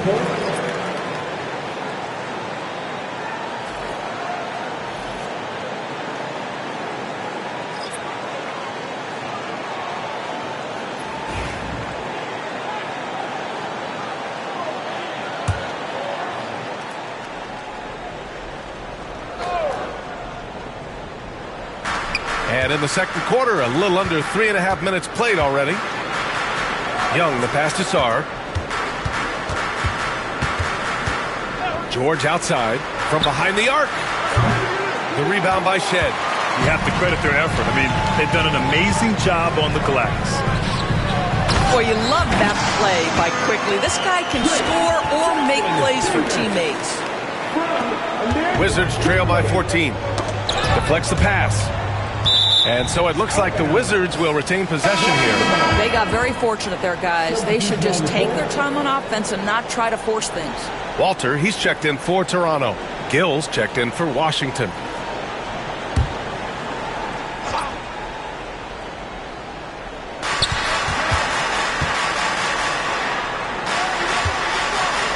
Here's Young. Oh, it's blocked by Barnes.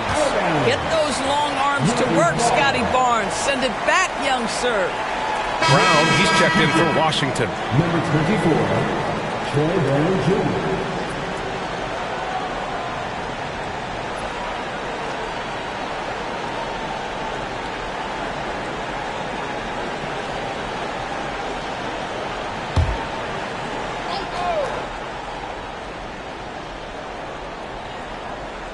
There's Young with the three. Young missing again. And so it's Barnes with it. He brings it up for the Toronto Raptors. 14 points, their largest margin of the game. And that one's good. Just so successful getting the ball inside and finding those great looks. Here's Young. 14 points for him. And one thing we've seen from R.J. Barrett, he likes playing in a system where they move the ball, Doris. And he likes BA when that ball moves in his direction. R.J. Barrett is a thirsty scorer. He can go off the bounce. He's working really hard to shore up that perimeter game. He has got a tremendous future. Now here's Quickly. He's coming off a 10-point game against Washington. Here's Barrett into the lane, and he'll draw the foul. He'll head to the line for two. R.J. Barrett, the ability to make adjustments in high speed, gets his shot off despite the defender and the contact. These are his first free throws of the game.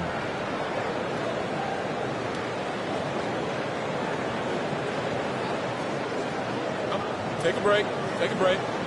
2 shots.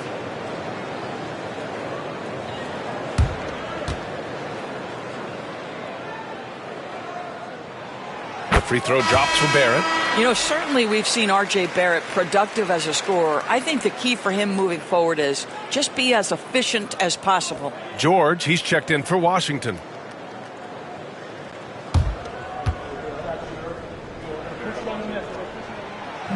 No good on the second free throw. Wizards trail by 14.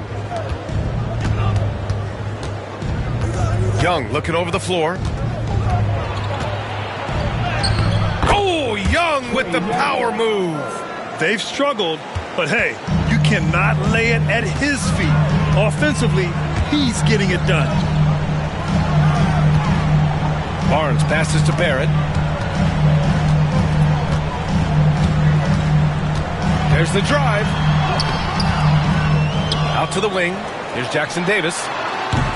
Offline with a three. Given his range, you'd expect him to capitalize on that opening. And let's swing it over to the sideline and hear from Allie.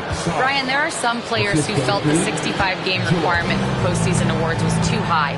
The NBA's executive VP and head of operations, Joe Dumars, said, quote, "You're still allowed to miss 20% of the season. People paid to go, and they want to see their stars play." Brian, it's all about the fans. True enough, Allie. Thanks. The Wizards trail by 12. Pass to Sarr. And here's Coulibaly. George with it. 6 on the shot clock. Jacks up a 3. Drops in the 3. George has gotten himself on the board with a 3 there. They're making a few more threes this quarter, trying to cut into that deficit. Outside Barnes. Elbow shot on the way. Count it. Now 5 of 11 for the game. That's been typical of their performance today. They're sharing the ball and creating good shots. The Wizards have gotten 7 of 13 attempts to go here in the second. Quickly against Young. Fearless from Young inside. Well, I'm telling you, this guy is doing everything he can to get them where they want to be. He's been on a mission in this period. Pass to Jackson Davis. Barnes in the post. George defending. Barnes, no good. The Wizards trail by 9. Now here's George. And so he draws the foul, headed to the line to shoot a pair. Washington shooting their 5th and 6th free throw attempts tonight. 2 shots.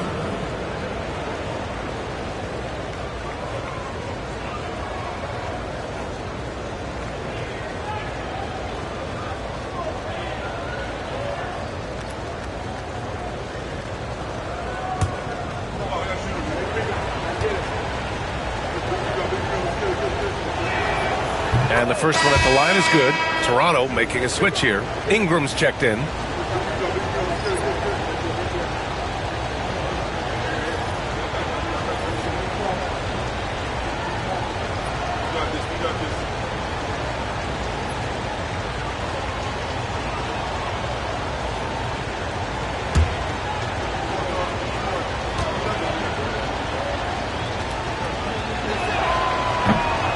So he gets them both. Toronto leading by 7. And here's Quickly. Checking the numbers. He's averaging close to 15 a game. No one covering. Ingram's got 11 points. And their offensive execution has really picked up here in the second period. Outside Coulibaly. Pass to Russell.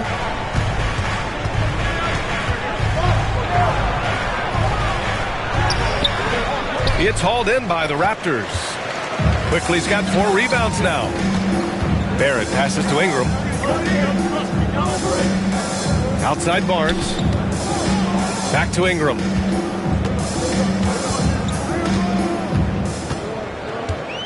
Five to shoot.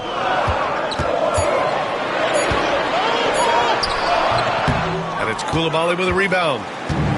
Coulibaly's got 4 rebounds in the game. Pass to Russell. Back to Coulibaly.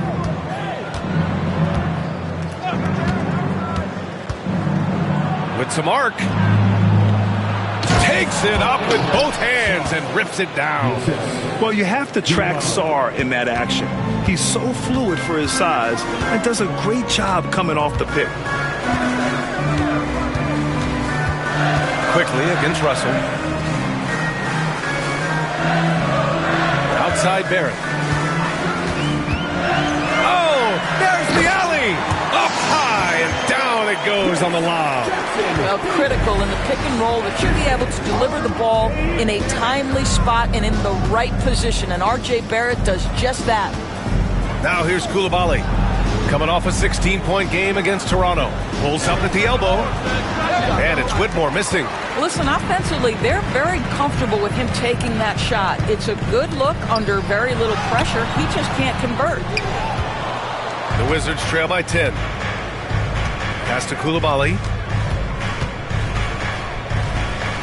Here's Sarr. Inside. Here's Whitmore. And the layup is good off the glass. Whitmore's got his first 2 points. Athleticism showing through from Whitmore. He doesn't need much room at all to operate in close. Quickly finds Ingram. Over Russell. Got a piece of it. Here's Davis. Ooh, look at Davis hustling up court. And I'll tell you what, if you're going to mix it up with Davis, you better be on your game. He's so powerful inside. Here's Barnes, and there's a whistle. He'll head to the line to shoot 2. And now a chance to see what's coming up for Toronto. On Wednesday, they'll face off against Kyle Lowry and the Philadelphia 76ers. And then Friday, they'll begin a road trip starting in Utah, going up against the Jazz. The road is never the highlight of your schedule for any team. But for these guys, it is a chance to go out there, test themselves, and see how well they gel outside of home court. It could be a very valuable experience. That free throw good from Barnes. Well, he's still scoring, but he's gotten away from his first quarter approach when he was attacking the defense and drawing foul after foul. Toronto making a switch here. Pirtle's checked in.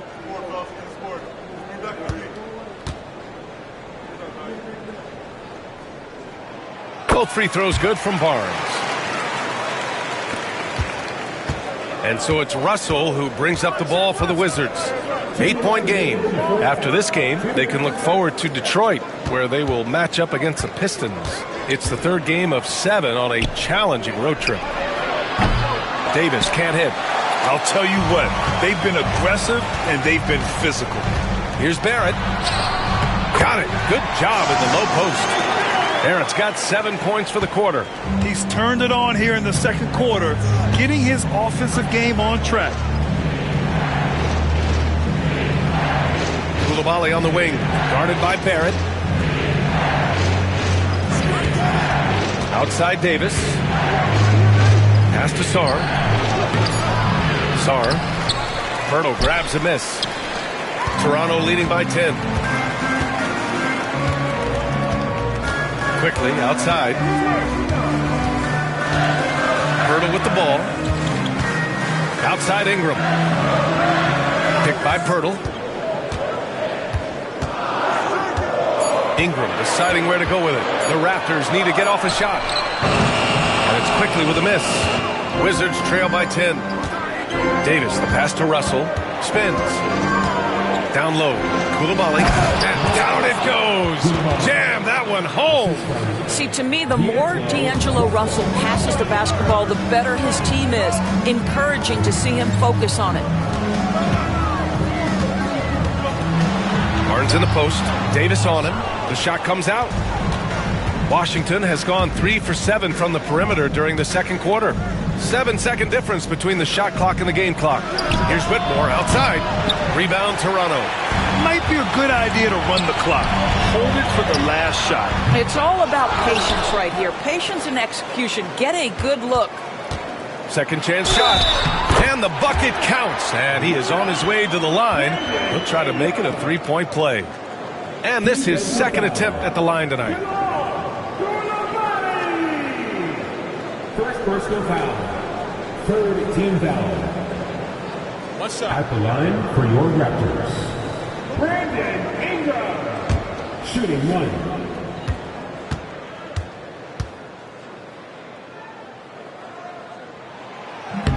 And that one misses. Pass to Russell. From deep three-point range. And that's not going to go.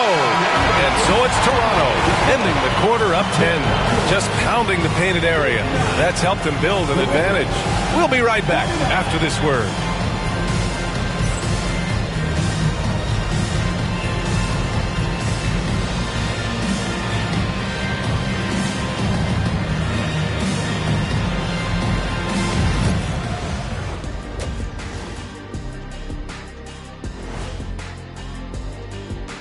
Thanks for stopping by, everybody. The story tonight, everything, and I mean everything, is working well for the Toronto Raptors. Execution. These guys know what they want offensively. Their timing is in sync. That's why, by and large, they've played mistake-free basketball. They just look like the better team. And now, moving on, a look at the players of the week deserving of the recognition. In the Eastern Conference, Giannis Antetokounmpo. After a while, some guys get comfortable. Now Giannis, he continues to work hard, adding layers to his game. Yeah, with his success, it fueled his will to win, Shaq, rather than diminishing it. Appreciate you joining us. It's been our distinct pleasure, and I mean that. Let's now take you back over to the third quarter with Brian Anderson.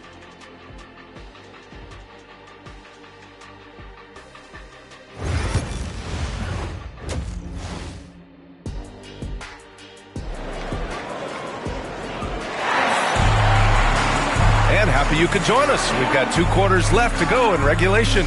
We're seeing a tremendous game from Trae Young. He was getting into the lane easily that first half. It's just relentless. Now, this guy is such a good finisher on the move, and so far the defense has not been able to counter it.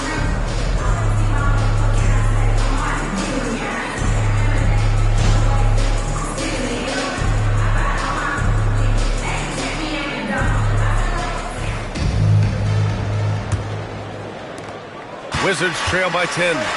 Checking out the group for Brian Keefe to start the second half. We've got Anthony Davis, Bilal Coulibaly out there with Trae Young. Then it's Cam Whitmore, and it's Sarr in at the 5 spot. And the foul on Cam Whitmore. That's his 3rd foul so far.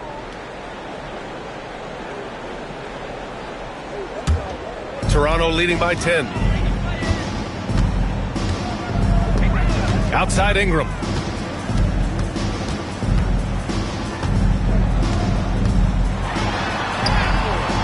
Hangs it midair and converts the double clutch layup. Ingram's got 15. It's hard trying to match up with Ingram, especially when he's looking to score inside. Outside Coulibaly. Pass to Davis.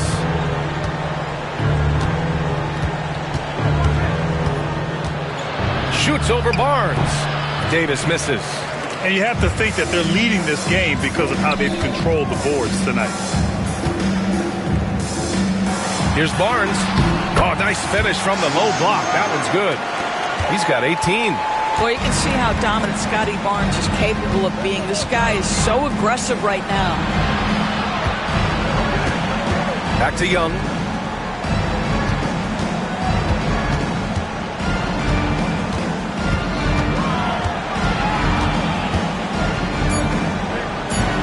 Oh, he pipes it. 9 for 14 and showing no let-up. Nice work inside from Young. Not afraid of trying his luck down there. Well, Grant, aside from making the East Finals in 2021, how would you assess Trae Young's teams? Well, they're always solid offensive teams. But Trae is the type of player that you need to surround with defensive-minded guys. And he hasn't really had that. Now here's Coulibaly. 7 points in the game. Here's Sarr. Quickly with a rebound. Quickly's got 5 rebounds tonight. Pass to Barrett. Now Barnes, guarded by Young. The 3 from Quickly. Nails it from 3. Quickly's got his 2nd basket of the game. Well, this is Quickly's game in a nutshell. This guy's thinking score as soon as he touches it. Young from long range. It's rebounded by Barron. All right, time now to pick it up. You're 1 for 4, and you certainly don't want to give your opponent momentum. Koulibaly with it. Now guarded by Barrett. Koulibaly drives in. Sarr. Oh, and there's the whistle on the shot. So 2 free throws for him coming up. So much skill there for Sarr, and he can get elusive, which helped him draw the foul. Despite entering his 30s, Anthony Davis is not slowing down, Graham. Yeah, B.A. And last year, AD put up the best rebounding numbers of his career. And his shooting percentage also very high. And just watching him, Davis is still an all-NBA caliber player, capable of taking over on both ends.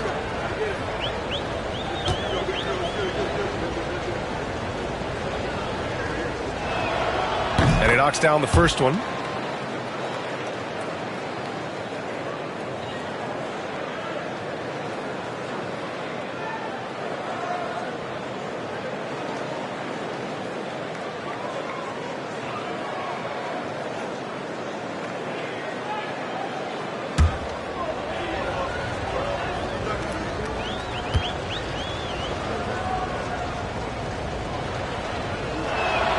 And that's good as he hits both shots.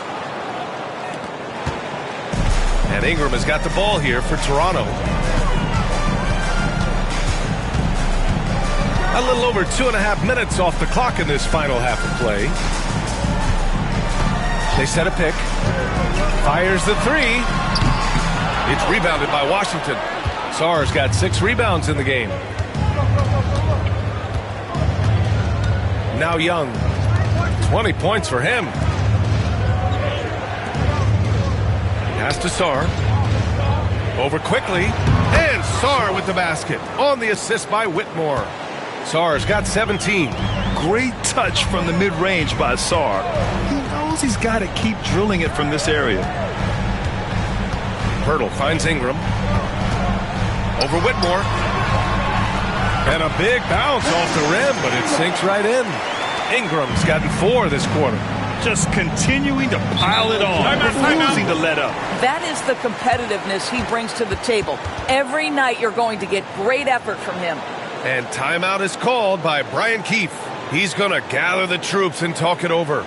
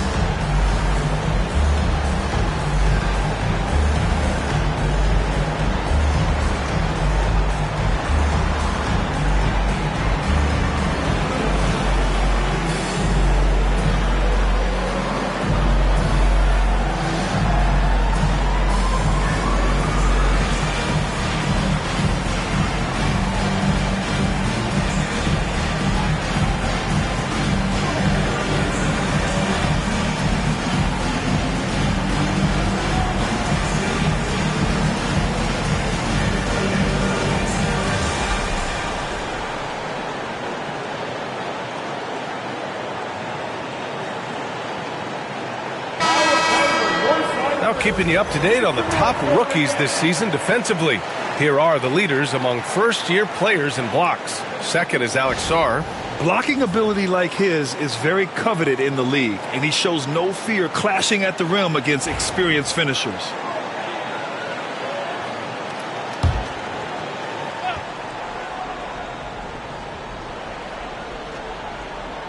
Outside Young. From the arc. Young with the signature tray. Yeah, Trae Young can change the course of a game with his outside shooting. Raptors lead by 10. Quickly, left side. Pass to Ingram.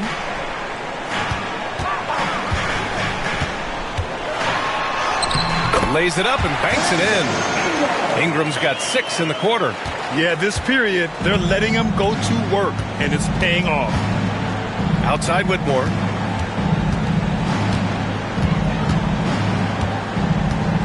Back to Young.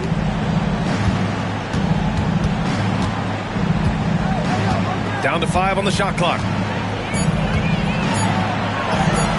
Excellent body control from Young. Courageous play by Young. I mean, he goes inside and gets past the contact to his shot. Back to Quickly. Barnes with a screen on Young. It's Quickly with a drive. And that one is hammered home. Oh, excellent way to pad the lead. Yeah, especially when it's your one throwing it down like that. That's got to be a little bit deflating to the defense, guys. Getting kicked when you're down. My goodness. Stolen by Quickly. Pass to Barnes. The shot no good. Excellent D there from Davis. Now here's Koulibaly, guarded by Barrett, and here's Davis.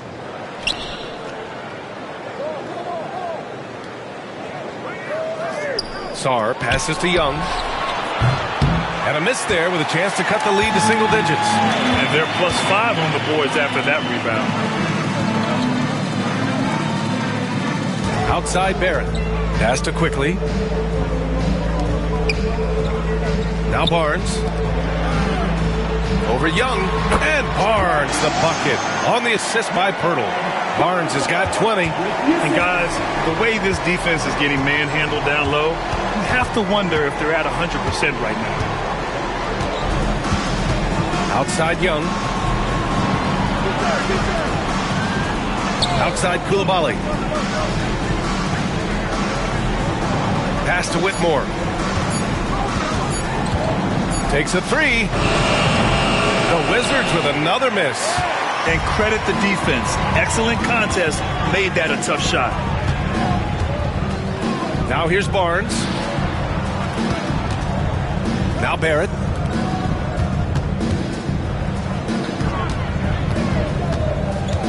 Picked by Pirtle. Shot is up. Barrett can't hit.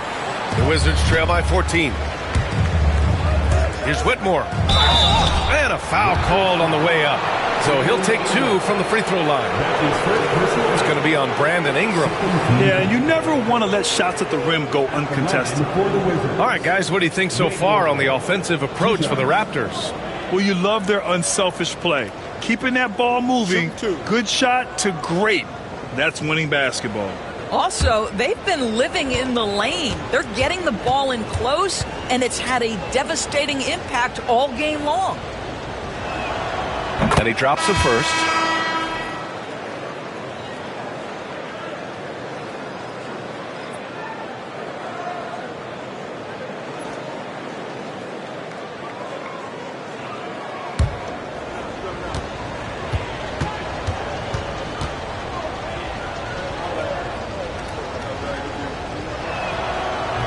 That misses, so he splits the free throws. And we're starting to see some big contracts for NBA head coaches, Doris. Well, B.A., whether we are talking about player contracts or coaches' contracts, the cost of business is the cost of business. And coaches, to me, earn every penny. Because what happens when teams underperform? The first fall guy is typically that head coach. I have zero problems with the salaries. Now here's Quickly. Give him 8. Pass to Shed, and the whistle blows. It's going to be on Trae Young. That's his first foul of the game. And Washington making a change here. Champagne's checked in. Number 9, Justin Champagnie. Here's Shed. Looking at his stats, he's putting up about 7.5 per game. To the middle. Oh, and a vicious dunk by Barnes. At his position, Scotty Barnes going to set a lot of screens. You have to understand how to roll and get open. He does exactly that. Young inside, guarded by Quickly. The Wizards with another miss. Toronto leading by 17. Here's Ingram. And he's going to the line for 2. The official saw contact while he was going up. The length of Ingram poses issues for defenders, which is why he gets fouled a lot. And he'll take his 3rd and 4th free throws of the night. 2 shots.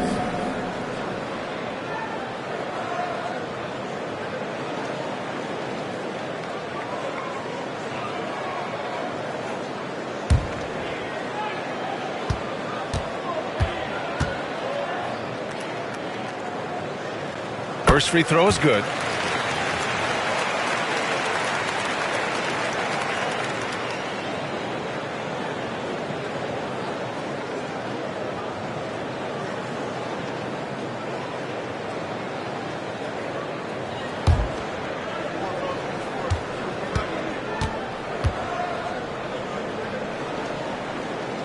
Both free throws good from Ingram. The Wizards trail by 19. Outside Young.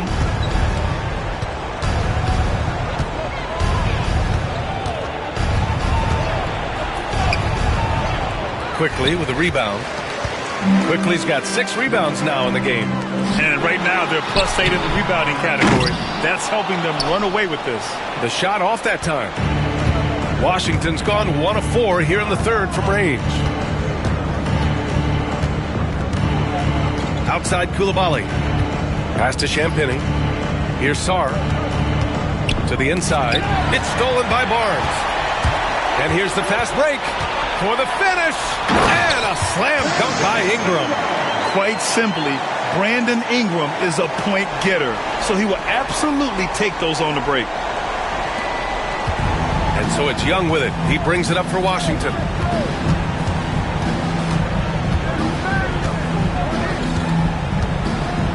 Davis with a screen on Quickly. Up top, Young. Guarded by Quickly. Clock at 6. And he's going for the lob. Oh, man. Between his size and mobility, Sarr is the perfect lob threat. Here's Ingram. 23 points in the game. Pass to Quickly.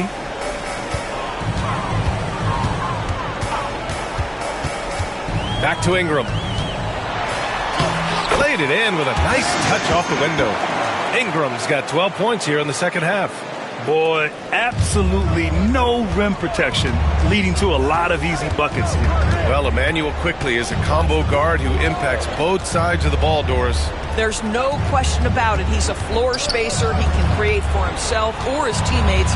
And defensively, longer than you think and very mobile. Young with the bucket. He's hit 4 now from behind the arc, 2 in each half, making an impact. Here's Ingram. He's got 25. To the paint. And Barnes the bucket on the assist by Ingram. Barnes has got 8 here in this quarter.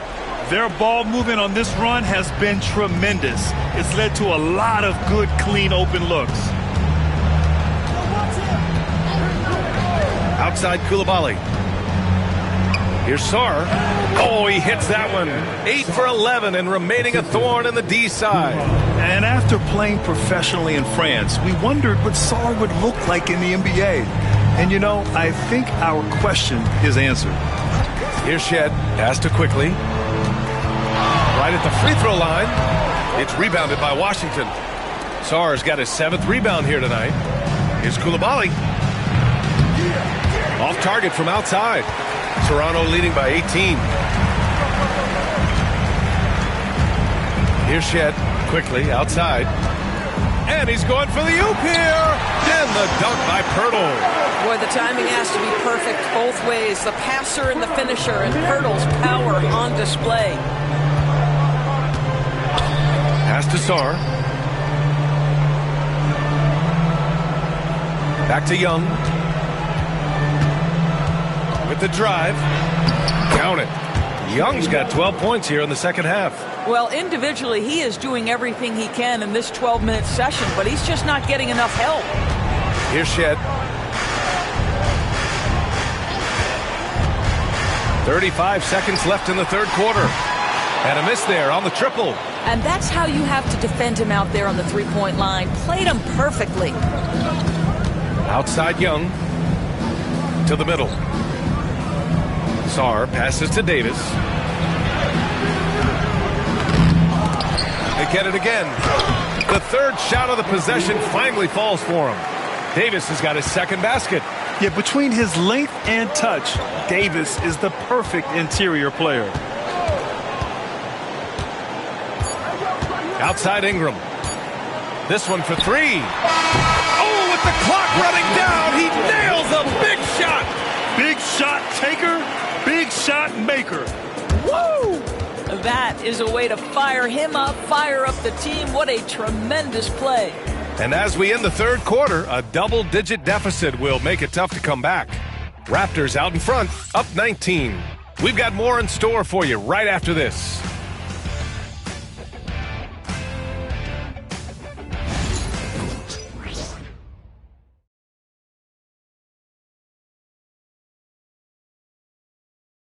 And a moment now as we take a look at our State Farm assist of the game. And from the two-guard spot, an unselfish play like this sets a fantastic tone. Well, having multiple playmakers on the floor makes you a much tougher team to defend.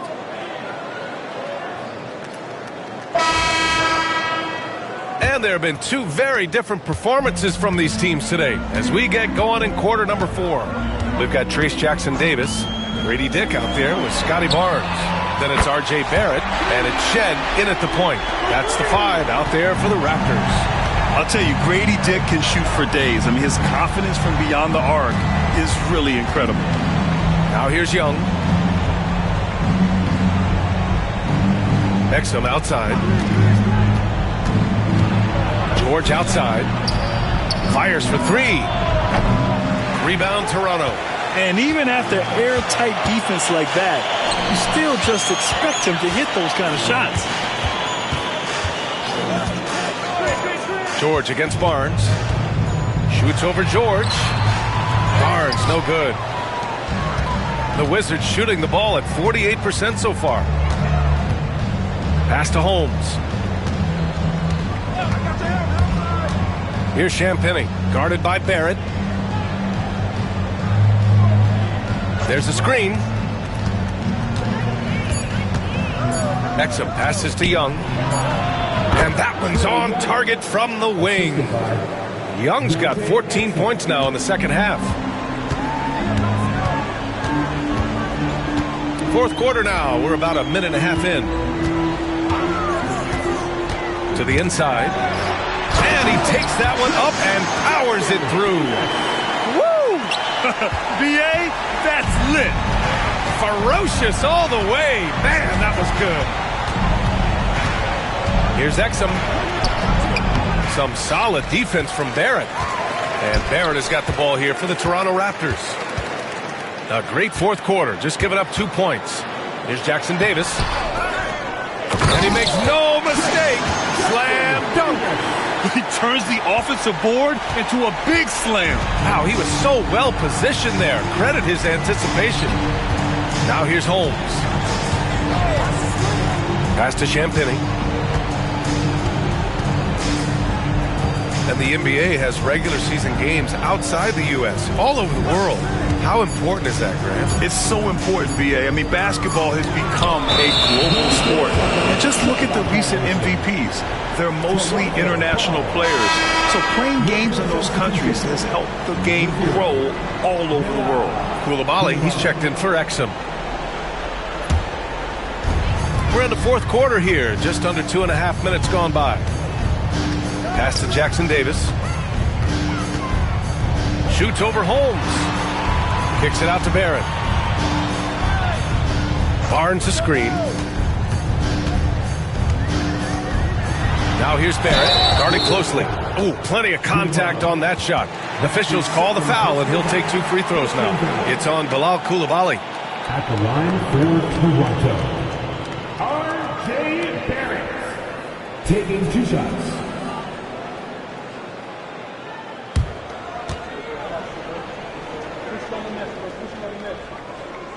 And he makes the first.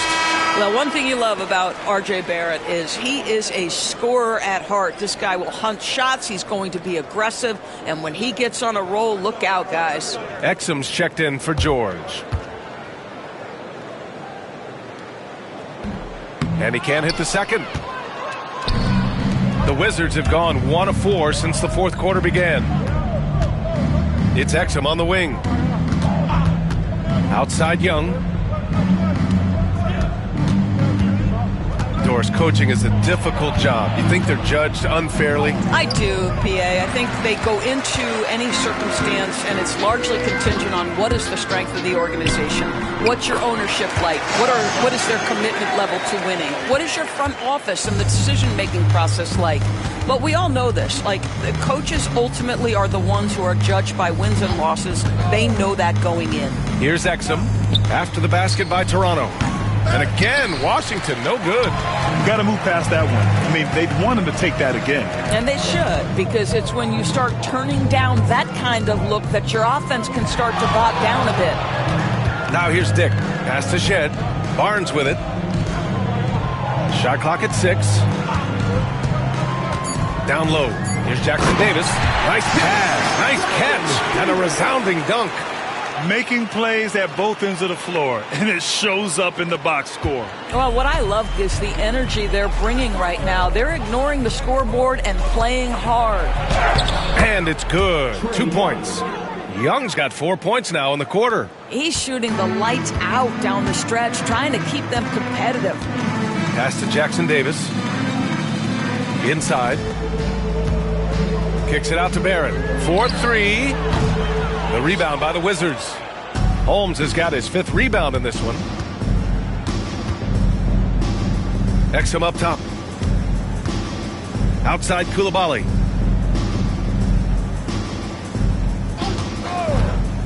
And here is Young. Coulibaly with it. From deep.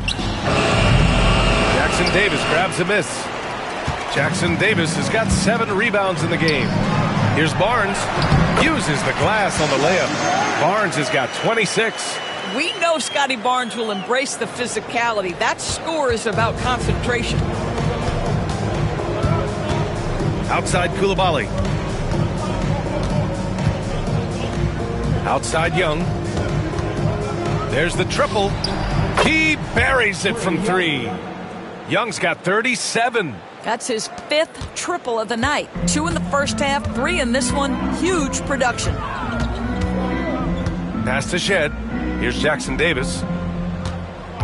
Down low. Here's Barnes. And another basket for Toronto. And they just continue to sharpen their offense here in the second half. Here's Young. And you see player training methods, Grant, a lot more than just running and getting shots up. And you know, B.A., what interests me, players not just training their bodies better than ever, but also their minds. They're working on hand-eye coordination drills and just all kinds of stuff to enhance their reflexes. And again, it's Scotty Barnes. Give him 30. You love how Scotty Barnes embraces the challenge of a contested shot. Don't back down, Scotty. Exum attacking. Parked it down low that time. Got hit with the 3-second call.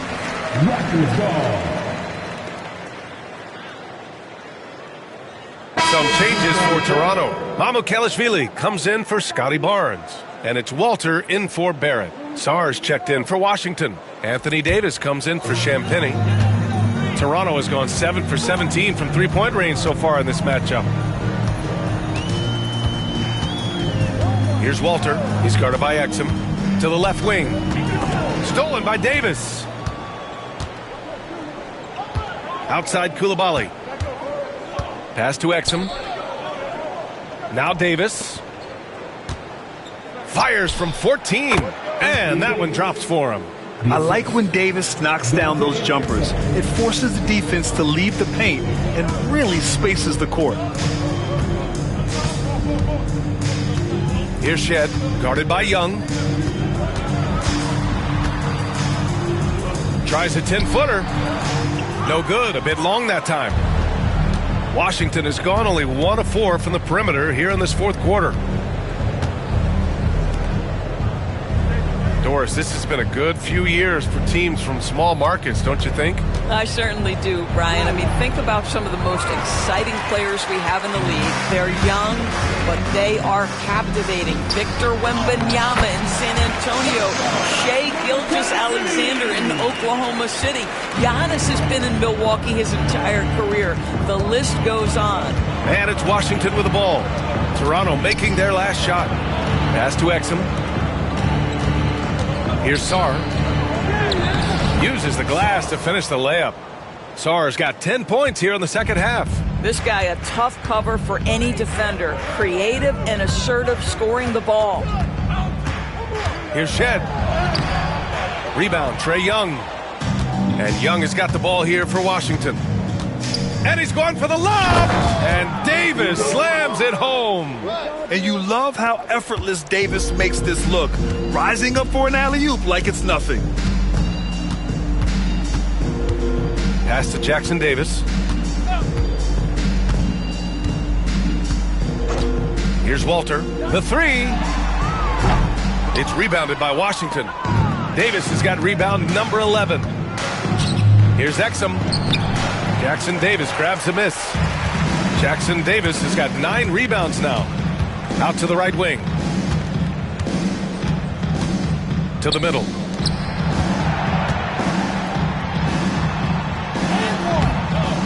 Not going to go that time. Some solid defense from Coulibaly. Outside Young. Well, Doris, with so many franchises, the star player has a lot of sway. Well, to me, B.A., so much of this speaks to which star are we talking about? If you take someone like Stephen Curry, who historically has welcomed other stars to play alongside him, or has at moments in his career had to elevate young players who maybe have to play through some mistakes, he welcomes both. It depends on the star we're talking about.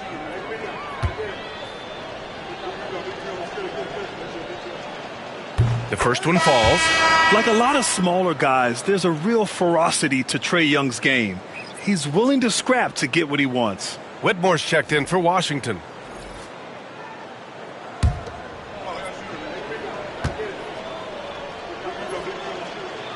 And so he's able to get 1 of 2. Toronto's gone 1 for 3 in the fourth quarter from range. Pass to Jackson Davis. Oh, a clear foul there on the missed shot. So he'll get a pair at the line. And even from where we're sitting, you could clearly tell it was a foul. At the line for 2, Trace Jackson Davis.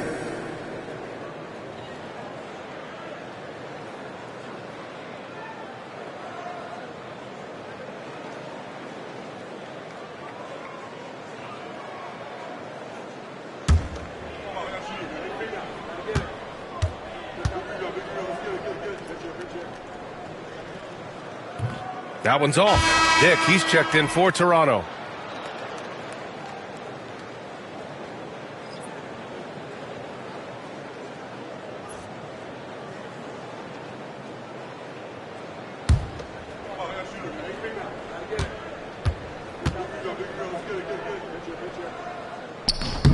And he sinks the second. And you look at the development of AI. How might it affect the league going forward, Doris? I think there's so much to be learned, Brian, about that exact thing, whether we are talking about the league or whether we're talking about society to a greater extent. As it relates to the league, how will teams employ it for scouting?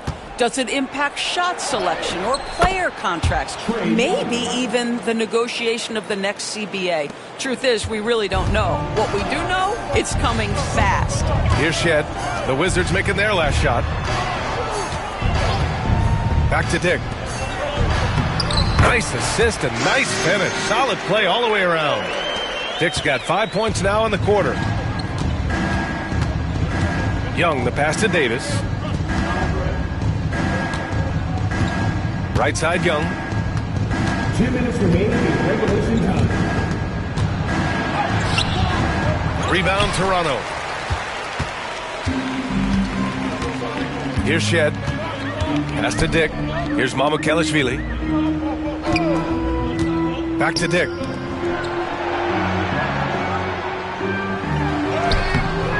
Doesn't go for him. Some solid defense from Coulibaly. To the paint. Sarr misses. Toronto has gone 1 for 3 in the fourth quarter from range. And you can see how scary this team can be when everything is clicking for them. Just a terrific performance for the Raptors. And everything seemed to go their way today. They were firing on all cylinders, Grant. Yeah, B.A., this was the kind of performance you relish as a player. Just a very impressive win. After coming away with this W, this will give them 42 wins on the year.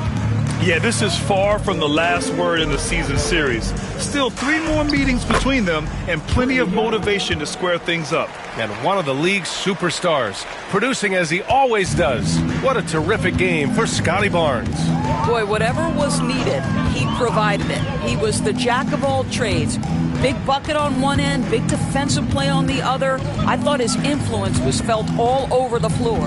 And so here is Toronto, following the score by Washington. Dick, it's blocked! And as Sarr gets older, he'll learn how to use his length even more. And the fans love seeing incredible moments on defense like that block. You know, you can't ask for any better defense than that. He responded so fast to the shooter, and it stifled him.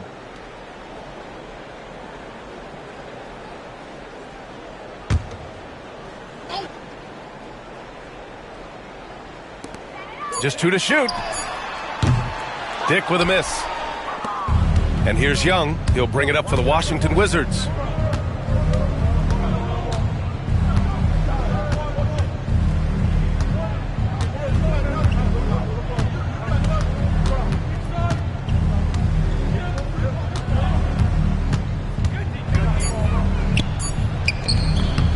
Unable to get that one.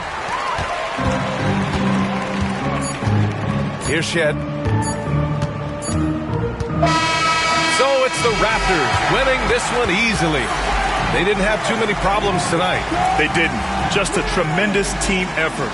Once they had that big lead, they were not going to let the visitors back into the game.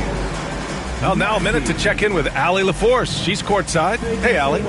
Brandon, hot shooting for you tonight. Where do you get that confidence level to take over like this? Just coming in, working on my routine every single day. I think my teammates put me in a really, really good position to step into shots and give me confidence on the basketball floor to shoot the ball and also give them the basketball to do whatever they want on the floor to create and make something happen. So confidence comes from my teammates. And you've been a great teammate as well. Guys, back to you. All right, Allie, good stuff there. Thanks for that. And that's going to do it tonight, folks, for our broadcast. For Allie LaForce, Grant Hill, and Doris Burke, I'm Brian Anderson saying thanks for tuning in. And let's leave you with our player of the game, Scotty Barnes.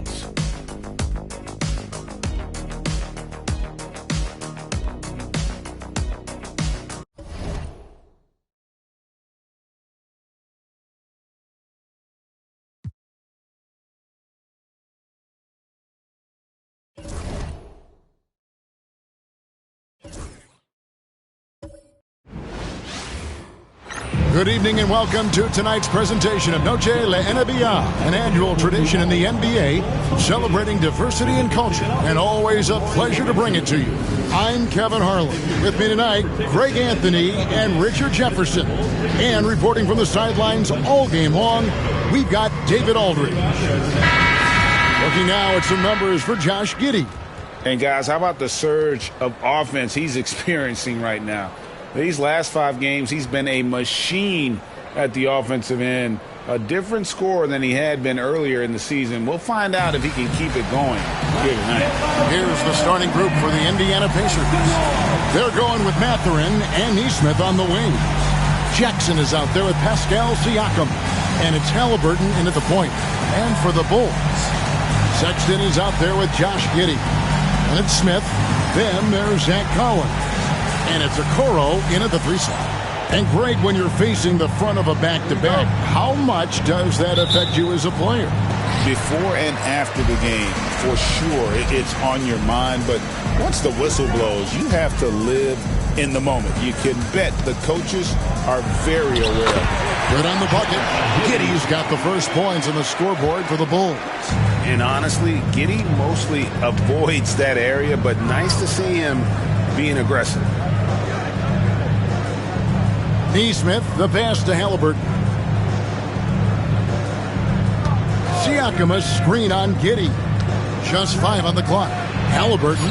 Good work there as it goes. An effortless finish from Halliburton. The defense has to be more aware down low. Halliburton against Giddey. Releases from 15. Pascal Siakam grabs the miss. Halliburton outside. And stolen by Giddey. Sexton against Halliburton. Pass to Smith. And here's Sexton. Smith with a screen on Mathurin. Here's Sexton. Greg Collins Sexton, still so young. He entered the league when he was just 19. Yeah, drafted back in 2018. Sexton has a few years left in his 20s, so you expect him to continue to expand his game and improve on both ends.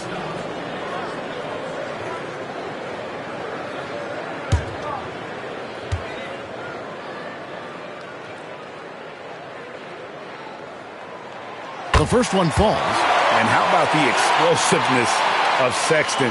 A crafty floor general who is consistent in how hard he attacks the defense.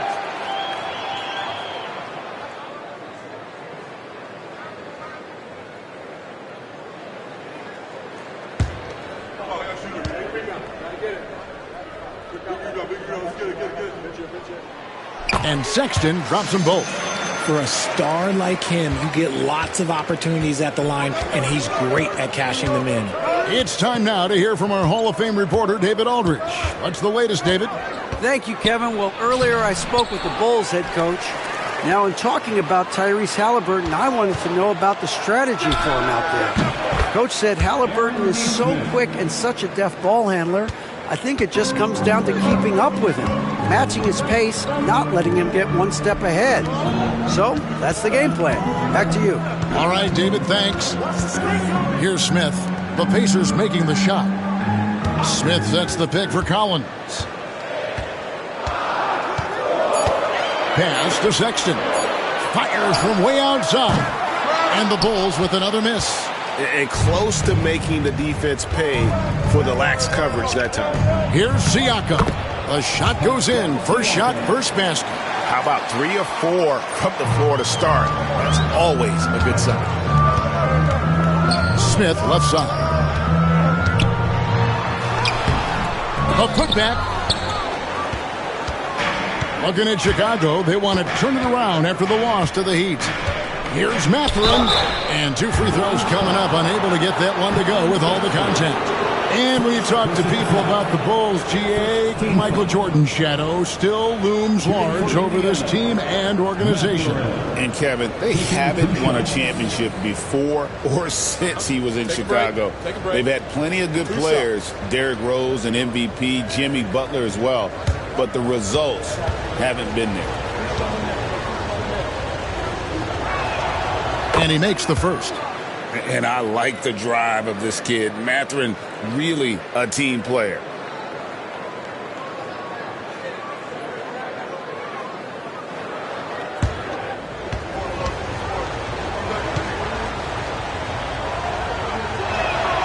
Mathurin hits them both.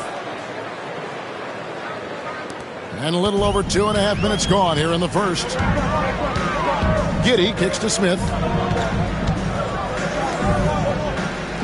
Halliburton against Giddey. Collins a screen on Halliburton. Here's Giddey. Score of the basket, his second of 2 attempts. And how about the body control? Giddey refusing to let the defense alter that shot. And Rick Carlisle decides to call timeout. He wants to make some adjustments to the game plan, clearly.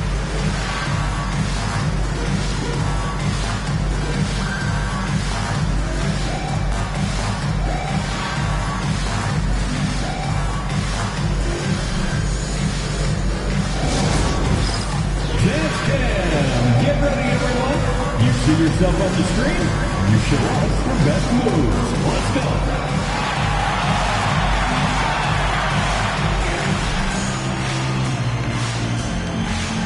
You're on the big screen.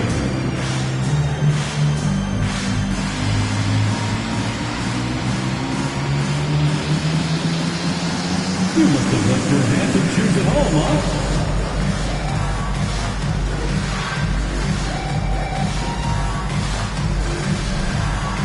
Keep it going.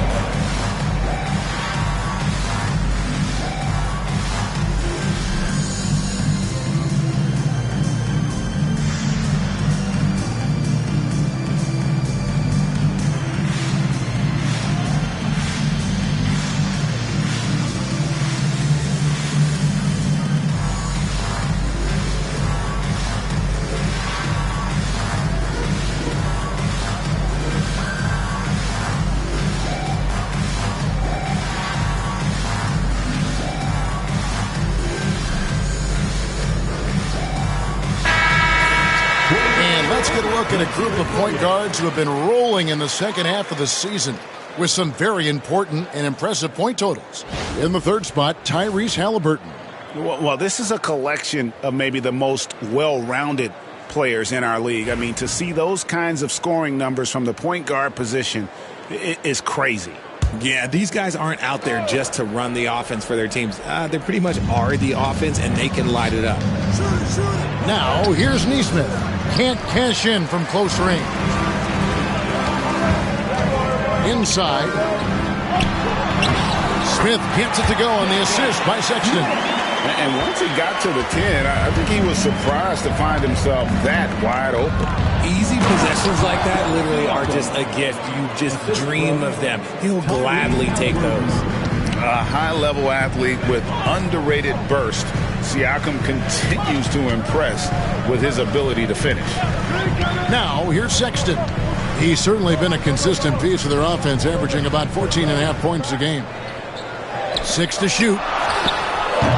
Rebounded by Jackson. The Pacers have gotten 4 of 6 field goal attempts to drop in the first quarter. He shoots again. That one's not going to go. Smith with the defensive effort. Bulls have gone 3 of 7 from the field since we've gotten underway. Pass to Sexton. Giddey sets the pick for Sexton. Hits it from three-point range. Sexton's got 5 now. And it's important Sexton makes those. The more he hits from outside, the more the floor will open up. Halliburton against Giddey. Halliburton, that's good. And we talk about the importance of versatility. He's really got it all on the offensive end. Sexton finds Giddey. High arcing shot. It's rebounded by Indiana. Now, Neesmith. A really disappointing game for him in that loss to Atlanta.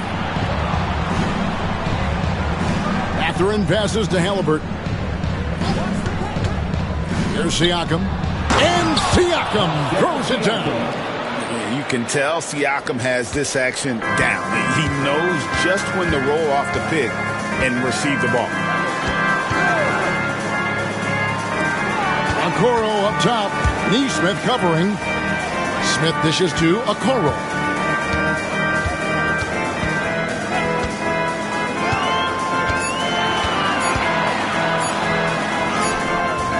Doesn't go for him. I thought he had that all sewn up, but somehow the defense just threw him off. That one falls. 8 points for him. With a harmonious blend of length and strength, Siakam has become a dependable interior scoring option. And Billy Donovan decides to call timeout. He's ready to talk things through with the team.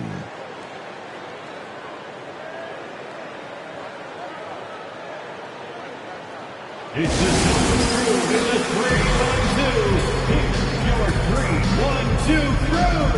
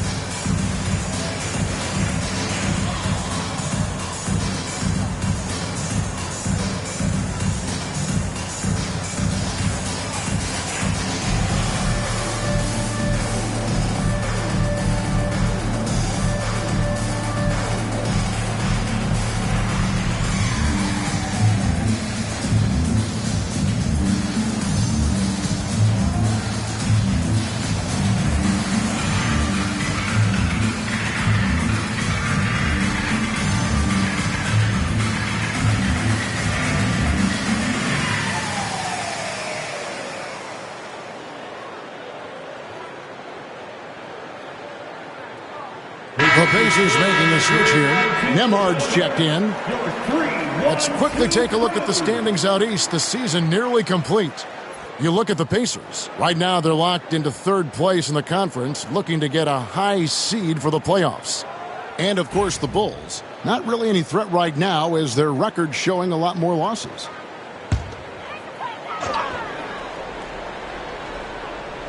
And here are the Bulls now, trailing by 5.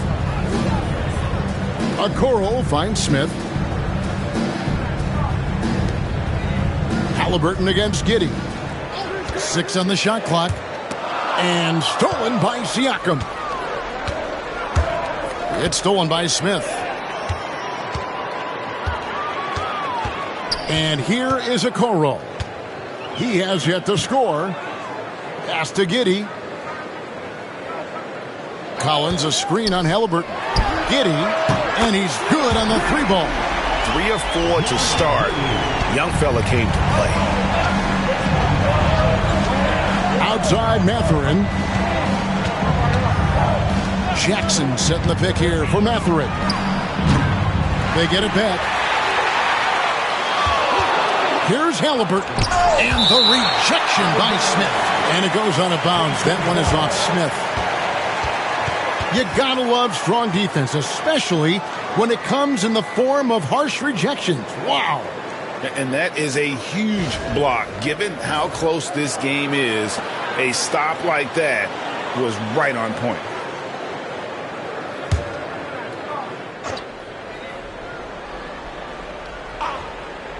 Here's Halliburton. Checking some stats on him right now. He's averaging just around 22.5 points a game. And they're beginning to just flat out fall apart defensively right now, especially on the interior. Here's Smith following the score by Tyrese Halliburton. Collins in the post. Siakam's there. Collins good. Second chance points always hurt. Just not enough effort to block out. Yeah, I'm going to go out on a limb here and say they need to emphasize rebounding going forward. Now, here's Halliburton. 6 points for him.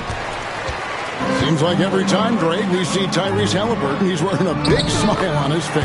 Talk about a guy who just loves this game. Halliburton is such an enthusiastic player, and that positive attitude really infects his entire team. And the latest now from our sideline reporter, David Aldridge. David, it's all yours. Take it away.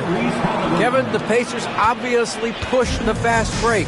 Tyrese Halliburton says the emphasis is getting outlets and running, playing fast. That's a good identity to have. It's a team that people want to play for, and it's a style you don't want to play against. You've got to be ready to play us. Kevin, the idea is for them to wear you down. They fly, David. Baseline to baseline. They can really go. Now, here's Halliburton. He's got 8, and Jackson throws it down hard. An elite passer. Halliburton is especially dangerous in the pick and roll. Sexton the pass to Collins. Back to Sexton. And he banks in the layup. Sexton's got 7 points in the game. And those are the kind of nice inside looks they've gotten here in the first half. Jackson against Smith. Now, here's Halliburton. T right on him. And how about the commitment there from Halliburton? Sticking with it and getting himself to the line. And a chance to catch up on some numbers here. Scoring breakdown for the Pacers. I've really been impressed with how aggressive they've been inside, looking to capitalize from the paint whenever they can. And also, they're doing something you don't see as much anymore, and that is converting time and time again from the mid-range. And the first one at the line is good. So valuable to this team. Halliburton gives them whatever they need when they need it. This guy is both patient and prolific. Here's what Chicago's going with right now. Buzelis is checked in for Collins. Williams comes in for Jalen Smith. Simons, he's checked in for Isaac Okoro. And Trey Jones subbed in for Josh Giddey. And Billy Donovan decides to call timeout. He wants to talk to his guys. They went to Indiana for their last meeting with the Pacers and came out with a win. Mental toughness on the road. The arena was rocking, but they just got down to business and never let up. And the mental game you talk about, a lot comes down to coaching, having your players focused.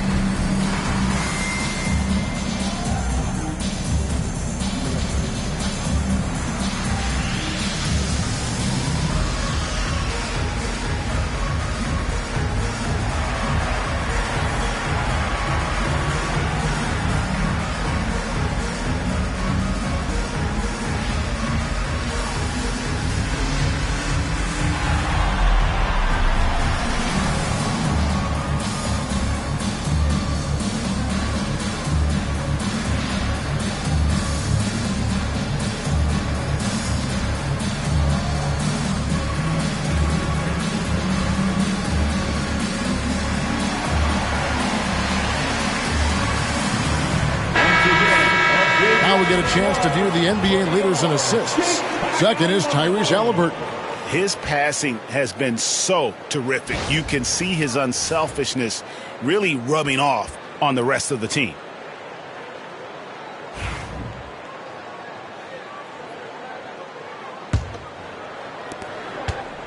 And so it's Jones. He'll bring it up for the Chicago Bulls.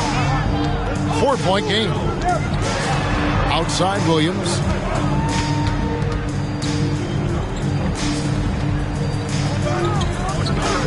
Williams, a screen on Halliburton.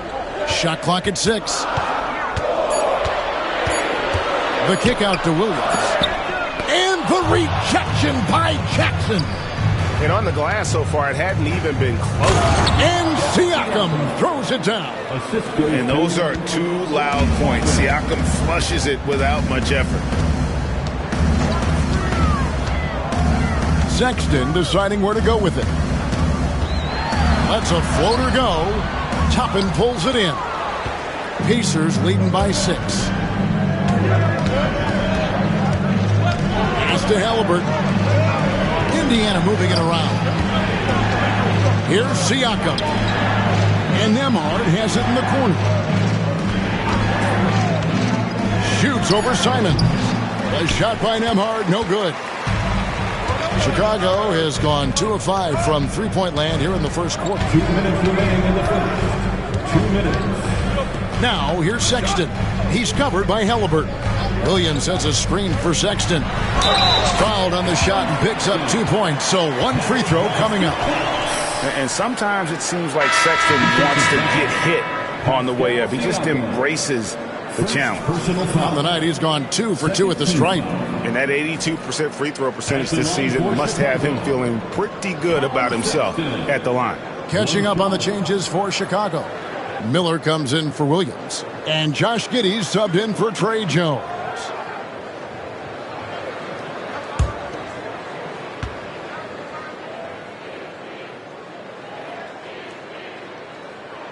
Free throw good, Sexton. Indiana leading by 3.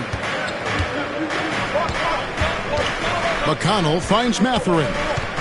Tapping a screen on Giddey. Mathurin with the ball. And it's Bucelis picking him up. And while we have a moment, let's check the stats for Sexton. How's the last month of basketball been for him? Averaging about 16 points, 3 assists, and 2 rebounds. Not bad numbers, but for a player of his talent, you have to think he can do more. Yeah, there's no doubt he has been inconsistent, which is unusual for him. But when he turns it back around, boy, you better watch out. First one falls for him. Chicago making some changes. Zhang comes in for Miller. And Ivey subbed in for Sexton. Javonte Green, he's checked in for Indiana.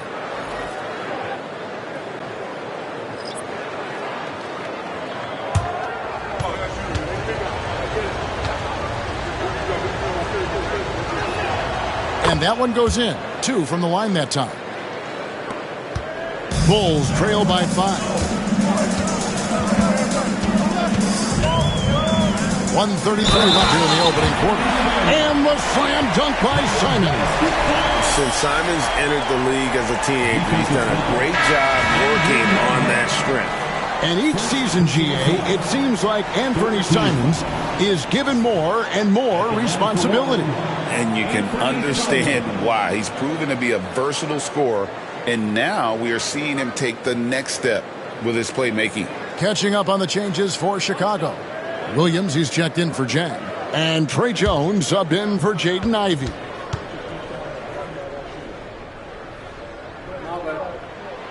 And on the court, Simons is like a lightning bolt of energy. He hustles hard and just puts in the sweat to outwork the other team. Now, here's McConnell. 9 points last game out. Toppin sets a screen for Mathurin. And out of bounds as Chicago gains possession. And a look here at the passing numbers over the last several months for Tyrese Halliburton. He hasn't been nearly as effective a passer these past few months, and that's unfortunate because when he's passing it well and the assists are coming, he is a much more complete player.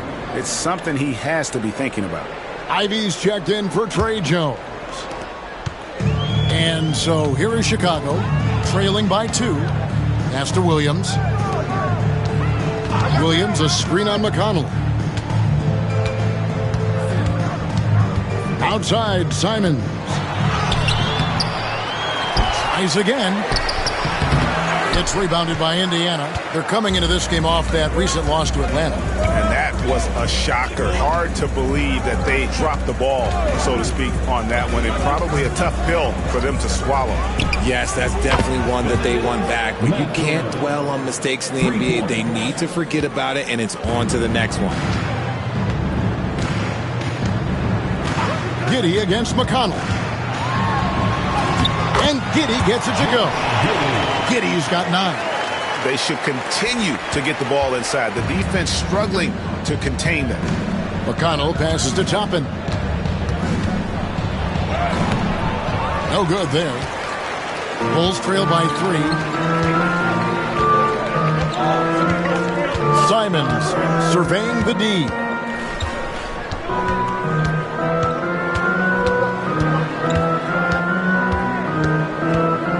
Clock at 6. Lays it up and banks it in. Now just a 1-point Indiana lead. And they've repeatedly probed inside in the first half, guys, and it's paid off. Tyrese Halliburton has been on display for the Pacers. He got into double digits for the quarter with 10 points total. And we'll be back with you shortly.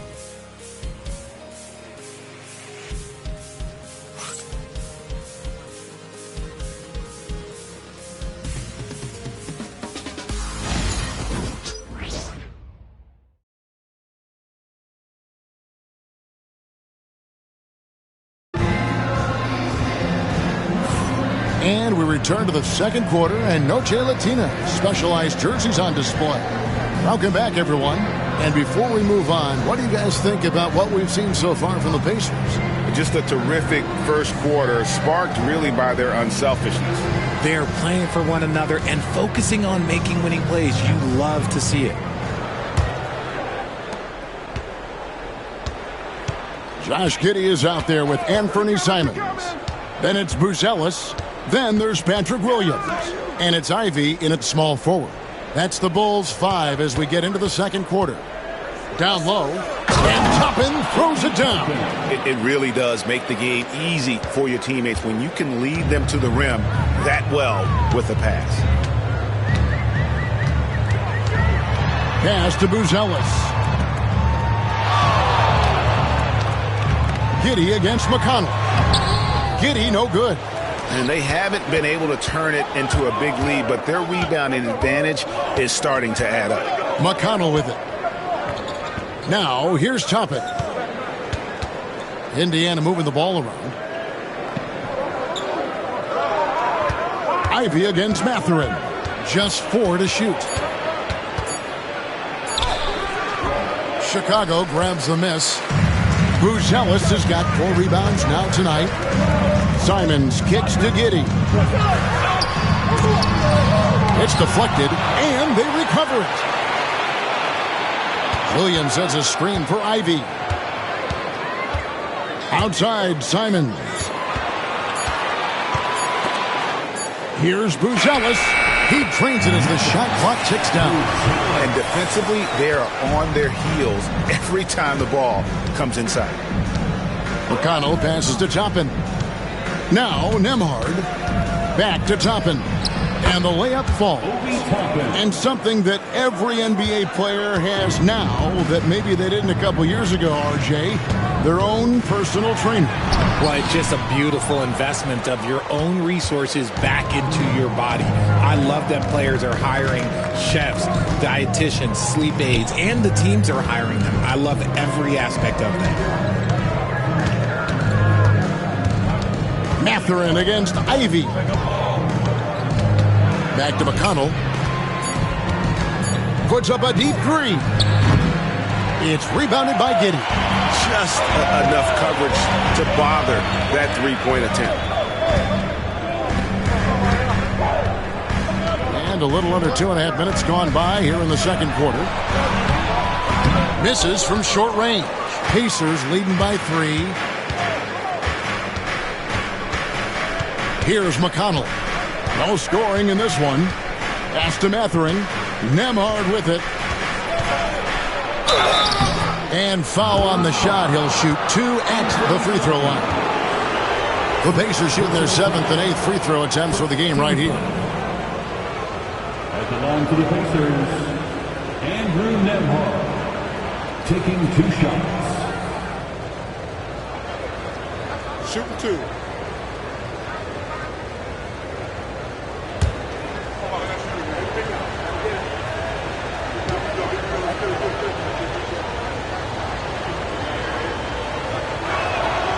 First free throw is good.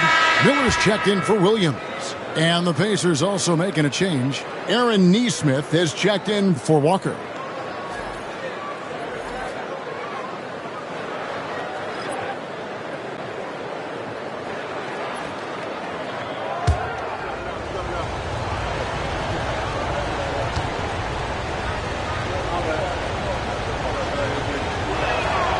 And both free throws good for Nembhard. And so here is Chicago. It's a 5-point game. That'll be just 1 game played away from home for them. And the timeout called here by Billy Donovan. He wants to regroup and go over the strategy. Now comes to the floor, your incredible. Now on the court, your top squad. Get out and let them hear you. All right, fans, the bottom section in here right now is free t-shirts.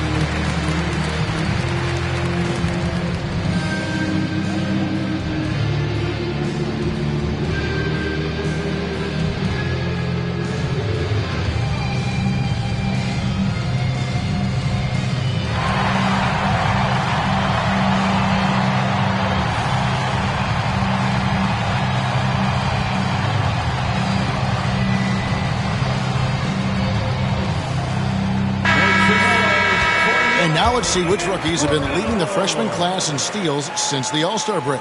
Fourth, Matas Buzelis. His steal rate in the second half of the season shows that he's figuring out the league, so they'd better learn to look out for him.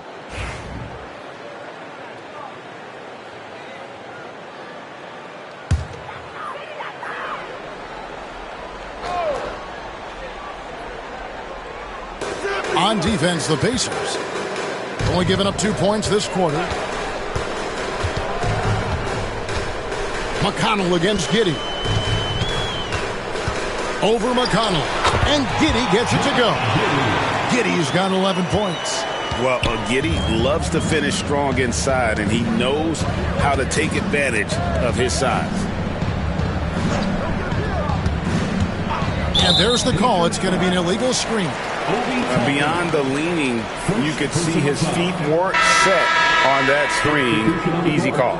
Look, guys get away with this all the time, but on this occasion, he got caught. Collins checked in for Chicago. Okoro comes in for Jaden Ivey. Siakam is checked in for the Pacers. Here's Simon. And the slam dunk by Simon.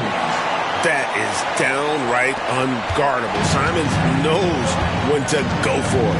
Time now to turn to our sideline reporter, David Aldridge. David.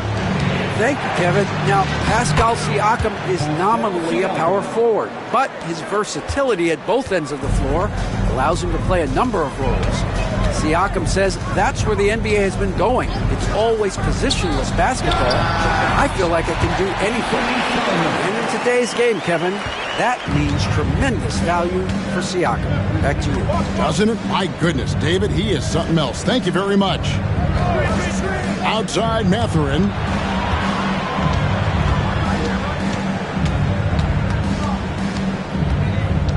And Siakam has it in the corner. Shot clock at 3, and that one clearly a foul. Gets the whistle, and 2 shots coming up. Greg, in January 2024, Pascal Siakam was traded out of Toronto. And he came into the league an older player from a mid-major school. The Raptors did a lot to help Siakam, turning him into an all-NBA caliber player.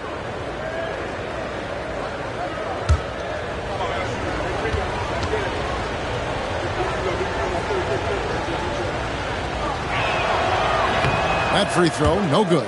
A big man who can score, rebound, and pass. This is why Siakam has become a huge piece of this team.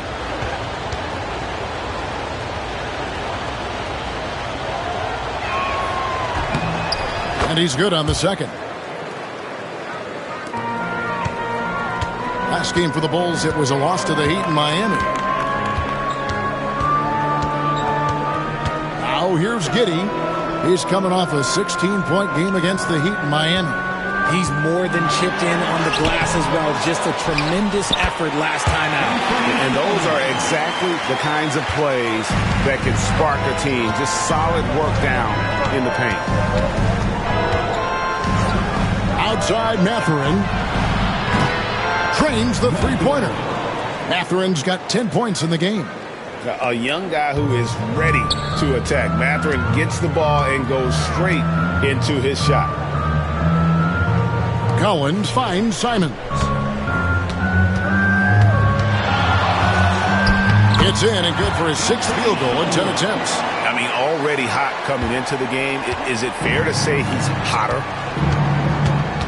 Pass to Toppin.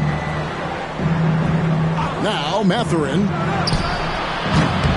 A three-pointer, no good. And imagine how good they'll look if he can start to chip in a bit more offensively. Giddey with it. He's got 11. Simons on the wing. Toppin covering. And it's Simons missing. Pacers have gone 4 of 7 from the field in this second quarter so far. Here's Nembhard. And the call on the shot that sends him to the line. It goes on Josh Giddey. And this is his second trip to the line tonight. Shooting for Indiana, Andrew Nembhard. 2 shots. Shooting 2.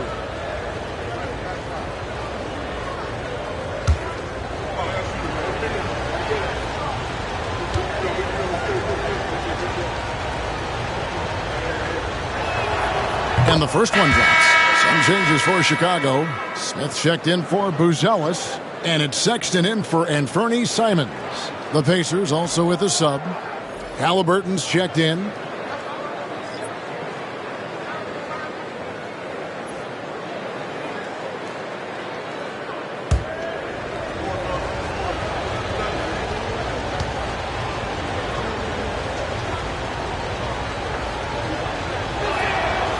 And both free throws good for Nembhard. And so it's Giddey with it. He brings it up for the Chicago Bulls. They trail by 3. Pass to Collins. And here is Okoro. It's deflected. Good ball movement here by the Bulls. Down to 5 on the shot clock. Here's Giddey. No good with the triple. He just looks off this quarter. Looks like he's forcing it a bit right now. A little bit in his head. Back to Neesmith. Siakam outside.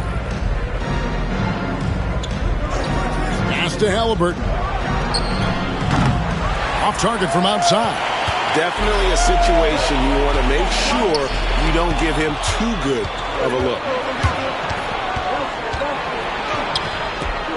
And he gets it to go, hitting off the back of the rim. Halliburton's got 12 points in the game. He has been a key factor for them offensively, scoring with consistency. Sexton the pass to Smith.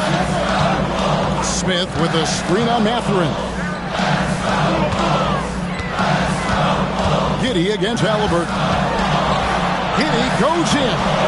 It's not going to go for him. It's his 6th miss. He's 5 for 11. Siakam finds Nembhard. Here's Neesmith. Back to Halliburton. An easy 2 points on the layup. Halliburton's got the lead up to 7 now for Indiana.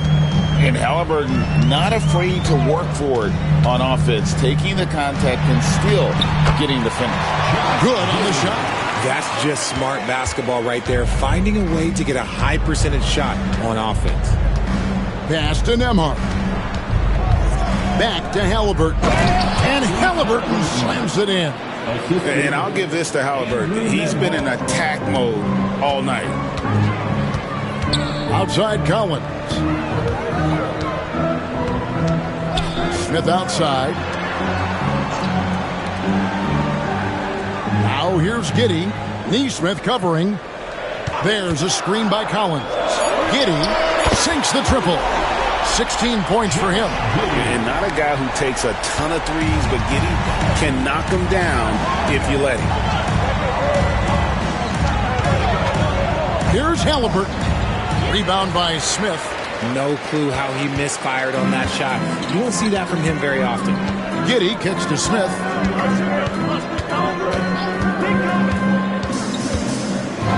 Back to Giddey from the arc. Siakam pulls it in. And you don't want to give up that kind of look too often. Pass to Halliburton. Neesmith with the ball. Here's Siakam. Count that as his 7th field goal, 9 tries. He's shooting 78%. They're getting on a roll inside. Their last 3 field goals have come from the paint. Sexton the pass to Giddey. Smith with a screen on Halliburton.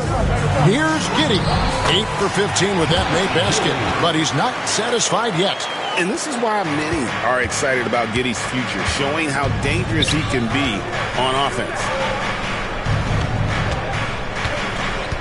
Now Neesmith. Here's Nembhard. Left side Halliburton. Over Giddey. And Okoro pulls it down. Bulls trail by 4. Pass to Giddey. It's stolen by Mathurin. And a wide open look for Halliburton. It's good from long range. Halliburton's got 19 points. He's not short on moves. Halliburton's got a lot of ways to attack off the dribble.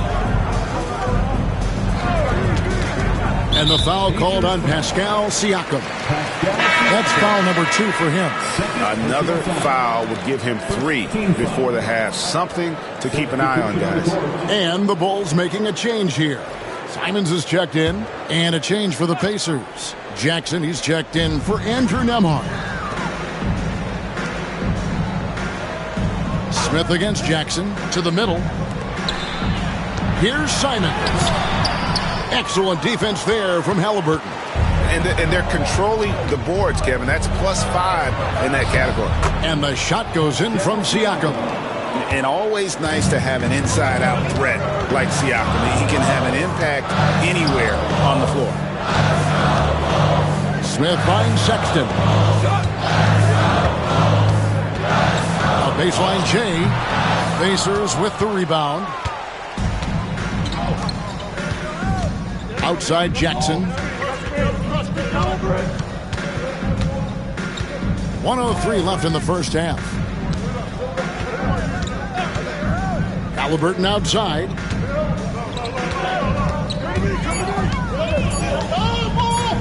Shoots over Simon. Halliburton no good.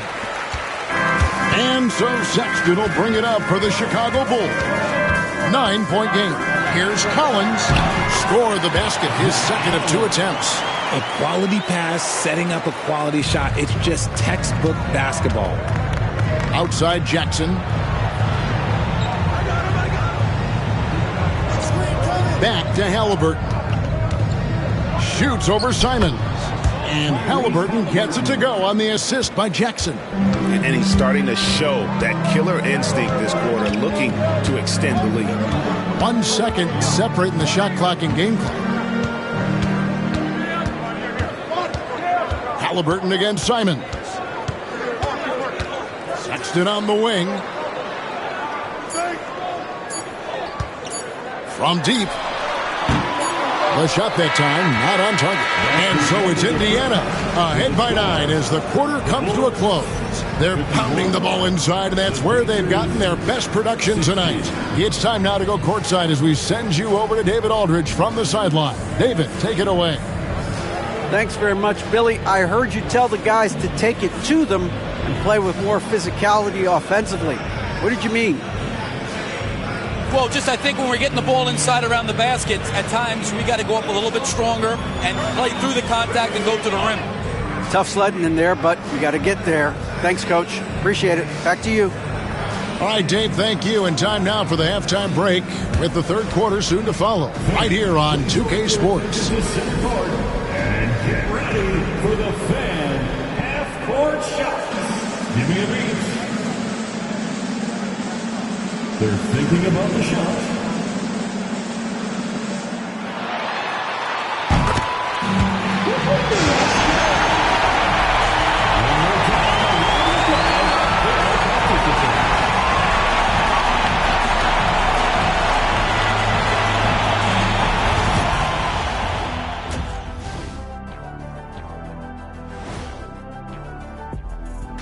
Great to have you with us. Starting out, let's check out the award winners for Players of the Week.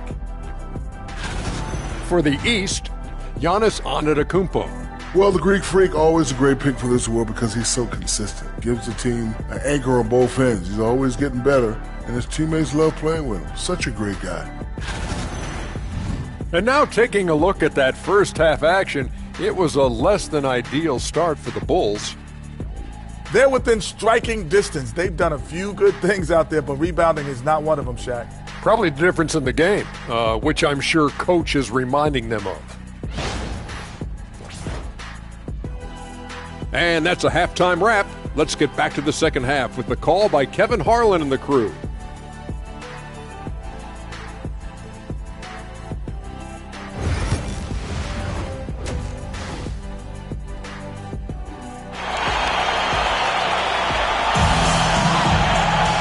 We hope you've enjoyed the broadcast so far. We're halfway through the game. Tyrese Halliburton has been sensational. And the way that he has helped out with the ball movement has been a difference maker early on. And it's a role we don't always see him in, but he's done a great job tonight getting the rest of his team involved.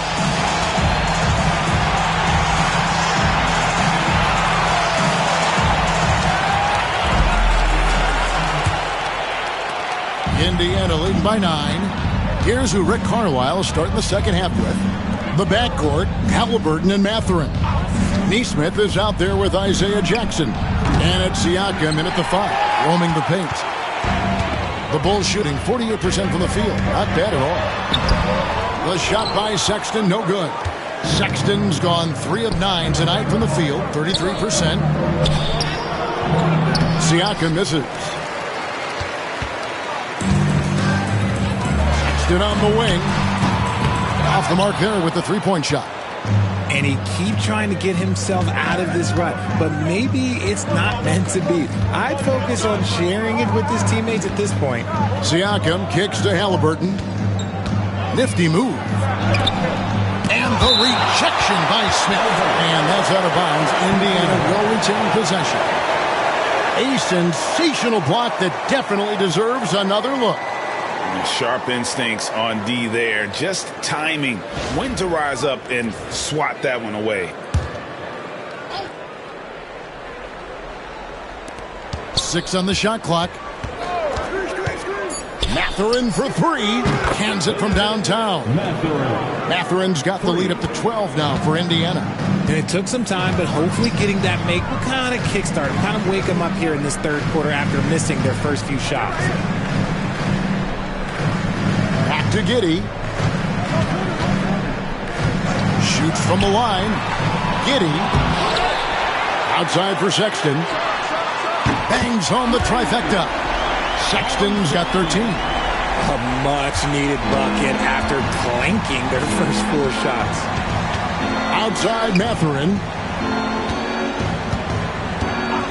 Back to Halliburton. To the inside.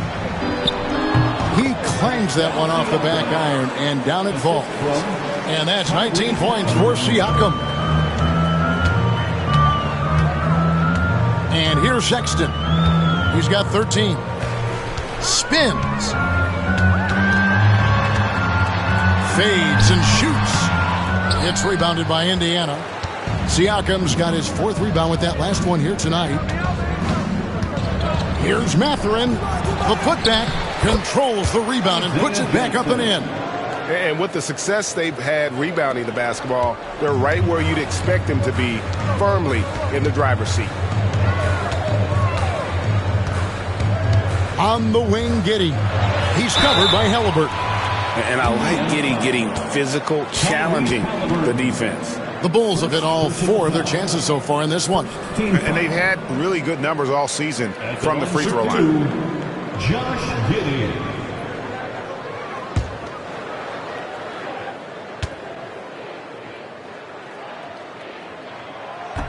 That free throw missing. And that's a spot of the floor Giddey wants to improve. It certainly puts in the work there to get better.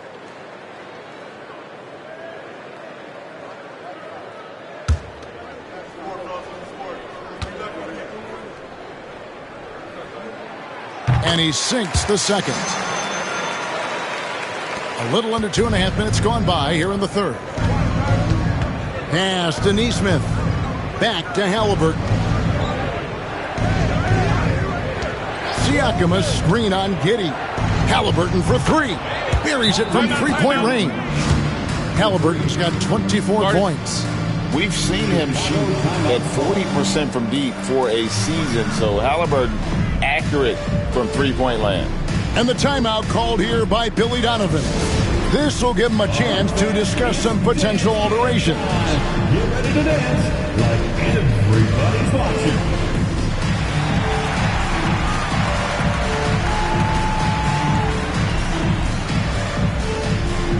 You have the camera on you.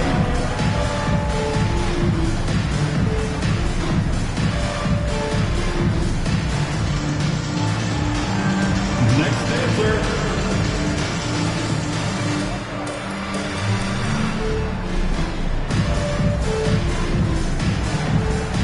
All right.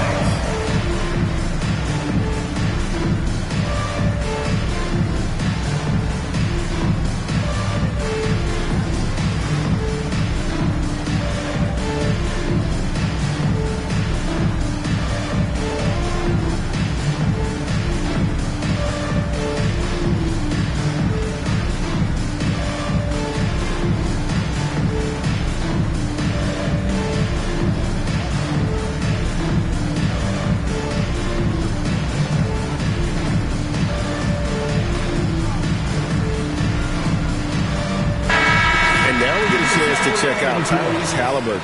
This last month, he's been positively spectacular. 5th in scoring, and he's among the top 20 free throw shooters in the league. Doesn't waste many opportunities at the line. And as you said, one of the NBA's most potent scorers. Always up to the challenge. His top 5 ranking has him right there with the elite. Halliburton against Giddey. Third quarter here, and 3 minutes have come off the clock. Makes it off the glass. Giddey's got 21. And obviously his momentum from the last game has carried over here tonight. He's just riding the wave of momentum right now, getting to his spots and keeping things simple on the offensive side. And it's Isaac Okoro with the foul. That's his first foul. First team foul.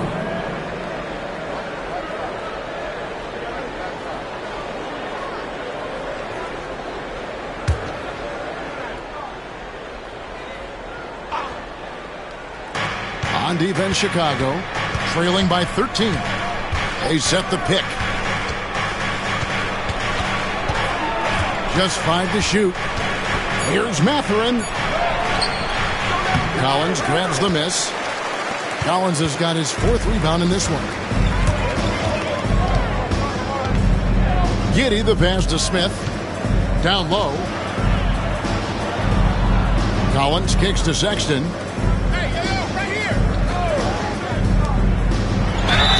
Whistle blows. Basket is good. So a chance here for a 3-point play. And he is just an explosive athlete. Sexton not at all fazed by the contact. The Bulls have hit most of their free throws tonight, 5 of 6. At the line for the Bulls, Colin Sexton, shooting 1.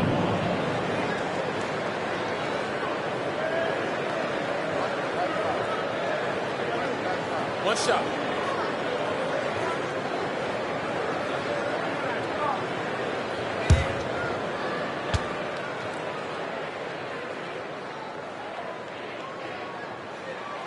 Free throw good, Sexton.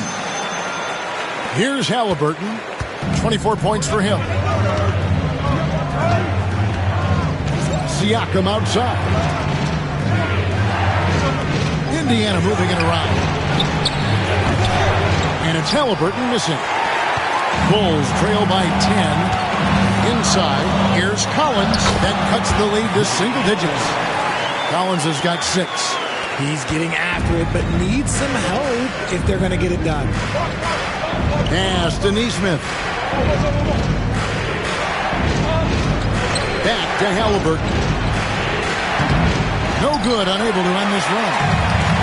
And so it's Giddey with it. He brings it up for the Chicago Bulls. Smith, and the dunk by Smith. The adjustments they've made offensively, they're putting guys in a position now to succeed. But it took them a little while to get there. Just goes to show, as long as you persevere, you'll figure your way out. Pass to Halliburton.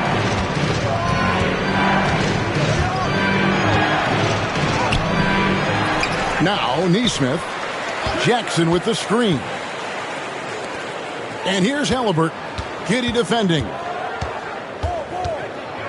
Halliburton finds Neesmith. And it's Chicago with the rebound. Giddey's got his 5th rebound in this one.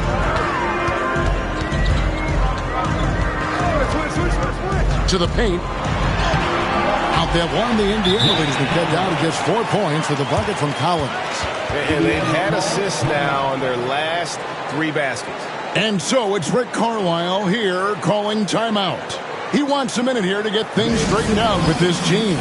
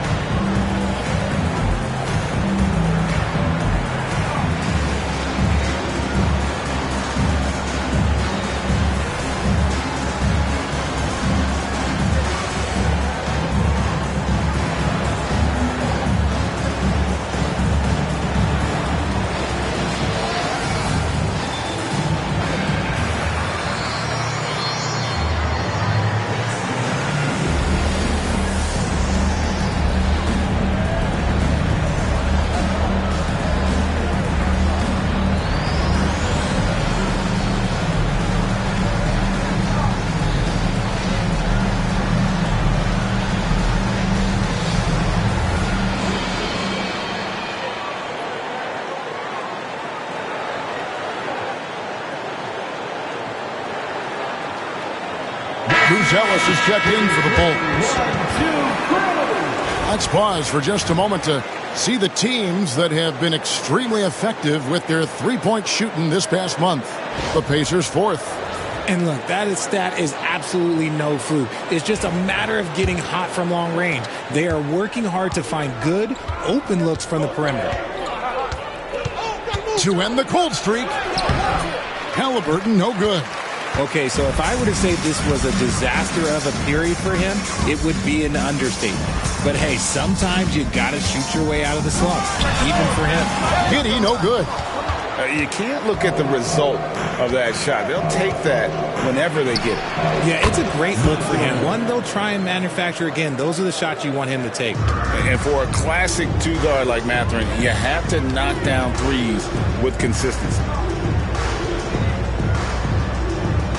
Collins a screen on Halliburton.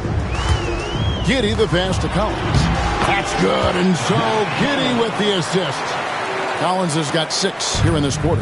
Again and again, they're dissecting the defense and creating those high-percentage looks from inside. Jackson passes to Mathurin. They set the pick. Pass to Siakam. From 7. Lands soft on the front of the rim and drops. Siakam's got 21. Well, the numbers speak for themselves. Siakam showing great versatility on the offensive end. Okoro passes to Sexton. Buzelis with the ball. And Giddey gets it to go. He's got 23. Just impressed with the teamwork out there, setting the table for one another. Outside Jackson. Back to Halliburton.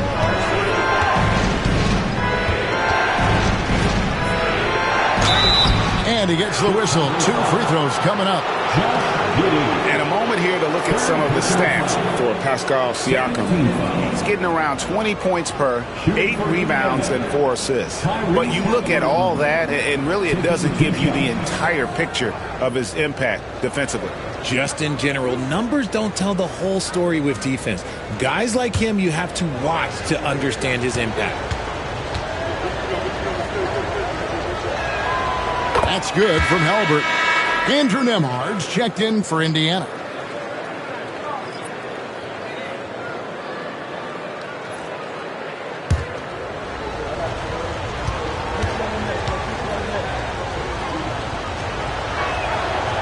And so he's able to get 1 of 2. Bulls trail by 6. To the inside. Out of bounds. Indiana takes possession.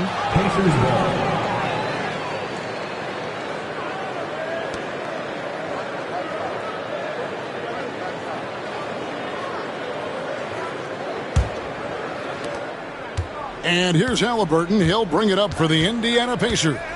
The biggest lead of the game, 15 points.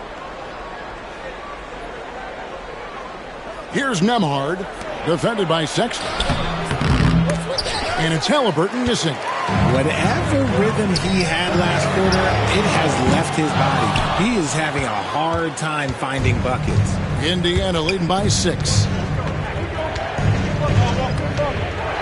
Outside Mathurin.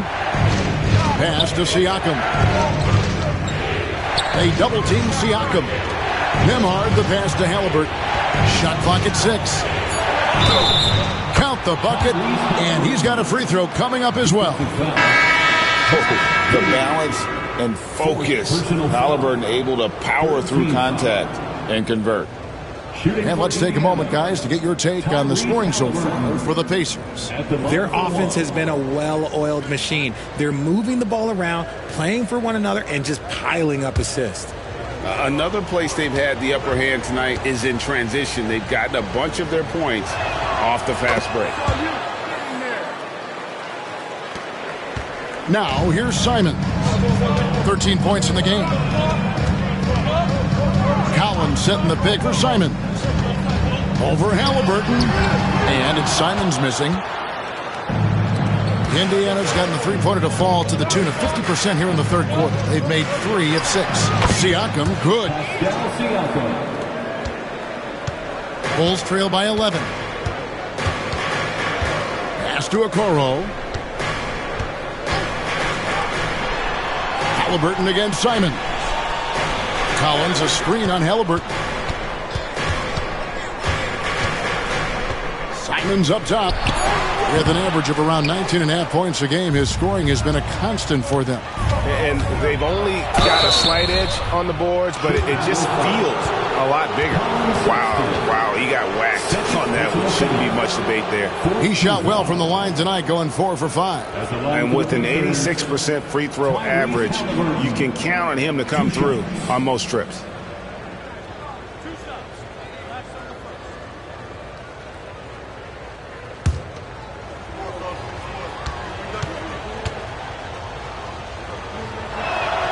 That's good from Halliburton.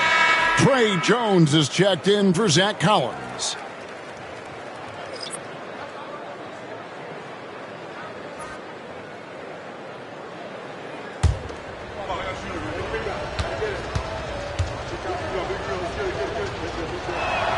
That one falls, so he hits both of them.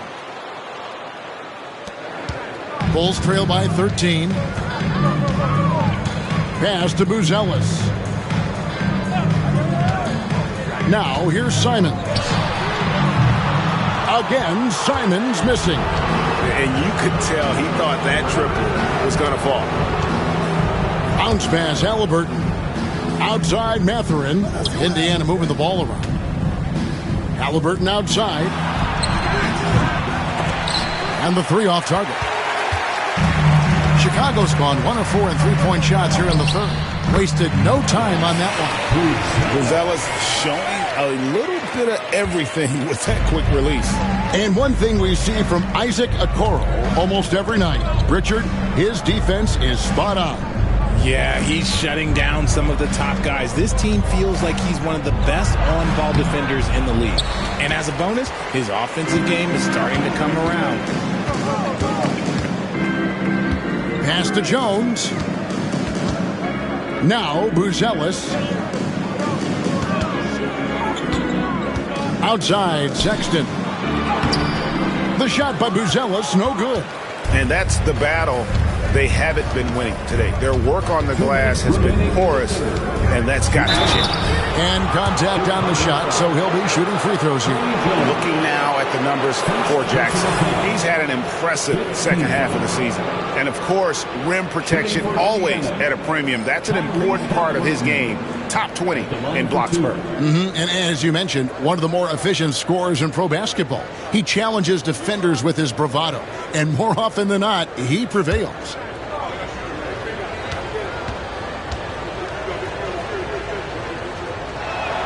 First free throw is good. He's put in the work and worn down the defense. Now they're getting a little sloppy, and it's allowed them to get to the line more this half. Bulls making a switch here. Miller's checked in.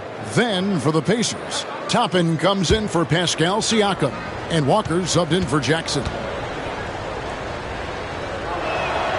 Halliburton hits them both. There's 1:59 left to play here in the third. Outside, Jones.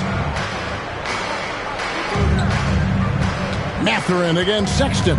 Miller with a screen on Mathurin. Here's Sexton. Solid play in the low block, and that one's good. Sexton's got 8 here in the quarter. Clever and confident in that pick and roll. Sexton's decision-making in these sets has really improved. Here's Toppin, and he drops in the layup off the glass. Toppin's got 6 points. Big miscommunication on defense. He recognizes it and quickly takes advantage. Yeah, they're going to do a much better job of putting a little bit of pressure on him on his way to the hoop. Nembhard with it. He's a good contributor to his team, averaging about 10.5 points a game. Outside, Walker. That falls. Nice feed that time from Halliburton. Halliburton's got 6 assists now in the game. And so, Sexton will bring it up for the Bulls. 15-point game. Miller sets a screen for Sexton. Pass to Buzelis. Outside, Simon. Gets the three-pointer to fall. 16 points for him. And shooters shoot. And Simons sure has a feel with that quick trigger. Halliburton outside. 23 seconds left in the third. Jacks up a three. Sexton grabs the board. And he has been ice cold from beyond the arc here since halftime, and he continues yet to fire away. He has got to tone it down if he wants to help his team. And how about that finish by Buzelis, the rookie, getting it done? It's Nembhard on the wing. And no luck with that time on the buzzer beater. Tyrese Halliburton has been on display for the Pacers. And his big game just keeps getting bigger. That quarter sees him get over 30 points. We've got more in store for you right after this.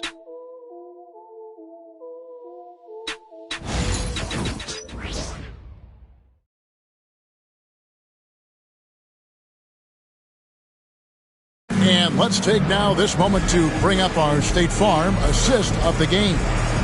And I'm glad this was the pick because I love this pass. Such a great dish. That's what I call court vision. That wasn't a better pass in the game, almost like he had a sixth sense. Fourth quarter of action is upon us. Thanks as always for joining us.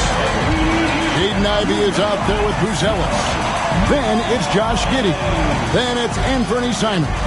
And it's Miller in at the 5 spot. So that's the 5 in the game for Chicago. Boy, they've been terrific from beyond here in the second. Here's Nembhard, covered by Simons. Here's Siakam. Nice follow through on the fadeaway.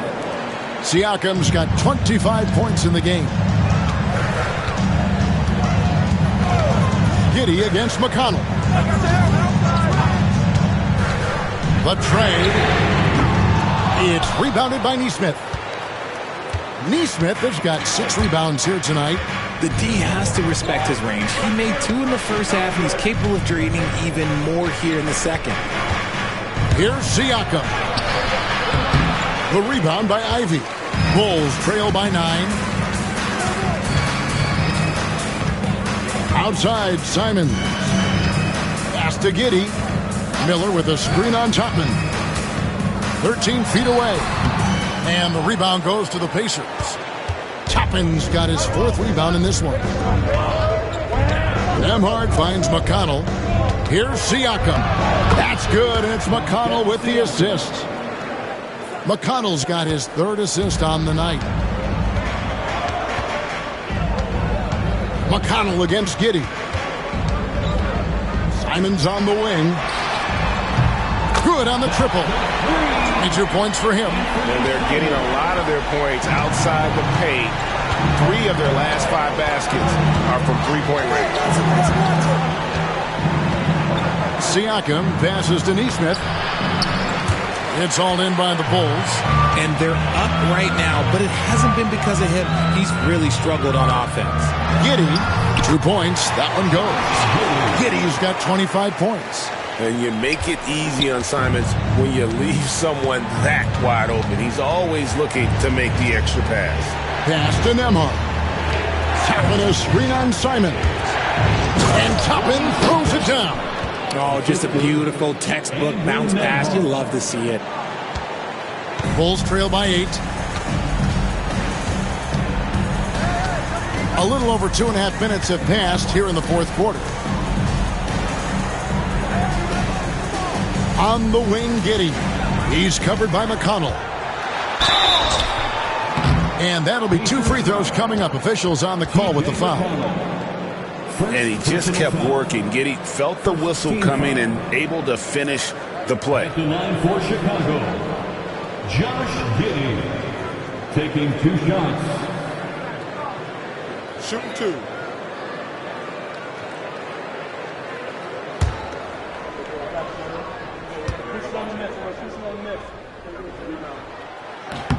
That free throw good from Giddey.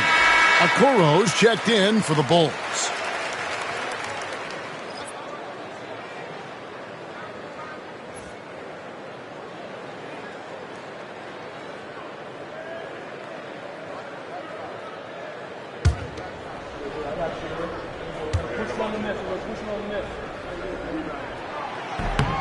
And both free throws good for Giddey.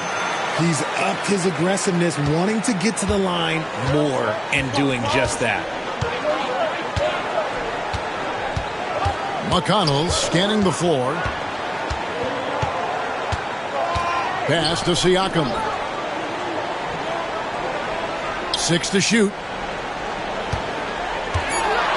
Takes it from 10. Oh, and that one had the right spin on it, and it is good. Siakam's got 29. And I need to see some more assertiveness out of these defenders. Here's Giddey. Uses the glass to finish the layup. And you don't want to allow too many of those short ones with the game right now in the balance. Pass to Toppin. And a little over 3.5 minutes in the books so far here in the fourth. From 15 feet away, and Okoro pulls it down. Bulls trail by 6. Here's Buzelis. The teardrop falls in. 8 points for Buzelis. And you can see Buzelis has already developed that little floater game. Pass to Neesmith. Tapping a screen on Ivy. Now here's Neesmith. Ivy defending. He takes it in. Lays it up off the glass. And the Pacers lead by 6. Love how selfless he is setting brick screens like this. Plays like that right there are what help create easy scoring opportunities. Giddey against McConnell. Giddey kicks to Ivy. And that comes off the assist by Giddey. Giddey's got his 8th assist in the game. And Rick Carlisle decides to call timeout. And that timeout by Coach was carefully measured, wanting to make sure that everybody is on the same page here. On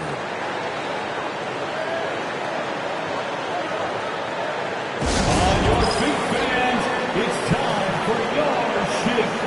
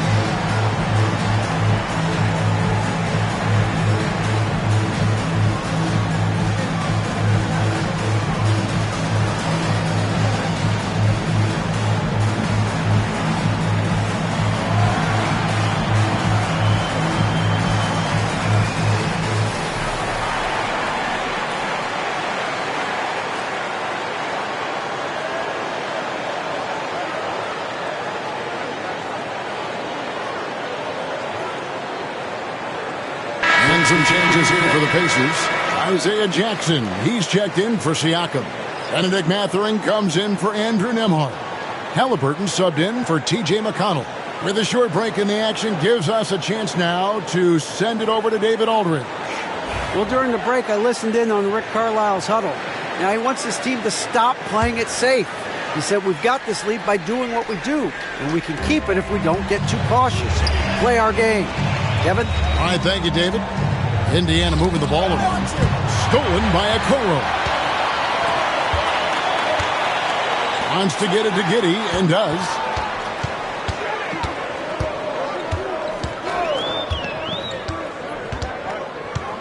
And there's the drive. The Pacers pull it in. Jackson's got 10 rebounds here tonight. So active. Here's Mathurin. Can't connect from short range. Bulls trail by 3. Ivy passes to Simons. That one drops for him. Simons has got 8 points in the quarter. The ball movement on this run has been fantastic and is a big part of why they've been able to get these good looks. Making good use of his length. Buzelis able to track down the block that time. Okoro passes to Giddey. Simons with the screen for Giddey to take the lead. And that's 2 points on the layup. Giddey's got 31 points. And this has been a great job of just getting into the middle of that defense and really scoring effectively from the paint. Simons against Mathurin. Count it, good. And the Pacers lead by 1.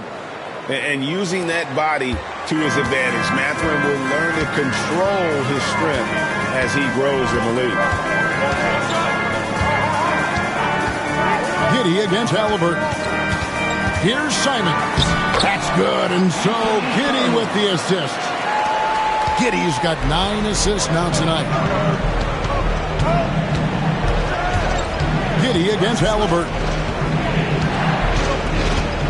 Three-pointer. Rebound by the Bulls. And maybe, he thinks he can shoot himself out of the cold spell, but I don't think that's the case. Maybe somebody want to tell him to ease up off the threes. And Halliburton's got the ball here for Indiana. Pass to Toppin. And here's Halliburton. Fires from deep. Nailed from three-point land. Halliburton's got 35 in the game. And certainly they are not hesitating, letting it fly from deep here in the second half. Giddey against Halliburton.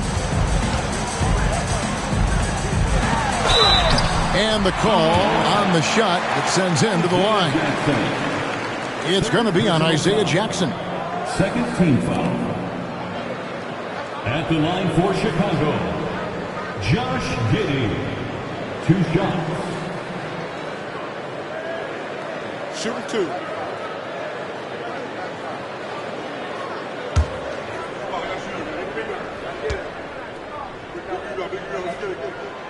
That free throw good from Giddey.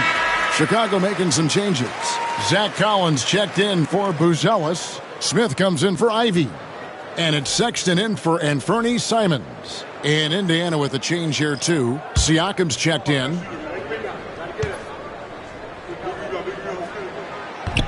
He hits both from the stripe. Pacers have gone 7 of 13 from the field here in the fourth. Over in the corner, Mathurin. Halliburton outside. And he could not get that one to go. Out of contact, and he'll go to the line for 2. It goes on Josh Giddey. And this is an advantage of having size in the backcourt. Halliburton using that length to cause trouble. Taking 2 shots.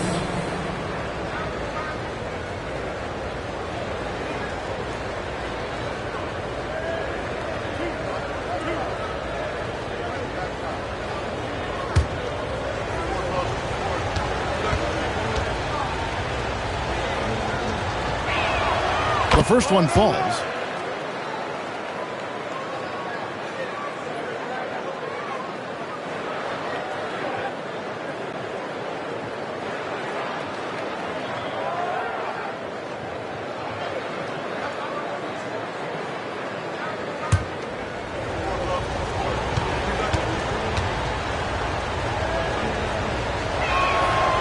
No good on the second free throw. Yeah, it wasn't perfect, but it was enough to give them a lead.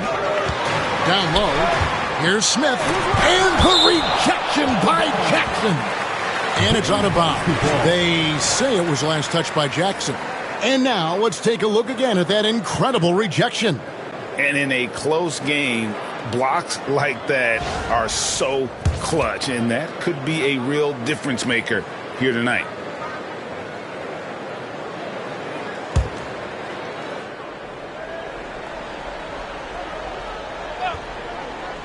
So it's Chicago now.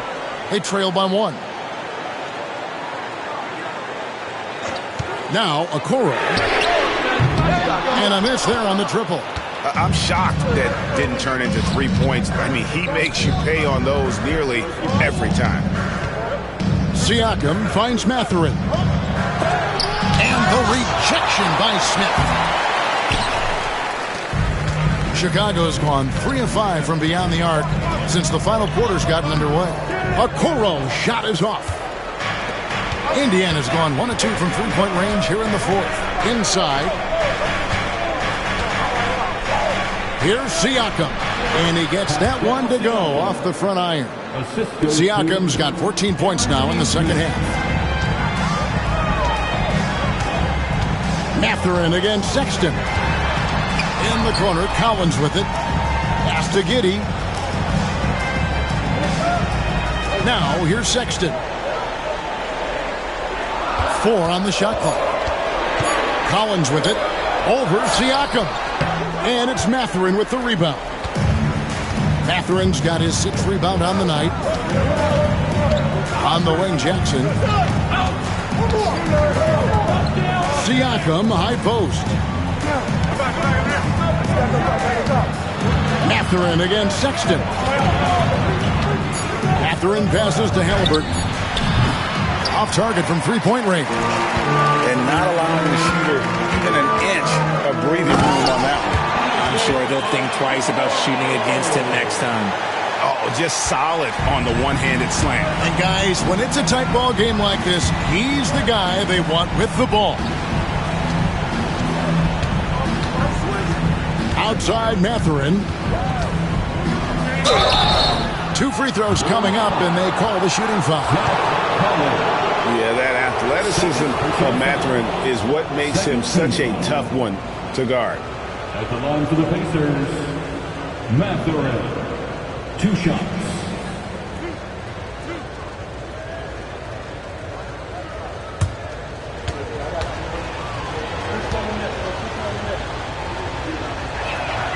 Free throw good, Mathurin.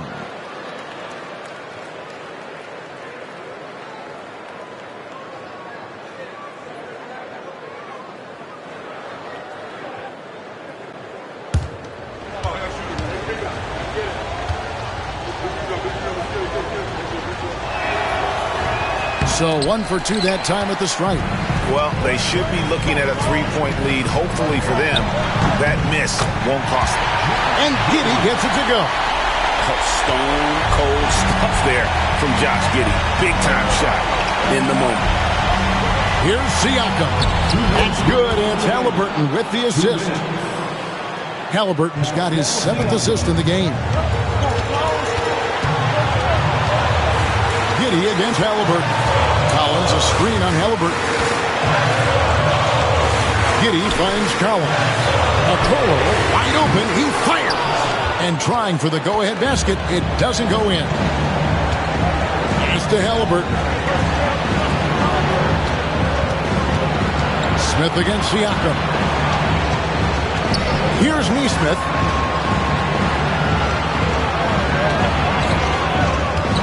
Going inside. Indiana needs to get a shot off. Smith with the defensive effort. And so it's Giddey with it. He brings it up for Chicago. A 2-point game. And so it looks like the Bulls will retain possession here. And that kind of stifling effort on defense needs another look. And guys, that is lockdown defense at its finest. Going right at the shot and then able to knock it away.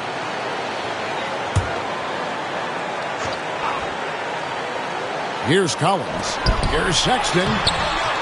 Boy, Mathurin was on that shot all the way. Great defense. Pass to Siakam. To the middle. Here's Halliburton. It's rebounded by Giddey. Chicago has gotten 3 of their 6 3-pointers to fall here in the fourth.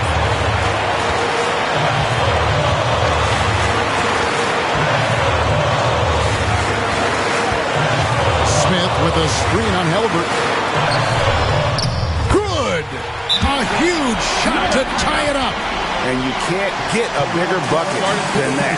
What a huge play coming through when it matters most. And so it's Rick Carlisle here calling timeout. Coach clearly feeling the necessity to regroup with so much at stake here.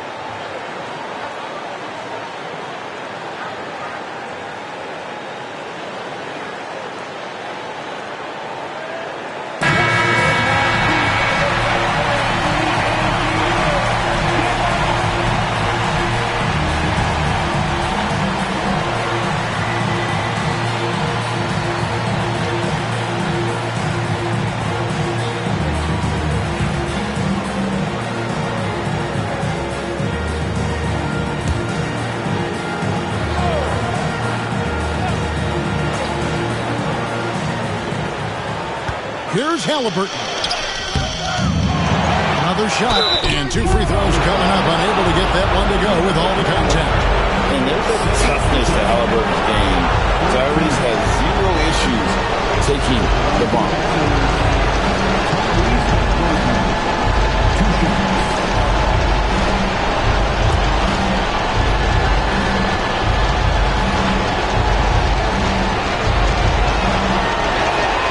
He sinks the clutch free throw.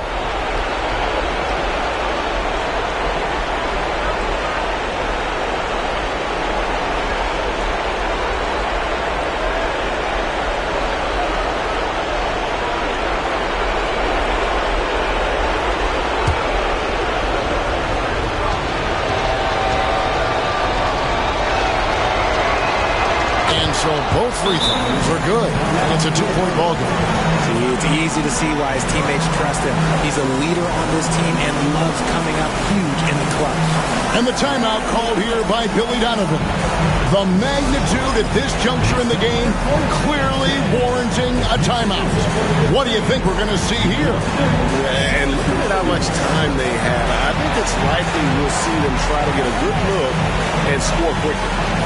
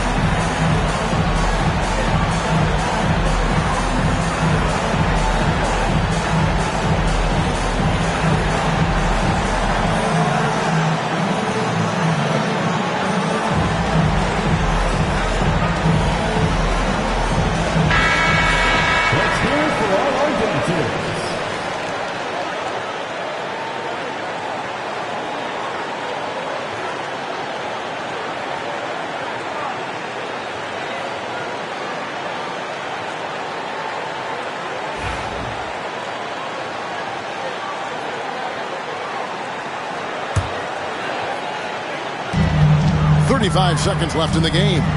Here's Giddey. It's in! He has tied up this game. Oh, what a shot. And I love going to Giddey there. At 6'8", with his skill, Josh can get that one off anytime he wants. Siakam inside.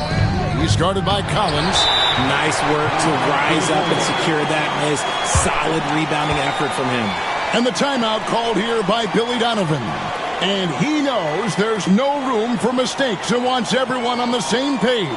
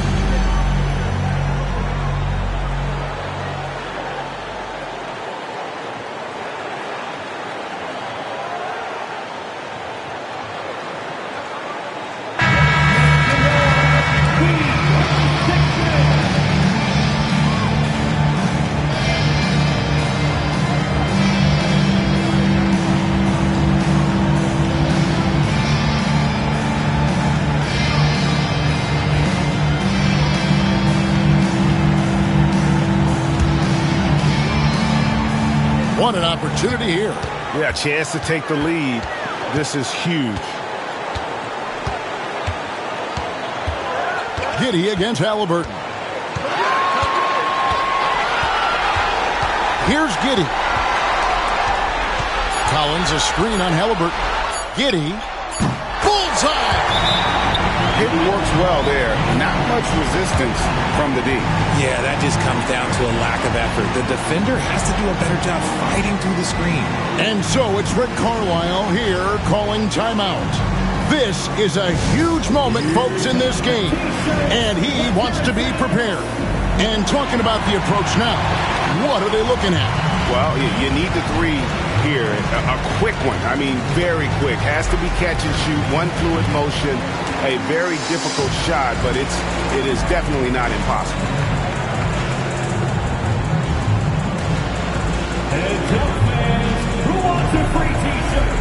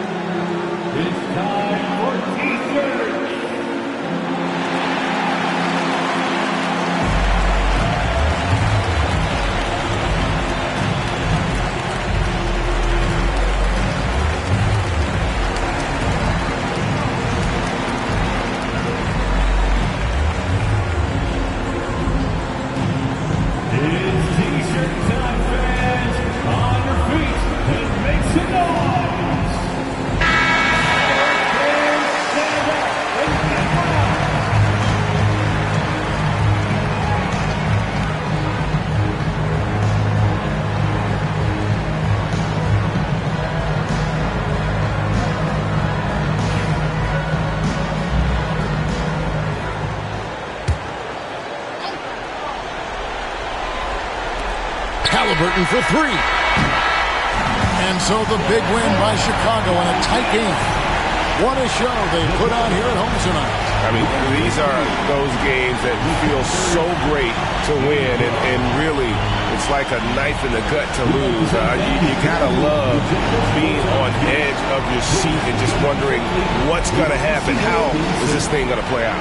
Thank you for joining us. That'll do it for now. For Greg Anthony, Richard Jefferson, and David Aldridge, this is Kevin Harlan. We appreciate you tuning in tonight. But first, let's reveal our player of the game, Josh Giddey.